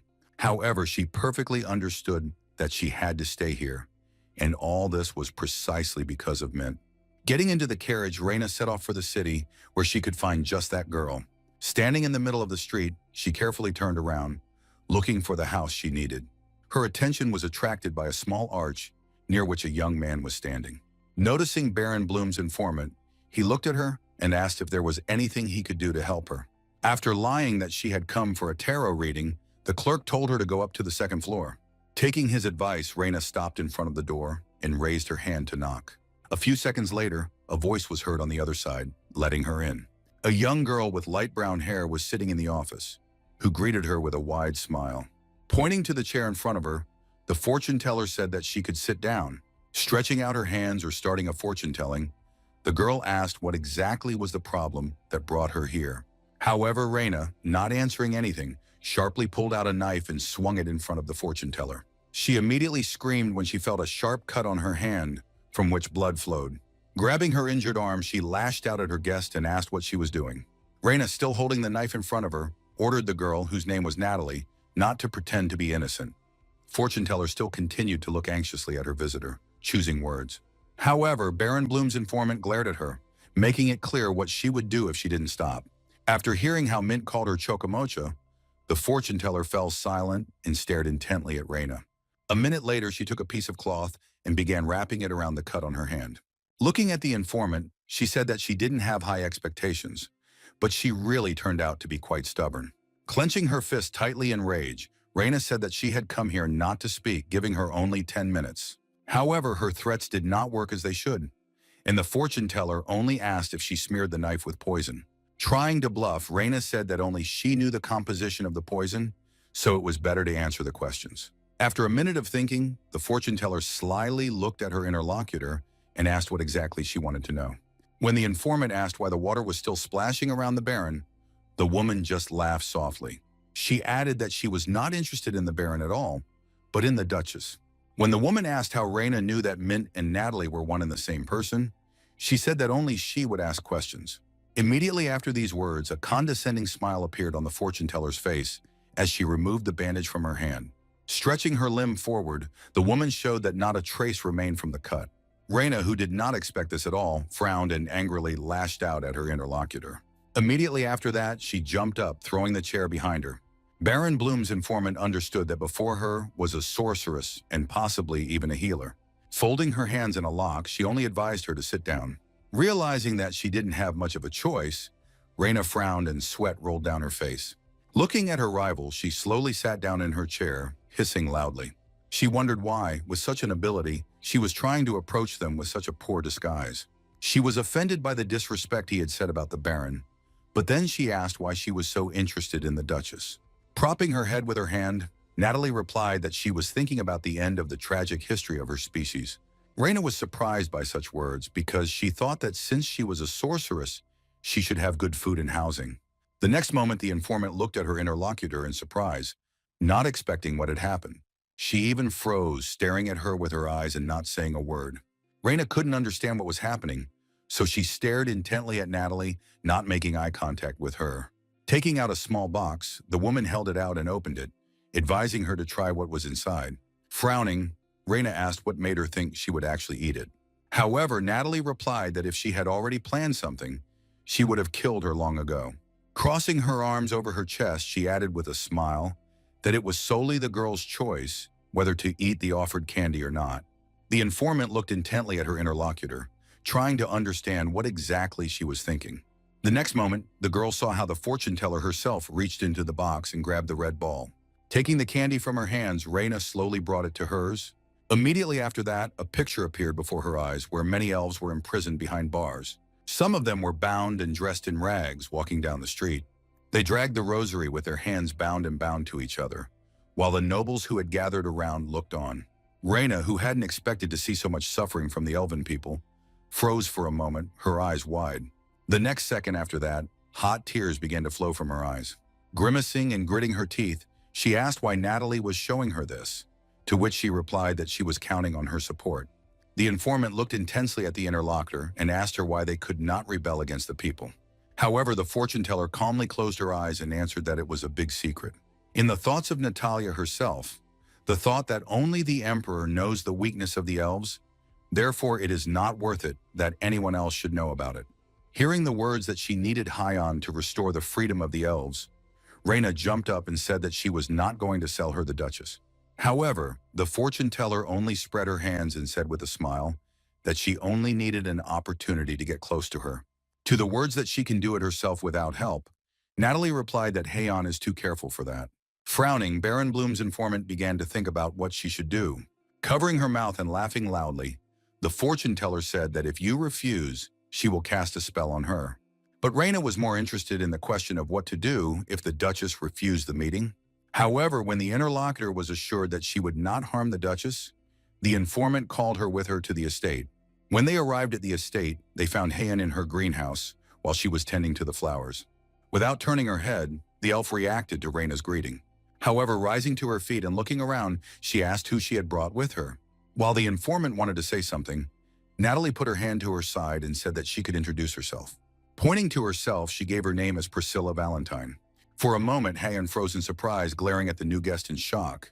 However, after that, she sat down in a deep bow, saying that she was glad to meet the queen, which shocked Raina very much. The informant knew very well that Priscilla Valentine belonged to the clan of High Elves, who held the highest place among other elves. However, she didn't expect to meet any of them one day, as none of them had shown themselves before. So now, considering that the Duchess herself was crouching before her guest in a deep curtsy, she could only hope that she had not made any mistake. Priscilla, meanwhile, smiled and said that she could get up, as she herself did not like the antiquated tradition. Returning to Raina, Priscilla asked her to give them a room so they could talk in peace. Without wasting a second, the informant ran out of the greenhouse, hoping to carry out the queen's orders. Left alone with the distinguished guest, Heian asked her what she wanted to talk about. However, she did not let her finish, saying that they were destroying an artifact owned by the imperial family. Looking at her surprised face, the queen added that if they destroyed it, then they would not be able to control their mana at will. Placing a hand on the elf's shoulder, Priscilla told her that she would need her help for this. The elf queen added that in her 60 years, she had never met an elf as beautiful as herself. The woman took the girl's face by the chin and lifted it up, forcing her to look only at herself. With a big smile, Priscilla said that it had been 10 years since she entered the palace. Hearing the proposal to come to the palace and deceive the emperor, Heian asked if he wanted to make her a concubine. However, Priscilla assured that she would take care of the current queen, so that Heian herself could become queen. But the Duchess was against such a prospect, as she frankly informed the queen. She replied that it was for a greater purpose, because if she sacrificed herself, then their entire species would be able to live freely and happily. However, Heian did not succumb to persuasion, so she again stated that she did not want to sacrifice herself. She reminded him that the artifact was shut down for an hour during the magic demonstration on Quasaruna, so they could work during that time. However, Priscilla exhaled noisily and said that the hour was too short, as the artifact was hidden underground, and the path to it was like a maze. Besides, even the emperor is forbidden to enter there during this hour. Hearing that the artifact wasn't their only weakness, Heian looked at the queen in surprise. She explained that the imperial family knew the recipe for a poison that was deadly to the elves and had previously been used during the rebellion.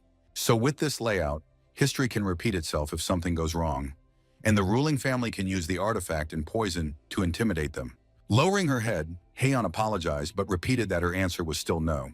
Priscilla smiled and assured her that she didn't have to reject the offer just now, reminding her that she was still too young.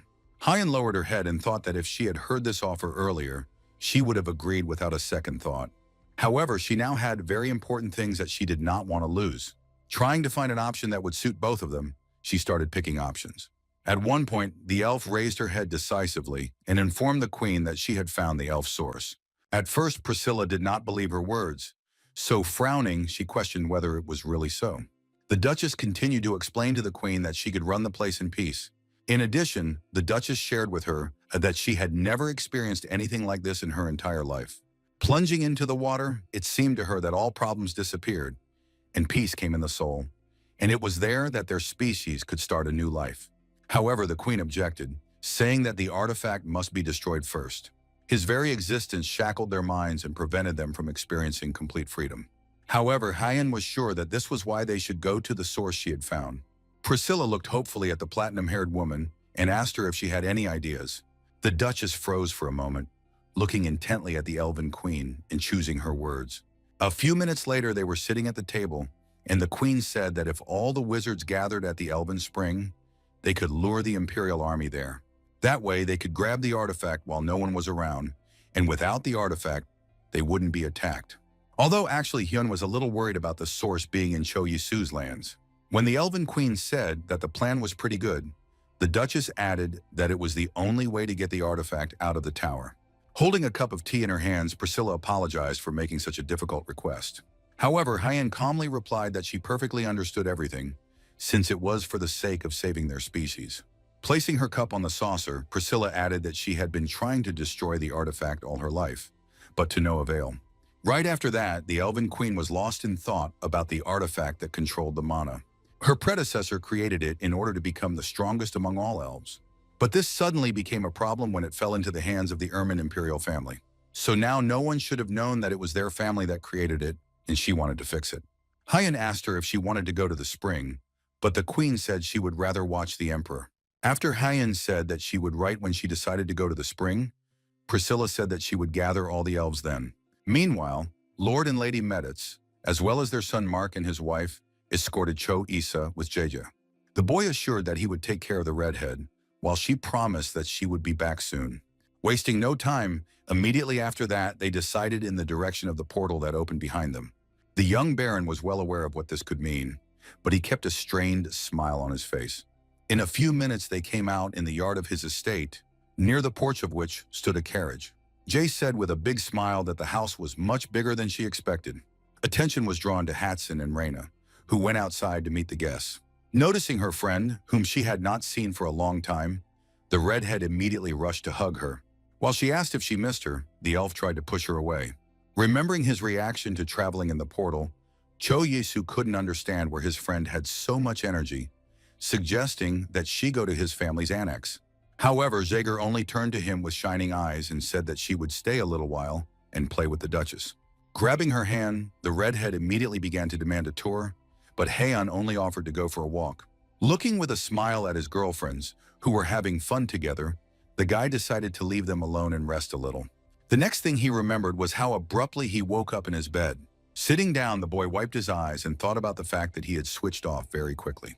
He was immediately greeted by Corky, who offered to help him change. While the man was working on his shirt, he asked how he was feeling after the long journey. Suddenly, their conversation was interrupted by a light knock on the door of the room. Having received permission, Seth entered, who was puzzled by something. He approached the Baron and said that he had something to tell him. The cook was silent for a moment, trying to find the words that would best describe what he wanted to say. Cho Isu, observing his behavior, asked why he was so nervous, and the thought appeared in his head that he was planning to resign. However, Seth said that wasn't the case, finally blurting out that he was going to get married. Not expecting such words at all, Cho Yisu looked at his cook in surprise. Assuming that he must be too busy or going on dates, the Baron asked him who exactly he was marrying. Hearing that the bride would be Marianne, who was the daughter of a baron, the boy asked how they met. Finally, the young man asked the employee if he had already made an offer. Marian Hatcher, whom Seth chose as his bride, was the eldest daughter of a poor baronial family. It was quite a normal practice. Besides, quite a few baronial families kept their eyes on the chef of the new Bloom family. After patting the employee on the back, Cho Yisu congratulated him, to which he was told that he had not yet accepted the offer, as he had to ask him first. With a big smile on his face, the Baron allowed him to marry, wondering when it would finally be his turn. In addition, he assured that when they moved, he would give them a house, but for now they could use the empty rooms in the estate. When Seth confessed to the young gentleman that he loved him, he advised him to save all this love for his bride. Immediately afterwards, Seth asked him if he could appoint his bride as maid of honor to the Duchess, to which he was told that he would have to ask the elves. Glancing at the butler, Cho Yisu ordered him to prepare well for the wedding. Suddenly the door opened, and into the room a red-haired woman, accompanied by Haeon, flew into the room screaming loudly. Glancing at his friends, the young man asked her what had happened. Jace immediately replied that she wanted to call him to go shopping with them. Looking at him with big eyes, the redhead asked if he would like to spend some time with them, reminding her of the road she had traveled. At that moment, Haeon intervened in the conversation, who also called him with them, saying that she had something for him. These words aroused the Baron's curiosity, so he clarified what exactly she had for him. When they got out of the carriage, the young Baron looked in surprise at the building near which they stopped. He and the girls stood outside a large, luxurious mansion with dark tiles and light walls. When Haeon confirmed that this was where her stepmother lived, the boy asked why she had brought him here. However, when the elf said that it was a gift for him, Cho Yisu looked at her friend in surprise. Answering his surprise question, whether she would give him this house, the girl said that she owed him a lot. But the Baron said that he would already have a house, so it would be better to use the building for other purposes. He thought that it would be possible to open a jewelry store or a snack bar here, and maybe even a department store. To the elf's surprised question, he explained that this is a place where you can sell a variety of goods. Putting a finger to her chin, Han reflected that there are usually a few awkward moments when she goes shopping, such as having to stop the carriage at the right place and traveling in the rain or snow. After hearing this, Cho Yusu suggested that she take up the matter, to which the friend assumed that it was because he did not like the gift. However, the Baron, raising his hands in a conciliatory gesture, said that soon he would manage the lands entrusted to him so she could make a river there instead of running a department store. The elf crossed her arms over her chest and told him not to worry, as she already had some plans. When they returned to his estate, Cho Yisu told Seth that he had been very tired lately, to which the cook said that he had to live up to his new status. After hearing advice that he could also marry, the Baron ordered that he simply give him a knife. He pointed to the table where there was a basket of dried flowers and a dead eel. At a surprised look, the boy slyly replied that he had prepared it for someone who liked to live up to his rank. Returning to another cook, whose name was Monty, the Baron ordered him to prepare an eel. While they were waiting, he decided to prepare another dish and serve it in a stone pot. Meanwhile, in the hall, Jace was enjoying the chocolates that the Baron was preparing. The redhead's face showed a higher degree of satisfaction as she chewed on one candy. Observing her actions, the young man asked how many candies she can eat a day, clarifying whether they are really that tasty. After that, with a smile, I asked if she had recently complained that her dress did not fit. Hearing his words, the red-haired girl lowered her head glumly, but took the last piece of candy in her fingers. Crossing her arms over her chest, Heian asked him why their Jeji was asking such a question. Hearing her words, Cho Yisu thought about the fact that it seems that only recently they were irreconcilable enemies, but he was glad that they had become friends. At that moment, Seth and another servant entered the hall and announced that the food was ready. On the waiter's side tables, they brought out rice mixed with spices and cooked eel. The Baron wanted to warn the redhead that the stone pot would be hot, but he didn't have time to do it, and in a moment she started screaming that she had burned her hand. Showing her injured hand, she lunged at Seth, blaming him for serving such hot dishes. But the young Baron did not insult his chef, saying that he ordered it and the dishes should be like that. When he asked how her hand was, Miss Medeth showed him her middle finger and told him the hand was out of order, offering to blow on it. Not at all expecting such a gesture from a girl of a noble family, Cho Yisu said that it would be best to first take wild onions and soy sauce and mix them together. After that, he spooned a decent amount of bitter rice mixed with spices. And then, with a big smile on his face, he thanked the cooks for the food. Jace followed suit and grabbed the spoon as well, saying she wanted to try it. As she chewed the spiced porridge, her face showed a wide smile of satisfaction. Covering her mouth with delight, the girl exhaled and asked what the sauce was called. Now she wonders why they don't grow vegetables like that, because the texture of the bean sprouts and the pork went so well together. Noticing that Heian took the bread and dipped it in soy sauce, the young man watched her reaction intently. Meanwhile, the elf calmly shoved the bun into her mouth, biting off a piece. A moment later, with a big smile, she said that it tasted even better with bread than with rice. When Yeje said that the sauce went well, even with eel, the boy assured her that he would give her the seeds when she went home. To his question about when she plans to return, the girl replied that she plans to do it in November. When the Baron asked if things were going well, the girl raised her hand and showed him 5 fingers. And with a broad smile, she explained that they need as many as 5 more stores. Afterwards, Choisu turned to Hyun, asking how she was doing and why she wasn't offering her ideas. To which the elf calmly reminded him that she had given him the building for his department store. The Baron turned to the red-haired woman again, saying that she had arrived on time, as she would have time to go to the night festival before leaving. She smiled slyly and said that this is exactly what she was waiting for. Meanwhile, in the Imperial Palace, Priscilla was again sitting with the Emperor at the table, talking about the arrival of Duchess Adelia. The man confirmed this with a smile, as he called her, because he wanted to talk to her about something.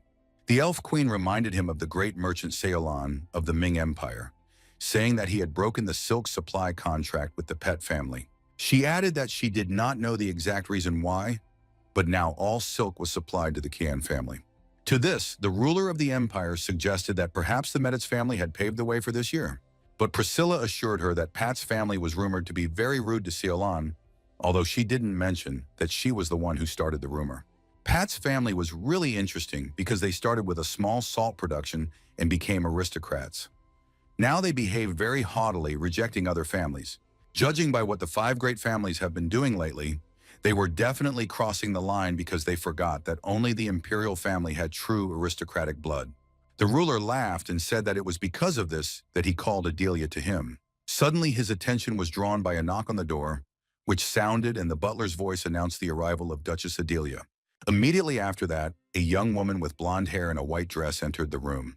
Embracing his sister, the emperor noticed that she had come a long way, to which the woman replied that they had not seen each other for a long time. Turning her eyes to her brother, Adelia asked him why he had summoned her. The ruler smiled and replied that they should discuss something with her. After that, he continued that he would like to auction a small area located in the south. At first, the woman was surprised by the offer to give away part of her land. But when they sat down to discuss it, she clarified whether he wanted to add strength to the side of the Medici family. The emperor said she was absolutely right, adding that the southern lands had been ruled by the central government for generations. Most of the southern territories had been under the Erman family for 113 years, and the largest port, Montpar, was now owned by the Pat family. Idalia immediately noticed that her land bordered the Pat family's holdings, so she was sure that they would also be watching the proceedings closely. After hearing the proposal to introduce restrictions on the auction, the woman realized that he planned not to disclose information about the auction so that the Pets did not receive the land. The emperor's sister added that even if the lands were transferred to the Medici family, it would not mean that the imperial power would simply cede to them. In addition, the man added that the southern lands of the empire are a symbolic place for aristocrats, and only their possession could fundamentally change the status of the Medici family. So he asked if she would mind if he put a small area up for sale. The woman agreed, adding that it was still not easy to manage the land that bordered the Pat family's property. The ruler was glad that it would be possible to hand over the land as soon as possible, perhaps even today.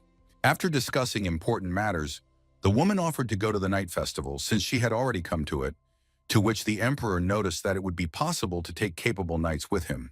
In addition, the man said that his sister would be able to buy something from him. Stepping out of the emperor's office, Adalia thought that she had once ruled these lands, but now she had to seize the opportunity to stop her brother's rise to power. Therefore, if she takes advantage of the opportunity, she will be able to overthrow Charles and take the throne.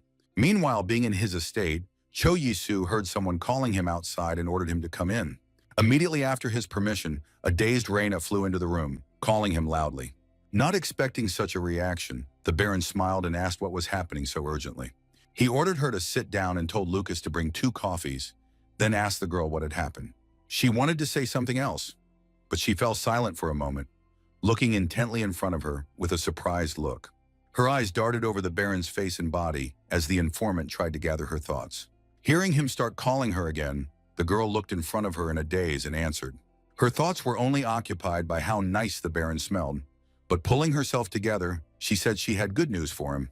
Reina said that earlier he was looking for land for a farm, and now the lands in the south are being put up for auction.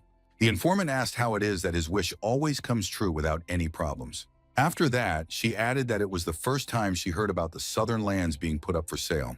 Looking at the cup of hot drink in front of her, the girl said that the emperor's sister herself was putting them out, thinking that the only known reason was to get money.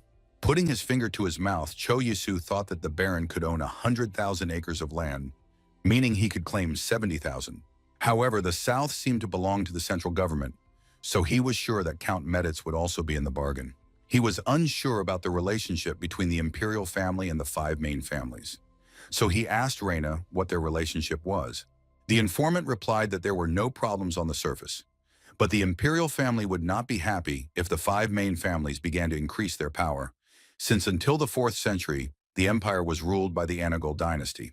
Now, the Big 5 were called the 4 because the Medici and Kruno families were in a political alliance. And instead of including the Medici from the 5 big families, they simply excluded the Kruno family. Cho Yisu wondered if he could take the opportunity and get the title of Earl when he heard that the auction would last for 2 months, so he had time to think. Just as Reina was about to leave, Miss Jace burst into the room looking for her friend. Despite paying attention to the informer, she started waving the letter and saying that he had received a message. Trying to calm his friend down at least a little, he asked her what kind of letter he had received, to which the redhead said that the letter was sent by her father. As the Baron tried to read it, Jace also tried to see what was written in the message. The Lord welcomed him and said that they should get the lands for sale in the south, wanting to trade 10,000 acres for 20,000 gold. If they get them, they will be able to join forces with the Kruno family, maintaining central control. At the end of the letter, Lord Meditz expressed his hope that the Baron would try very hard at the auction. The young man immediately calculated that he would have to pay 3 billion won for 10,000 acres, so he decided to wait and see how everything would turn out. After hearing from a friend who was standing behind that the letter contained a lot of difficult words, he suggested that she go and have fun. The red-haired girl sternly said that she wanted to go with him, which confused the boy a little. Noticing the incomprehension on his face, the girl was indignant that he had forgotten everything, to which the Baron asked where exactly she was planning to go. Reminding him that the night festival was coming soon, she immediately dragged him to a large arena, where the young man was surprised at the large number of people. Sitting on the podium, the girl advised him to take a seat as soon as possible, since the performance was about to begin. When the host announced the match between the third squad of the Meditz family and Shalman's mercenaries, Jace began to pat her friend on the back. Her family's warriors stood with serious expressions, holding shields and swords. In front of them stood the knights who looked at their opponents with stern eyes and ready for battle. Hearing from the young maiden that if they lose, she will finish them off, the Lord's warriors tensed up. The next moment, the Lord's knights were engaged in a battle with mercenaries. Their swords constantly crossed during the fight, sending many sparks into the air. Cho Yisu watched in shock, not believing that this was actually happening, while beside him the redhead raged, supporting her warriors. Suddenly, the head mercenary struck one of the knights hard with his sword, knocking his weapon away from him. Hearing from the presenter that in such a short time the first dropout was from her family, Jace screamed loudly. However, immediately after that, she received the news that another one of her warriors had been eliminated. The girl began to get even more angry, promising the knights that when they return, she will kill them. While the girl raged behind his back, the young Baron thought that the opponents of the Meditz family were very good. His attention was finally drawn to the leader of the mercenaries, after the announcer announced their victory. The young man tried to calm Jace down by saying that they had 2 more teams, but the girl said that she was still upset about the situation. At the beginning of November, as the nightly festivals drew to a close, the knights went through battle with each other. After that, an intelligence war began between the aristocratic families. As they sat with Reina in the carriage, Cho Yisu asked her if she checked the list in the secretariat well. When asked if any of the mercenaries caught her attention, the girl replied that she noticed someone. She added that this mercenary group that took 7th place in the 5x5 battles, namely the Serb mercenary group. Suddenly, the Baron's attention was drawn to a noise in the street, and he asked if something had happened there. Looking out the window, the informant assumed that somewhere there had been a fight between the mercenaries. One of the men came close to the carriage and started cursing, swinging his sword around. Kin was startled by the sharp noises and scrambled and started hopping on the spot, no matter how hard Lucas tried to hold him back. The Baron sat in the carriage and looked at Reina, unable to understand what was happening. The girl carefully looked out the window of the carriage, trying to see all the participants of the event. However, she was surprised to notice that Lucas was no longer at the coachman's place.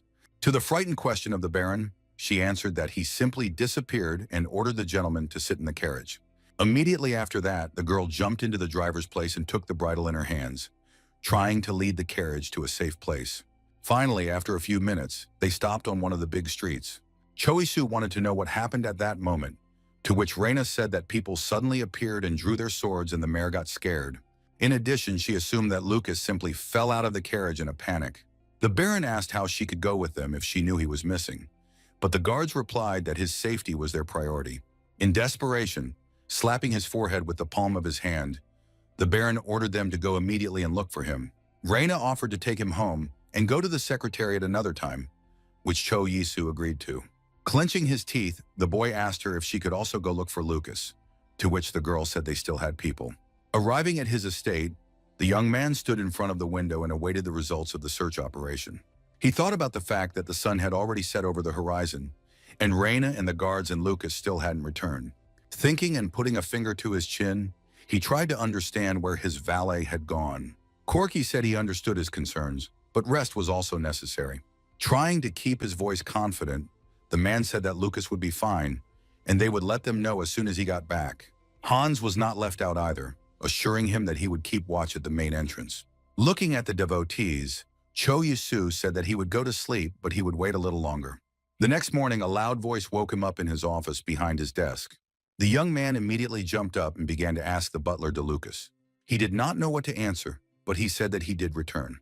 Descending into the living room, Cho Yisu found a picture of Hans with tears in his eyes hugging Lucas, who was trying to call him. Not believing that his valet had returned home, the young man froze in place and looked at the boy in bewilderment. Lucas, meanwhile, tried to ask him to pull him out of Hans's arms.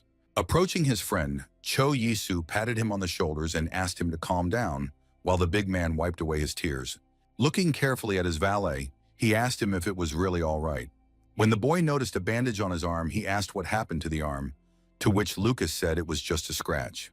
Putting an end to any questioning that might have taken place, the valet gestured to one of the mercenaries standing at the entrance.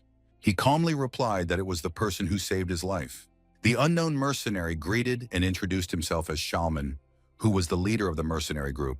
Upon hearing his name, Cho Yisu realized that he had definitely seen them at the night festival. He invited everyone to the table, and when everyone sat down, he asked what happened then.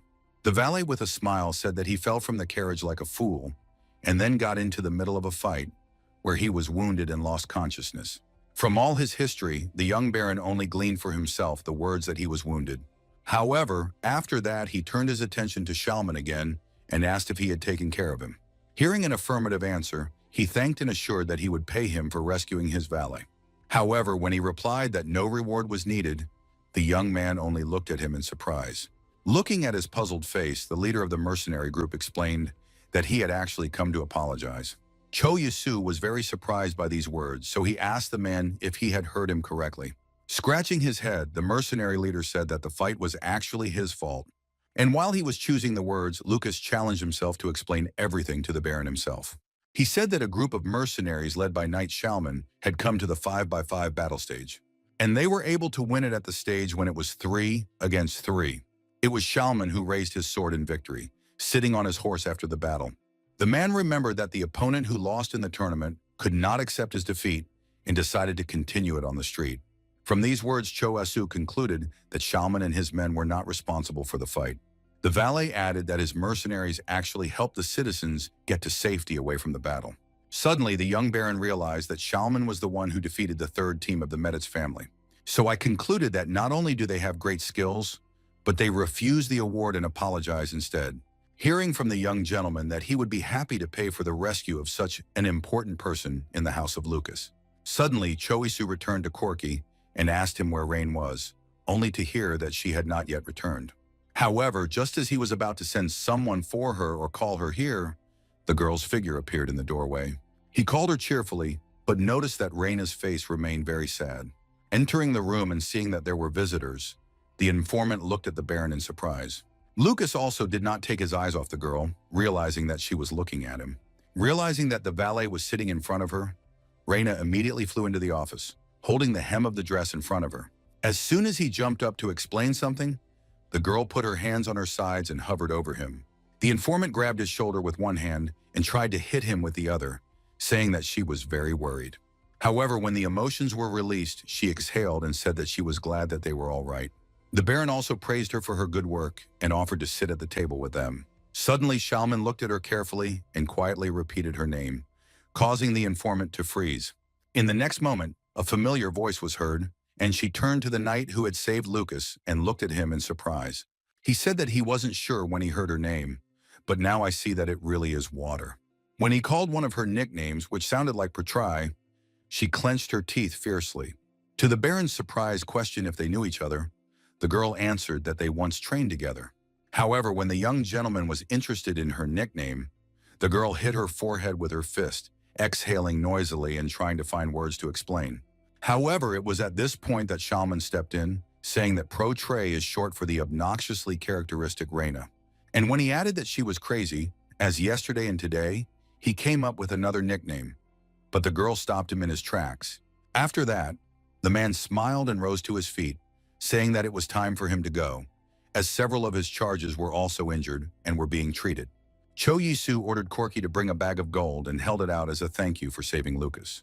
After that, he turned to the valet and told him that he needed to rest and warned him to contact the wizard healer. The boy tried to assure him that he was fine, but after paying attention to his bandaged hand, which was already starting to turn red, the man said that everything was not right. In addition, he forbade him to go anywhere today, saying that he should rest more. When the matter was resolved with the valet, the Baron turned to Reina, noting that Knight Shalman was a good enough person, to which the girl said that he should not worry about it. Putting his fingers to his chin, the boy said that he would like them to apply to be hired by their family. The informant confirmed that Shalman has very good skills, but he has a very complex character, because of which he cannot belong to one place because he quickly gets bored of it. Patting her on the shoulder, he suggested that she also go to rest since she had been working all night. Keeping her head down and lost in her thoughts, Reina quietly agreed to his proposal. Meanwhile, Shalman sat in the tavern and celebrated the victory with his mercenaries. He announced with a smile that today's drink and meat would be at the expense of the master whom Lucas serves. Looking at the luxuriously covered table, where there was a lot of meat as well as champagne and beer, everyone began to shout words in praise of Baron Bloom. But the leader interrupted them again, saying that he had to tell them something. Looking carefully into their faces, he said that it was time for them to settle down, get married, and have children. Noticing that no one answered yes when asked if they agreed with this, he asked why they had such a reaction. One of the subordinates said that if he was lonely, he could steal someone for him. Immediately after that, Shalman threw a piece of bread in his face and advised him to grow up and not talk nonsense. The leader also warned that he was thinking of going to the secretariat and adding them to the list of mercenaries, from which the aristocrats could hire them. At these words, the reaction was more obvious, as everyone resented such a proposal, saying that they did not want to be dogs for the nobility. To which Shalman calmly answered them that since they do not like this, then this holiday will be dedicated to the fact that their group will be disbanded. At the same time, he warned that he is not going to force them. If they agree with him, then they will follow him. If not, then they can form a separate unit. Saying that the conversation was over, Shalman turned and headed for the tavern's exit. When he was sitting in his room, he heard a loud knock on the door and a familiar voice, so he allowed the visitor to enter. One of his associates said that his behavior was too much because he did not even talk to them about it. The leader completely ignored this, throwing his hands behind his head and crossing his legs, asking if they would follow him. When they began to demand that he tell them the reason for such a decision, the man looked down and said that he had found Reina. Short brown hair and big brown eyes suddenly stood up in front of him, staring at him in surprise. Hearing this, one of his subordinates asked in surprise if he was talking about their master's daughter. He also immediately remembered the wild face of the girl, who clenched her teeth and screamed loudly. The boys immediately smiled and said that they would not be thrown into a pit because of a woman. But the leader replied with a smile that it was safe to fall into the pit for Reina's sake. His associates immediately understood that he was still after her, but he did not answer, but only started shouting at them. When he asked if he looked like someone who would trade friends for a girl, the boys said that's exactly the kind of person he looks like. Shalman said that Reina now works for Isa Bloom, mentioning the cafe. They immediately understood who he was talking about, saying that the desserts there are simply incredible. However, they were very surprised that the leader was going to work for a baron at a time when they had so much to offer from high-ranking nobility. Shalman replied that he might be a baron and a novice in the business, but he had a very good reputation. Besides, his fortune amounted to about 1 million gold. And he also knew very well that at one time the young man studied the art of the sword with the Meditz family. In addition, he was on good terms not only with the lord himself, but also with his children. Placing his fingers to his chin, one of the men snickered at the thought that the boy might have ties to the Meditz family. Furthermore, their leader added that apparently there was no one who could be a good example of a swordsman, so their swordsman would be perfect.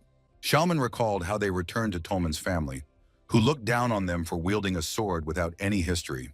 However, his speech did not affect his associates, and they assumed that he still wanted to be close to Reina. However, despite this, they were ready to stay with their leader. Shalman clenched his fist tightly and thanked them for trusting and following him. But his friends immediately planted him, saying that they did not trust him, but Reina, and since she wisely chose the Baron, then he deserves to be trusted. One of the boys added that she might have a bad temper, but she understood people quite well, to which the leader did not reply. Another confirmed that every person Reina disliked was a psycho as far as he was concerned. Meanwhile, in his home, Cho Yi-Su was going over a piece of paper that had the chosen mercenary teams written on it. Suddenly, he looked with surprised eyes to where he noticed a familiar name and noted that Shalman had also applied. When Reyna said that she saw familiar names there, the Baron assumed that she had ordered a word for him, and the girl assured that she only found out about it now. Tapping the mercenary leader's name with his finger, the boy said that partly because they had saved Lucas, he would prefer to hire them. Returning to the informant, he asked what skills they had. Reyna tried to find words, but the fact that Shaman was approaching her every time he got a chance was still running through her mind. After some time, the leader of the mercenaries, together with his subordinates, stood in the large office of Baron Bloom. Putting his hand to his chest, he introduced himself and greeted the audience. Reyna exhaled noisily without saying a word, but the young man asked to come in and asked who came with him. One of the boys said hello and said he was Shaman's right-hand man named Black Bear. However, another said that the right hand was actually him and his name was Cheetah. And while his subordinates were figuring out their relationship and their status in their team, the leader himself asked not to pay attention to them. Choisu smiled and offered to proceed with the case in such a case, asking about the conditions they have. Shalman said that experienced knights are paid 600 gold a year, 300 are paid to knights of average experience, 70 gold to the armor bearer, and 5 gold to the page. Their team consisted of 3 experienced knights, 17 of medium experience, 7 squires, and 15 pages. Having heard that the annual salary of their squad would be about 7,500 gold, the Baron was surprised that they agreed to the usual payment.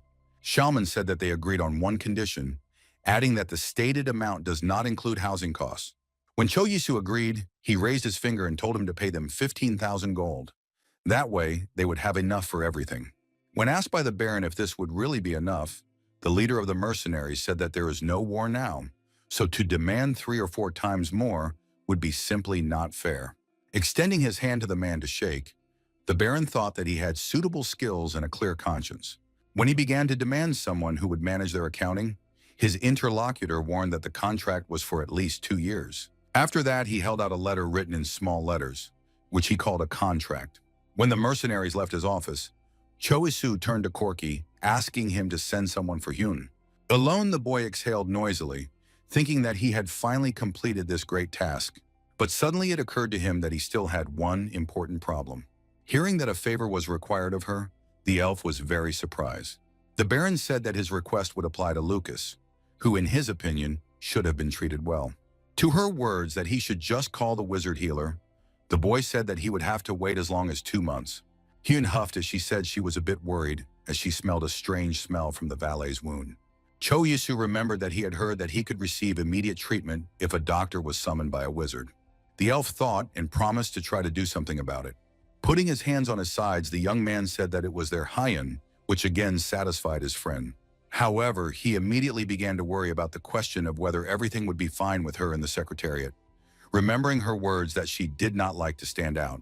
But Haeon, with wide eyes, assured him that she had a better idea than going to the secretariat. Cho Yisu was very surprised when her friend said that she had a healer she knew. Priscilla, who deftly changed her disguises for disguise, immediately appeared in my memory. The elf did not want to reveal all the cards, so she simply said that she met her by chance. But the young baron was more worried about the question of how they determine what each other's abilities are.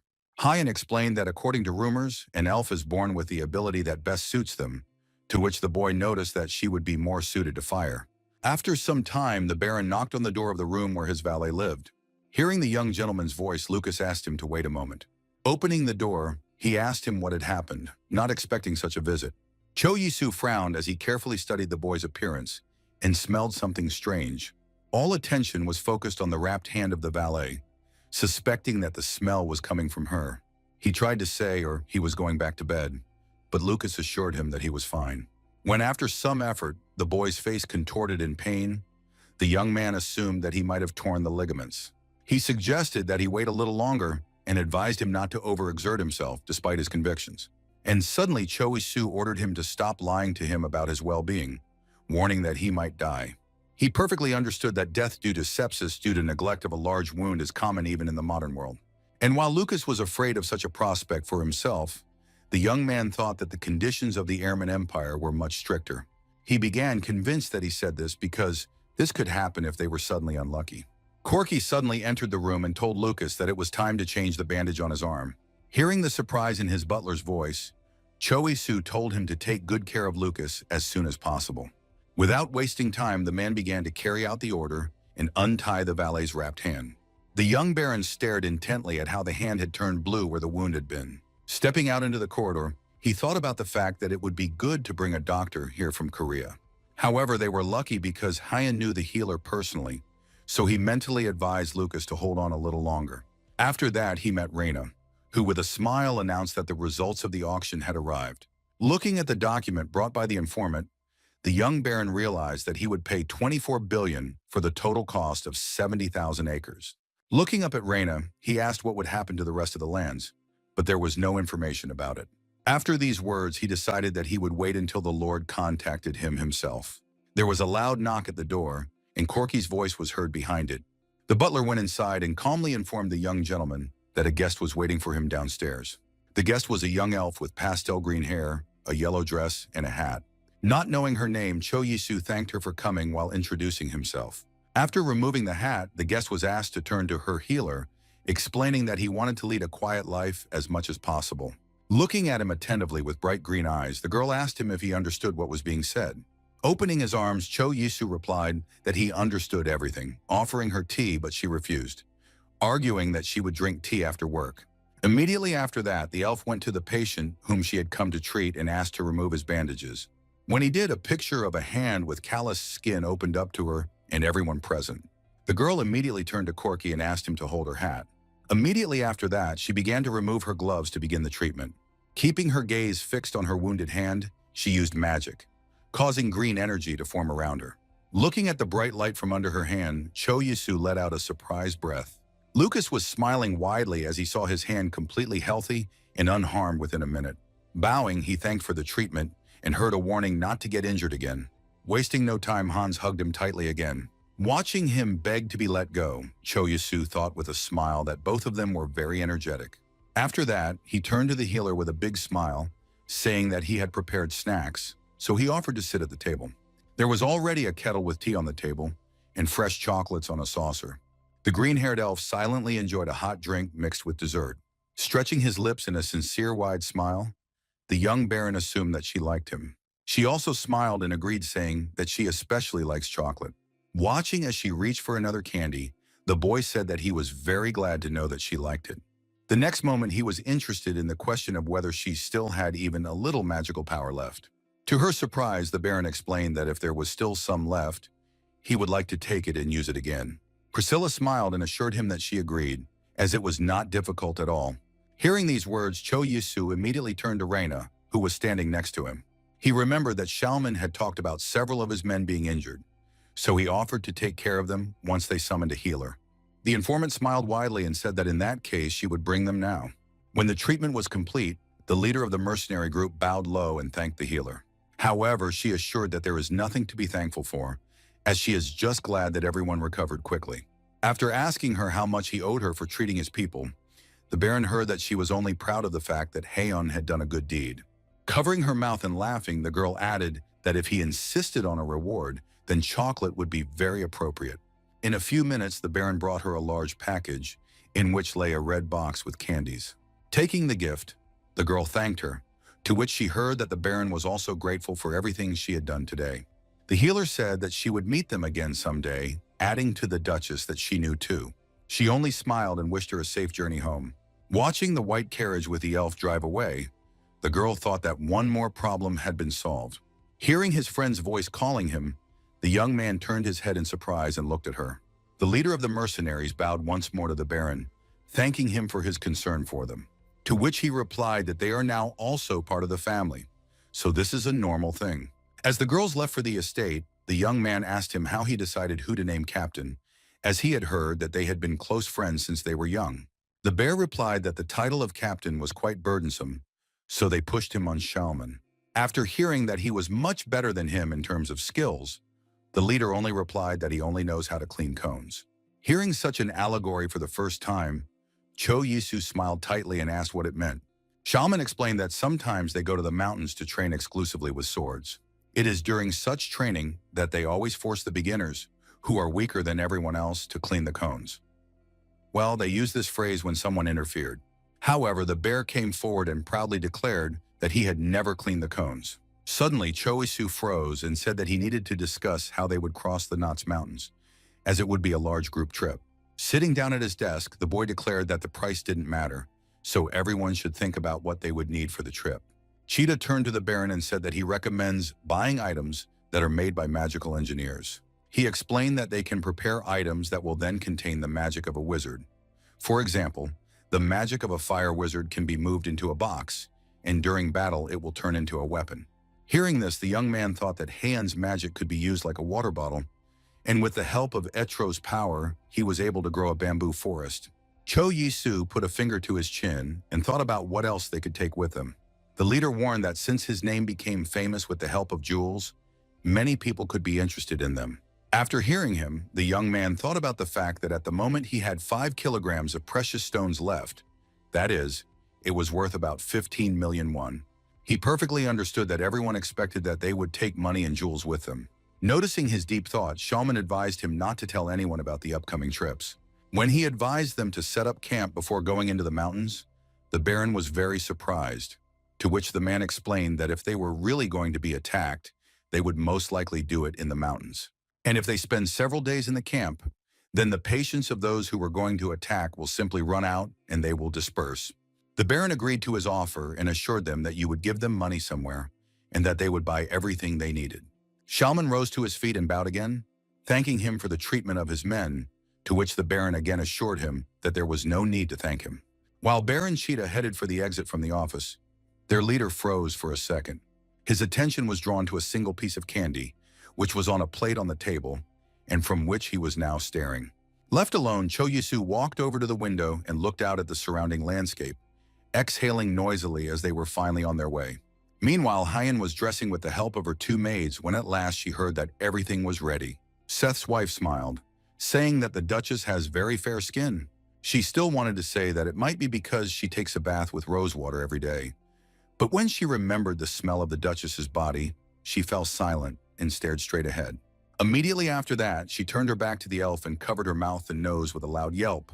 Realizing how her behavior looked from the side, she turned back and apologized for her, explaining that she hadn't been feeling well lately. Hearing this, Hyen immediately assumed that the girl might be pregnant. After these words, Darcy began to ask the girl questions about how much her body had changed in the last period and when exactly. After hearing the answers to all the questions, she closed her eyes and calmly said that she would have a child.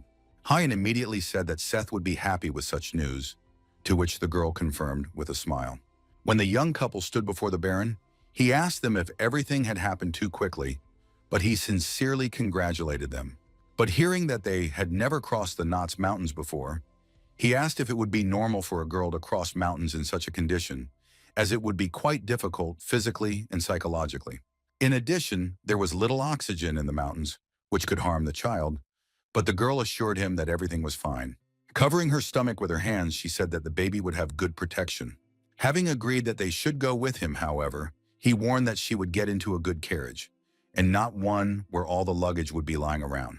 Hearing this, both immediately began to thank the young lord, but he again advised them to keep this love for the 2 of them. Watching Seth and his wife leave his office, the young man thought that they reminded him of the past. His mother often said that when he grew up, he would meet and love a woman as beautiful as she was. His father smiled, put his hands on his shoulder, and said that it would be so. After that, the father usually began to give very serious and mature advice despite the serious shock of his son. When it was already dark outside, the young Baron decided that it was time to go to bed, since he also had business for tomorrow. That morning, he was in for a surprise, because when he went down to the Heian greenhouse, he met all the servants who scattered confetti and ribbons, wishing him a happy birthday. Looking at Hans, Corky, and Lucas, he smiled and asked what it meant, clarifying if they had prepared it. But suddenly, hearing the red-haired woman's voice behind him, the boy turned around in surprise. Jace held Hyen's hand in hers and pointed at herself, saying that they had arranged this together. She handed him a sword in a luxurious scabbard and said it was her gift to him. The young man smiled broadly and said that he had always wanted a sword, and to his friend's question whether he likes it, he answered yes. Corky also approached the young gentleman and handed him a small box, saying that they had written him letters, which he promised to read later when he was alone. Suddenly, Cho Yisu looked surprised at Hyun, who came closer and said that she also had a present for him. Handing him a metal lamp, the girl asked him to lift the lid. He obediently did what the elf asked him to do, not knowing what to expect from her. There was a dark cake in which one burning candle was stuffed. Looking surprised at the elf's gift, Choi-Soo asked if it was the same pound cake he made her. The elf explained that it was the same dish, but with soy sauce, adding that she had cooked it herself. Choi-Soo struggled to find the words to describe your friend's culinary masterpiece. Rodovolosa suddenly remembered that in the north, people blow out a candle on a birthday, asking if they celebrate it in the same way in their homeland. When she heard an affirmative answer, she forced him to do the same, which Choi-Soo agreed to, mentally telling Hyun not to make pound cake with soy sauce again. When the candle was extinguished, everyone around started clapping and wishing him a happy birthday. After cutting him a piece, Hayan and the others began to persuade him to try it as soon as possible. Jace said that she had never tasted stock pie and soy sauce, asking if she could have a taste. Hearing from the elf that she prepared a stock pie especially for him, and there is a vegetable pie for them, the redhead was upset, but agreed. When Hayan told the Baron to eat his cake, he only winked and parted his lips in a smile as he agreed.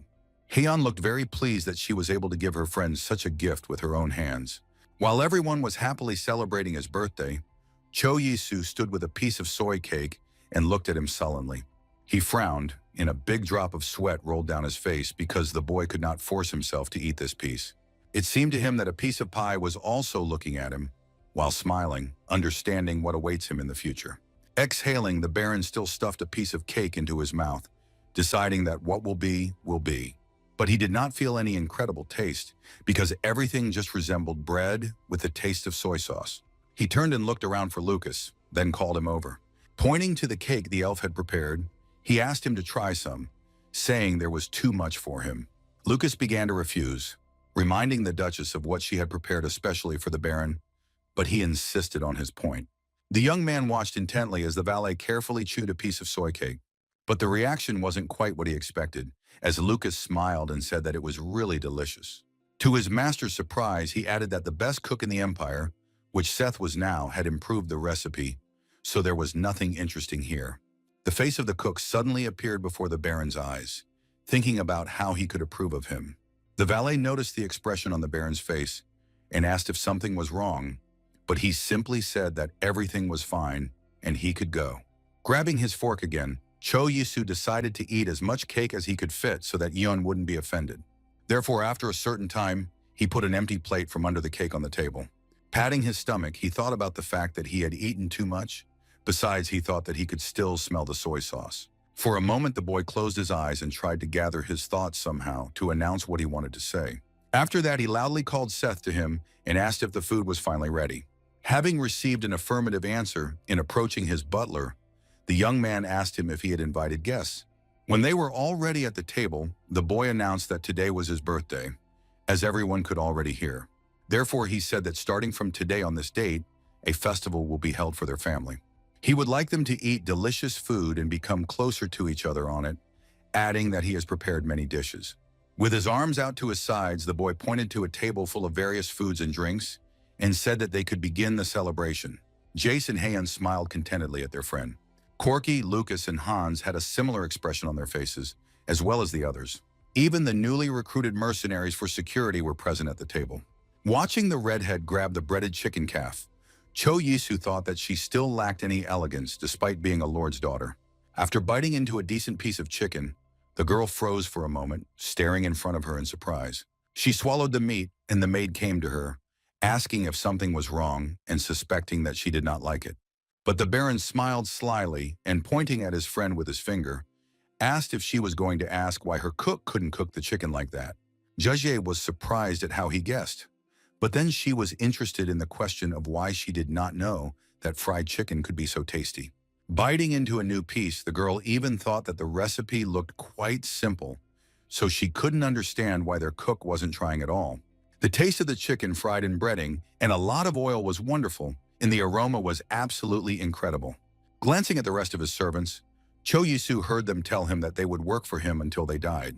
The mercenaries promised to work for him not as contract workers, but as regular official employees, and were going to make a toast in his honor. Shalman, who was sitting at the table next to Reyna, noticed that they could also eat at the same table with the Baron. Glancing at the table where the maids and servants sat, he wondered if there was any sense in the fact that even the servants ate meat. Reyna smiled with satisfaction at this and noticed that all the servants in their family ate meat almost every day. We'd asked if the Baron was so rich, to which the girl said that not all rich people are so concerned about their subordinates. Looking at the smiling boy, the informant said that the Baron was a really good person, so Shaman should also try. When she warned ominously that she would be watching him, the man smiled and said she could watch his room tonight. On the day they were all due to leave, there were 4 horse-drawn carriages parked outside Baron Bloom's estate. With his hands at his sides, the Baron looked at it and thought that they were ready to go. A butler, accompanied by several other men, approached him and said that they had finished packing their luggage, so it was time for them to leave. Those who remained asked if he would come often, assuring them that they would miss him. They also advised to be careful on the road. Looking at the new butler, the Baron advised him to contact him if anything was needed, to which he assured that he would do his best.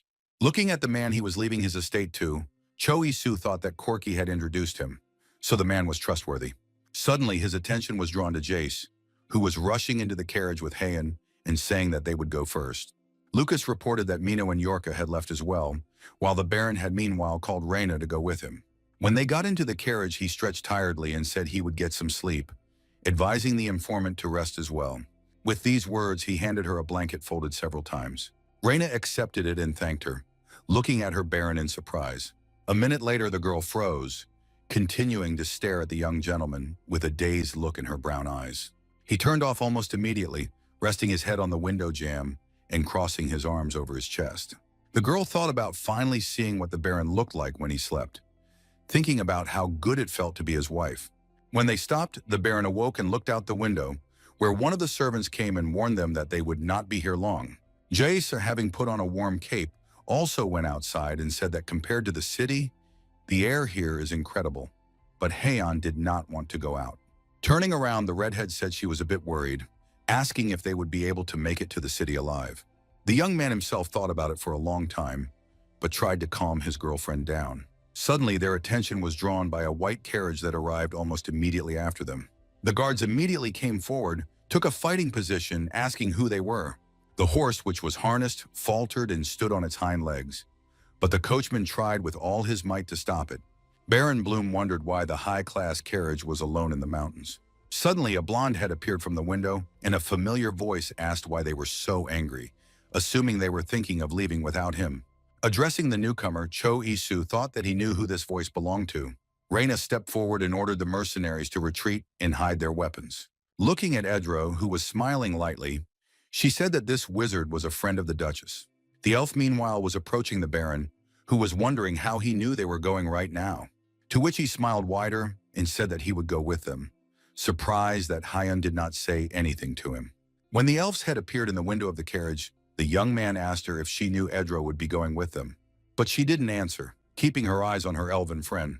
When the Duchess closed the window abruptly, the Baron wondered why she was so angry, but Edro assured him that he would speak to her.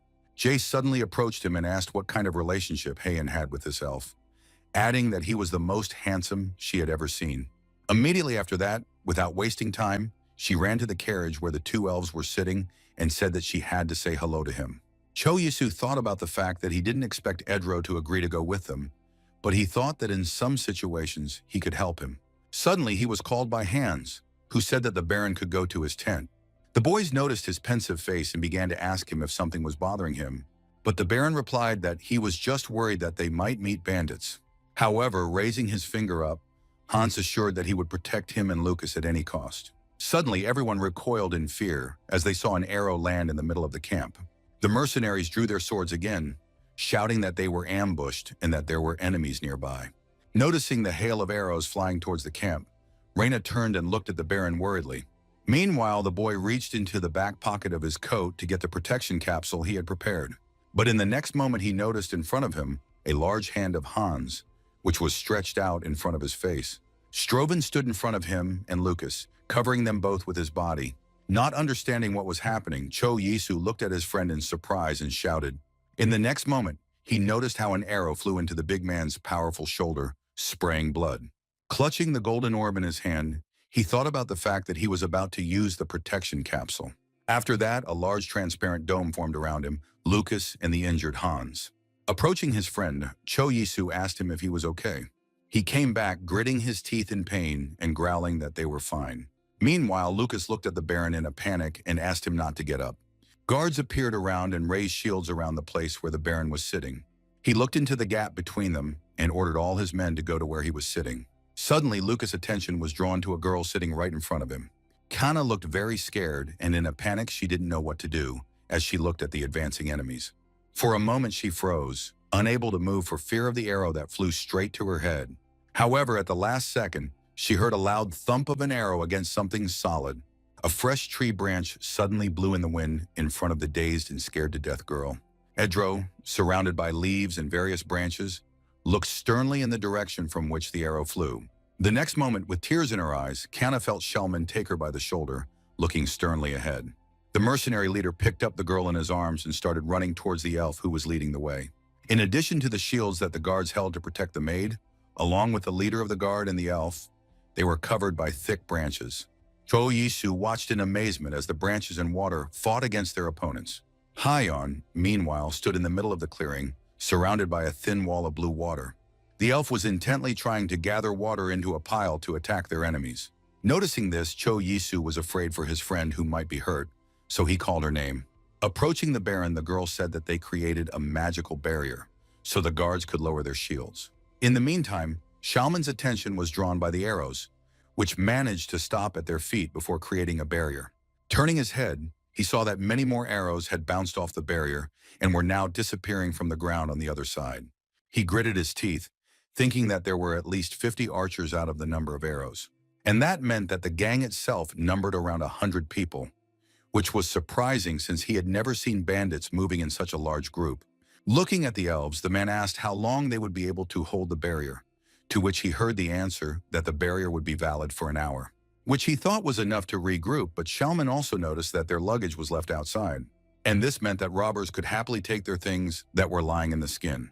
He ordered his men to prepare their weapons for battle, hoping that the wizards would be able to help them. Looking determinedly at the mercenary, the elf and Edro assured them that of course they would help them. Meanwhile, the robbers began to panic because everything did not happen as their leader said. One of the boys was indignant, saying that the chief had not warned them about the presence of wizards in the unit. When asked what they should do, the leader said that the wizards would not be able to use magic indefinitely, and very soon their mana would run out. As a result, if everything goes as planned, they get at least 30,000 gold. Stretching his lips into a wide predatory grin, he added mentally that they could steal anything they wanted, but in return they had to hurt as many people as possible. Rumors reached him that the Baron has a fortune of about 1 million gold and runs a jewelry business. The robbers knew that they would steal a large fortune and live peacefully for the rest of their lives, so they suddenly rushed to attack the crew. Meanwhile, Choyisu tried to help Hans, who still had a large arrow sticking out of his hand. The Baron wondered if his friend was all right, but asked him why he did it. He smiled tightly and said that since they were both fine, then everything was fine. Concerned for his friend, the young Baron ordered Reyna to examine him. Having broken a part of the arrow sticking out of his shoulder, the girl ordered not to pull out the rest as the wound would bleed even more. Meanwhile, the mercenaries led by Shalman raised their swords and charged at the brigands who attacked them. Looking at the way they met on the hurts, Reyna said that the battle was almost over, and although there were many bandits, they were outnumbered in strength. After stopping to use her magic and wearily wiping her forehead, Heian thought about getting some rest first. She wanted to ask Edro how he was feeling, but turning her head towards him, she saw that he was lying on the ground and pretending that he could not get up. The elf asked if he had no pride at all, to which she heard from him that he was really very tired. Cho Yisu tried to calm everyone down and said that it was almost over, but he was interrupted by Shalman, who said that they had taken several robbers captive, while in his hand he had a rope with which several men were tied. The Baron looked at them sternly and asked in a cold tone who had given them the order to attack. However, the leader of the robbers said that he did not understand what he was talking about, since they had just heard that he was rich, so they tried to rob the crew. The rest of the captives immediately began to blame their leader, saying that he had promised them something of value and hired them, and they simply followed him. Frowning and looking at the men, Shalman advised them to think well and thereby win their opportunity for mercy. But the robbers began to say that he had once gone to the village and returned with a large pile of money, but he had not told them about it. Crossing his arms over his chest, Cho Jesus said that since he came back with a lot of money, it could only mean that someone had hired them. He didn't say it out loud, but it was running through his mind that only one person could do it. The young man returned to Reyna and asked what she thought about this and what they should do. The informant suggested that they first leave this place and then find those who are behind it. Hearing Shalman's words that they would take care of them, the robbers became indignant, reminding them of his promise to spare them.